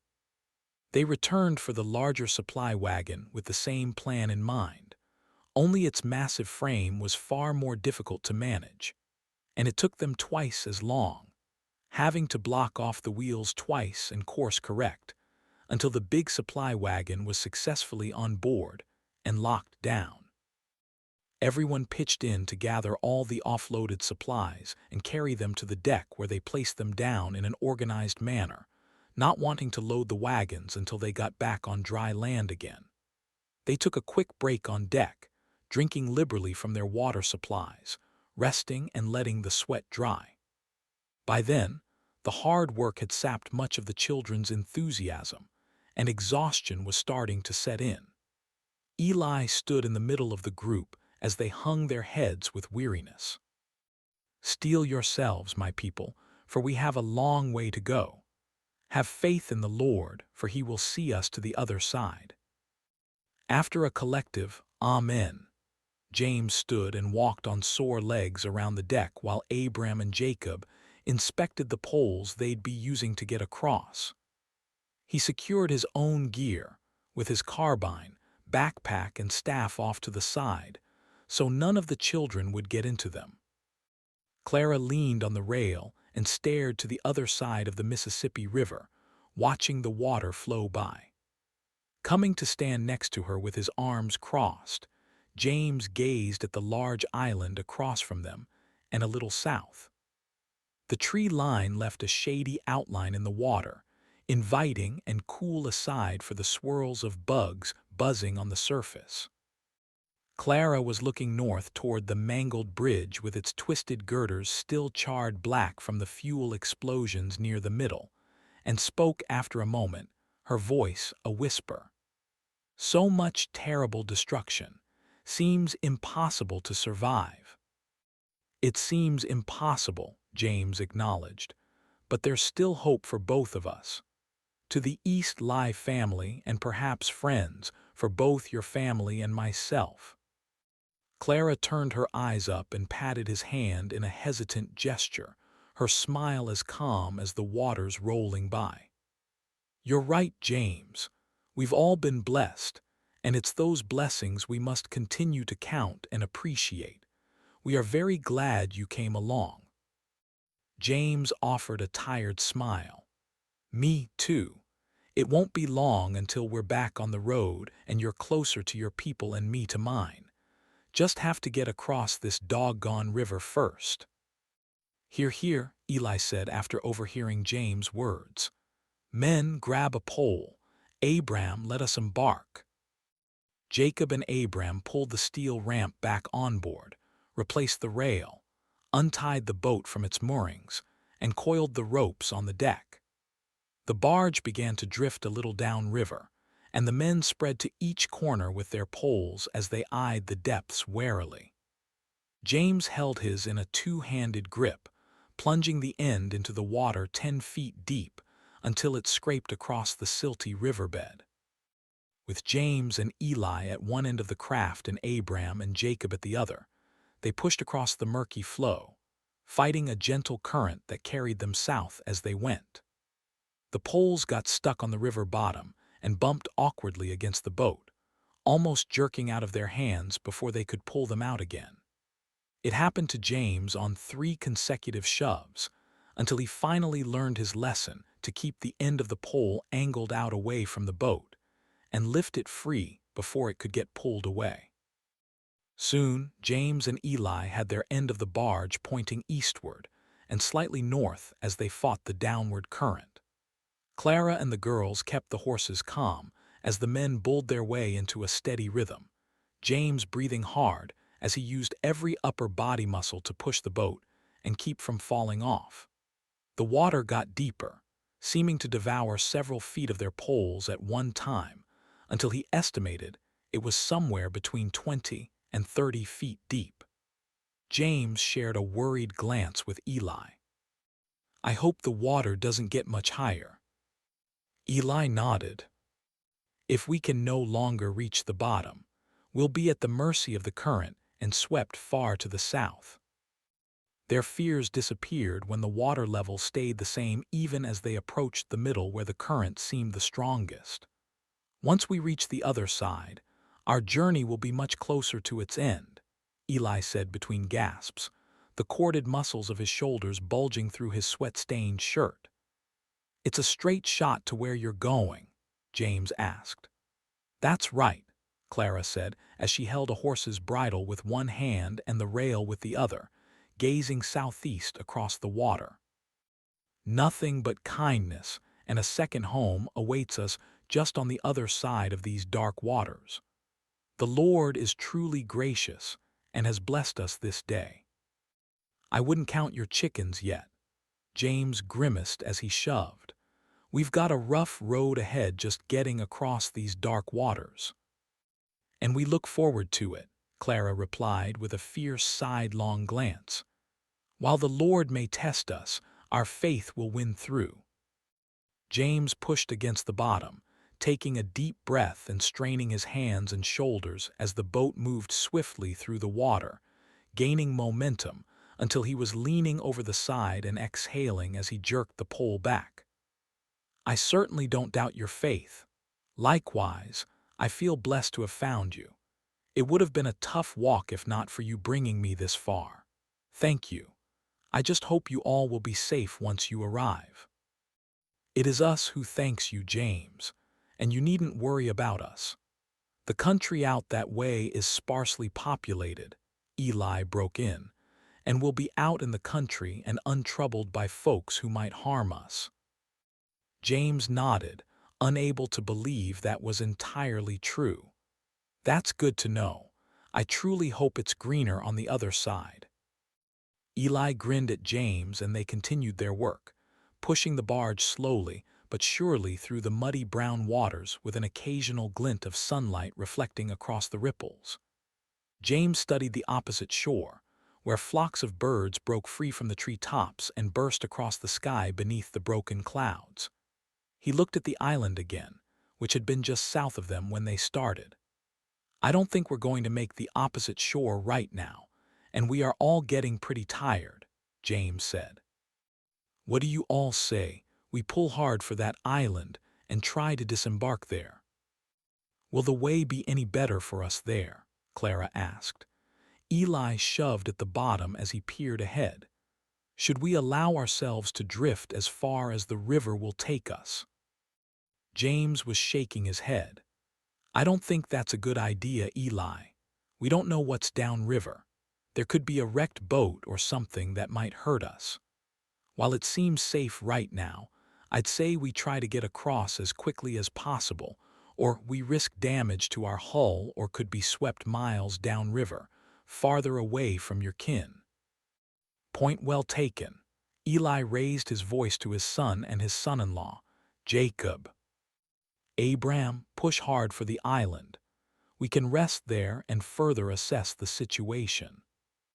With solemn nods, the young men put their backs into it and dug deep, jamming the pole ends into the silty river bottom. James pushed until his shoulders were screaming, and at one point, Abram teetered over the water after overextending himself, Betty grabbing him by the waist of his pants to keep him from falling in. Esther rushed to help, seizing him and hauling him to safety where they laughed with nervous relief.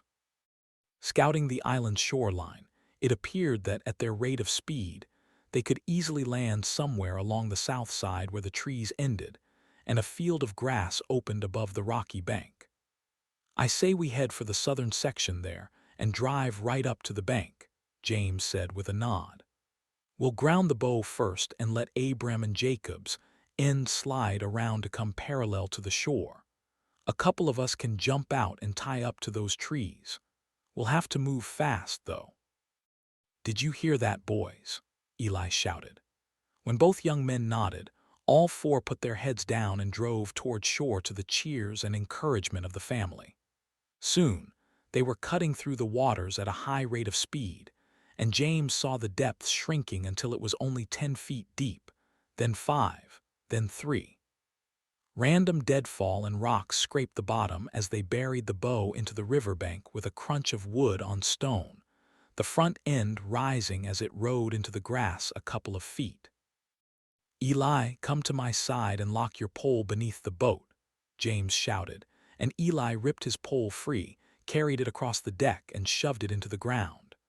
The current swung the barge's rear around until they were parallel to the shore and scraping on the bottom. Abram, with me, James called, leaping from the boat and running toward a thin line of trees with grassy space between the clusters. He turned and held out his hands. Throw me the rope. Eli whipped the coiled rope at James and tied his end to one of the cleats, while James caught the other end and sprinted to the thickest tree he could find, wrapping the rope around it 3 times before tying a knot. The rope creaked, the tree straining as the bullish current tried to break the barge free, and with everything tied down, they stood back and waited to see if it would hold.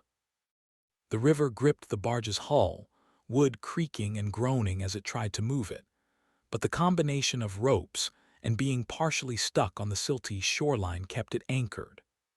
Nice work. Let's scout the other side, James said.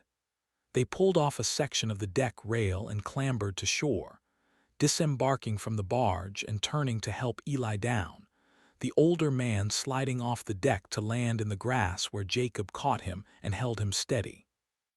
James, Eli, and Abram walked through the beach grass across the massive island they'd run aground on with the field and a forest full of pine and spruce, the dense undergrowth packed in tightly into a tiny area that was fed by the constant flow of water around it. They tested the ground on the way, James poking his walking stick into the mud and sand along the shore, walking out a few feet to prod and poke around.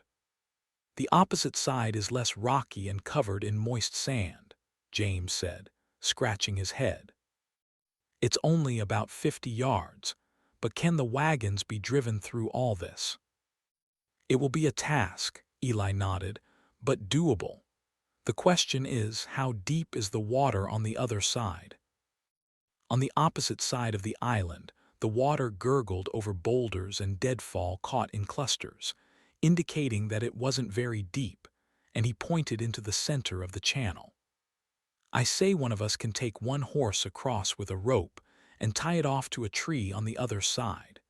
We get everyone else off the wagons and have them cross one by one. By then, we'll have a good idea if the wagons will make it.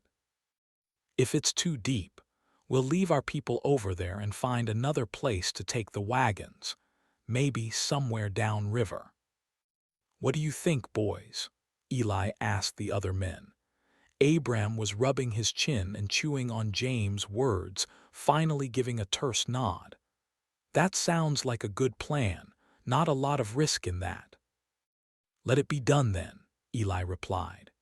Back at the barge, they climbed aboard and moved the ramp to the other side. It barely clipped the bank's edge, so they let it drop and used the plywood, cinder blocks and stones to bolster it to arrange something flat and stable for the horses and buggies to traverse. With everyone's help, they moved the first buggy around and carefully brought the nervous horses down the steep incline, James' heart rushing as the makeshift ramp sank into the dirt but finally held.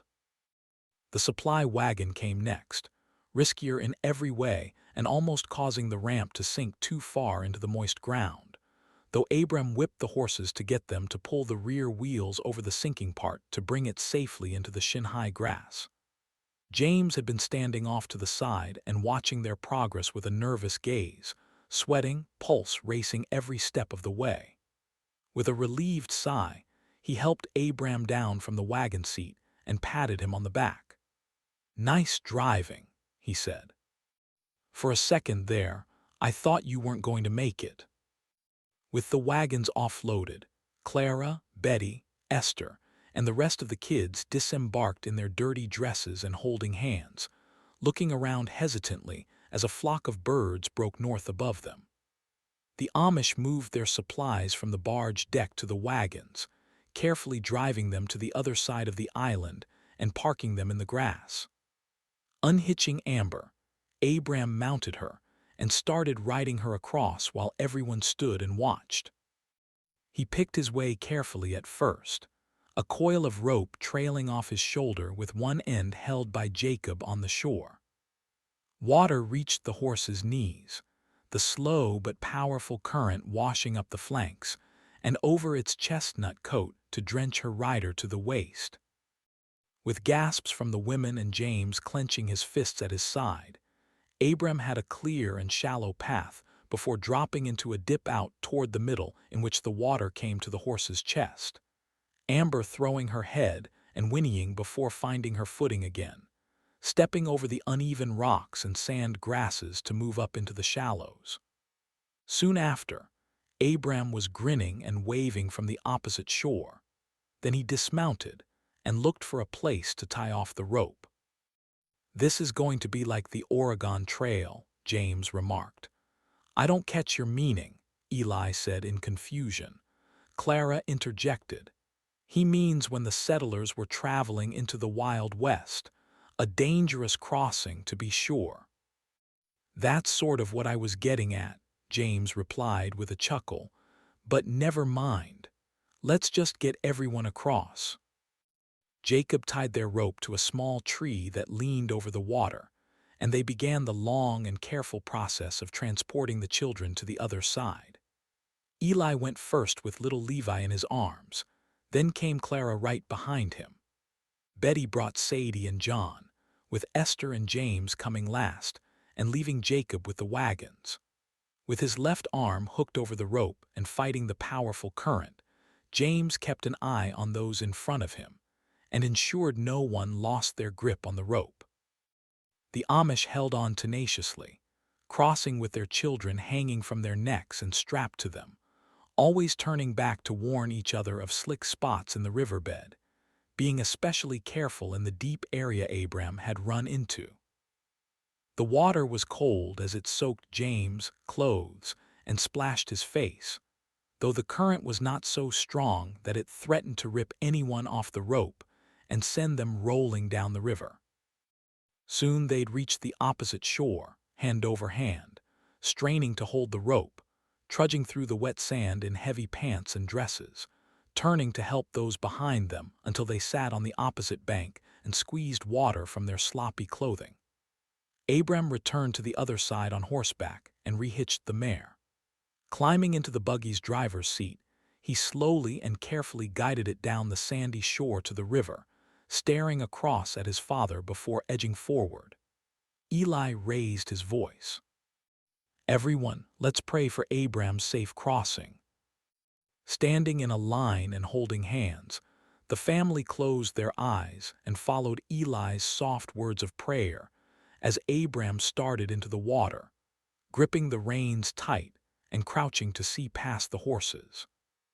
James felt a tug on his wet sleeve and turned to see little Sadie staring up at him with big brown eyes. James smiled and held her hand as he watched Abram, who'd already made it about a quarter of the way across. Water shoved against the buggy, splashing over the backs of the horses and up the side of the carriage, spraying Abram and filling the floorboard with an inch of muddy water. Still, Abram remained focused and drove the horses with a keen eye on the rope that lay just off to his left, correcting them so they stayed on track. The buggy jolted in shock as its wheels cracked across rocks and debris on the river bottom, and at the deepest part, it lost its traction and started to drift away. Abram stood and snapped the reins hard with a hearty shout, "Yah, come on." With a final burst of speed, the horses pulled up the sandy shore with the buggy wheels sinking into the moist sand and water sloshing off the carriage. At last, they reached the bank, and without giving the horses a chance to slow down, Abram drove them up the steep and grassy slope until they reached a level point and stood with heaving sides, water dripping from their quivering hides. Abram leaped down and ran his hand along Amber's flank and patted it roundly. "Good work, Tea Kettle and Amber. Good horses, both of you. Well done." Clara gasped and pointed across the river to where Jacob was bringing the supply wagon, following in Abram's path as he started into the treacherous flow. Jacob moved slower as he was sitting on much more weight, and where the water hit him, it shot up the sides and onto the wooden top, rattling everything in the bed and sending Jacob lurching and rocking in the springy seat. The heavier wagon also held a slight advantage over the lighter buggier, as its weight kept it locked onto the riverbed, keeping it from being moved downstream by the water. He drove the nervous horses hard to the other side, without giving them too much time to consider alternative options or allow panic to enter into the equation. They rushed through the deepest part of the water, dipping deeper, the horses' eyes bulging wide as their hooves scraped across the bottom, struggling for any sort of traction, the great weight of the supply wagon a challenge to pull. "Prepare to take the horses by their bridles and help pull them across," Eli called, gesturing at the struggling horses as James and Abram both rushed toward the water. "Yah," Jacob shouted encouragement to the straining animals. "Come on, gentle. Yah, bear." He stood from his seat watching the horses as if willing them the rest of the way. With a final lurch forward, the muscled beasts crashed ahead and pulled the supply wagon through the deepest part of the flow, finally hauling it out of the water and onto the sandy beach where James and Abram took the bridles, calming the horses and leading them up the steep grassy bank. The horses were even more tired than their predecessors, sides heaving and tossing their heads in agitation and weariness as they stared at the next hill. Not wanting to get stuck in the moist sand, Jacob drove the horses hard up the bank where they reached the slick grass made wet from their dripping coats. "Abram and Eli," James called, "to the back of the wagon. Let's help push."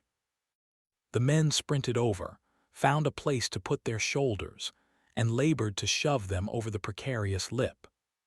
Faces twisting, grunting, and grimacing, they moved up 6 inches at a time, with the horses jerking and lunging forward, legs straining, flanks quivering as they pushed over the soft ground, finally bringing the supply wagon with them.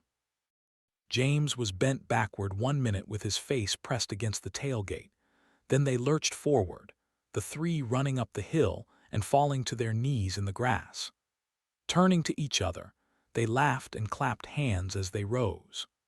"Praise the Lord," Eli said with his arms spread as a ray of sunlight stretched across the tiny grove.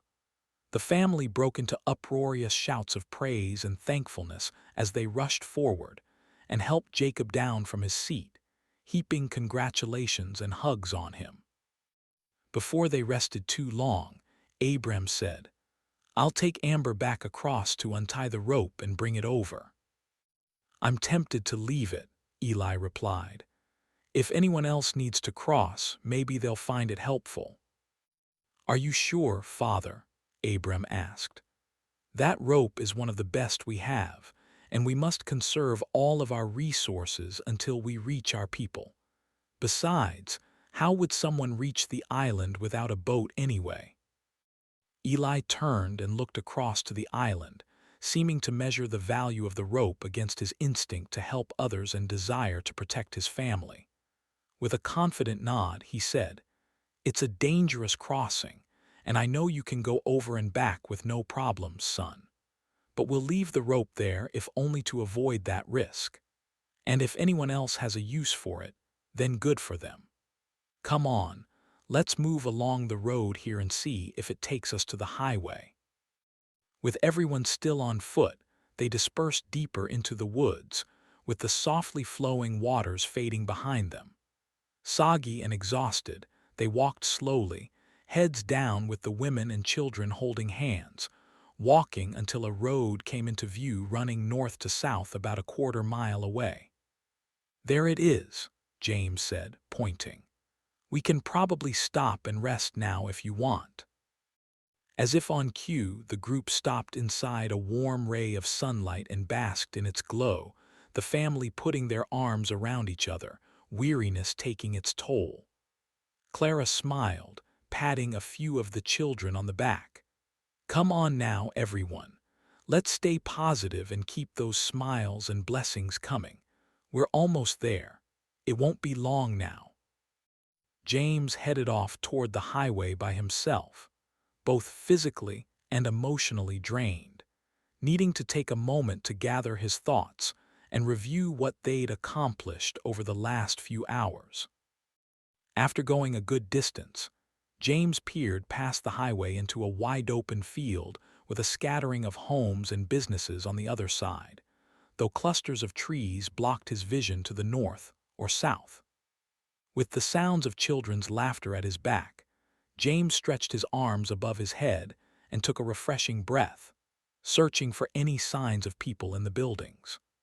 The world was quiet, with the occasional fluttering of birds and insects and the flowing waters of the river behind him. Distantly, he heard Eli call for them to break out some food and drink, and take a quick breather when another sound cut through the peacefulness. A motor, an actual engine, running from somewhere nearby, its coughing and sputtering echoing off the surrounding trees and throughout the broad river valley. Chapter 17. Ryan Cooper. Somewhere outside East Lansing, Michigan. Moonlight played across the front yard and the tops of the red maples, and the midnight glow captured the flowering trees in soft, golden light. The breeze had picked up, rustling the woods to the east, while the patches of bushes and brush spoke whispers between the house and the front gate. The stars shimmered off the pond waters, and the steady thrum of frogs calling out to each other reached him as Ryan circled through the top floor of the farmstead. They left all the upstairs windows open, and the house was cool and breezy. It might have been uncomfortable on any other day if not for his nervousness, continued movement, and constant sweating. Ryan had changed into a fresh pair of jeans with his ratchet belt cinched tight around his waist, and a black long-sleeved shirt to help blend in with the dark shadows inside the house.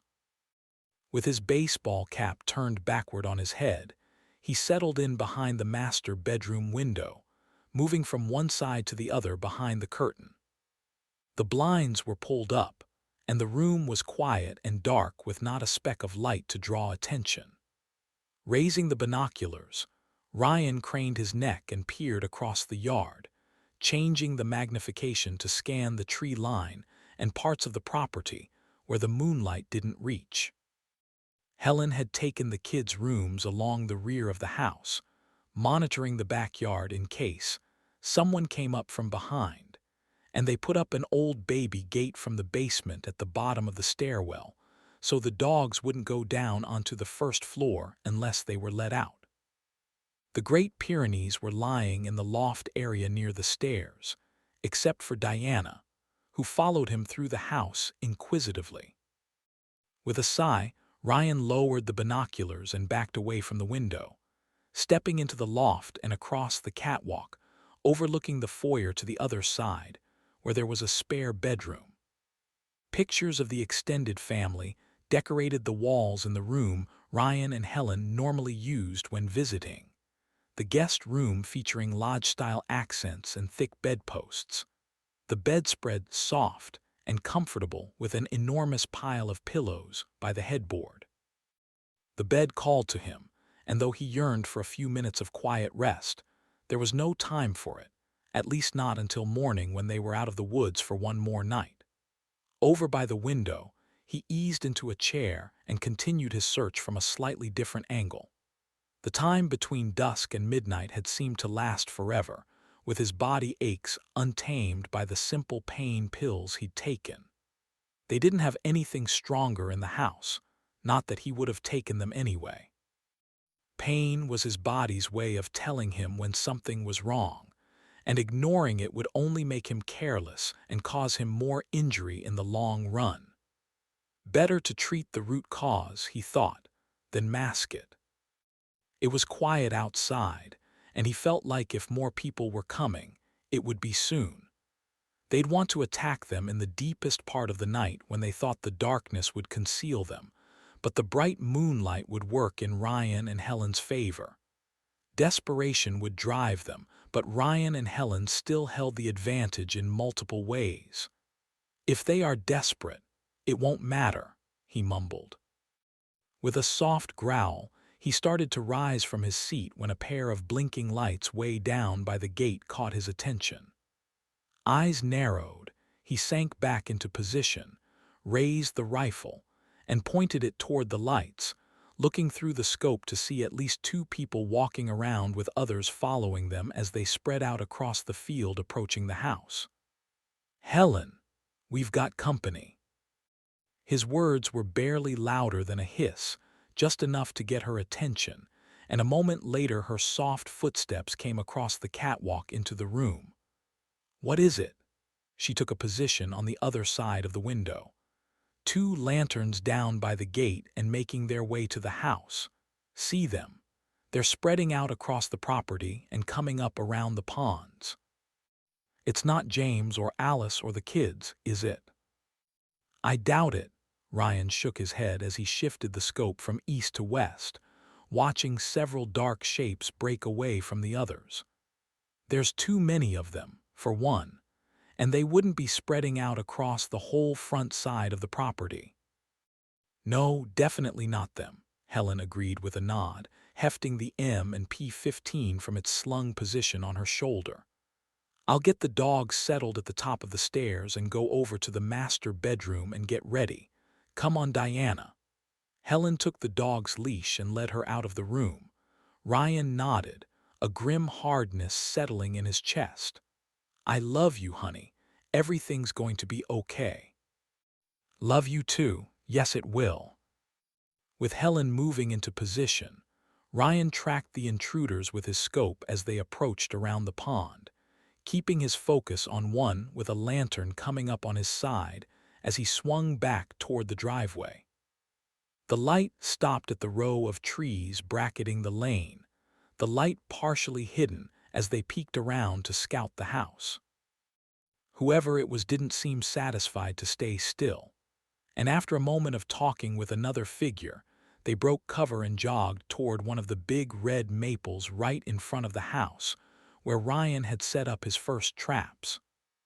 Sliding from his seat, he kneeled at the window, resting his forearm on the sill, and kept his sights pinned on the tree while the light bobbed in his periphery. The man reached the tree and paused where the stakes were sticking up, holding up his lantern and leaning in to stare in confusion. Ryan started to take a shot, but the light disappeared, followed by a shouted curse as the man leaped and howled from the other side of the tree trunk, dancing in a circle and yelling in pain after having stepped through the spiked booby traps, his lantern swinging madly in his hand. Grinning, Ryan squeezed the trigger, and the rifle bucked against his shoulder, his round hitting the ground at the man's feet. The looter froze, twisting toward the house with his face illuminated in his lantern light. Heart pounding with rushed energy, Ryan growled at himself as he shifted his aim and squeezed the trigger again, the second round striking the man square in the chest and pitching him straight back into the grass, where the lantern crashed and broke and winked out. Sweeping his rifle around, he tracked the other group by their lights, and he was about to fire upon another rushing shape when the lantern suddenly went out and cast the backyard in darkness again. He'd been looking so hard at the light that it took a few seconds for his eyes to adjust, though he didn't stop searching for more figures across the yard, squeezing off another pair of shots before they disappeared behind the flowering tree and maples. He backed away from the window and called softly through the door, hoping his voice reached her. Helen, there are 4 more. Move to the top of the stairs with the dogs in case I don't get them. You're our last resort if they get inside. Okay, she replied, her footsteps shuffling through the house, with the anxious growls and low barks of the dogs straining on their quick-release leashes where they were tied to the rail at the top of the stairs on the catwalk.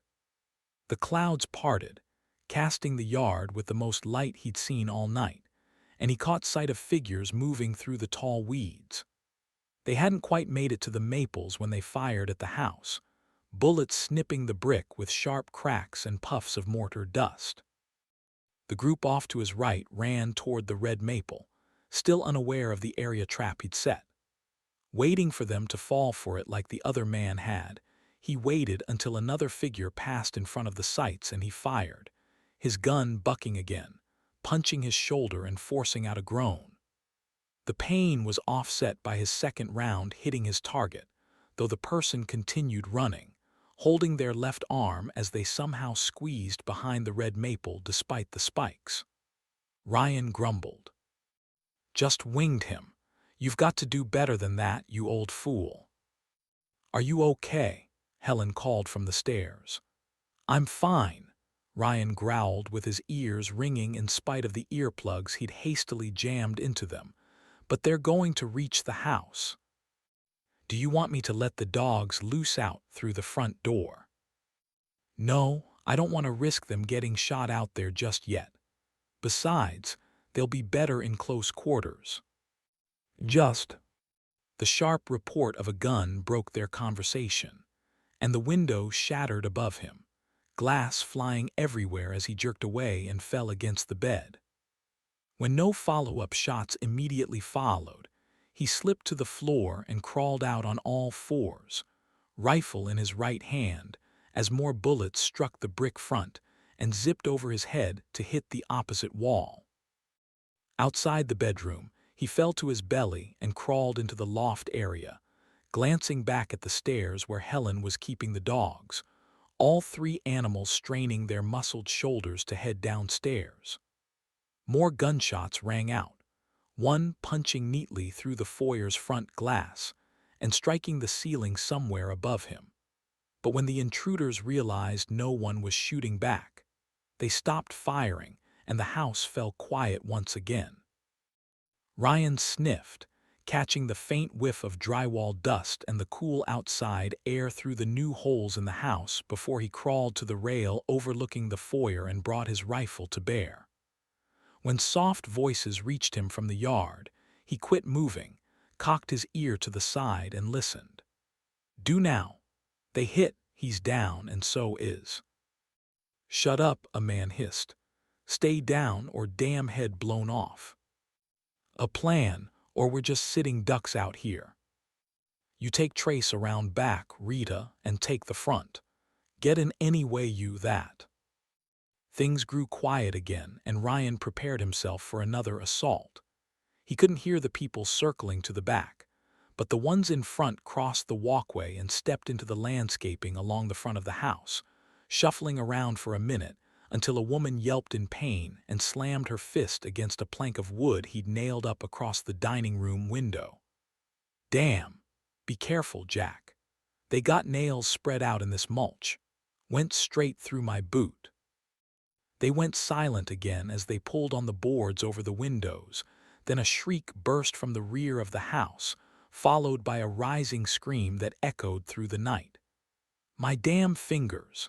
a man shouted from the back door in an ascending wail of agony. "Oh, son of a bitch, I lost fingertips." "I hope you lost more than that," Ryan mumbled with a grin, crawling onto the catwalk where he stuck the rifle barrel between the rails and peered down at the front door, a view of the dining room on his left and part of the great room behind him. Squinting down over the foyer, he shifted his gaze from the front door to the dining room windows, watching the shadows move between the gaps in the boards as the moonlight revealed their every movement. Tongue jutting out of the corner of his mouth, Ryan angled the rifle barrel down toward the window, listening as they continued bumping around and trying to pull off the plywood.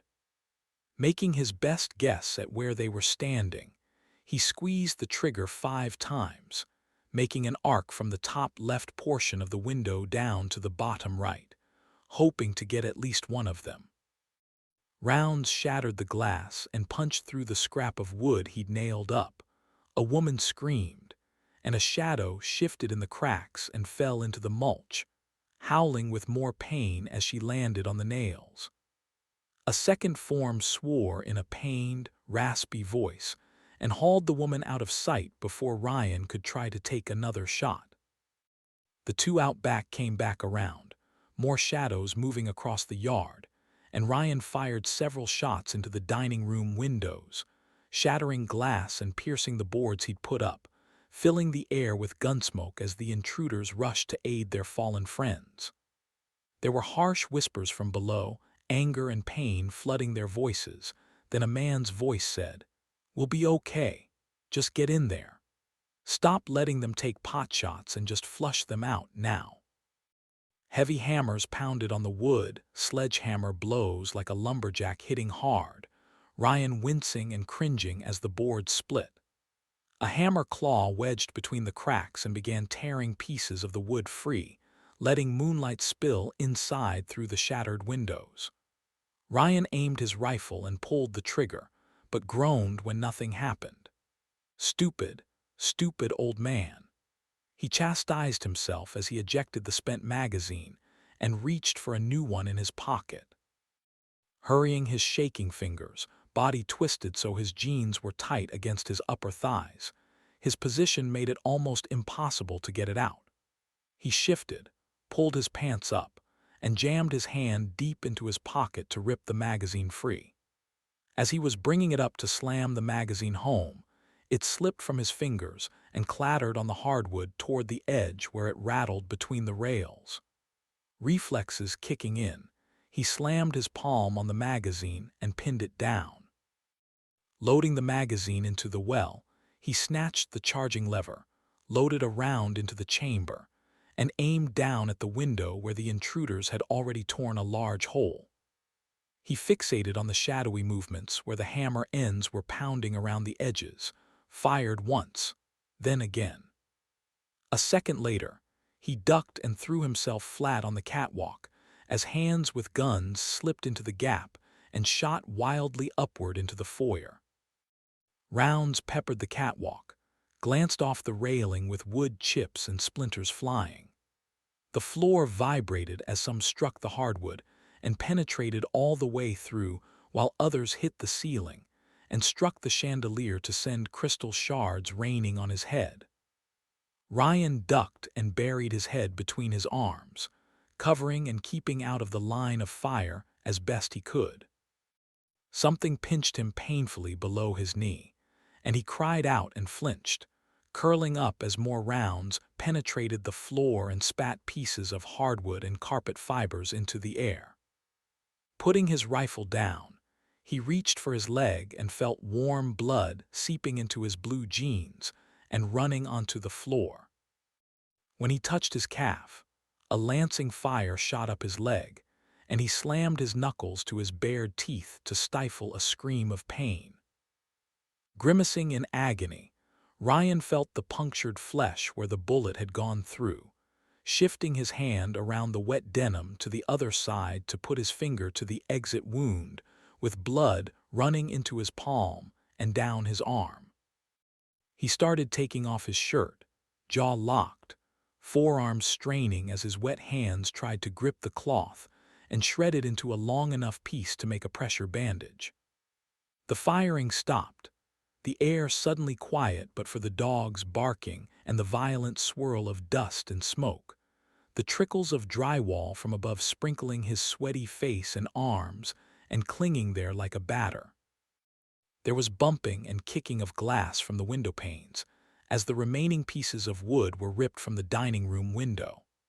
Leaving his half-torn shirt aside, Ryan grabbed his weapon and aimed between the rails as a pair of dark shadows darted through the house, one diving into the dining room and the other sprinting across the foyer and to the great room. Ryan tracked the last one but bumped a rail as he fired, hitting the foyer floor just a foot behind them as they disappeared deeper into the house. Crawling backwards a few inches, resting on his left elbow with his rifle clenched tight, he glanced back to see Helen at the other side of the loft, crouched in the shadows with three massive shapes straining at the ends of their restraints. When she raised her eyes in question to see if he wanted her to release them, Ryan vigorously shook his head no, grateful when she nodded, and kept the lunging, whining dogs at bay with both hands on Diana's leash, keeping her balance low to the ground and hissing at her to stay put. The banister creaked as the animals jerked, howled, and lunged madly to get after the attackers. Duke had lost his mind, barking and snapping as he tried to get down the stairs, straining against his harness and rising with his paws flailing above the stairwell. "Hush, Duke," Helen hissed, looking worriedly at Ryan as if wanting to go to him but forced to hold her position. Feet shuffled downstairs as the intruders repositioned themselves, and Ryan rose and glanced left and right, shouting, "What do you people want?" There was a pause and a gruff voice replied, "That's an easy one. We want what you have." Duke growled deep in his chest and punctuated it with several throaty barks, cut off when Helen jerked the dog's leash and whispered harshly in his ear. Ryan glanced back to see if she still had things under control, though she was struggling. Ryan tilted his head, homing in on the man's voice, which seemed to come from off to the right. The problem was that the dining room and great room connected the house in a full circle with access to the basement stairs. so anyone could get behind them and attack from the rear. They could even stand beneath them and fire up through the floor all day if they wanted to. Smaller rounds probably wouldn't penetrate, but larger ones could do more of what they'd already done to his calf.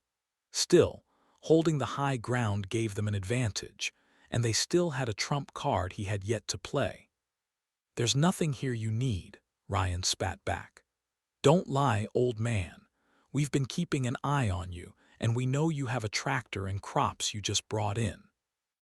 We can see them plain as day in the bins outside your back door, and we're curious about the car you've parked back there. If you just share with us, we'll leave in peace and won't hurt you. If you make it hard, there's going to be bloodshed. The only blood that'll be shed is yours." Ryan kept his tone low, fighting to keep the pain out of his voice as it continued to radiate out from the penetrating gunshot wound to his leg. He gave in to rage, letting fury and resentment explode through him. "How dare you step into our sanctum and make demands? How'd you like it if we did that to you?" The man chuckled darkly. "We'd be mad if we had any homes left. Put your gun down, old man. Make the right choice. Turn around and march right out the way you came. I won't shoot you in the back." "That won't work. We've got mouths to feed out here. A lot more than what you have. You can't just not share." A wave of dizziness passed over Ryan, and the warm blood pooling on the carpet down his leg reminded him he needed to get it taken care of soon. Quietly, eyes streaming pain tears, he picked up his makeshift bandage and started tying it just below his knee, wrapping the thin material twice around the top of his calf where the wound was located to try and stem the flow of blood, wincing and taking long breaths to keep from groaning. A pause followed. Then a woman spoke, her voice ragged and dripping with pain. "What about Mac? What did you do with him?" Ryan shook his head. "I don't know anyone named Mac. We sent him up here yesterday to do some scouting, and he didn't come back. You people got him captured in the basement or something."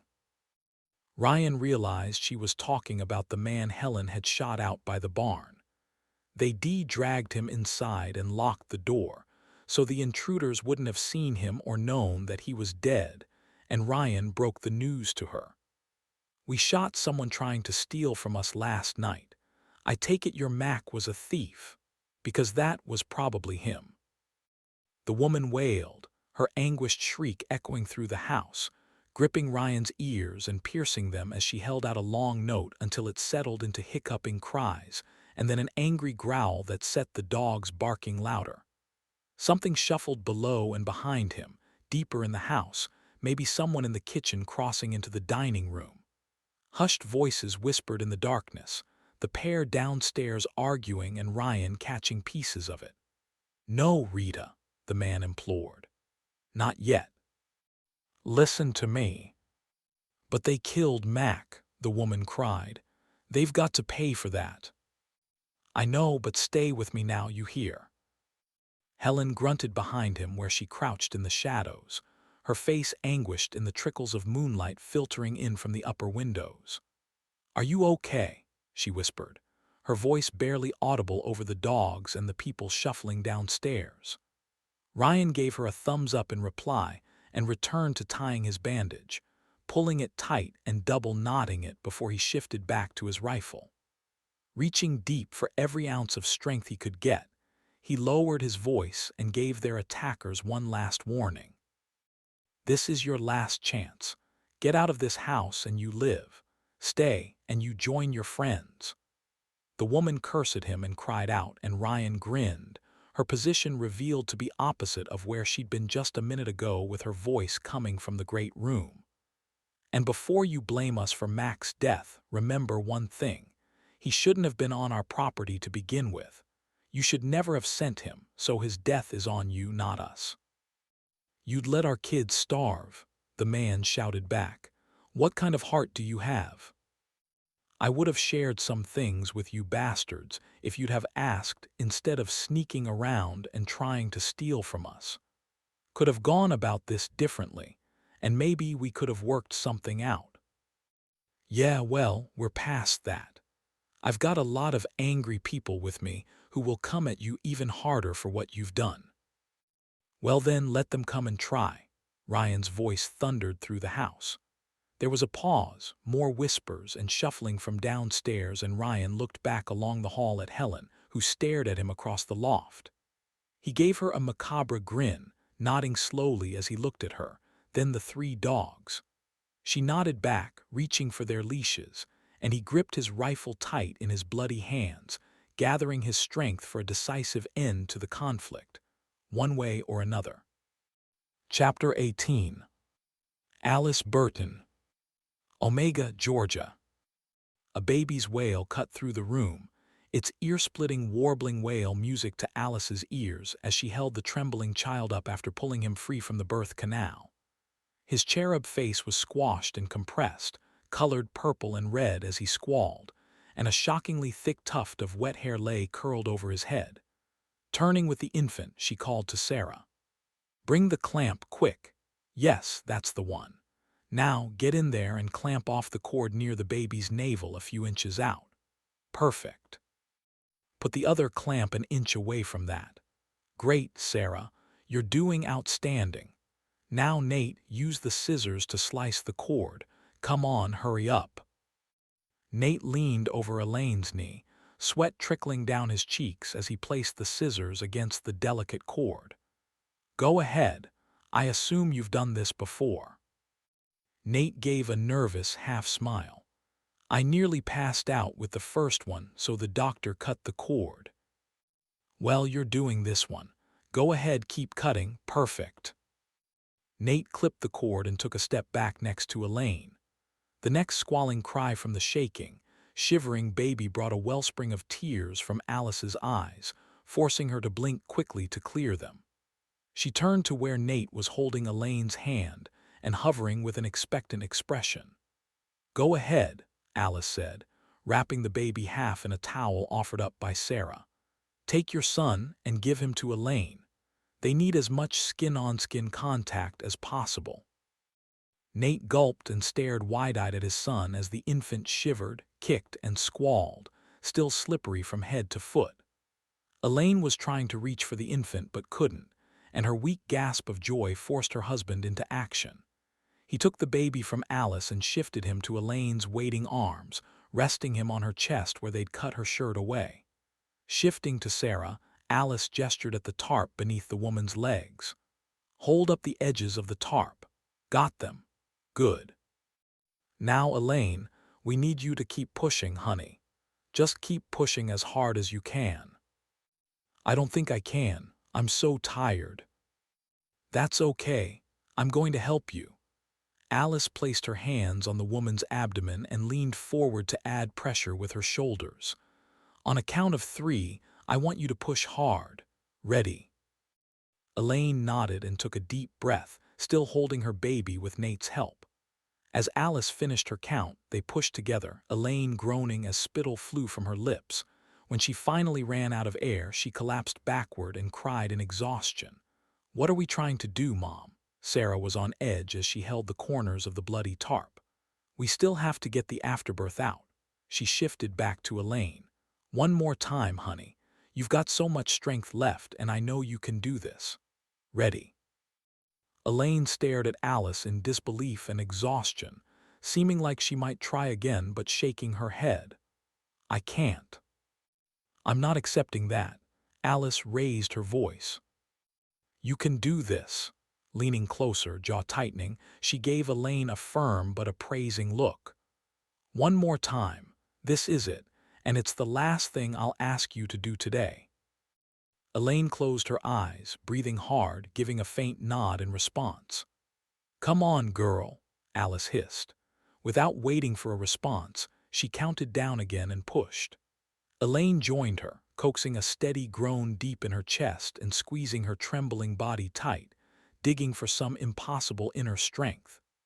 Fist clenched on her leg and her entire body quaking, Elaine gave a gut-wrenching cry of pain, and the afterbirth came out in a splash of fluids.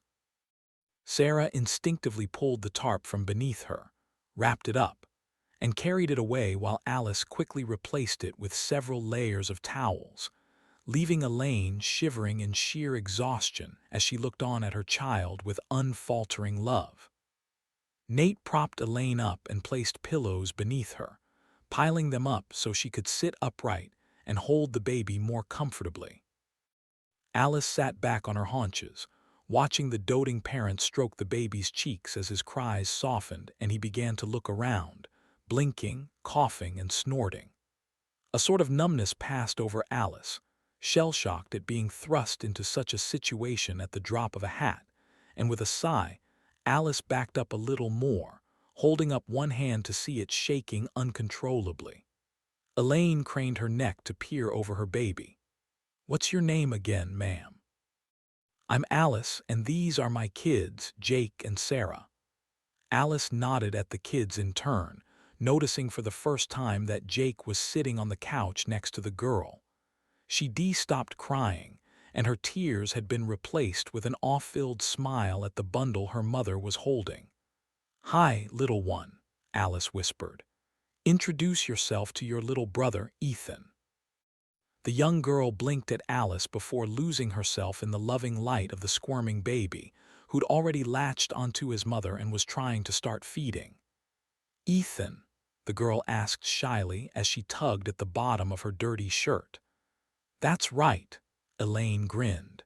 "It's your new baby brother. Come closer. Don't be afraid." "Go ahead," Jake urged the girl off the couch. She hopped down and approached haltingly, falling to her knees beside her mother, leaning closer to the swaddled child and grinning softly. "Hi, Ethan. I'm Missy. Nice to meet you." Alice turned to Jake. "Looks like you made a friend, too." Jake shrugged, unable to contain a slight smile. "I guess so." "Is there anything else we need to do?" Nate asked, looking up. With arched eyebrows, Alice turned her attention to Elaine's bottom half, shifting some covers around and peering at things below. Finally, she nodded and shrugged. "I don't see any excess bleeding, and there were no tears, so we don't need the sutures." She clenched Elaine's knee and gave her a gentle shake. "You're like elastic down there, girl." The new mother laughed as her pain seemed to fade beneath the glow of her child. "I just can't believe it." Her tone was soft and loving. "He's finally here. We did it." "You sure did." Alice turned her sober gaze back to Nate. "We'll want to keep an eye out for clots that might pass, especially large ones that would indicate an issue." "What if we find something like that? What do we do?" Alice shrugged. "To be honest, Nate, I don't know. I'm just going off what I remember when I gave birth." She glanced at Sarah and then across at Jake. "Every minute of that is seared into my memory." "Mine, too," Elaine sniveled and chuckled. "From what I can recall, the nurses kept kneading my abdomen every once in a while, pushing out any clots that were forming and making sure none of them were large. We can keep doing that for a bit and go from there." With things under control and the baby feeding well, Alice turned to Sarah. "Come to the side and bring some clean rags and a bowl of clean water, too." Alice held out her hand, and a clean cloth appeared, and together Alice and Sarah worked around the parents and wiped slick fluids off Ethan's arms, finally wrapping him in a fresh towel as he continued feeding.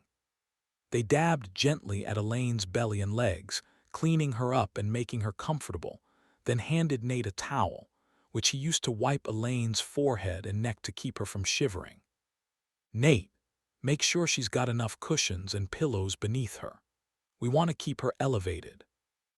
Nodding, he adjusted Elaine's position, shifting the bedroom pillows and couch cushions beneath her shoulders and back, and helping her rest higher so she could look into Ethan's beautiful face.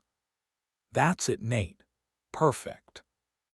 Alice and Sarah finished cleaning her up and tossed the dirty clothes into a bag, and Sarah carried it into the kitchen. Then they covered Elaine in towels and blankets until both mother and child were resting comfortably. After a few minutes of everyone fussing over her, Elaine finally gave them a loving but exasperated look. "I'm okay now, guys. Thanks so much. I just want to lie here for a little while with Ethan." "Okay," Alice laughed. "But we're right here. If you need anything, just ask." "I will." The wind gently stirred outside, rattling a loose gutter as everyone sat down, taking a short breather while they listened to the baby suckle and feed with soft grunts of satisfaction. An hour later, the house was silent, the afternoon's chaos long past, leaving Alice with a sense of accomplishment and no small amount of pride. Standing by the blinds, she watched as Jake stood on the front porch, acting as both guard to those inside and monitoring the horses while they figured out what to do next. Alice and Sarah had cleaned up around the house, washing the dirty bowls and soiled towels as best they could, so they didn't leave the place in a mess. They'd put back most of the furniture and made sure Nate and Elaine had plenty of water before the mother finally fell asleep on the floor with Missy curled up at her side. "I've got a generator out in the shed," Nate said from where he sat in a recliner on the opposite side of the room, gently rocking with Ethan in his arms. "I'll hook it up later and make sure we can run the washer and dryer for a little while." "Your generator still works?" "Yeah, I heard on the radio this has something to do with fuel, right?" "You might say that, yeah," Alice chuckled. "Our generator's pretty old and the gas has been sitting with stabilizer for several months. I guess it was old enough to not be affected. My truck, on the other hand," he groaned. "I just worry about what we're going to do. I mean, a new baby, in all of this." Alice patted his arm. "Keep that generator secret and safe. Lots of people out there would love to get their hands on it. And don't worry too much. As long as you have plenty to eat and drink, that's the most important thing. Elaine and the baby'll both be fine. You've still got a house here, which is more than a lot of people." Nate's eyes watered with tears. "Thank you, Alice. I don't know what we would have done." "Oh, you would have figured something out, Nate," she replied, raising an eyebrow and struggling to hide a bemused smirk. "But I'm not sure trying to run to town was the answer." "That's what I'm talking about," he laughed. "I would have been in the next town like an idiot while Elaine was trying to have the baby alone." A shudder passed through him. "That would have been disastrous. I'm just glad you all didn't shoot me and were able to help." Alice laughed. "I'm glad too, Nate." Her smile widened at the sight of little Ethan in his arms. "We've had some bad run-ins with folks along our little journey, but also some good ones. I'm glad this has been one of the good ones." With a heavy sigh, Sarah came in from the kitchen and dusted off her hands. "The kitchen is all clean. Boy, I'm beat." She turned and fell onto the couch near where Alice was standing, and Alice circled and plopped down beside her, feeling the tension in her neck and back loosen as she relaxed for the first time in hours. "I'm just glad everything worked out." She smiled, placing her hand over Sarah's, and winked proudly. "There's got to be something we can do to repay you," Nate said. "Anything I can do to make it up to you for getting you off track, I will. Do you want to rest here for a while?" Sarah shrugged. "What do you think, Mom?" "It is getting late in the day, and we should probably take care of the horses and find a place to bed for the night." Alice looked at Nate. "If you had a barn or something we could sleep in, and a spot for the horses, that would be great. We've got food, but having a roof over our heads tonight would be icing on the cake." "Absolutely not," Nate replied flatly, breaking down and laughing at Alice's surprised face. "Sorry, I'm so tired. What I meant to say was, you absolutely will not stay in a barn when we have plenty of room in the house here. We've got a guest bed and the couch, and you're getting the best dinner you've ever had." "So you're the cook in the household," Alice asked with skepticism. It just so happens I am in charge of the cooking around here. Nate gave a broad grin. I even slaughtered one of our pigs last week before all this nonsense started.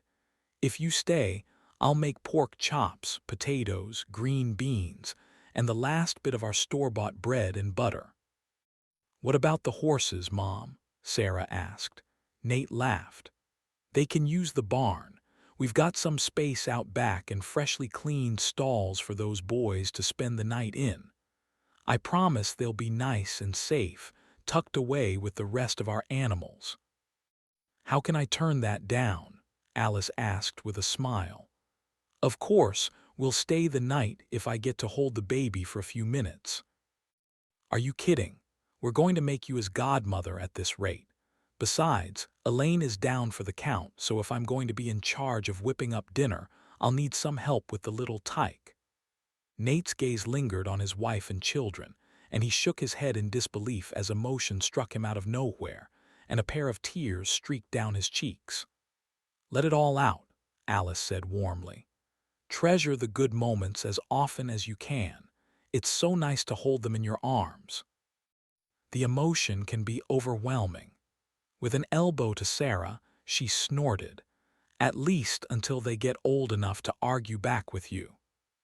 Sarah poked Alice playfully in the side as Nate laughed, and Alice's heart swelled with something like pride, relief, and love, an intertwining of emotion that brought back the feelings she'd had giving birth to Sarah and Jake so long ago.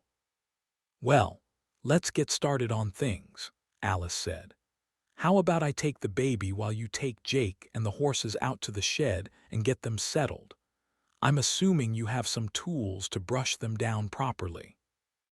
Yes, I do. No worries there. Nate swung himself up from his chair and tiptoed around Elaine where she still lay on the floor with a foam mat beneath her, leaving her there until she was strong enough to get up and move onto the couch or into the bedroom. Without hesitation, he held little Ethan out, and Alice took the baby from him, holding him close to her chest and bobbing him up and down. She nodded to Nate. I've got him. Go out with Jake, and we'll start getting things ready here. As Nate stepped outside and called to Jake, Alice motioned for Sarah to clean up more around the living room and then pulled her into the kitchen.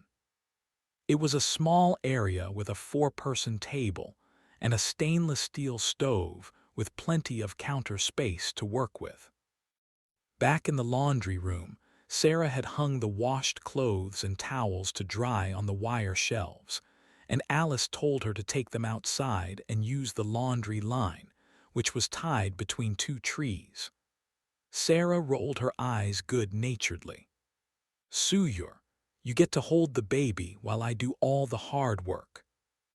We'll take turns, of course, Alice said, kissing Ethan on the forehead, but I get to hold this little one first. She winked at Sarah, then headed to the kitchen window, watching Sarah hang up the drying laundry as a beautiful swath of sunlight streaked across the backyard. Any concerns she had about Nate and Elaine had fallen by the wayside after spending some time around them. Plus, a small, cynical voice in the back of her head whispered, there was no way they'd try to do anything nefarious to her or her children with her holding Ethan. The property stretched for a few acres off to the left, where half the crops had been harvested with many corn stalks still standing and rows of greenery down low to the ground waiting to be picked. Off to the right, clusters of sawtooth oaks, pines, and lush vegetation rode up a shallow hill to disappear into a growing haze, though Alice wasn't sure if it was lingering smoke from the city fires or simply a fog rolling in. Two sheds stood side by side out past the patio, and Missy's swing set stood between them, simple but clean, looking like it had been purchased within the last few months as rust had yet to set in.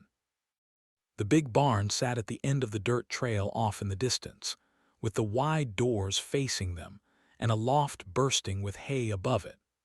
All the buildings looked like they had either been newly constructed or had special care paid to their upkeep. From the barn to the farmhouse, the boards barely creaking beneath Alice's feet as she paced softly across the floor with Ethan resting comfortably in a blanket in her arms. Sarah came back inside, and Alice handed Ethan to her. "Support his neck and head." "I know, Mom. And make sure to keep your arm wrapped around." "Mom, I know. I promise he's fine." Turning and backing carefully into a kitchen chair, Sarah sat with one leg crossed and one eyebrow raised at her mother. "You should check on Elaine and Missy and see what food we have to work with. I heard Nate say something about potatoes, and there's the basket of them over on the counter needing to be peeled and cut. You take the cute baby and leave me with the hard work. I see how it is." Alice snickered and shook her head, leaving with a grin as she checked on the mother and daughter where they slept on the floor, curled up and snoring lightly. With the sun going down, Alice opened the blinds to get the last bit of warmth she could. Then she returned to the kitchen, sorting through the potatoes and washing them. As she worked, Nate and Jake exited the barn, with Jake carrying 2 backpacks on his shoulders, and Nate with their spare supplies, and several paper-wrapped packages of meat clutched against his chest. When they got inside, they all pitched in to get dinner started, dicing potatoes and tossing them into a pot of boiling water. Nate explained that he'd turned the generator on outside, and it was okay to use some appliances sparingly for a few hours. "We've been holding off until a little later to use the lights and stove at night or in the early morning," he said. "But we can make an exception this once if only to celebrate the birth of our new boy."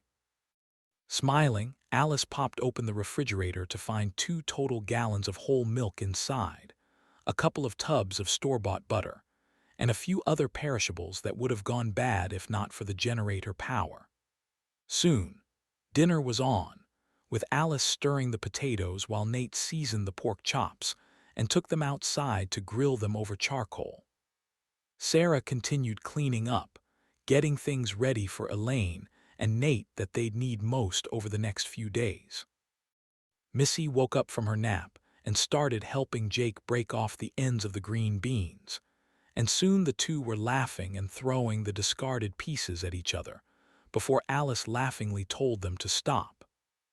The smells of cooking food filled the air, and when Nate brought in the pork chops a few minutes later, it set Alice's stomach growling, reminding her of just how long it had been since they'd had a proper, home-cooked meal. Elaine woke up last, and they helped her get to her feet and rest on the couch with piles of cushions and pillows underneath, and a glass of ice-cold water by her side with Ethan bundled up in her arms and fresh towels pushed under her midsection. Dinner trays came out last, everyone standing in line to get a plate of food, Nate bringing one to Elaine before sitting down next to her on the couch. Alice pulled in a kitchen chair and sat at the end of the couch next to Nate while Sarah, Jake, and Missy sat on the opposite couch in front of the window, Ethan sleeping in a crib the next room over. "I want to thank you again," Nate said around a mouthful of food. "If it weren't for you folks, who knows what kind of trouble we'd be in." "You'd probably be in town by now," Sarah pointed out, "and maybe in a lot of trouble." "No kidding," Nate laughed. "You guys mentioned being on your way home before. Where were you coming from?" Alice raised her fork, finished chewing, and answered, "We're on our way back home to Michigan from a vacation down in Palm Beach.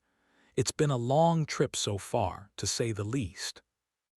Alice launched into what had happened after every car in the parking lot at Seafood Jack's went up in flames, scattering bodies and leaving wrecks everywhere. She told them about the junkie couple and how they'd had to run them off before hitting the highway.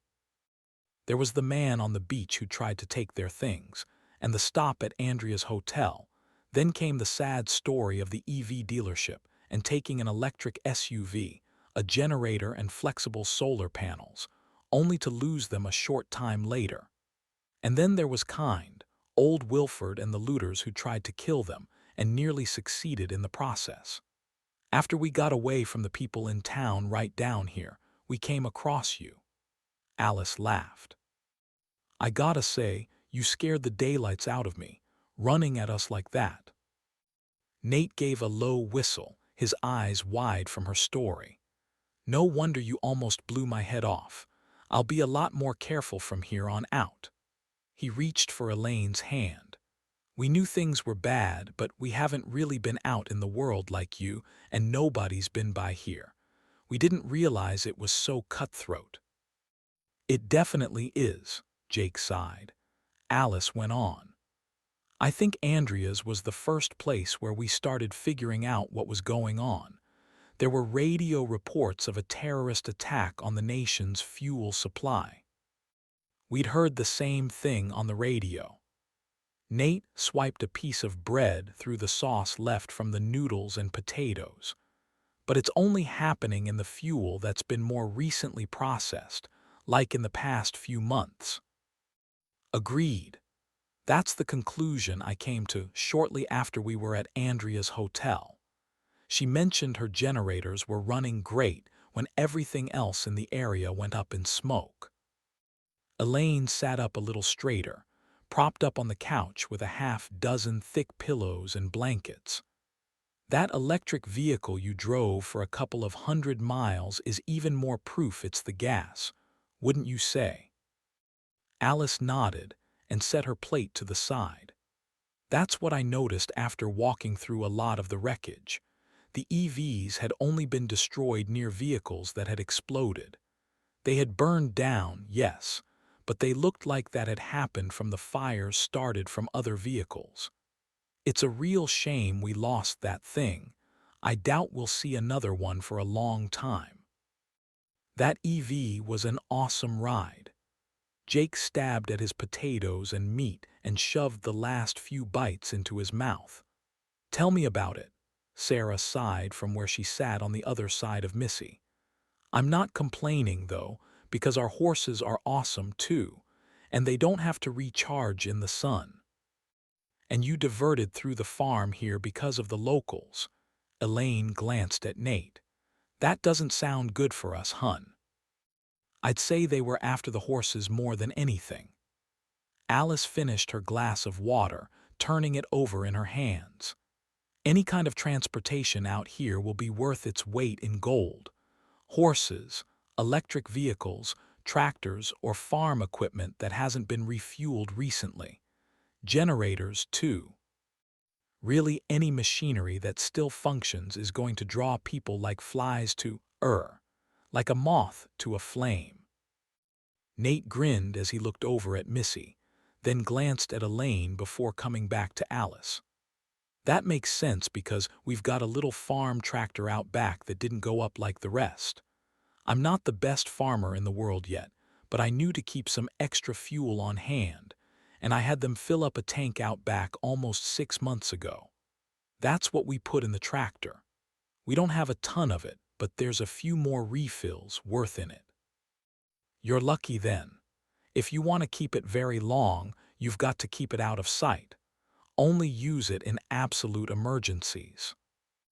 The tractor is out behind the barn and covered up. No one will see it unless they intentionally start searching around. But you've got a generator too, Jake pointed out. These lights we have on now, they'll make you stand out like nobody else. You'd be better off keeping everything pitch black and maybe spending all your evenings in your basement, where there's no chance of light leakage. Alice was already nodding. My son's right. We've already met so many bad people on the road, so you should focus on keeping a low profile. Do you have any weapons? I've got a shotgun and a few shells, but we've never had to. Get it out, clean it, and get ready to use it. No, plan on using it. Alice leaned over, gripping his forearm hard so that he got the message. I'm serious, Nate. If an intruder gets inside your home, there won't be anyone to save you. You've got to be ready to defend yourself. Not only that, but you need to make sure your family is in a safe spot while you're doing it. Understand? Nate was nodding, looking over at Elaine, her jaw hardening as she nodded at him and looked back to Alice. We'll do everything we can to prepare. There's a junk room downstairs, but we can get it cleaned out. Set up beds and sleeping quarters in the far back.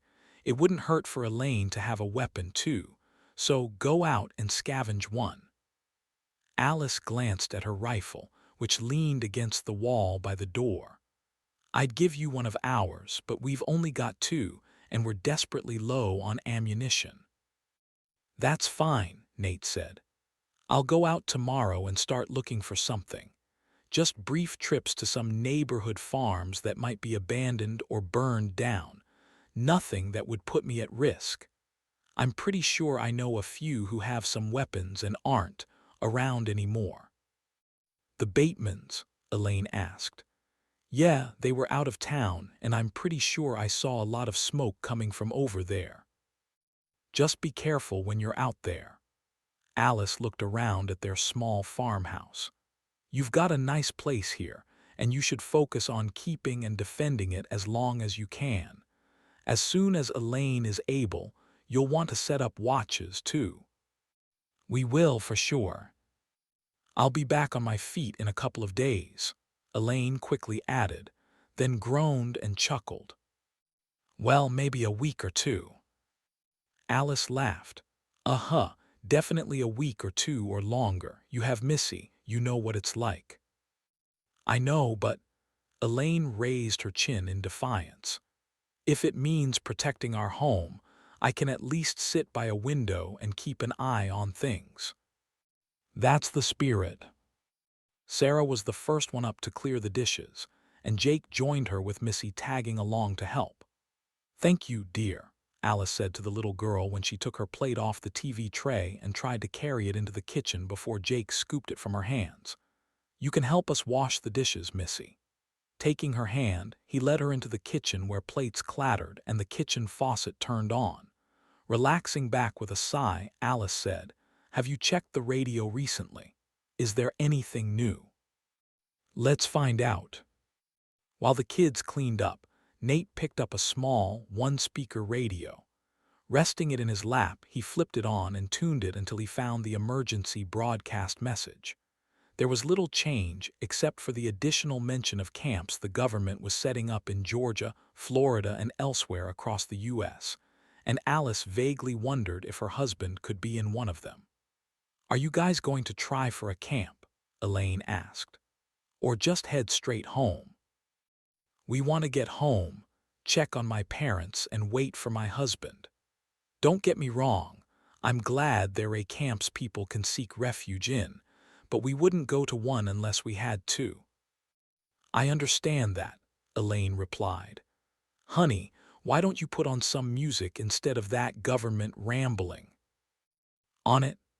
Nate picked through a stack of CDs on a shelf and found one with soft music, setting it to play on a small sound system under the TV. As the quiet sounds drifted from the speakers, things almost felt normal, and Elaine fell asleep almost instantly, going from energetic and lucid to wiped out all over again, and Missy soon followed suit. The early evening soon turned into late night, and Alice walked to the barn to check the horses one last time, finding them in stalls with clean hay and plenty of water. Alice spent a few minutes brushing Buck and talking to him. Then she went back inside where the kids were hanging out with Nate at the kitchen table, speaking quietly so they didn't disturb Elaine. They were sipping water, and Alice found some tea bags in a cabinet per Nate's direction and brewed them some warm, comforting cups of tea that steamed and gave off an earthy scent. I don't think anyone could make tea like Wilford. She put a cup in front of each of them. But it'll do in a pinch. Alice sat with them for a while, talking in low voices about the country's state and what the future might bring. It was only when Sarah leaned on the table and put her head down that Alice realized how late it had gotten. "It's time for bed, kids," she said, then turned to Nate. "If you don't mind, I'd like to put the kids in the spare bedroom." "Absolutely," he replied. "They can go in there on the king-sized bed. Should be plenty of room." "As long as Jake doesn't kick me," Sarah added. "I'm sure he will," Alice smiled. "Go on, guys. Get cleaned up and in bed, and I'll be in to check on you in a few minutes. I want to make sure you get some solid sleep before we head out." Alice helped clean up the kitchen and checked on Elaine, seeing Nate had taken her advice and shut off the living room lights, leaving a single electric lantern in the corner turned to low. The blinds were covered with blankets, and mother and son were resting. Ethan in the crib Nate had rolled in from the other room. Going to stand beside it, Alice watched the baby sleep for a few minutes before shuffling down the hardwood hallway to the guest room, where Jake and Sarah were lying side by side. Sarah's face was lit up by her e-reader while her brother was already snoring away. Alice started to say something about the light leaking outside when she saw Sarah had draped a blanket over the blinds to block everything. With a smile, she circled to Sarah's side and pulled up a chair. "Still working on the same book?" "I'm almost done with this one," Sarah yawned. "I had the entire series downloaded before we left home, so I've got plenty of stuff left to read." Alice sat, put her knees together, and leaned in. "Is there still battery life in that thing?" Sarah shrugged sheepishly. "When I heard Nate say he turned the generator on to the house, I plugged it into a socket and charged it up." Alice laughed. "Smart girl. I'm glad you brought that along with you. It's good you're reading with everything that's been going on. If only I could unplug from the world like that right now." Sarah held it out. "Do you want to borrow it?" "No thanks," Alice smiled. "Keep reading, just go to sleep soon." Jake suddenly shifted and rolled over, his face half buried in a pillow, blinking at his mother with a yawn. "Oh, I thought you were sleeping." "I was only half asleep. My legs are sore and restless from riding." "Good thing you'll be able to sleep in a bed tonight, right? Otherwise, we'd be camped out in the woods, getting eaten alive by bugs." "It was crazy what happened today, huh?" Alice shook her head and leaned forward with her elbows on her knees. "I certainly didn't figure we'd be delivering a baby today. Not the first thing I imagined us doing when I woke up, especially after everything we've been through." "I thought it was awesome." Sarah rested her reader on her chest and looked up. "It was crazy to see little Ethan come out, and it was a lot more painful than they show on TV. Poor Elaine." "Which one of us was more painful to have, Mom?" Jake stretched out and put his hand beneath the pillow. Alice tilted her head in thought. "You were both pretty tough to deal with, just like now." She squeezed Sarah's arm and grinned. "But seriously, I'm pretty sure Jake was the toughest. But I wouldn't have changed it for the world." Jake laughed softly, then whispered, "Yeah, I'm glad you put up with me. Hey, Nate and Elaine are pretty cool people, huh?" "Yes, they are. And they've been through a lot. I'm glad we could help get them through it." "It could have been a major disaster," Sarah said. "I'm sure us coming along made a big difference.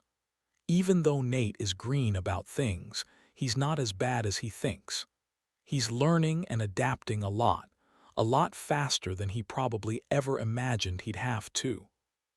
"We have to adapt if we want to survive," Sarah replied flatly. "That's right, honey." Alice drew her daughter's blanket to her chest and patted it, earning her an affectionate smile. "I keep thinking about Wilford," Jake said. "What do you think he's doing right now?" Alice shrugged, "Probably still chasing horses around the field." Sarah laughed, but Jake pressed on with a worried look. "Yeah, but he's an old guy. What if those people come back?" "He was setting up defenses when we left. And come on, The guy tried to take our heads off when we walked up. Alice chuckled. Don't be fooled by his accent and white hair. He's tougher than nails. He's one of the good ones, Sarah whispered. And he's so different from other people we met out there, like that guy on the beach who tried to take our stuff. Alice snorted. Well, I wouldn't be too hard on him, dear. But he tried to hurt us, Sarah countered. You said we should defend ourselves against people like that. That means hurting people like the ones who attacked us at Wilford S. Alice shifted in her chair and tilted her head as she struggled to explain. People don't fit into just two categories. They didn't before all of this, and they don't now. It's not like people are just good or just bad. Some are good, but desperate. The guy on the beach, Jake stated flatly. Yes, at least that's what I believe. While he showed us kindness initially, panic and desperation changed him somehow. He lost a bit of his humanity because he was worried about his kids. I can't blame him for that, but he tried turning us into his enemies, and that was a big mistake. A dark look passed over Sarah's face, and her eyes narrowed in the light of the e-reader. Good people can become our enemies, right? I'm not sure enemies is the best word, but regardless, it doesn't mean everyone is our enemy. Alice sat back and blinked, their experiences over the past few days hitting her hard. But even those people in the last town that were looking at our horses, they probably weren't really our enemies, but more like the guy on the beach. Scared, hungry, and probably a little paranoid too. And just like him, we handled them well by cutting and running. I guess we're learning fast, huh? Jake asked. We absolutely are, and I'm so incredibly proud of both of you for responding so quickly and doing exactly what I asked at all times. Both of you. Thanks, Mom, Sarah smiled. We're proud of you too, Mom. Jake sniffed and blinked, coaxing up a smile. We always knew you were a great mom, but I guess we did. He buried his face in his pillow. Alice pressed her mouth tight as his emotion touched her heart. What is it, Jake? With a sleepy blink, he drummed up the words. I guess you always did stuff for us, but we took it for granted. Seeing you deliver that baby today and how you jumped in there and took over, I was so scared, and you just got in there and nailed it. You sounded just like a doctor or nurse or someone who does that kind of thing every single day. Alice smiled. Thank you for saying that, but I was shaking too. She touched her fingers to her stomach. Inside and outside, my hands were trembling and I wasn't sure I was doing the right thing, but I had to do something or we would have lost Ethan or Elaine. Maybe both. Sometimes you simply have to act and figure out the details along the way. Makes sense? Jake nodded, and Sarah stared at Alice until she finally smiled in agreement. Leaning down, Alice gave Sarah a quick peck on the cheek and then blew a kiss to Jake before leaving the room. She was taking the first watch over the farmstead, glad to give Nate and Elaine a peaceful night's rest, quite possibly their last for a very, very long time. Chapter 19. James Burton. Hannibal, Missouri. The forest trees moved by in a blur as James guided Amber between them, riding bareback, knees clenched against her sides, leaning and clinging hard to the reins. All of his strength and energy went into just holding on, fighting against gravity, and his body's attempts to overcorrect his balance. The few riding lessons he'd taken with Alice and the kids had come back in full force, though he never imagined his joking question to the instructor about how hard is it to ride bareback would come back to haunt him. Way too hard, he muttered, imitating the instructor who'd laughed at his question. That's why we put saddles on them. Bite me, you old coot. Above Amber's heavy breaths and the thudding of her hooves on the soft woodland floor, the engine continued coughing and sputtering, growling and hitching, and sometimes running for a few seconds before it died again. The noise emanated from somewhere along the highway to the north, and James headed directly for it, reaching the roadway and galloping along a ditch still hidden by the tightly packed woods. When he thought he was close enough, he dismounted, tied Amber to a tree, and stalked up to the roadside where he climbed a short bank and peered across to the other side. About 50 yards up at the corner of a field was an intersection with a lane heading east.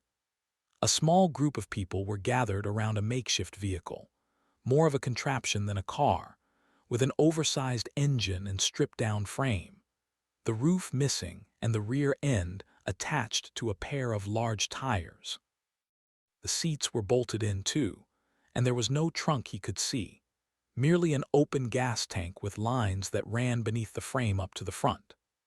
The four standing around it were gesturing and arguing with each other, and James crept closer, crouching behind some bushes as he came within 25 yards of them to hear what they were saying.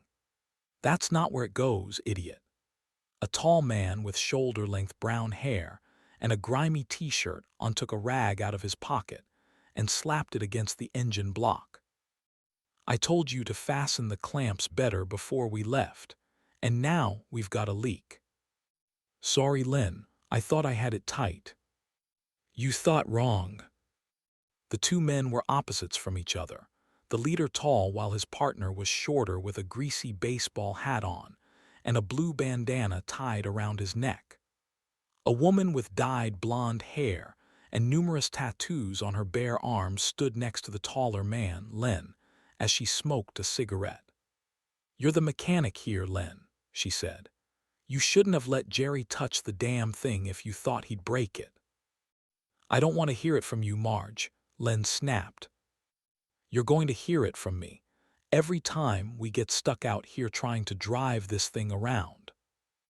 "If it wasn't for me," Len growled and leaned farther over the engine, touching hot pieces of metal with his rag-wrapped fingers, "we wouldn't have gotten this far. You should be thanking me." A second woman wearing jeans and a gray tank top stood on Jerry's right, and like the others, she wore a pistol on her hip in plain sight. "Let's say we stop arguing," she said, "and figure out how to get this piece of junk moving again." "It's not a piece of junk, Jess." Len growled harder. "This is a masterpiece, the one thing that's going to get us where we need to go. If you don't have anything good to say about it, then you can walk the rest of the way." The shorter man frowned. "Hey man, don't talk to her like that." Ignoring the remark, Len backed out from beneath the hood and stood at his full height, glaring across the lot of them. "I pulled parts off just about every go-kart, sedan, truck, and lawnmower I could find to get this thing running. I built it, and I'll get it to run again, trust me." "Just tell us what's wrong," Jess said, peering deeper inside the engine. "Back up, I'm still working on it." Jess turned and slapped her leg as she guffawed, her gaze sweeping right across where James was peeking from the brush, sending his heart leaping into his throat as he ducked and let his carbine slide off his shoulder. "Trust you," Jess cried. "Put up with you, maybe. Trust is stretching it." When James raised up and peered between the branches and over the road, he saw Jess walking away, hands on her hips and shaking her head in exasperation. "It's got to be a part you put on wrong." Marge stepped back and crossed her arms. "It's not any of the parts," Len replied with a glance. "Most likely, it's the gas Jerry filled the tank with. Stuff was probably sitting around for a few years or more. Stabilizer only works for so long, and from what I can tell, it's caused one of the fuel injectors to seize up. We're screwed until we can get another one." "What do we do?" Marge asked, squaring up to the taller man. "Are we just going to walk now?" Mimicking her posture, Len leaned in. "We're going to find a new fuel injector, that's what." Jess gestured at the field right next to them. "So, Is a fuel injector just lying around out here somewhere? Not in the field, dummy. Good grief, you're stupid. Up there by those buildings, or from some of those wrecks down the road there. Len turned south and pointed down the highway, and James glanced that way to see the remains of several vehicles spread along the road, all burned up and beaten, their hoods thrown open, trunks blasted out with car parts scattered everywhere. Let's all spread out and start walking. Jess and Jerry, you two head south while Marge and I head up to those buildings. I see some wrecked cars in those rear lots, and I'll bet I can find something that will fit in my baby here. Len used his rag to shine the contraption's grill, grinning broadly at the others, who only rolled their eyes and began meandering in different directions to search for a car with any sort of engine that was marginally intact. And watch out for other people, Len called out to his group. If anyone heard the engine, that might draw them in. Easy pickings for us.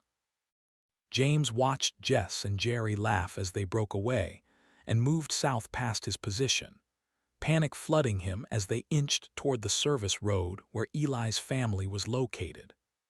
Retreating quietly and slipping his rifle off his shoulder, James turned into the woods and slunk off, staying well hidden behind the layers of trees and brush, and doing his best not to make a sound as he crept back to Amber, untied her, and walked her through the woods. Once he'd made it about 50 yards away, he swung his leg over her back, almost slipping off the other side before righting himself again. With a soft "H-ya," James flicked the reins and galloped back to Eli and his family. The Amish leader was still squeezing water from his trousers when he glanced up to see James approaching, and he stood from his crouched position and shuffled up the service road to meet him. "What is it, James?" Eli asked. James drew Amber to a halt, threw his leg over and dropped to the ground. Breathlessly, he explained. "There are people just north of us up the road. They've got guns, and they are trouble with a capital T." Eli's face darkened. "Oh, that's not good. That's not good at all." James glanced over his shoulder. "Two of them are walking down this way, looking for a part to fix a cobbled-together vehicle they built. They'll be by here in a few minutes. You need to get your things together and go now." "Perhaps they're friendly and we can talk to them," Eli pleaded as he glanced back to see Clara and Betty looking concerned, while most of the others hadn't yet noticed their conversation. "No, we've got to go. They've got guns, and they are not friendly." Something in James' eyes shook Eli, and he turned and waved to grab Abram's and Jacob's attention. The family started to gather around him, but he motioned toward the wagons. "Everyone, back in the wagons now. We must go." "Why, Father?" Esther asked, her long, dark, wet hair dangling in her face. "James says bad people are coming," he replied, taking her gently by the shoulders and turning her toward the buggy. "And we don't want a repeat of what happened before, do we?" While they prepared to go, James jogged down the lane about 40 yards, crouching and ducking, peering through the empty spots in the trees to see Jerry, and just strolling toward them casually, stopping at a burned-up hulk in the road, leaning beneath the hood and checking the engine.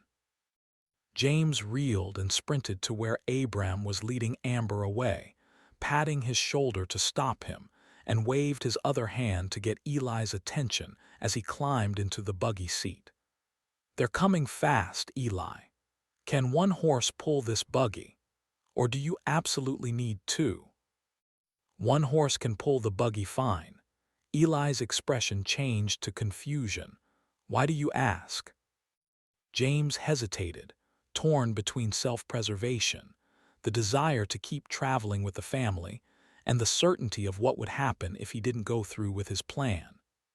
"This is going to sound crazy, but if you let me take Amber, I can ride her past the group to draw them away from your family." James turned to where Abram was holding the beautiful chestnut mare, the bottom half of her coat still wet from fording the river. "While I distract them, you can turn south on the road ahead and get back to your people." Eli's eyes grew wide. "I don't know about that, James. I do not wish for you to take any more risks for." "We don't have time to argue about it." James looked over his shoulder, still not seeing Jess and Jerry. "We got maybe 5 minutes before a couple of armed and nasty people show up at the end of that road. They're going to see your horses and wagons, and they're going to want them.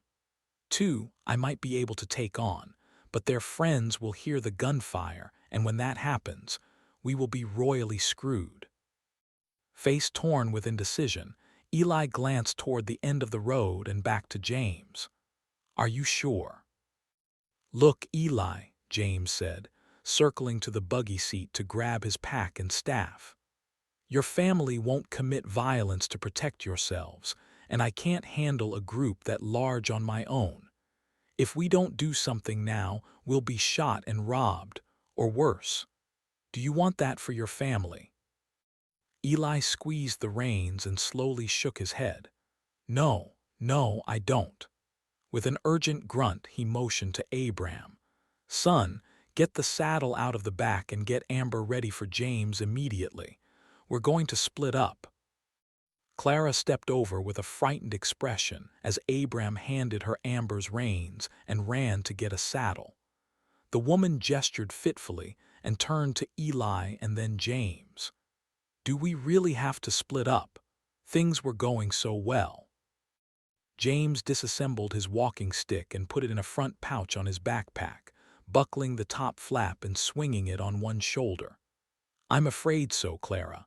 I won't risk them finding you and chasing you down. You'll have to flee south while I draw them away."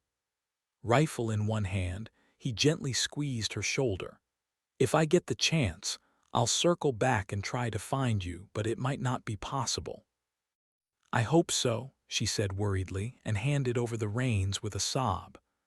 "Regardless, Amber is a great horse and she'll treat you well."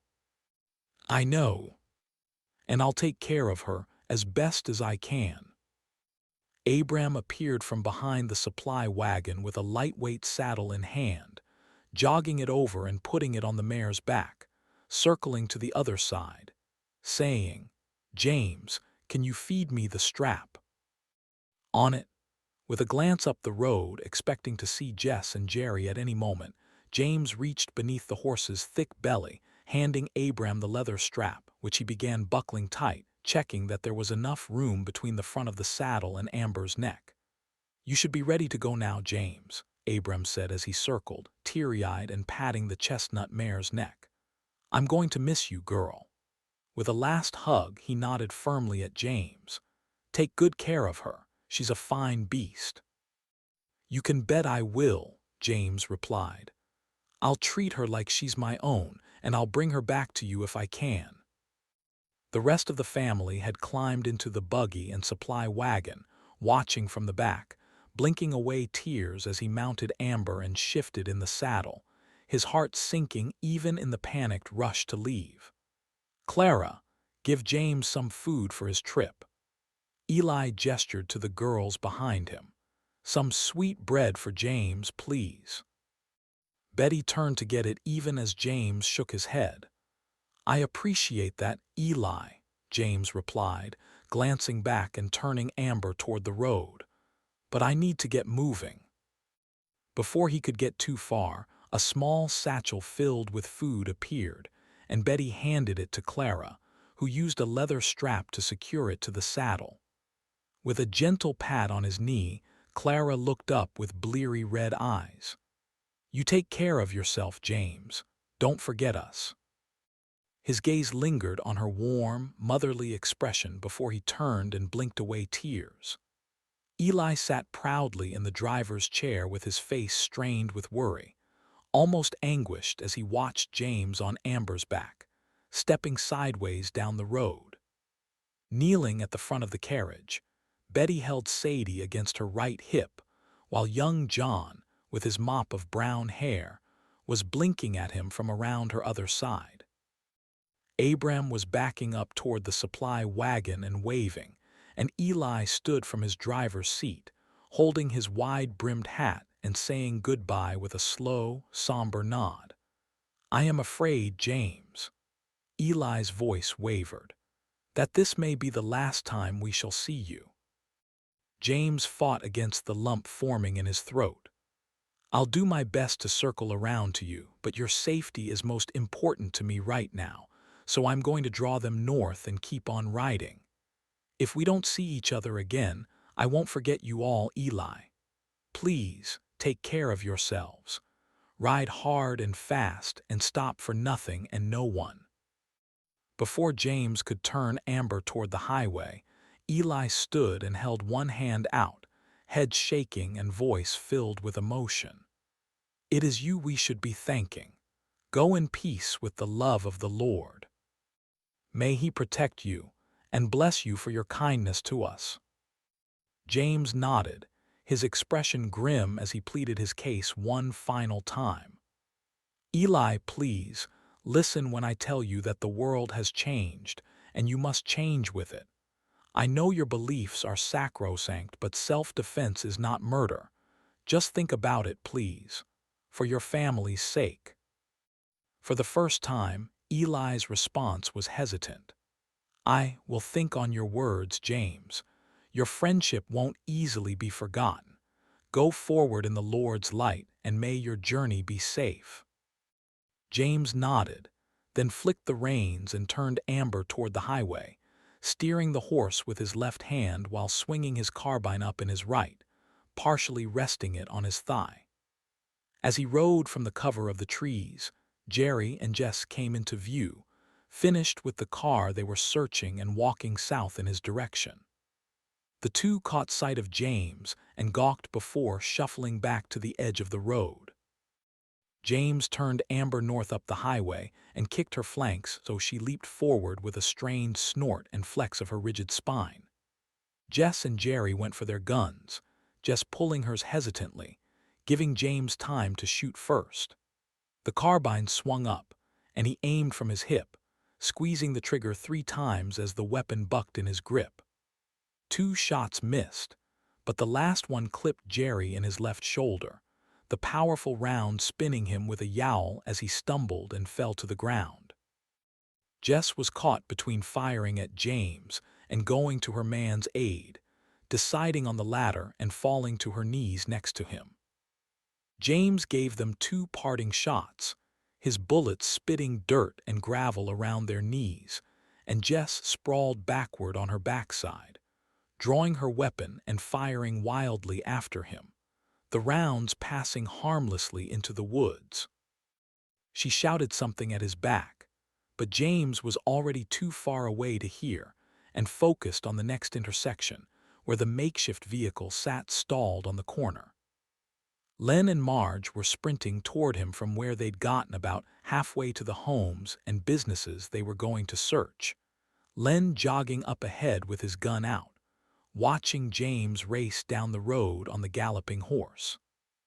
He glanced at Jess and Jerry, both of whom were up and running, firing at James' back, rounds flying past him as he half expected to get hit, though he was already 40 yards away and gaining speed by the second. Amber's form was pure muscle beneath him, hooves crashing on the pavement as he hunkered low over her neck and urged her on with sharp commands. "Ya, Amber. Let's go, girl. Show me what you've got."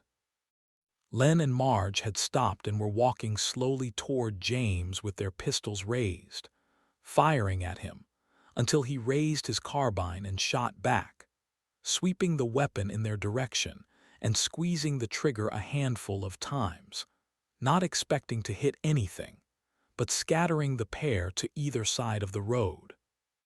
He was past them in a flash, Amber's hooves clattering on the pavement as they rode up a hill, her metal shoes sparking over the hard surface, flanks heaving beneath James' knees.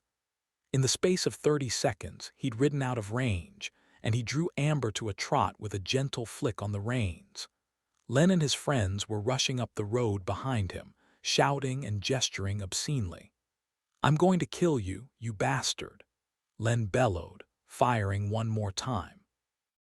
James fired back at them, sending them diving and causing their attention to focus entirely on him. More wasted rounds flew in his direction, but they finally stopped shooting as James moved Amber into cover, taking potshots back at them to keep their attention focused on him. Back at the far intersection, the Amish buggy and supply wagon were barely visible from the top of the hill as they pulled through and angled south in a rush of clopping hooves and quaking, bouncing carriages. Faces peered from the backs of the wagons as they swayed on their springs. Then they turned around a bend and kept going south, driving hard and drawing Eli's family and their precious cargo out of range. Shouts from Len's group drew closer, yelling about killing James and taking his horse, and he grinned at the success of his distraction, faced forward again, and continued riding north away from his allies. He began to slow Amber down another half-mile up, preparing to turn back east and south when movement caught his eye. Several people alerted to the gunfight running toward him down a side street, each of them brandishing a firearm, and he sped up again. After 3 more attempts to stop and circle around, and 3 more sightings of people who had spotted him and the horse, he gave up and kept riding until he was well out of the urban area. 2 miles later, with no signs of people nearby, he slowed Amber to a trot, his anxiety fading as he spoke confident and loving words to her and patted her neck. "Good girl, Amber. Good girl." They reached a series of farmsteads, some still smoldering from old fires, while others remained standing and unchanged. James ignored them all and kept moving north along the desolate highway, walking the mare between burned-up hulks of vehicles stranded in the road, squatting in a sea of car parts and scattered debris. Nothing to salvage, and no one else around but corpses. Hoping that he was out of danger for the moment, James slung his rifle on his right shoulder and relaxed, reaching back to dig his canteen out and take a long drink. He didn't know where he was except that he was north and slightly east of Hannibal, but he kept riding north until he hit I-72. Once on the expressway, he checked his compass to see that he was going northeast, and he settled back and reached for a side pouch on his backpack that held his map. Getting it open one-handed, he spread it across Amber's neck. After some finagling, he traced his finger to Hannibal, Missouri, and then followed miles of major highways and smaller ones to the northeast, looking for the best way back to the south and east, but failing to find a route that wouldn't take him directly back through the urban areas he just escaped. Son of a gun. Amber snorted beneath him as he muttered to himself, her neck tickled by the edges of the map, and he patted her side as he looked around at the farmland and back at the road he'd taken to get to I-72. "Sorry, girl. It looks like we're going to be riding together longer than I had hoped." With Eli's family having successfully escaped, James' primary objective was done. Returning Amber to them was important, but less so than his own survival, particularly with very few options left to him to try and deviate south as well as east to try to link up with them along the road. Giving a light flick to the reins, he got Amber trotting forward, searching the map for any sort of alternate route as he continued to talk to himself. "Maybe Peoria. We can divert around there, I guess. I don't know. I'm not exactly loving any of these options, quite frankly." Putting the map away, James pushed forward, reloading his carbine before re-shouldering it, trying to ignore the nagging feeling that things were about to get a lot worse for him. A gunshot rang out to his right, the round impacting on a nearby vehicle, and he pushed Amber into a gallop as he looked over, seeing a pair standing on a hill near the expressway, one of them with a rifle trained on him. "Hiya, Amber. Let's go." James flew like the wind, leaving yet another set of would-be attackers behind, his confidence in himself, and the world, thanks to Eli's family's kindness, rapidly shrinking as he realized that his path would not be dictated solely by himself, but by others around him, both good and evil.